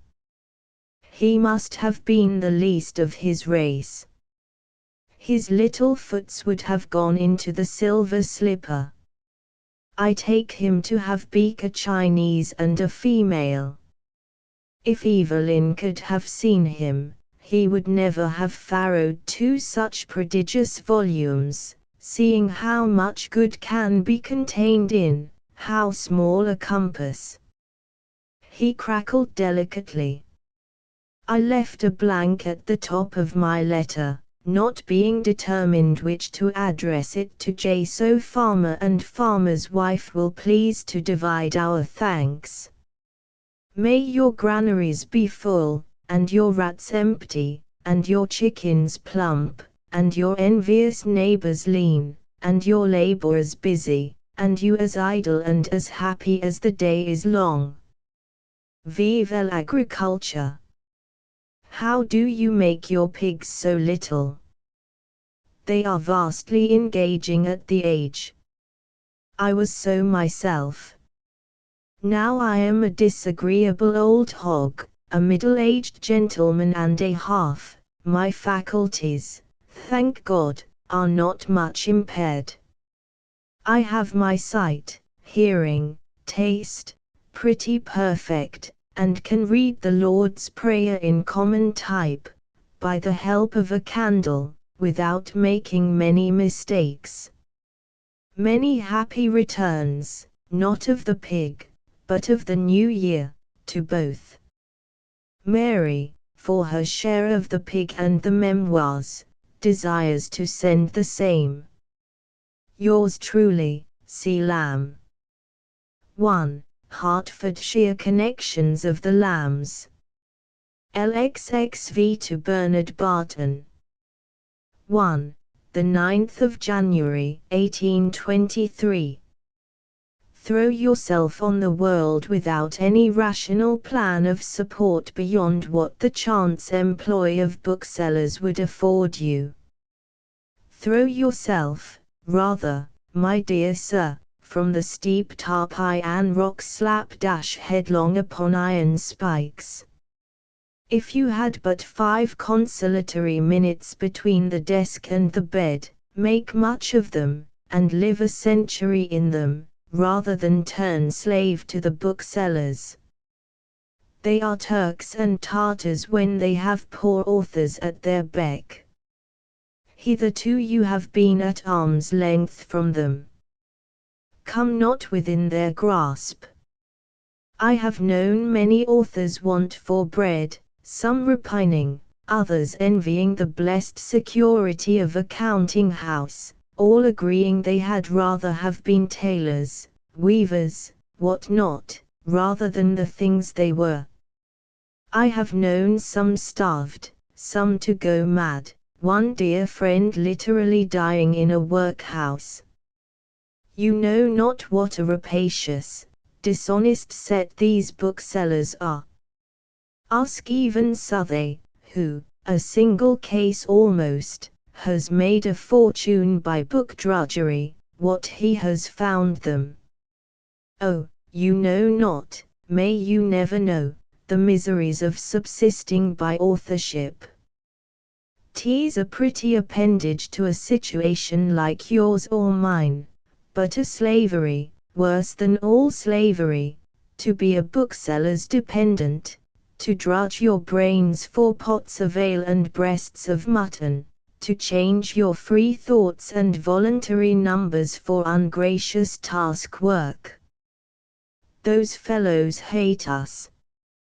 The reason I take to be that, contrary to other trades, in which the master gets all the credit, a jeweler or silversmith for instance, and the journeyman, who really does the fine work, is in the background. In our work the world gives all the credit to us, whom they consider as their journeyman, and therefore do they hate us, and cheat us, and oppress us, and would wring the blood of us out, to put another sixpence in their mechanic pouches. I contend that a bookseller has a relative honesty towards authors, not like his honesty to the rest of the world. Baldwin, who first engaged me as Elia, has not paid me up yet, nor any of us without repeated mortifying appeals. Yet how the knave fawned when I was of service to him. Yet I dare say the fellow is punctual in settling his milk score, etc. Keep to your bank, and the bank will keep you. Trust not to the public, you may hang, starve, drown yourself, for anything that worthy personage cares. I bless every star that Providence, not seeing good to make me independent, has seen it next good to settle me upon the stable foundation of Leadenhall. Sit down, good BB, in the banking office. What? Is there not from 6 to 11 p.m. 6 days in the week, and is there not all Sunday? Fie! What a superfluity of man's time, if you could think so, enough for relaxation, mirth, converse, poetry, good thoughts, quiet thoughts. Oh, the corroding, torturing, tormenting thoughts that disturb the brain of the unlucky wight who must draw upon it for daily sustenance. Henceforth I retract all my foul complaints of mercantile employment, look upon them as lovers' quarrels. I was but half in earnest. Welcome, dead timber of a desk, that makes me live. A little grumbling is a wholesome medicine for the spleen, but in my inner heart do I approve and embrace this our close, but unharassing, way of life. I am quite serious. If you can send me Fox, I will not keep it 6 weeks, and will return it, with warm thanks to yourself and friend, without blot or dog's ear. You will much oblige me by this kindness. Yours truly, C. Lamb. 1. The Quaker Poet. Mr. Barton was a clerk in the bank of the Messrs. Alexander, of Woodbridge, in Suffolk. Encouraged by his literary success, he thought of throwing up his clerkship and trusting to his pen for a livelihood, a design from which he was happily diverted by his friends. Ilksvi to Miss Hutchinson. The 25th of April, 1823. Dear Miss H., Mary has such an invincible reluctance to any epistolary exertion that I am sparing her a mortification by taking the pen from her. The plain truth is, she writes such a mean, detestable hand that she is ashamed of the formation of her letters. There is an essential poverty and abjectness in the frame of them.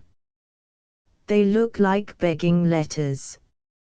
And then she is sure to omit a most substantial word in the second draft, for she never ventures an epistle without a foul copy first, which is obliged to be interlined, which spoils the neatest epistle, you know. Her figures, 1, 2, 3, 4, etc., where she has occasion to express numerals, as in the date, the 25th of April, 1823, are not figures, but figurants, and the combined posse go staggering up and down shameless, as drunkards in the daytime. It is no better when she rules her paper. Her lines are not less erring than her words, a sort of unnatural parallel lines, that are perpetually threatening to meet, which, you know, is quite contrary to Euclid. Her very blots are not bold, like this, here a large blot is inserted, but poor smears, half left in and half scratched out, with another smear left in their place. I like a clear letter, a bold, free hand and a fearless flourish. Then she has always to go through them, a second operation, to dot her I's and cross her T's. I don't think she could make a corkscrew if she tried, which has such a fine effect at the end or middle of an epistle, and fills up. There is a corkscrew. One of the best I ever drew. 1.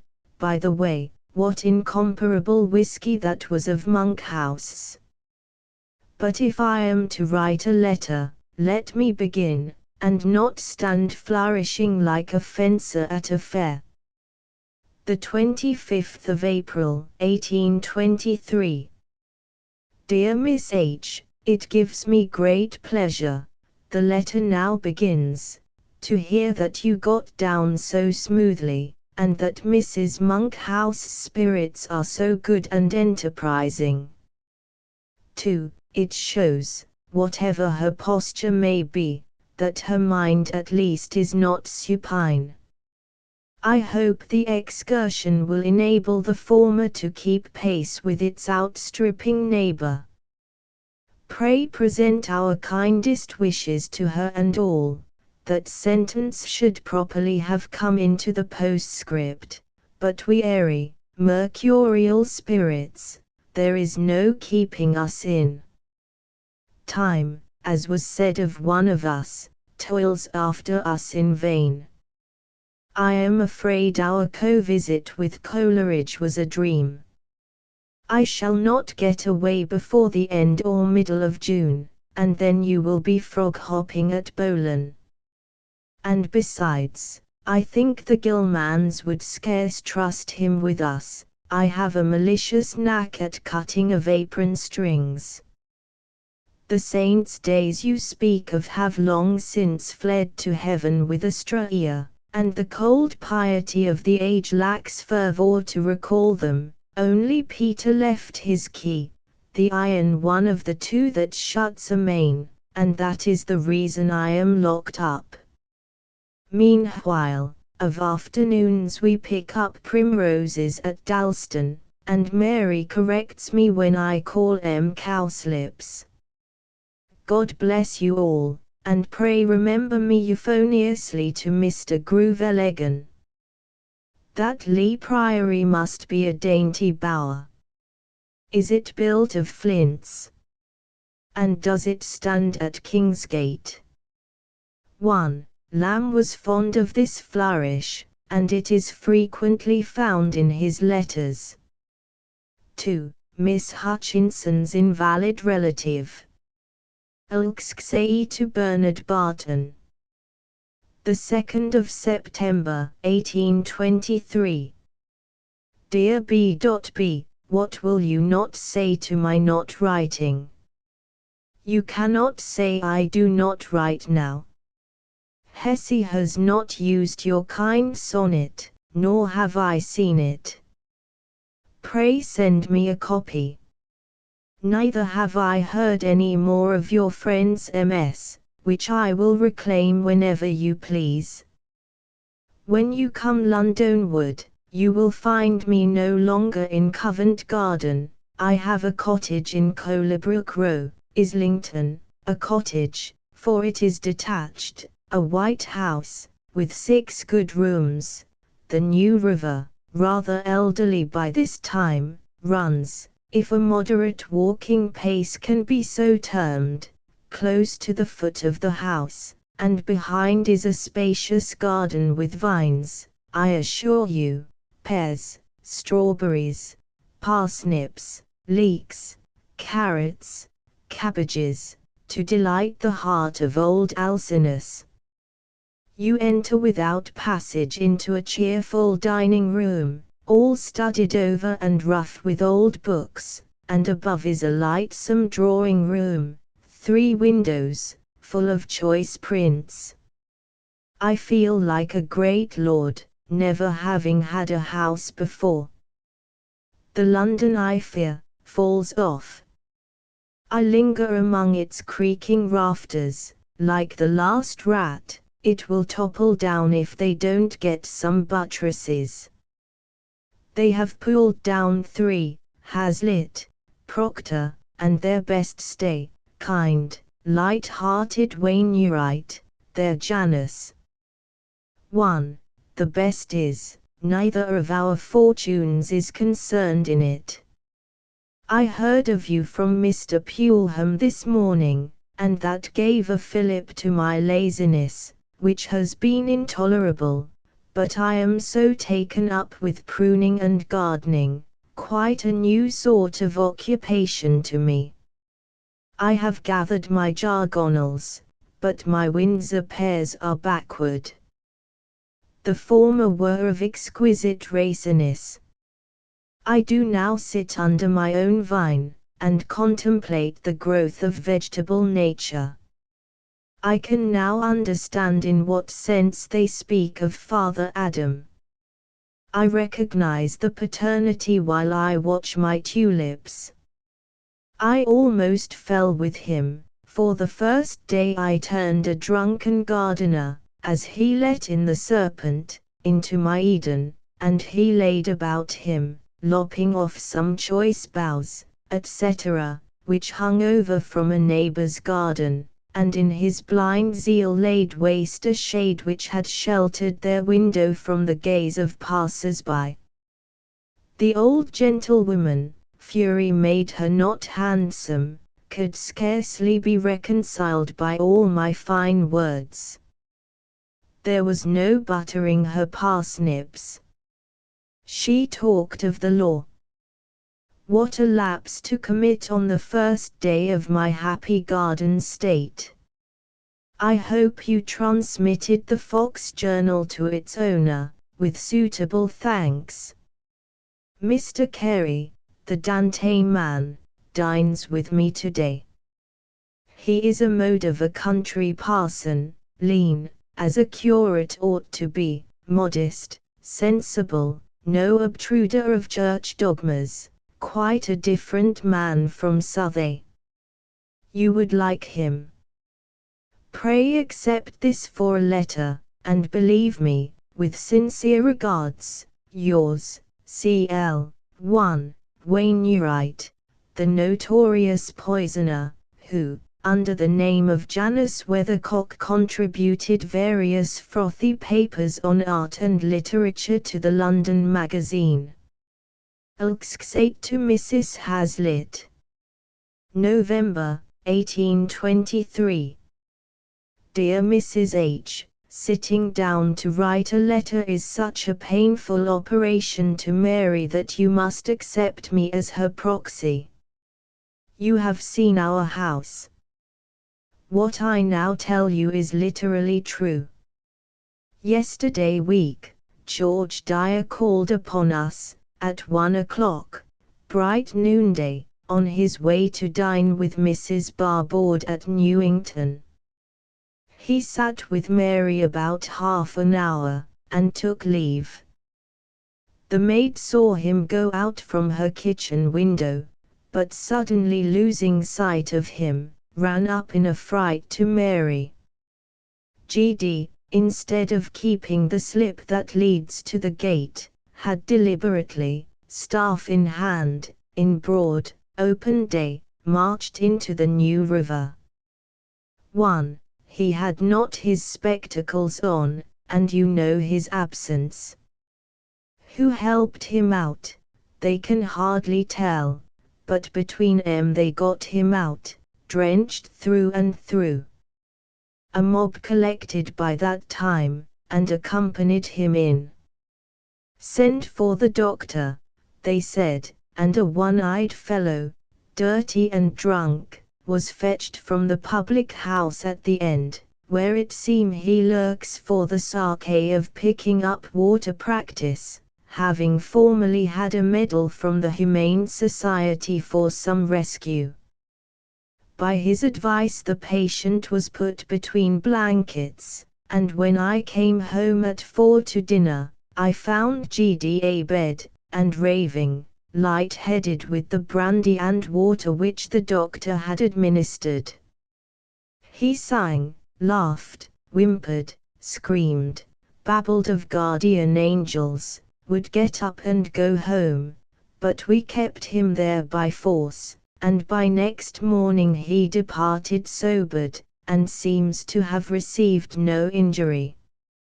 2. All my friends are open-mouthed about having paling before the river, but I cannot see that because a lunatic chooses to walk into a river, with his eyes open, at midday, I am any the more likely to be drowned in it, coming home at midnight.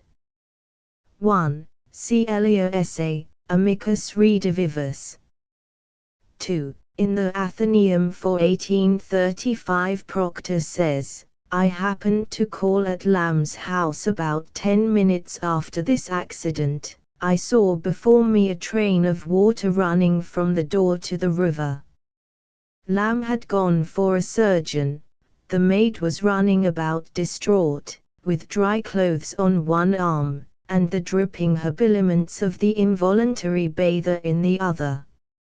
Miss Lamb, agitated, and whimpering forth poor Mr. Dyer, in the most forlorn voice, stood plunging her hands into the wet pockets of his trousers, to fish up the wet coin. Dyer himself, an amiable little old man, who took water _in_ternally and eschewed strong liquors, lay on his host's bed, hidden by blankets. His head, on which was his short grey hair, alone peered out, and this, having been rubbed dry by a resolute hand, by the maids, I believe, who assisted at the rescue, looked as if bristling with 1,000 needles. Lamb, moreover, in his anxiety, had administered a formidable dose of cognac and water to the sufferer, and he, used only to the simple element, babbled without cessation. Ilks 6 to Bernard Barton. The 9th of January, 1824. Dear B.B., do you know what it is to succumb under an insurmountable daymare, a horse and lethargy Falstaff calls it, an indisposition to do anything or to be anything, a total deadness and distaste, a suspension of vitality, an indifference to locality, a numb, soporifical good-for-nothingness, an ossification all over, an oyster-like insensibility to the passing events, a mind-stupor, a brawny defiance to the needles of a thrusting inconscience. Did you ever have a very bad cold, with a total irresolution to submit to water-grill processes? This has been for many weeks my lot and my excuse. My fingers drag heavily over this paper, and to my thinking it is 23 furlongs from here to the end of this demi-sheet. I have not a thing to say, nothing is of more importance than another. I am flatter than a denial or a pancake, emptier than Judge Park's wig when the head is in it, duller than a country stage when the actors are off it, a cipher, a no. I acknowledge life at all only by an occasional convulsional cough and a permanent phlegmatic pain in the chest. I am weary of the world, life is weary of me, my day is gone into twilight, and I don't think it worth the expense of candles. My wick hath a thief in it, but I can't muster courage to snuff it. I inhale suffocation, I can't distinguish veal from mutton, nothing interests me. Tea is 12 o'clock, and Thurtell, 1, is just now coming out upon the new drop, Jack Ketch alertly tucking up his greasy sleeves to do the last office of mortality, yet cannot I elicit a groan or a moral reflection. If you told me the world will be at an end tomorrow, I should just say, will it?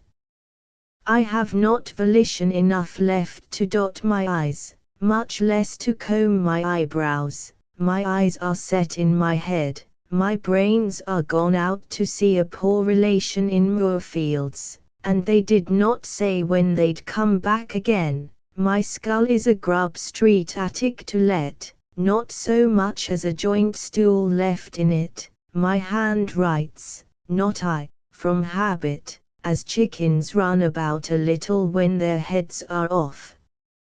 Oh, for a vigorous fit of gout, colic, toothache, an earwig in my auditory, a fly in my visual organs. Pain is life, the sharper the more evidence of life. But this apathy, this death. Did you ever have an obstinate cold, a 6 or 7 weeks unintermitting chill and suspension of hope, fear, conscience, and everything? Yet do I try all I can to cure it. I try wine, and spirits, and smoking, and snuff in unsparing quantities, but they all only seem to make me worse, instead of better. I sleep in a damp room, but it does me no good. I come home late o' nights, but do not find any visible amendment. Who shall deliver me from the body of this death? It is just 15 minutes after 12. Thurtell is by this time a good way on his journey, baiting at Scorpion, perhaps. Ketch is bargaining for his cast coat and waistcoat, and the Jew demurs at first at 3/2 crowns, but on consideration that he may get somewhat by showing in the town, finally closes. CL. 1. Hanged that day for the murder of Ware. LXXX to Bernard Barton. The 23rd of January, 1824. My dear Sir, that peevish letter of mine, 1, which was meant to convey an apology for my incapacity to write, seems to have been taken by you in too serious a light. It was only my way of telling you I had a severe cold. The fact is, I have been insuperably dull and lethargic for many weeks, and cannot rise to the vigor of a letter, much less an essay. The London must do without me for a time, for I have lost all interest about it, and whether I shall recover it again I know not. I will bridle my pen another time, and not tease and puzzle you with my aridities. I shall begin to feel a little more alive with the spring. Winter is to me, mild or harsh, always a great trial of the spirits. I am ashamed not to have noticed your tribute to Woolman, whom we love so much. It is done in your good manner. Your friend Taylor called upon me some time since, and seems a very amiable man. His last story is painfully fine. His book I like, it is only too stuffed with scripture, too parsonish. The best thing in it is the boy's own story. When I say it is too full of scripture, I mean it is too full of direct quotations. No book can have too much of silent scripture in it. But the natural power of a story is diminished when the uppermost purpose in the writer seems to be to recommend something else, namely, religion. You know what Horace says of the Deus intersit. I am not able to explain myself, you must do it for me.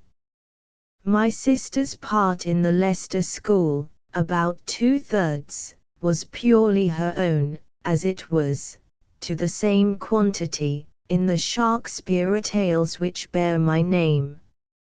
I wrote only the witch aunt, the first going to church, and the final story about a little Indian girl in a ship. Your account of my blackballing amused me. I think, as Quakers, they did right. There are some things hard to be understood. The more I think, the more I am vexed at having puzzled you with that letter, but I have been so out of letter writing of late years that it is a sore effort to sit down to it, and I felt in your debt, and sat down waywardly to pay you in bad money. Never mind my dullness, I am used to long intervals of it. The heavens seem brass to me, then again comes the refreshing shower. I have been merry twice and once ere now. You said something about Mr. Mitford in a late letter, which I believe I did not advert to.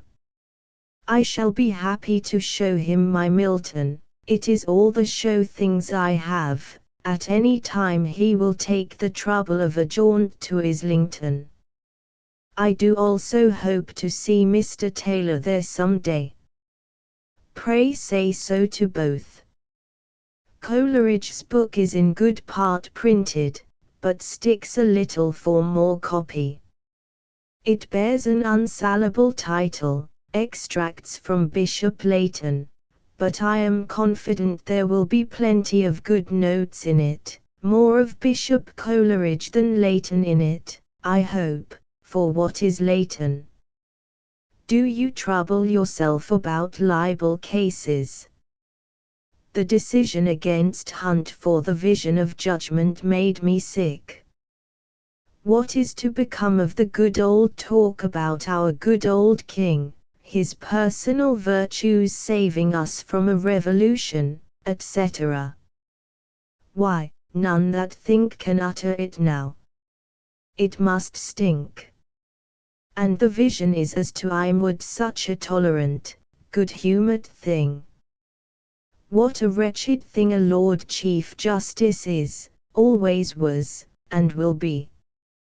Keep your good spirits up, dear BB, mine will return. They are at present in abeyance, but I am rather lethargic than miserable. I don't know but a good horse o' hip would be more beneficial to me than physic. My head, without aching, will teach yours to ache. It is well I am getting to the conclusion. I will send a better letter when I am a better man. Let me thank you for your kind concern for me, which I trust will have reason soon to be dissipated, and assure you that it gives me pleasure to hear from you. Yours truly, CL. 1, Letter 6. Ilksy to Bernard Barton, April, 1824. Dear B.B., I am sure I cannot fill a letter, though I should disfurnish my skull to fill it, but you expect something, and shall have an ateli. Is Sunday, not divinely speaking, but humanly and holidaysically, a blessing? Without its institution, would our rugged taskmasters have given us a leisure day so often, think you, as once in a month? Or, if it had not been instituted, might they not have given us every 6th day? Solve me this problem. If we are to go 3 times a day to church, why has Sunday slipped into the notion of a _holy_day? A holiday, I grant it. The Puritans, I have read in Southey's book, knew the distinction. They made people observe Sunday rigorously, would not let a nursery maid walk out in the fields with children for recreation on that day. But then they gave the people a holiday from all sorts of work every 2nd Tuesday. This was giving to the 2 Caesars that which was his respective. Wise, beautiful, thoughtful, generous legislators. Would Wilberforce give us our Tuesdays? No, he would turn the 6 days into 7ths, and those 3 smiling seasons of the year into a Russian winter. Old play. I am sitting opposite a person who is making strange distortions with the gout, which is not pleasant, to me, at least. What is the reason we do not sympathize with pain, short of some terrible surgical operation? Hazlitt, who boldly says all he feels, avows that not only he does not pity sick people, but he hates them. I obscurely recognize his meaning. Pain is probably too selfish a consideration, too simply a consideration of self-attention. We pity poverty, loss of friends, etc., more complex things, in which the sufferer's feelings are associated with others. This is a rough thought suggested by the presence of gout. I want head to extricate it and plane it. What is all this to your letter? I felt it to be a good one, but my turn, when I write at all, is perversely to travel out of the record, so that my letters are anything but answers. So you still want a motto? You must not take my ironical one, because your book, I take it, is too serious for it. Bickerstaff might have used it for his lucubrations. What do you think of, for a title, Religio Tremuli? Or Tremebundi? There is Religio Medici and Laici. But perhaps the volume is not quite Quakerish enough, or exclusively so, for it. Your own Vigils is perhaps the best. While I have space, let me congratulate with you the return of spring. What a summery spring too! All those qualms about the dog and crayfish, melt before it. I am going to be happy and vain again. A hasty farewell, C. Lamb. 1. Lamb had confessed, in a previous letter to Barton, to having once wantonly set a dog upon a crayfish. Ilxxye to Bernard Barton. The 15th of May, 1824. Dear B.B., I am oppressed with business all day, and company all night. But I will snatch a quarter of an hour. Your recent acquisitions of the picture and the letter are greatly to be congratulated. I too have a picture of my father and the copy of his first love verses, but they have been mine long.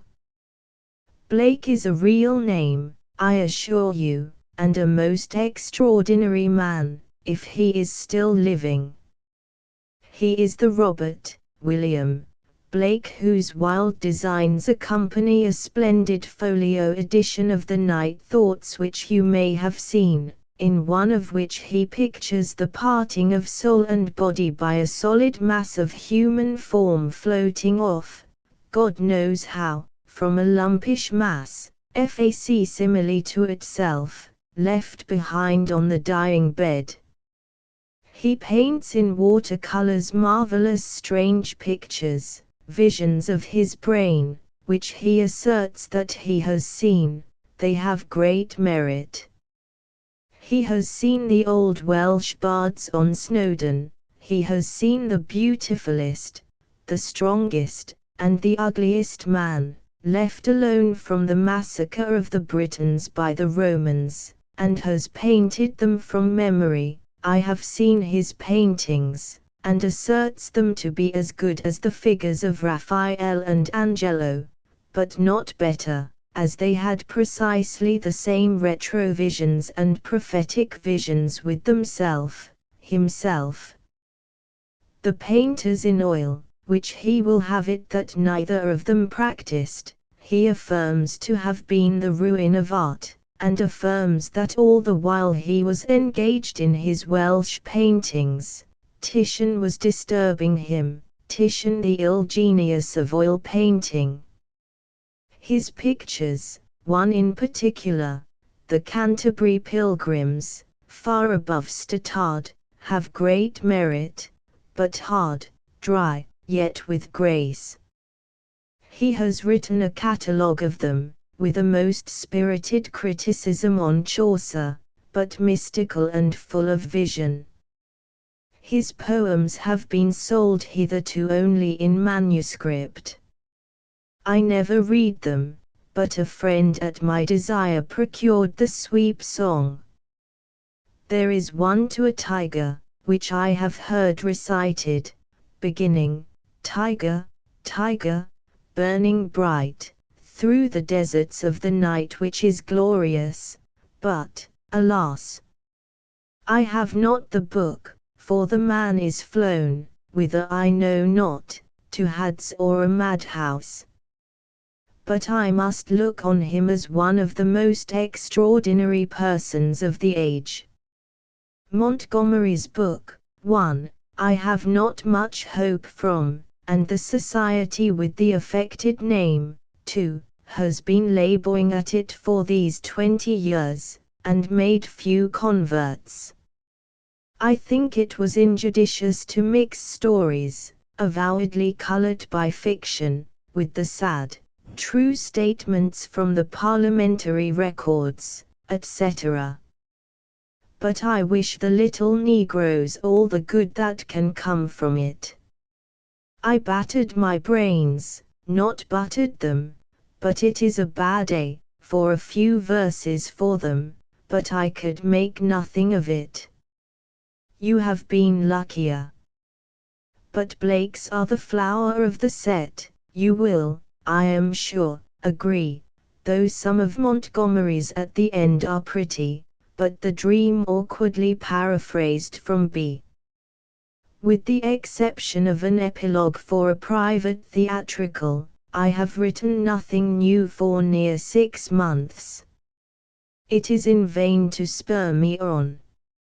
I must wait. I cannot write without a genial impulse, and I have none. Tea is barren all and dearth. No matter, life is something without scribbling. I have got rid of my bad spirits, and hold up pretty well this rain-damned May. So we have lost another poet. 3. I never much relished his lordship's mind, and shall be sorry if the Greeks have cause to miss him. He was to me offensive, and I never can make out his real power, which his admirers talk of. Why, a line of Wordsworth's is a lever to lift the immortal spirit, Byron can only move the spleen. He was at best a satirist. In any other way, he was mean enough. I dare say I do him injustice, but I cannot love him, nor squeeze a tear to his memory. He did not like the world, and he has left it, as Alderman Curtis advised the Radicals, if they don't like their country, damn 'em, let 'em leave it, they possessing no rood of ground in England, and he 10,000 acres. Byron was better than many Curtises. Farewell, and accept this apology for a letter from one who owes you so much in that kind. Yours ever truly, C.L. 1. The Chimney Sweeper's Friend, and Climbing Boy's Album, a book, by James Montgomery, setting forth the wrongs of the little chimney sweepers, for whose relief a society had been started. 2. The Society for Ameliorating the Condition of Infant Chimney Sweepers. 3. Byron had died on the 19th of April. LXXXIII to Bernard Barton. August, 1824. I can no more understand Shelley than you can. His poetry is thin sown with profit or delight. Yet I must point to your notice a sonnet conceived and expressed with a witty delicacy. It is that addressed to one who hated him, but who could not persuade him to hate him again. His coyness to the other's passion, for hate demands a return as much as love, and starves without it, is most arch and pleasant. Pray, like it very much. For his theories and nostrums, they are oracular enough, but I either comprehend em not, or there is mitching malice and mischief in em, but, for the most part, ringing with their own emptiness. Hazlitt said well of em, many are the wiser and better for reading Shakespeare, but nobody was ever wiser or better for reading Shelley. I wonder you will sow your correspondence on so barren a ground as I am, that makes such poor returns. But my head aches at the bare thought of letter writing. I wish all the ink in the ocean dried up, and would listen to the quills shivering up in the candle flame, like parching martyrs. The same indisposition to write it has stopped my Elias, but you will see a futile effort in the next number, one, wrung from me with slow pain. The fact is, my head is seldom cool enough. I am dreadfully indolent. To have to do anything, to order me a new coat, for instance, though my old buttons are shelled like beans, is an effort.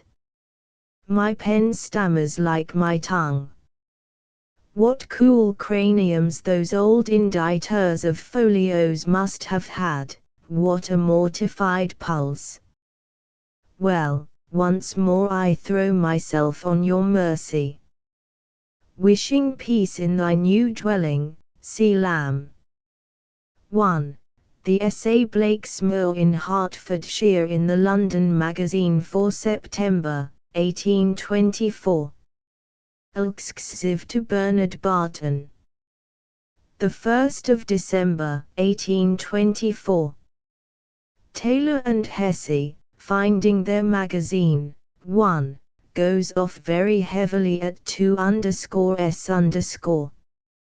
6_d_ are prudently going to raise their price another shilling, and having already more authors than they want, intend to increase the number of them.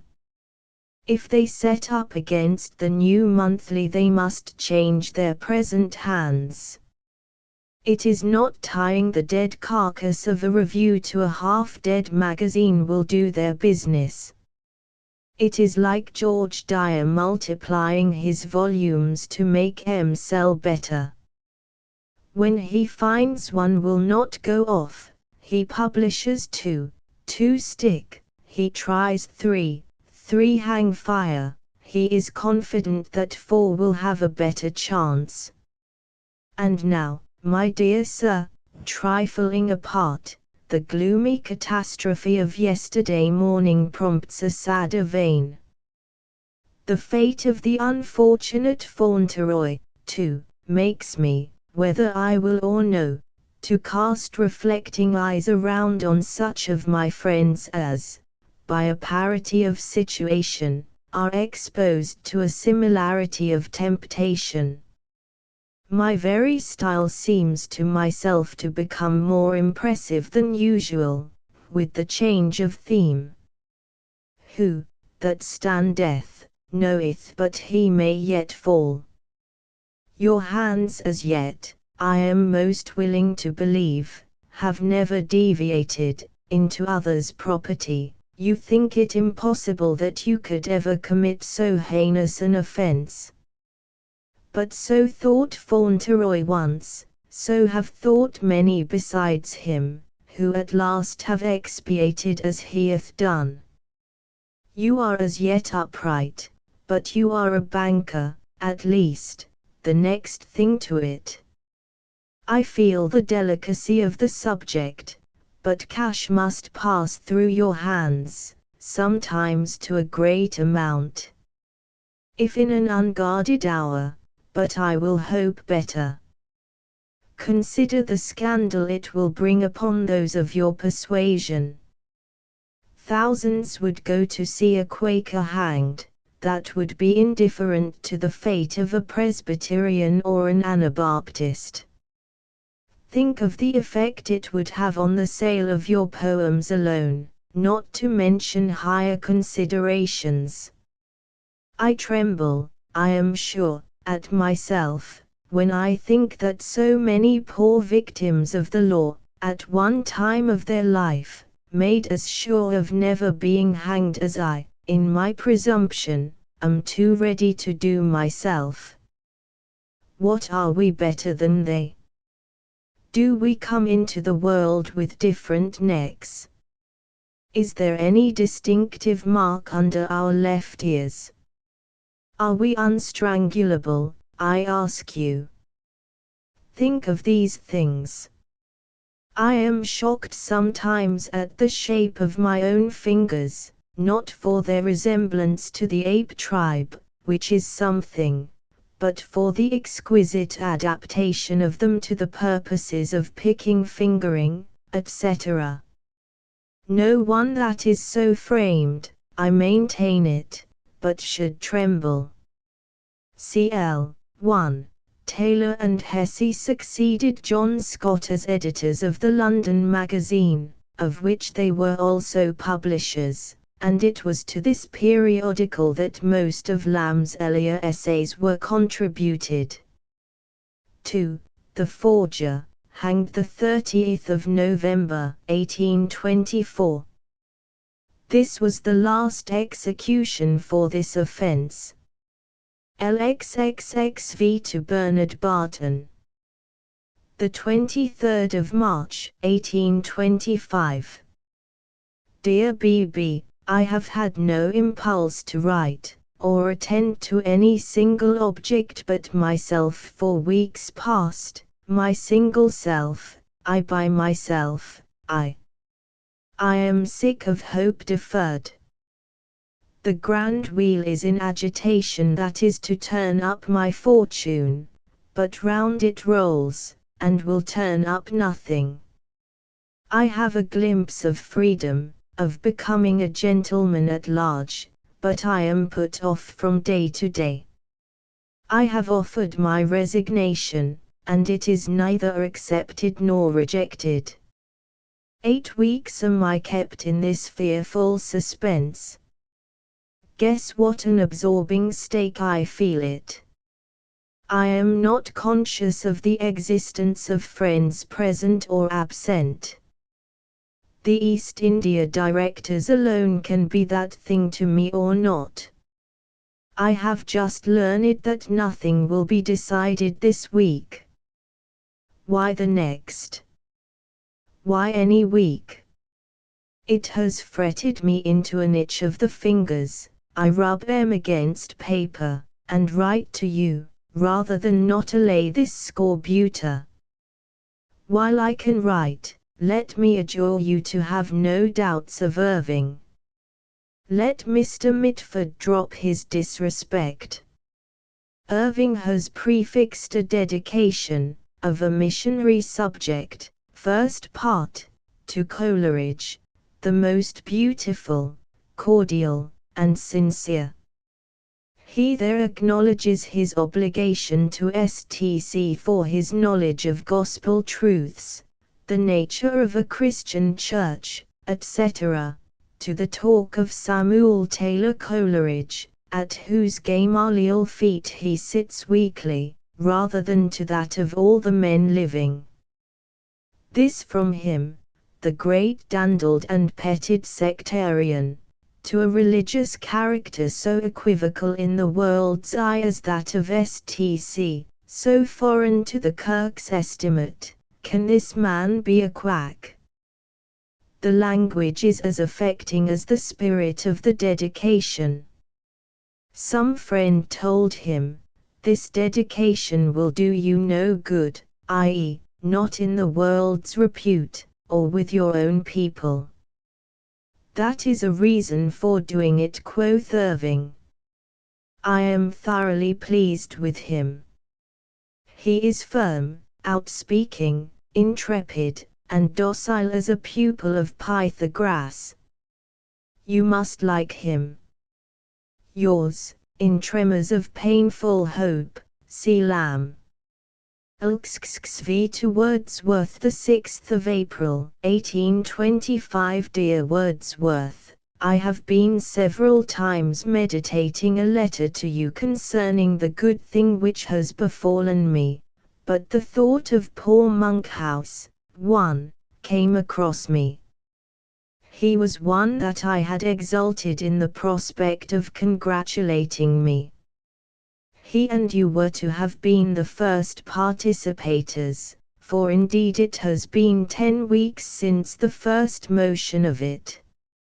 Here am I then, after 33 years' slavery, sitting in my own room at 11 o'clock this finest of all April mornings, a freed man, with £441 a year for the remainder of my life, live I as long as John Dennis, who outlived his annuity and starved at 90, £441, i.e., £450, with a deduction of £9 for a provision secured to my sister, she being survivor, the pension guaranteed by Act George IE 30I, etc. I came home forever on Tuesday in last week. The incomprehensibleness of my condition overwhelmed me. It was like passing from life into eternity. Every year to be as long as 3, i.e., to have 3 times as much real time that is my own, in it. I wandered about thinking I was happy, but feeling I was not. But that tumultuousness is passing off, and I begin to understand the nature of the gift. Holidays, even the annual month, were always uneasy joys, their conscious fugitiveness, the craving after making the most of them. Now, when all is holiday, there are no holidays. I can sit at home, in rain or shine, without a restless impulse for walkings. I am daily steadying, and shall soon find it as natural to me to be my own master as it has been irksome to have had a master. Mary wakes every morning with an obscure feeling that some good has happened to us. Leigh Hunt and Montgomery, after their releasements, describe the shock of their emancipation much as I feel mine. But it hurt their frames. I eat, drink, and sleep sound as ever. I lay no anxious schemes for going hither and thither, but take things as they occur. Yesterday I excursioned 20 miles, today I write a few letters. Pleasuring was for fugitive play days, mine are fugitive only in the sense that life is fugitive. Freedom and life coexistent. At the foot of such a call upon you for gratulation, I am ashamed to advert to that melancholy event. Monkhouse was a character I learned to love slowly, but it grew upon me yearly, monthly, daily. What a chasm has it made in our pleasant parties! His noble, friendly face was always coming before me, till this hurrying event in my life came, and for the time has absorbed all interest. In fact, it has shaken me a little. My old desk companions, with whom I have had such merry hours, seem to reproach me for removing my lot from among them. They were pleasant creatures, but to the anxieties of business, and a weight of possible worse ever impending, I was not equal. Tuthill and Gilman gave me my certificates. I laughed at the friendly lie implied in them. But my sister shook her head, and said it was all true. Indeed, this last winter I was jaded out. Winters were always worse than other parts of the year, because the spirits are worse, and I had no daylight. In summer I had daylight evenings. The relief was hinted to me from a superior power when I, poor slave, had not a hope but that I must wait another 7 years with Jacob, and lo! The Rachel which I coveted is brought to me. 1. Wordsworth's cousin, who was ill of consumption in Devonshire. He died the following year. Ilxxxay to Bernard Barton. The 6th of April, 1825.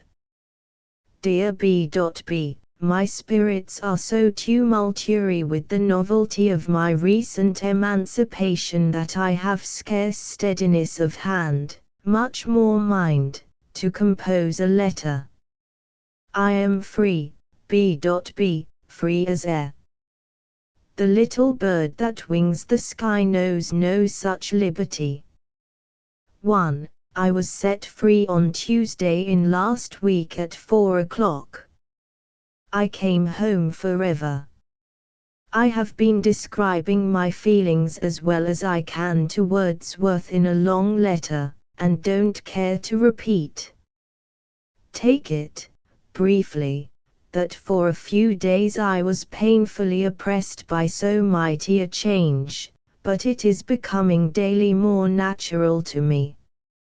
I went and sat among 'em all at my old 33 years desk yestermorning, and, deuce take me, if I had not yearnings at leaving all my old pen and ink fellows, merry, sociable lads, at leaving them in the lurch, fag, fag, fag. The comparison of my own superior felicity gave me anything but pleasure. B.B., I would not serve another 7 years for £700,000.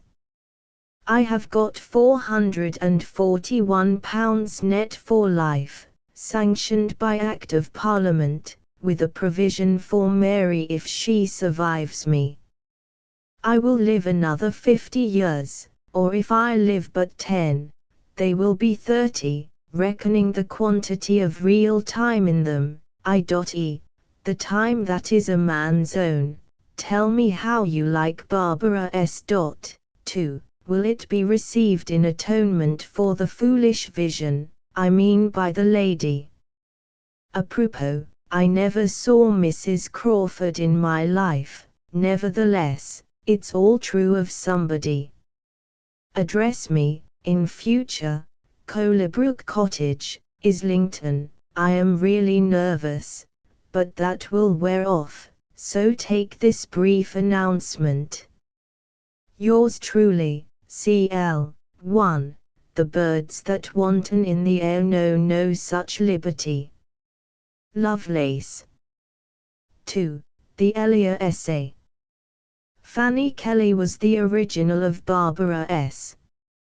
Ilxxxay to Bernard Barton. The 2nd of July, 1825. I am hardly able to appreciate your volume now, 1, but I liked the dedication much, and the apology for your bald burying grounds. To Shelley, but that is not new, to the young Vesper singer, Great Beelings, Playford, and what not. If there be a cavil, it is that the topics of religious consolation, however beautiful, are repeated till a sort of triteness attends them. It seems as if you were forever losing friends' children by death, and reminding their parents of the resurrection. Do children die so often and so good in your parts? The topic taken from the consideration that they are snatched away from possible vanities seems hardly sound, for to an omniscient eye their conditional failings must be one with their actual.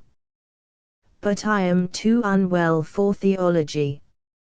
Such as I am yours and a.ks truly, see Lamb. 1. Barton's volume of poems. LX6 to Bernard Barton. The 10th of August, 1825. We shall be soon again at Colebrook. Dear B.B., you must excuse my not writing before, when I tell you we are on a visit at Enfield, where I do not feel it natural to sit down to a letter. It is at all times an exertion. I had rather talk with you and an night quietly at Colebrook Lodge over the matter of your last. You mistake me when you express misgivings about my relishing a series of scriptural poems. I wrote confusedly. What I meant to say was, that one or two consolatory poems on deaths would have had a more condensed effect than many scriptural, devotional topics, admit of infinite variety. So far from poetry tiring me because religious, I can read, and I say it seriously, the homely old version of the Psalms in our prayer books for an hour or two together sometimes, without sense of weariness. I did not express myself clearly about what I think a false topic, insisted on so frequently in consolatory addresses on the death of infants. I know something like it is in Scripture, but I think humanly spoken. It is a natural thought, a sweet fallacy, to the survivors, but still a fallacy. If it stands on the doctrine of this being a probationary state, it is liable to this dilemma. Omniscience, to whom possibility must be clear as act, must know of the child what it would hereafter turn out. If good, then the topic is false to say it is secured from falling into future willfulness, vice, etc. If bad, I do not see how its exemption from certain future overt acts by being snatched away at all tells in its favor. You stop the arm of a murderer, or arrest the finger of a pick-purse, but is not the guilt incurred as much by the intent as if never so much acted? Why children are hurried off, and old reprobates of 100 left, whose trial humanly we may think was complete at 50, is among the obscurities of Providence. The very notion of a state of probation has darkness in it. The all-knower has no need of satisfying his eyes by seeing what we will do, when he knows before what we will do. Methinks we might be condemned before commission. In these things we grope and flounder, and if we can pick up a little human comfort that the child taken is snatched from vice, no great compliment to it, by the by, let us take it.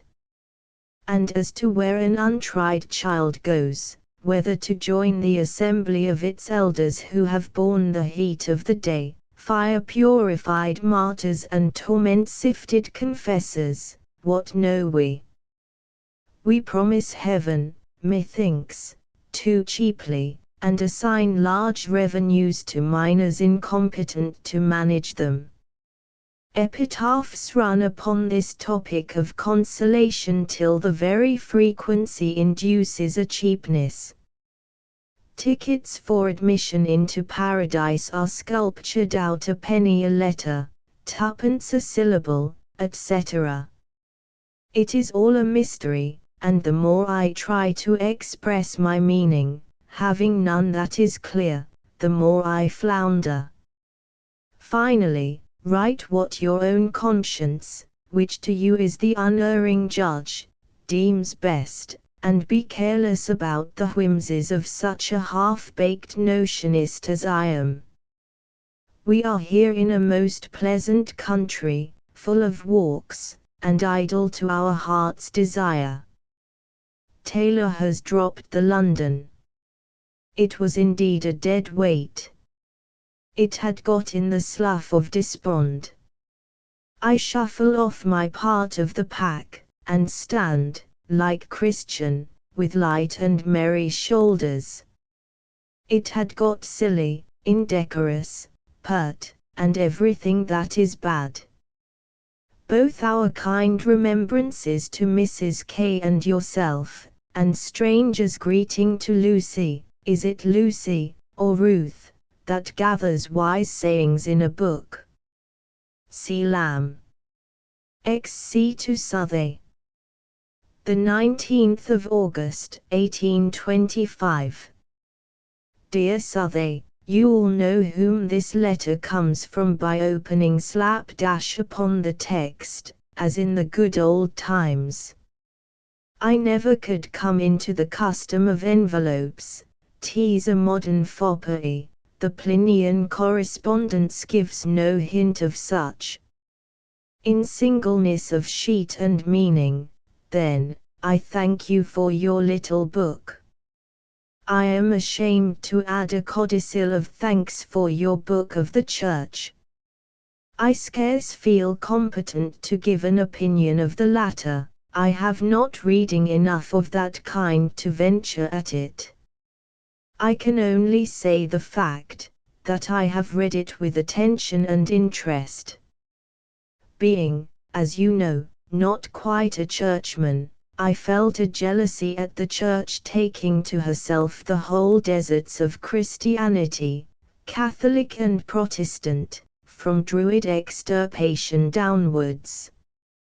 I call all good Christians the Church, Capillarians and all. But I am in too light a humor to touch these matters. May all our churches flourish.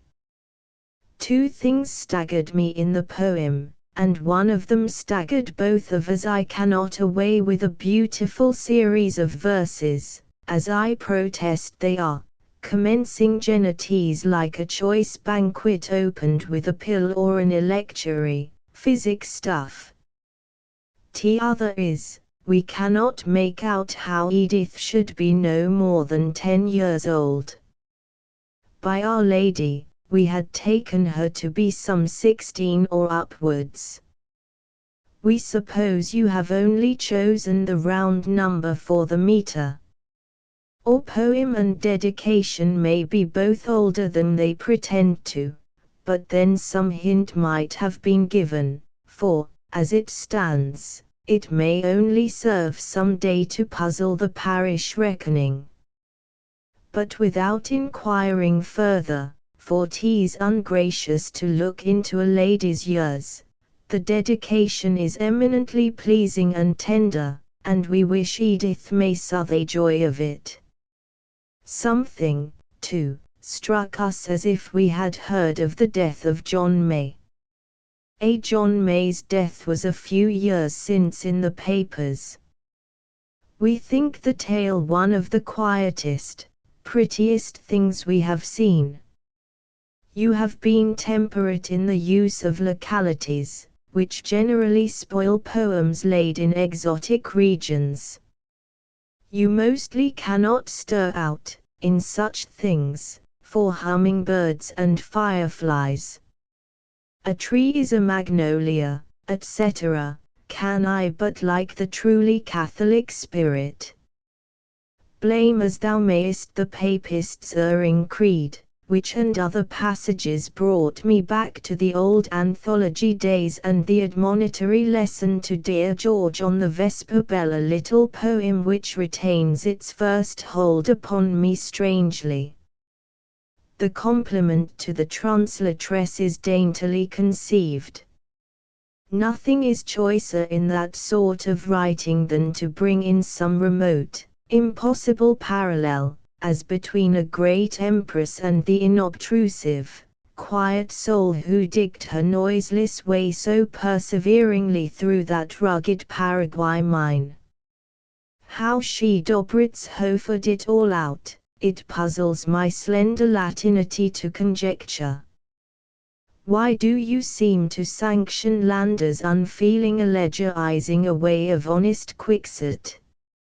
He may as well say Strap is meant to symbolize the Scottish nation before the Union, and random since that act of dubious issue, or that Partridge means the mystical man, and Lady Bellaston typifies the woman upon many waters. Jabber, indeed, may mean the state of the hop markets last month, for anything I know to the contrary. That all Spain overflowed with romancical books, as Madge Newcastle calls them, was no reason that servants should not smile at the matter of them, nor even a reason that, in another mood, he might not multiply them, deeply as he was tinctured with the essence of them. Quixote is the father of gentle ridicule, and at the same time the very depository and treasury of chivalry and highest notions. Marry, when somebody persuaded servants that he meant only fun, and put him upon writing that unfortunate second part, with the confederacies of that unworthy duke and most contemptible duchess, servants sacrificed his instinct to his understanding. We got your little book but last night, being at Enfield, to which place we came about a month since, and are having quiet holidays. Mary walks her 12 miles a day some days, and I my 20 on others. Tea is all holiday with me now, you know, the change works admirably.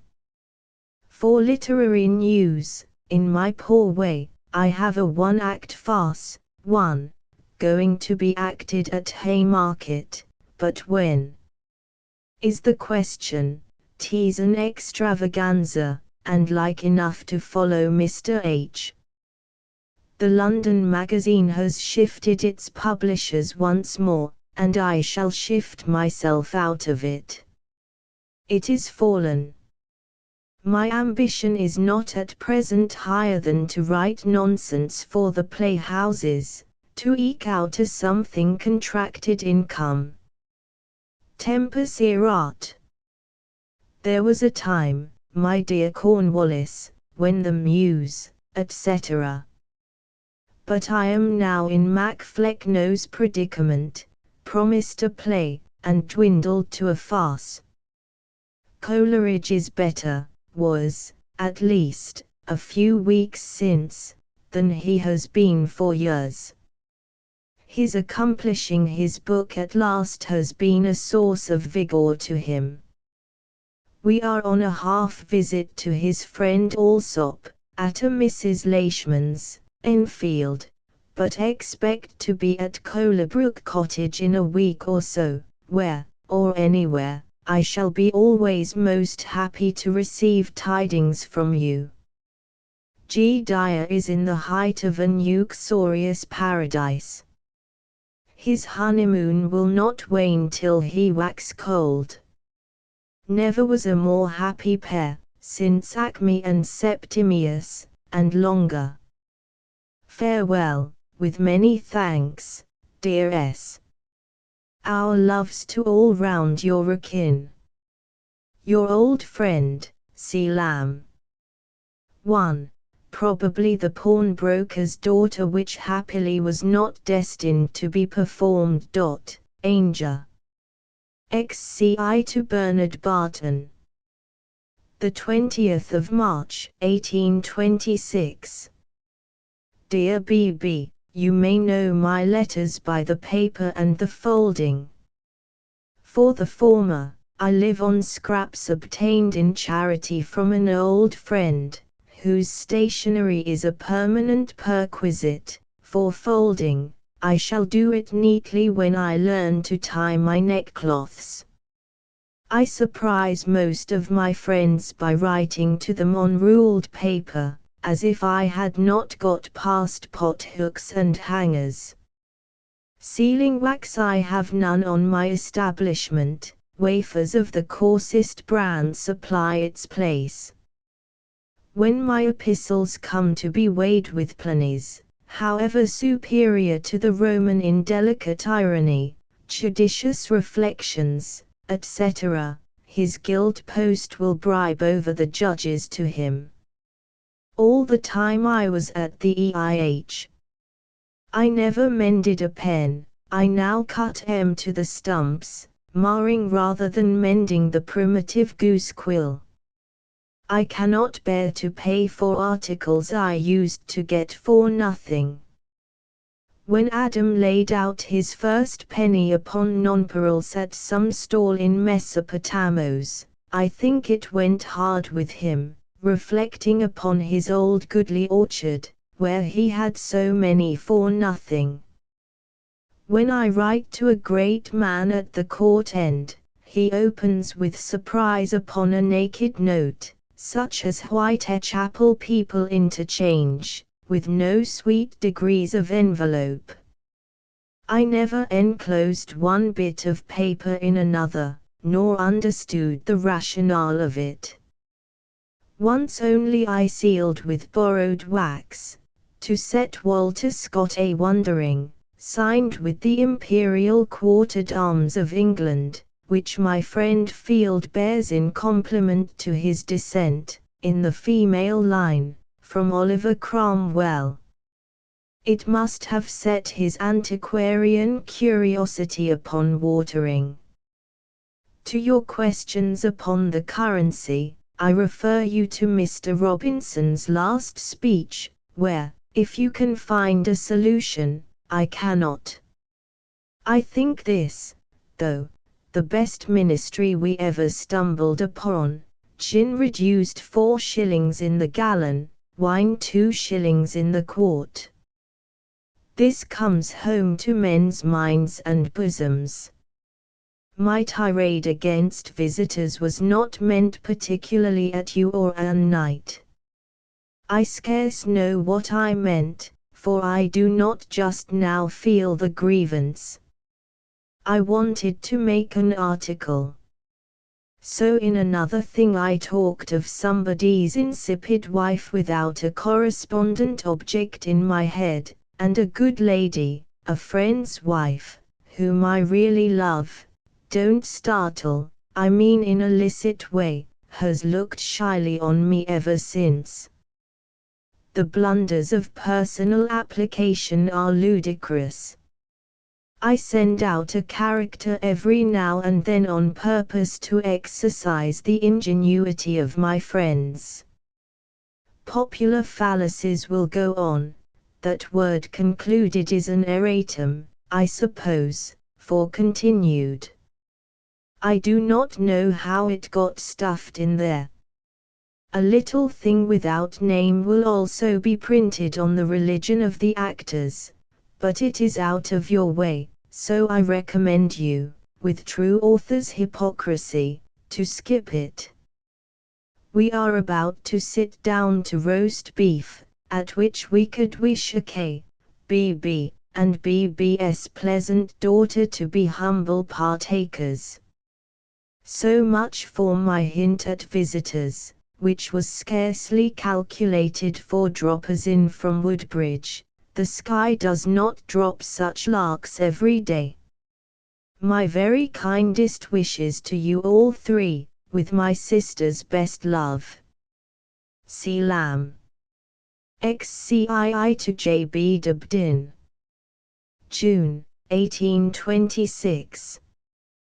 Dear D. My first impulse upon seeing your letter was pleasure at seeing your old neat hand, 9 parts gentlemanly, with a modest dash of the clerical. My second, a thought natural enough this hot weather, am I to answer all this?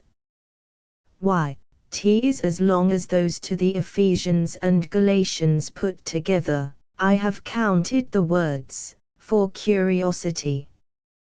I never knew an enemy to puns who was not an ill-natured man. Your fair critic in the coach reminds me of a Scotchman, who assured me he did not see much in Shakespeare. I replied, I dare say not. He felt the equivoque, looked awkward and reddish, but soon returned to the attack by saying that he thought Burns was as good as Shakespeare.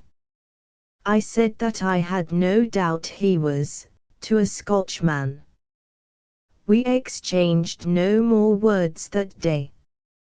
Let me hear that you have clambered up to Lover's Seat. It is as fine in that neighborhood as Juan Fernandez, as lonely, too, when the fishing boats are not out. I have sat for hours staring upon a shipless sea. The salt sea is never as grand as when it is left to itself. One cockboat spoils it, a seamoo or two improves it. And go to the little church, which is a very Protestant Loretto, and seems dropped by some angel for the use of a hermit who was at once parishioner and a whole parish. It is not too big. Go in the night, bring it away in your portmanteau, and I will plant it in my garden. It must have been erected, in the very infancy of British Christianity, for the 2 or 3 first converts, yet with all the appurtenances of a church of the first magnitude, its pulpit, its pews, its baptismal font, a cathedral in a nutshell. The minister that divides the word there must give lumping pennyworths. It is built to the text of 2 or 3 assembled in my name. It reminds me of the grain of mustard seed. If the glebe land is proportionate, it may yield 2 potatoes. Tithes out of it could be no more split than a hair.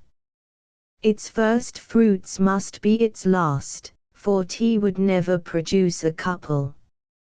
It is truly the straight and narrow way, and few there be, of London visitants, that find it. The still small voice is surely to be found there, if anywhere. A sounding board is merely there for ceremony. It is secure from earthquakes, not more from sanctity than size, for he would feel a mountain thrown upon it no more than a tapeworm would. Go and see, but not without your spectacles. Exit to Henry Crabb Robinson. The 20th of January, 1827. Dear Robinson, I called upon you this morning, and found that you had gone to visit a dying friend. I had been upon a like errand. Poor Norris, has been lying dying for now almost a week. Such is the penalty we pay for having enjoyed a strong constitution. Whether he knew me or not, I know not, or whether he saw me through his poor glazed eyes, but the group I saw about him I shall not forget. Upon the bed, or about it, were assembled his wife and 2 daughters, and poor deaf Richard, his son, looking doubly stupefied. There they were, and seemed to have been sitting all the week. I could only reach out a hand to Mrs. Norris. Speaking was impossible in that mute chamber. By this time I hope it is all over with him. In him I have a loss the world cannot make up. He was my friend and my father's friend all the life I can remember. I seem to have made foolish friendships ever since. Those are friendships which outlive a second generation. Old as I am waxing, in his eyes I was still the child he first knew me. To the last he called me Charlie. I have none to call me Charlie now. He was the last link that bound me to the temple. You are but of yesterday. In him seemed to have died the old plainness of manners and singleness of heart.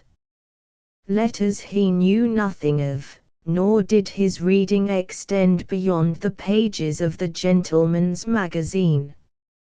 Yet there was a pride of literature about him from being amongst books. He was librarian, and from some scraps of doubtful Latin which he had picked up in his office of entering students, that gave him very diverting airs of pedantry.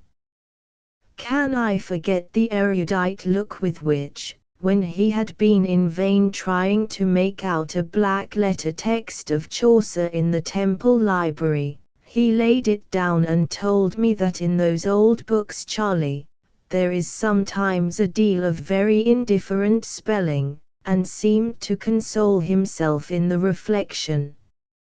His jokes, for he had his jokes, are now ended, but they were old trusty perennials, staples that pleased after dices repetita, and were always as good as new. One song he had, which was reserved for the night of Christmas Day, which we always spent in the temple. It was an old thing, and spoke of the flat bottoms of our foes and the possibility of their coming over in darkness, and alluded to threats of an invasion many years blown over, and when he came to the part, "We'll still make 'em run, and we'll still make 'em sweat, in spite of the devil and Brussels Gazette," his eyes would sparkle as with the freshness of an impending event. And what is the Brussels Gazette now? I cry while I enumerate these trifles. How shall we tell them in a stranger's ear?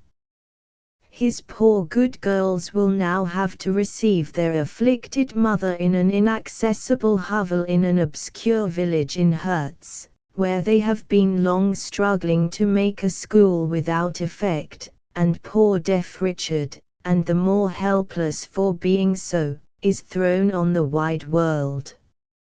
My first motive in writing, and, indeed, in calling on you, was to ask if you were enough acquainted with any of the benchers to lay a plain statement before them of the circumstances of the family. I almost fear not, for you are of another hall. But if you can oblige me and my poor friend, who is now insensible to any favours, pray exert yourself. You cannot say too much good of poor Norris and his poor wife. Yours ever, Charles Lamb. 1. Randall Norris, Sub-Treasurer of the Inner Temple, an early friend of the Lambs. Xiv to Peter George Patmore. Londres, July 19_th_1827. Dear P., I am so poorly. I have been to a funeral, where I made a pun, to the consternation of the rest of the mourners. And we had wine. I can't describe to you the howl which the widow set up at proper intervals. 1 could, for it was not unlike what he makes. The letter I sent you was one directed to the care of Edward White, India House, for Mrs. Hazlitt. Which Mrs. H. I don't yet know, but Allsop has taken it to France on speculation. Really it is embarrassing. There is Mrs. Present H., Mrs. Late H., and Mrs. John H. And to which of the three Mrs. Wigginses it appertains, I know not. I wanted to open it, but 'tis transportation. I am sorry you are plagued about your book. I would strongly recommend you to take for one story Massinger's Old Law. It is exquisite. I can think of no other. Is frightful this morning. He whines and stands up on his hind legs. He misses Becky, who is gone to town. I took him to Barnet the other day, and he couldn't eat his victuals after it. Pray God his intellectuals be not slipping. Mary is gone out for some souls. I suppose 'tis no use to ask you to come and partake of 'em, else there is a steam vessel. I am doing a tragicomedy in 2 acts, and have got on tolerably, but it will be refused, or worse, I never had luck with anything my name was put to. Oh, I am so poorly. I waked it at my cousin's the bookbinder, who is now with God, or if he is not 'tis no fault of mine. We hope the Frank wines do not disagree with Mrs. Patmore. By the way, I like her. Did you ever taste frogs? Get them if you can. They are like little Lilliput rabbits, only a thought nicer. How sick I am, not of the world, but of the widow Shrub. She's sworn under £6,000, but I think she perjured herself. She howls in E la, and I comfort her in B flat. You understand music. If you haven't got Massinger, you have nothing to do but go to the first bibliothek you can light upon at Bowlen, and ask for it, Gifford's edition, and if they haven't got it, you can have Athalie par Monsieur Racine, and make the best of it. But that old law is delicious. No shrimps. That's in answer to Mary's question about how the souls are to be done. I am uncertain where this wandering letter may reach you. What you mean by post restant, God knows. Do you mean I must pay the postage? So I do, to Dover. We had a merry passage with the widow at the Commons. She was howling, and part giving directions to the proctor, when crash. Down went my sister through a crazy chair, and made the clerks grin, and I grinned, and the widow tittered, and then I knew that she was not inconsolable. Mary was more frightened than hurt. She'd make a good match for anybody, by she, I mean the widow. If he bring but a relict away, he is happy, nor heard to complain. Shenstone. Proctor has got a wen growing out at the nape of his neck, which his wife wants him to have cut off, but I think it rather an agreeable excrescence, like his poetry, redundant. Hone has hanged himself for debt. Godwin was taken up for picking pockets. Moxon has fallen in love with Emma, our nut-brown maid. Becky takes to bad courses. Her father was blown up in a steam machine. The coroner found it insanity. I should not like him to sit on my letter. Do you observe my direction? Is it Gallic, classical? Do try and get some frogs. You must ask for Grenouilles, green eels. They don't understand frogs, though tea is a common phrase with us. If you go through Boulogne, Bowlen, inquire if old Godfrey is living, and how he got home from the Crusades. He must be a very old man. 1. A Dog Given to Lamb by Thomas Hood. See letter to Petmore dated September, 1827. XCV to Bernard Barton. The 10th of August, 1827. Dear BB, I have not been able to answer you, for we have had and are having, I just snatch a moment, our poor quiet retreat, to which we fled from society, full of company, some staying with us, and this moment as I write, almost, a heavy importation of 2 old ladies has come in. Whither can I take wing from the oppression of human faces? Would I were in a wilderness of apes, tossing coconuts about, grinning and grinned at. Mitford was hoaxing you surely about my engraving. Tea is a little sixpenny thing, 1, 2 like by half, in which the draftsman has done his best to avoid flattery.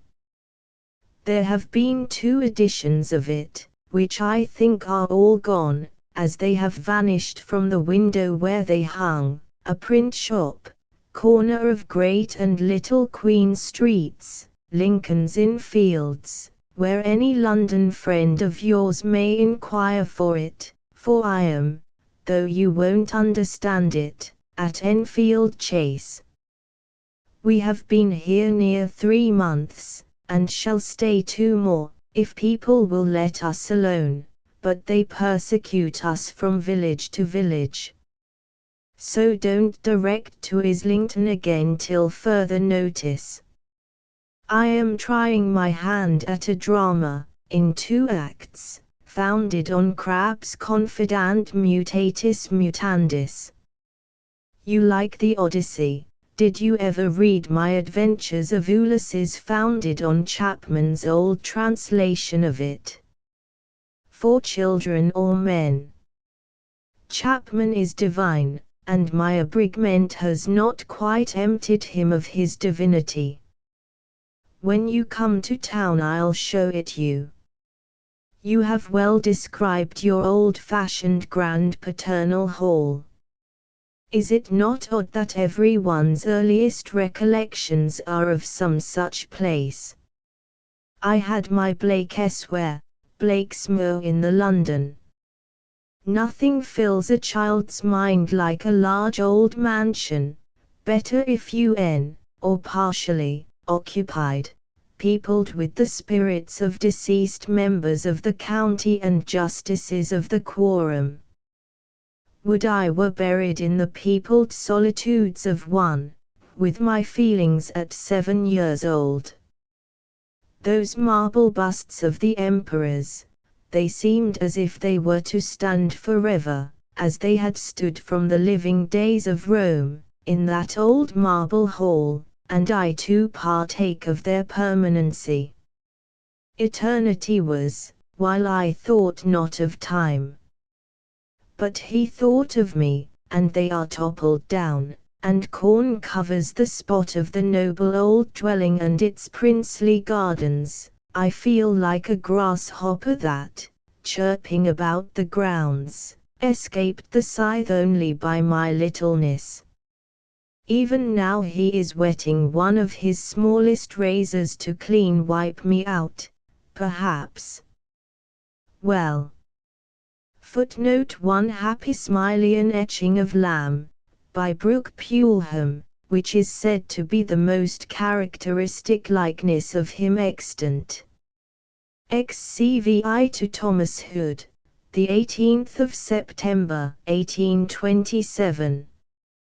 Dear Hood, if I have anything in my head, I will send it to Mr. Watts.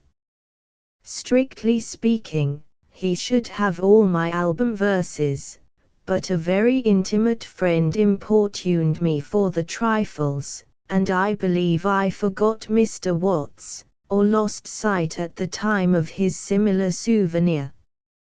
Jameson conveyed the farce from me to Mrs. C. Kemble. He will not be in town before the 27th. Give our kind loves to all at Highgate, and tell them that we have finally torn ourselves outright away from Colebrook, where I had no health, and are about to domiciliate for good at Enfield, where I have experienced good. Lord, what good hours do we keep! How quietly we sleep! 1. See the rest in the Complete Angler. We have got our books into our new house. I am a dray horse if I was not ashamed of the indigested, dirty lumber, as I toppled em out of the cart, and blessed Becky that came with em for her having an unstuffed brain with such rubbish. We shall get in by Michael's Mass. 'Twas with some pain we were evulsed from Colebrook. You may find some of our flesh sticking to the doorposts. To change habitations is to die to them, and in my time I have died 7 deaths. But I don't know whether every such change does not bring with it a rejuvenescence. 'Tis an enterprise, and shoves back the sense of death's approximating, which, though not terrible to me, is at all times particularly distasteful. My house deaths have generally been periodical, recurring after 7 years, but this last is premature by half that time. Cut off in the flower of Colebrook. The Middletonian stream and all its echoes mourn. Even minnows dwindle. A parvis fiant minimi. I fear to invite Mrs. Hood to our new mansion, lest she should envy it, and hate us. But when we are fairly in, I hope she will come and try it. I heard she and you were made uncomfortable by some unworthy to be cared for attacks, and have tried to set up a feeble counteraction through the table book of last Saturday. Has it not reached you, that you are silent about it? Our new domicile is no manor house, but new, and externally not inviting, but furnished within with every convenience, capital new locks to every door, capital grates in every room, with nothing to pay for in coming, and the rent £10 less than the Islington one. It was built, a few years since, at £1,100 expense, they tell me, and I perfectly believe it. And I get it for £35, exclusive of moderate taxes. We think ourselves most lucky. It is not our intention to abandon Regent Street and West End perambulations, monastic and terrible thought, but occasionally to breathe the fresher air of the metropolis. We shall put up a bedroom or 2, all we want, for occasional ex-rustication, where we shall visit, not be visited. Plays, too, we'll see, perhaps our own, Urbani Sylvani and Sylvan Urbanuses in turns, courtiers for a sport, then philosophers, old, homely tell truths and learn truths in the virtuous shades of Enfield. Liars again and mocking gibers in the coffee-houses and resorts of London.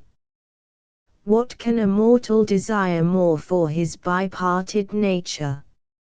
Oh, the curds and cream you shall eat with us here. Oh, the turtle soup and lobster salads we shall devour with you there. Oh, the old books we shall peruse here. Oh, the new nonsense we shall trifle over there.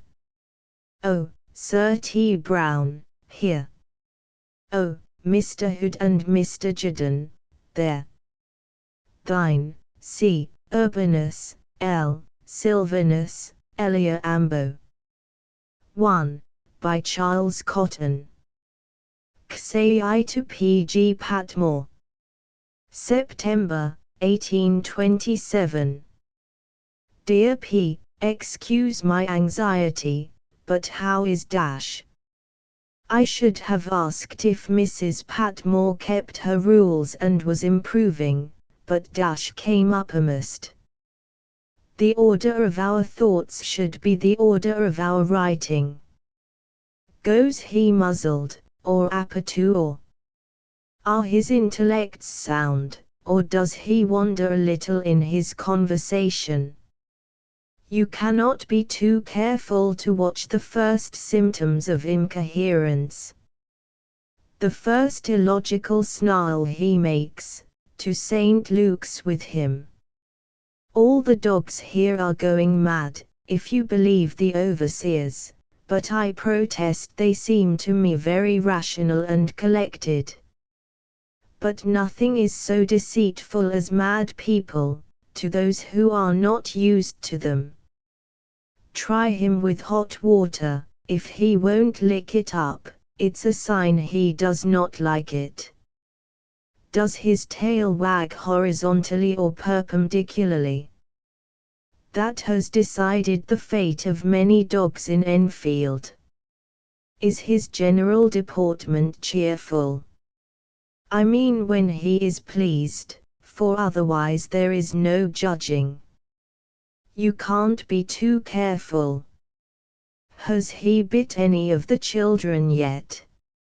If he has, have them shot, and keep him for curiosity, to see if it was the hydrophobia. They say all our army in India had it at one time, but that was in Hyder Ali's time. Do you get paunch for him? Take care the sheep was sane. You might pull his teeth out, if he would let you, and then you need not mind if he were as mad as a bedlamite. It would be rather fun to see his odd ways. It might amuse Mrs. P and the children. They'd have more sense than he. He'd be like a fool kept in a family, to keep the household in good humor with their own understanding. You might teach him the mad dance, set to the mad howl. Madge Owlet would be nothing to him. My, how he capers! In the margin is written one of the children speaks this. What I scratch out is a German quotation, from Lessing, on the bite of rabid animals, but I remember you don't read German. But Mrs. P may, so I wish I had let it stand. The meaning in English is, avoid to approach an animal suspected of madness, as you would avoid fire or a precipice, which I think is a sensible observation. The Germans are certainly profounder than we. If the slightest suspicion arises in your breast that all is not right with him, muzzle him and lead him in a string. Common pack thread will do, he don't care for twist, to Mr. Hoods, his quondam master, and he'll take him in at any time. You may mention your suspicion, or not, as you like, or as you think it may wound, or not, Mr. H.'s feelings. Hood, I know, will wink at a few follies in Dash, in consideration of his former sense. Besides, Hood is deaf, and if you hinted anything, 10 to 1 he would not hear you. Besides, you will have discharged your conscience, and laid the child at the right door, as they say. We are dawdling our time away very idly and pleasantly at a Mrs. Leishman's, Chase, Enfield, where, if you come a-hunting, we can give you cold meat and a tankard. Her husband is a tailor, but that, you know, does not make her one. I know a jailer, which rhymes, but his wife was a fine lady. Let us hear from you respecting Mrs. P.'s regimen. I send my love in a, to Dash. C. Lamb. Say it to Bernard Barton. The 11th of October, 1828. A splendid edition of Bunyan's Pilgrim. 1. Why, the thought is enough to turn one's moral stomach. his cockle hat and staff transformed to a smart cocked beaver and a gemmy cane, his amice grey to the last Regent Street cut, and his painful palmer's pace to the modern swagger. Stop thy friend's sacrilegious hand. Nothing can be done for B but to reprint the old cuts in as homely but good a style as possible, the Vanity Fair and the Pilgrims there, the silly-soothness in his setting out countenance, the Christian idiocy, in a good sense, of his admiration of the shepherds on the Delectable Mountains, the lions so truly allegorical, and remote from any similitude to Pidcock's, the great head, the authors, capacious of dreams and similitudes, dreaming in the dungeon. Perhaps you don't know my edition, what I had when a child.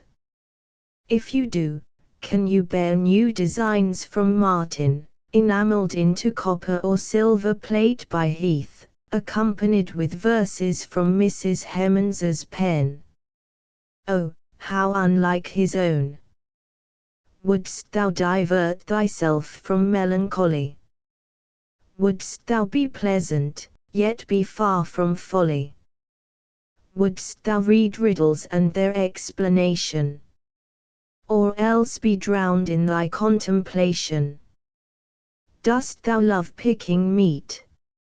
Or wouldst thou see a man eye the clouds, and hear him speak to thee? Wouldst thou be in a dream, and yet not sleep? Or wouldst thou in a moment laugh and weep?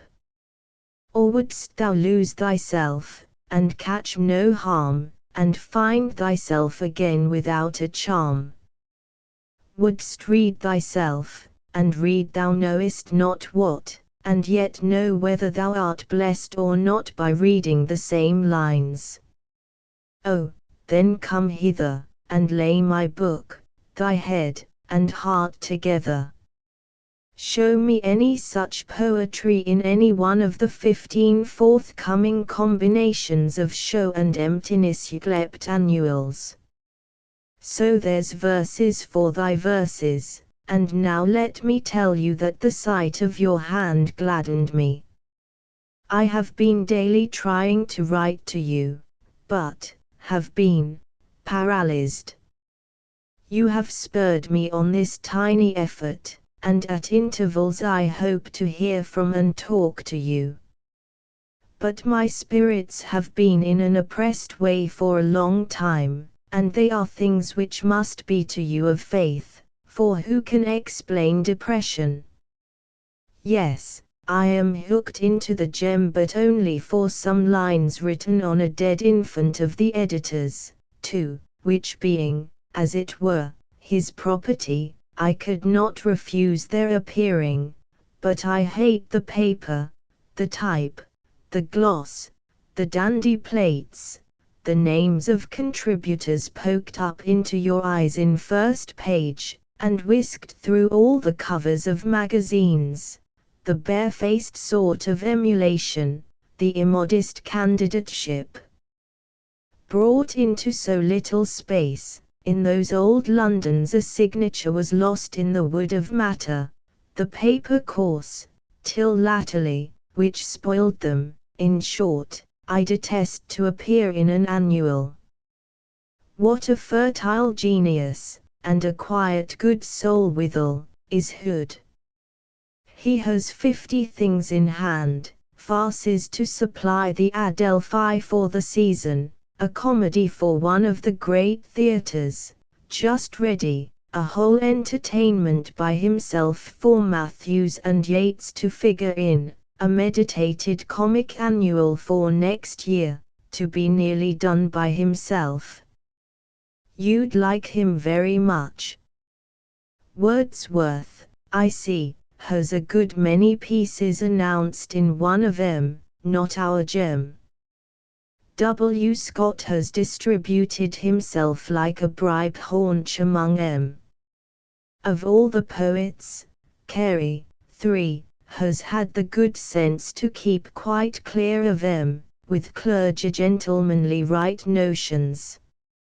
Don't think I set up for being proud on this point. I like a bit of flattery, tickling my vanity, as well as anyone. But these pompous masquerades without masks, naked names or faces, I hate. So there's a bit of my mind. Besides, they infallibly cheat you, I mean the booksellers. If I get but a copy, I only expect it from Hoods being my friend. Coleridge has lately been here. He too is deep among the prophets, the year servers, the mob of gentlemen annuals. But they'll cheat him, I know. And now, dear BB, the sun's shining out merrily, and the dirty clouds we had yesterday having washed their own faces clean with their own rain, tempts me to wander up Winchmore Hill, or into some of the delightful vicinages of Enfield, which I hope to show you at some time when you can get a few days up to the great town. Believe me, it would give both of us great pleasure to show you our pleasant farms and villages. We both join in kindest loves to you and yours. Celam Redivivus. 1. An edition deluxe, illustrated by John Martin, and with an introduction by Southey. See Macaulay's review of it. 2. Hoods. 3. The translator of Dante. 6 to Proctor. The 22nd of January, 1829. Don't trouble yourself about the verses. Take 'em coolly as they come. Any day between this and midsummer will do. 10 lines the extreme. There is no mystery in my incognita. She has often seen you, though you may not have observed a silent brown girl, who for the last 12 years has rambled about our house in her Christmas holidays. She is Italian by name and extraction. 1. 10 lines about the blue sky of her country will do, as it's her foible to be proud of it. Item, I have made her a tolerable Latinist. She is called Emma Isola. I shall, I think, be in town in a few weeks, when I will assuredly see you. I will put in here loves to Mrs. Proctor and the Anti-Capulets, Montagues, because Mary tells me I omitted them in my last. I like to see my friends here. I have put my lawsuit into the hands of an Enfield practitioner, a plain man, who seems perfectly to understand it, and gives me hopes of a favorable result. Rumor tells us that Miss Holcroft is married. Who is Buddams? Have I seen him at Montague's? I hear he is a great chemist. I am sometimes chemical myself. A thought strikes me with horror. Pray heaven he may not have done it for the sake of trying chemical experiments upon her. Young female subjects are so scarce. Aren't you glad about Burke's case? We may set off the Scotch murders against the Scotch novels, Hare the Great unhinged. 2. Martin Burney is richly worth your knowing. He is on the top scale of my friendship ladder, on which an angel or two is still climbing, and some, alas, descending. I am out of the literary world at present. Pray, is there anything new from the admired pen of the author of The Pleasures of Hope? Has Mrs. Hemans, double masculine, done anything pretty lately?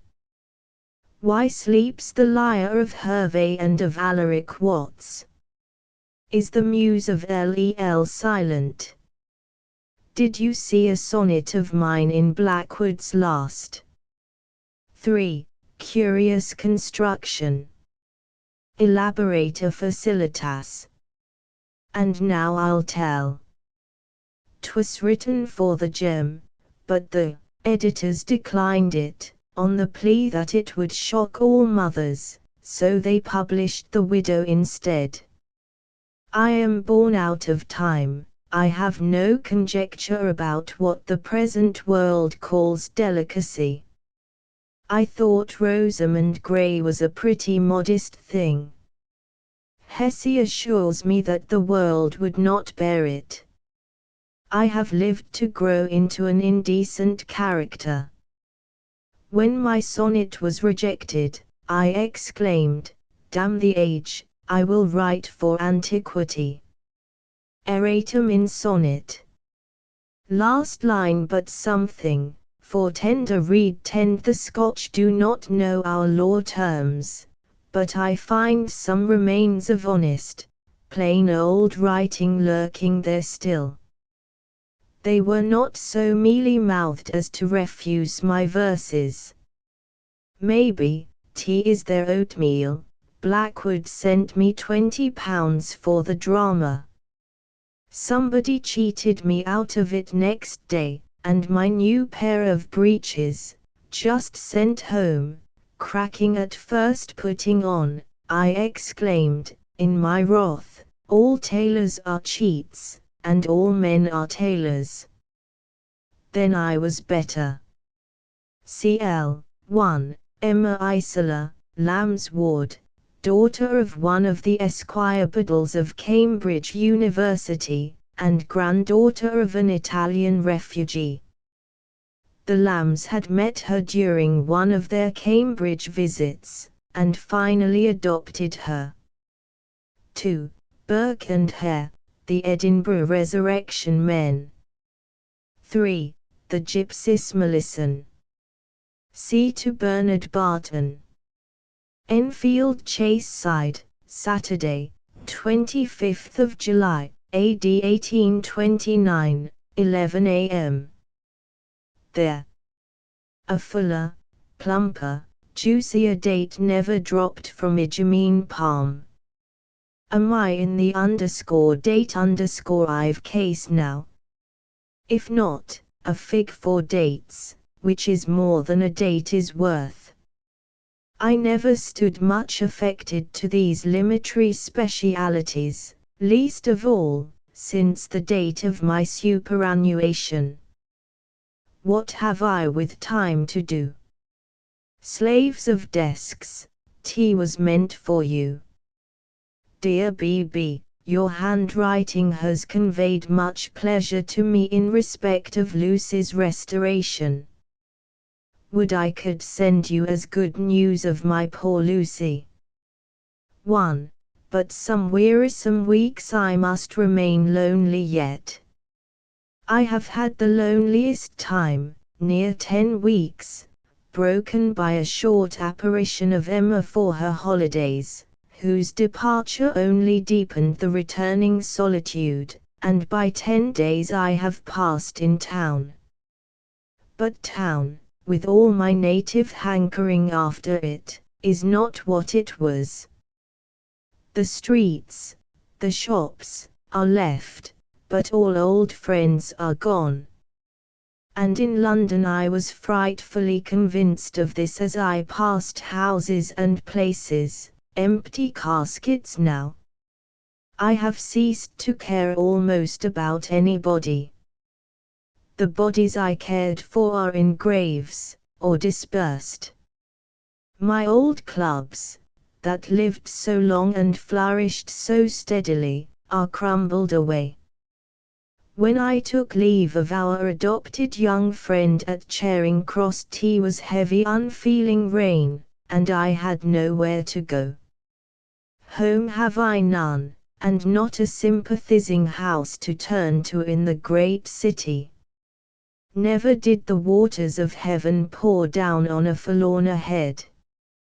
Yet I tried 10 days at a sort of a friend's house, but it was large and straggling, one of the individuals of my old long knot of friends, card players, pleasant companions, that have tumbled to pieces, into dust and other things, and I got home on Thursday, convinced that I was better to get home to my hole at Enfield, and hide like a sick cat in my corner. Less than a month, I hope, will bring home Mary. She is at Fulham, looking better in her health than ever, but sadly rambling, and scarce showing any pleasure in seeing me, or curiosity when I should come again. But the old feelings will come back again, and we shall drown old sorrows over a game of piquet again. But it is a tedious cut out of a life of 54, to lose 12 or 13 weeks every year or two. And to make me more alone, our ill-tempered maid is gone, who, with all her airs, was yet a home piece of furniture, a record of better days. The young thing that has succeeded her is good and attentive, but she is nothing. And I have no one here to talk over old matters with. Scolding and quarrelling have something of familiarity and a community of interest, they imply acquaintance, they are of resentment, which is of the family of dearness. Asterisk asterisk asterisk asterisk asterisk I bragged formerly that I could not have too much time, I have now a surfeit. With few years to come, the days are wearisome. But weariness is not eternal. Something will shine out to take the load off that flags me, which is at present intolerable. I have killed an hour or two in this poor scrawl. I am a sanguinary murderer of time, and would kill him inchmeal just now. But the snake is vital. Well, I shall write merrier anon. T is the present copy of my countenance I send, and to complain is a little to alleviate. May you enjoy yourself as far as the wicked world will let you, and think that you are not quite alone, as I am. Health to Lucia and to Anna, and kind remembrances. Your forlorn CL, 1, Mary Lamb. C.I. to Mr. Gilman. The 30th of November, 1829. Dear G. The excursionists reached home and the good town of Enfield a little after 4, without slip or dislocation. Little has transpired concerning the events of the back journey, save that on passing the house of Squire Mellish, situate a stone bow's cast from the hamlet, farther westward, one, with a good-natured wonderment, exclaimed, I cannot think what is gone of Mr. Mellish's rooks. I fancy they have taken flight somewhere, but I have missed them 2 or 3 years past. All this while, according to his fellow traveller's report, the rookery was darkening the air above with undiminished population, and deafening all ears but his with their cawings. But nature has been gently withdrawing such phenomena from the notice of Thomas Westwood's senses, from the time he began to miss the rooks. T. Westwood has passed a retired life in this hamlet of 30 or 40 years, living upon the minimum which is consistent with gentility, yet a star among the minor gentry, receiving the bows of the tradespeople and courtesies of the almswomen daily. Children venerate him not less for his external show of gentry than they wonder at him for a gentle rising endorsation of the person, not amounting to a hump, or if a hump, innocuous as the hump of the buffalo, and coronative of as mild qualities. T is a throne on which patience seems to sit, the proud perch of a self-respecting humility, stooping with condescension. Thereupon the cares of life have sat, and rid him easily. For he has thrid the Angustiodamus with dexterity. Life opened upon him with comparative brilliancy. He set out as a rider or traveller for a wholesale house, in which capacity he tells of many hairbreadth escapes that befell him, one especially, how he rode a mad horse into the town of Devizes, how horse and rider arrived in a foam, to the utter consternation of the expostulating hostlers, innkeepers, etc. It seems it was sultry weather, piping hot, the steed tormented into frenzy with gadflies, long past being roadworthy, but safety and the interest of the house he rode for were incompatible things. A fall in serge cloth was expected, and a mad entrance they made of it. Whether the exploit was purely voluntary, or partially, or whether a certain personal defiguration in the man part of this extraordinary centaur, non-assistive to partition of natures, might not enforce the conjunction, I stand not to inquire. I look not with skew eyes into the deeds of heroes. The hosier that was burned with his shop in Field Lane, on Tuesday night, shall have passed to heaven for me like a Marian martyr, provided always that he consecrated the fortuitous incremation with a short ejaculation in the exit, as much as if he had taken his state degrees of martyrdom in forma in the market vicinage. There is adoptive as well as acquisitive sacrifice. Be the animus what it might, the fact is indisputable, that this composition was seen flying all abroad, and mine host of Daintree may yet remember its passing through his town, if his scores are not more faithful than his memory. Asterisk asterisk asterisk asterisk asterisk to come from his heroic character, all the amiable qualities of domestic life concentra in this tamed Bellerophon. He is excellent over a glass of grog, just as pleasant without it, laughs when he hears a joke, and when, which is much oftener, he hears it not, sings glorious old sea songs on festival nights, and but upon a slight acquaintance of 2 years, Coleridge is as dear a deaf old man to us as old Norris, rest his soul, was after 50. To him and his scanty literature, what there is of it, sound, have we flown from the metropolis and its cursed annualists, reviewers, authors, and the whole muddy ink press of that stagnant pool. 1. Lamb's landlord. He had driven Mary Lamb over to see Coleridge at Highgate. The Lambs had been compelled, by the frequent illnesses of Mary Lamb, to give up their housekeeping at Enfield and to take lodgings with the Westwards. CII to Wordsworth. The 22nd of January, 1830. And is it a year since we parted from you at the steps of Edmonton stage? There are not now the years that there used to be. The tale of the dwindled age of men, reported of successional mankind, is true of the same man only.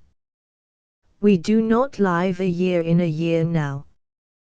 T is a punctum stans. The seasons pass us with indifference. Spring cheers not, nor winter heightens our gloom, autumn hath foregone its moralities, they are hay pass repass as in a show box. Yet, as far as last year, occurs back, for they scarce show a reflex now, they make no memory as heretofore, tea was sufficiently gloomy. Let the sullen nothing pass.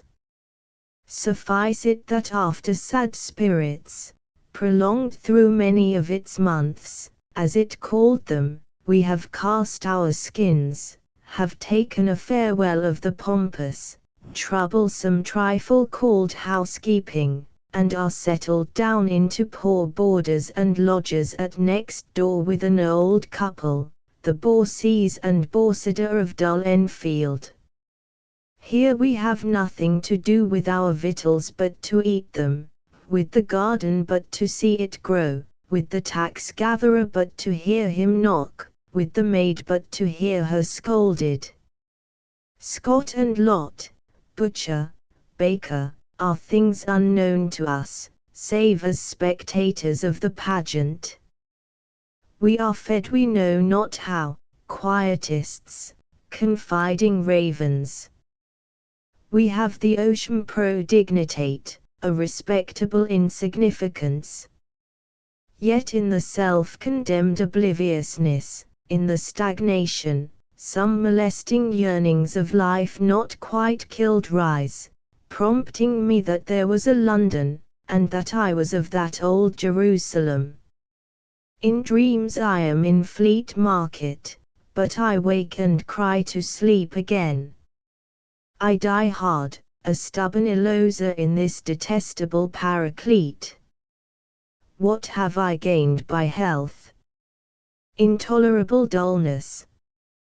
What by early hours and moderate meals? A total blank.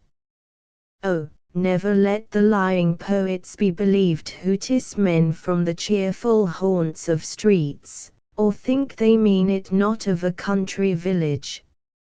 In the ruins of Palmyra I could gird myself up to solitude, or muse to the snorings of the seven sleepers, but to have a little teasing image of a town about one, country folks that do not look like country folks, shops 2 yards square, half a dozen apples and 2 penn'orth of overlooked gingerbread for the lofty fruiterers of Oxford Street, and for the immortal book and print stalls a circulating library that stands still, where the show picture is a last year's Valentine, and whither the fame of the last 10 Scotch novels has not yet travelled. Marry, they just begin to be conscious of the regauntlet, to have a new plastered flat church, and to be wishing that it was but a cathedral.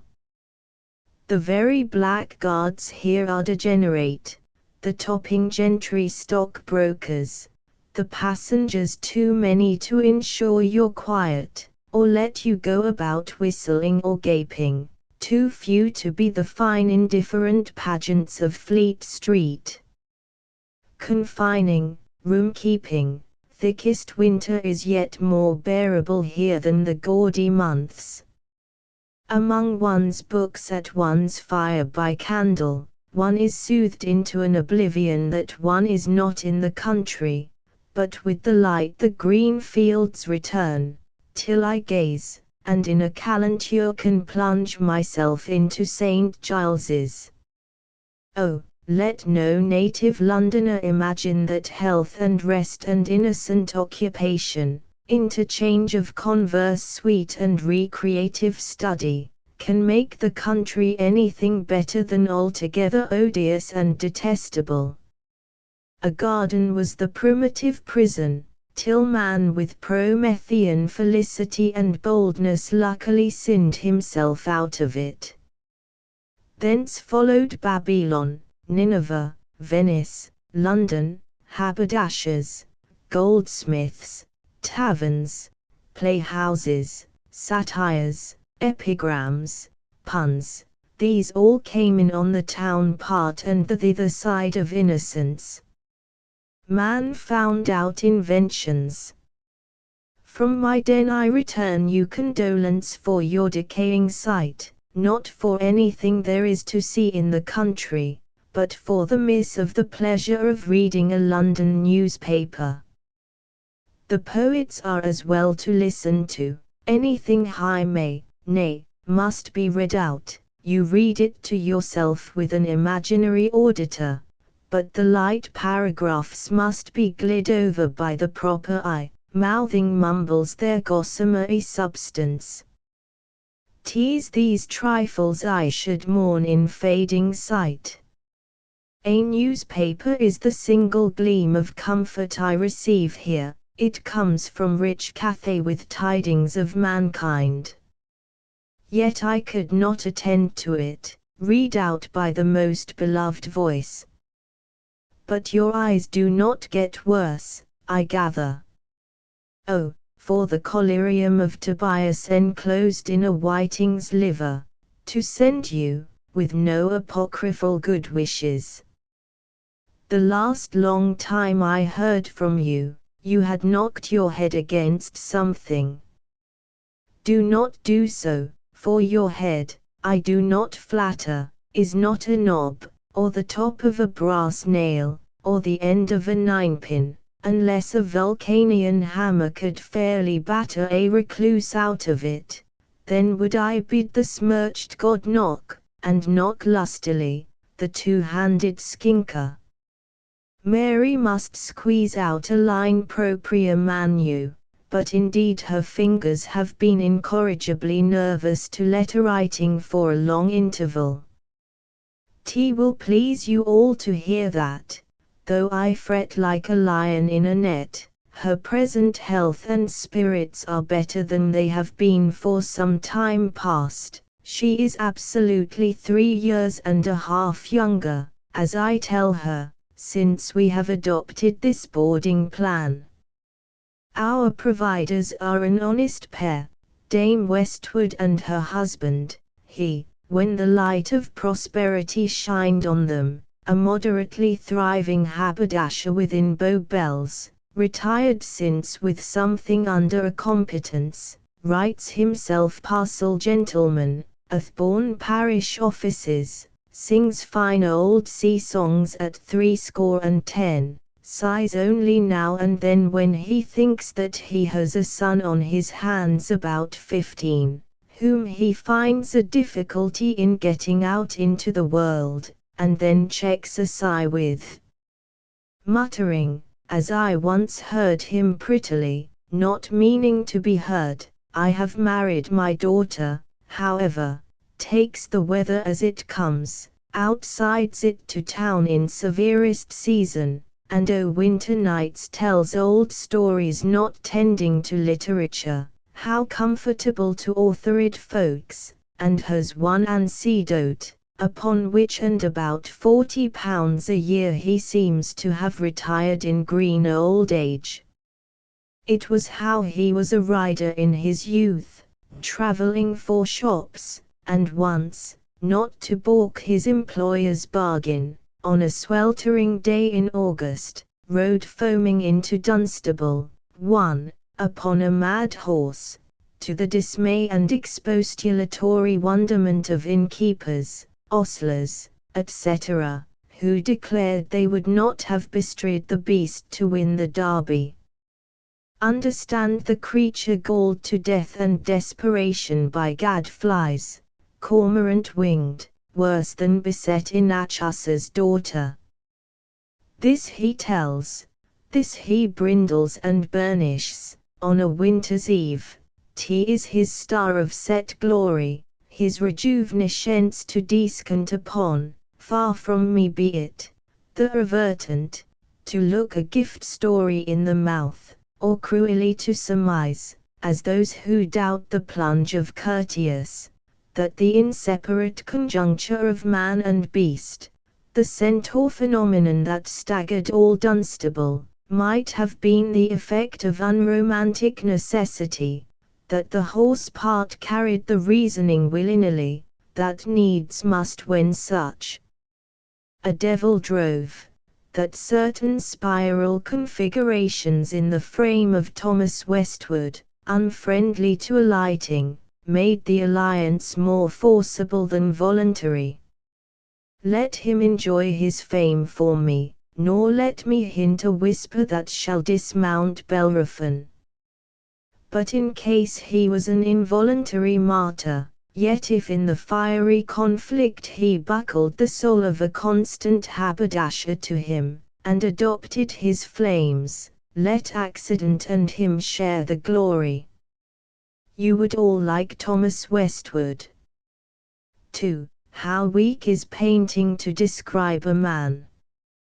Say that he stands 4 feet and a nail high by his own yard measure, which, like the scepter of Agamemnon, shall never sprout again. Still, you have no adequate idea, nor when I tell you that his dear hump, which I have favored in the picture, seems to me of the buffalo, indicative and repository of mild qualities, a budget of kindnesses. Still, you have not the man. Knew you old Norris of the Temple, 60 years ours and our father's friend?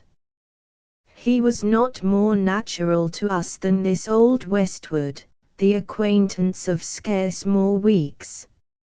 Under his roof now ought I to take my rest, but that back-looking ambition tells me I might yet be a Londoner.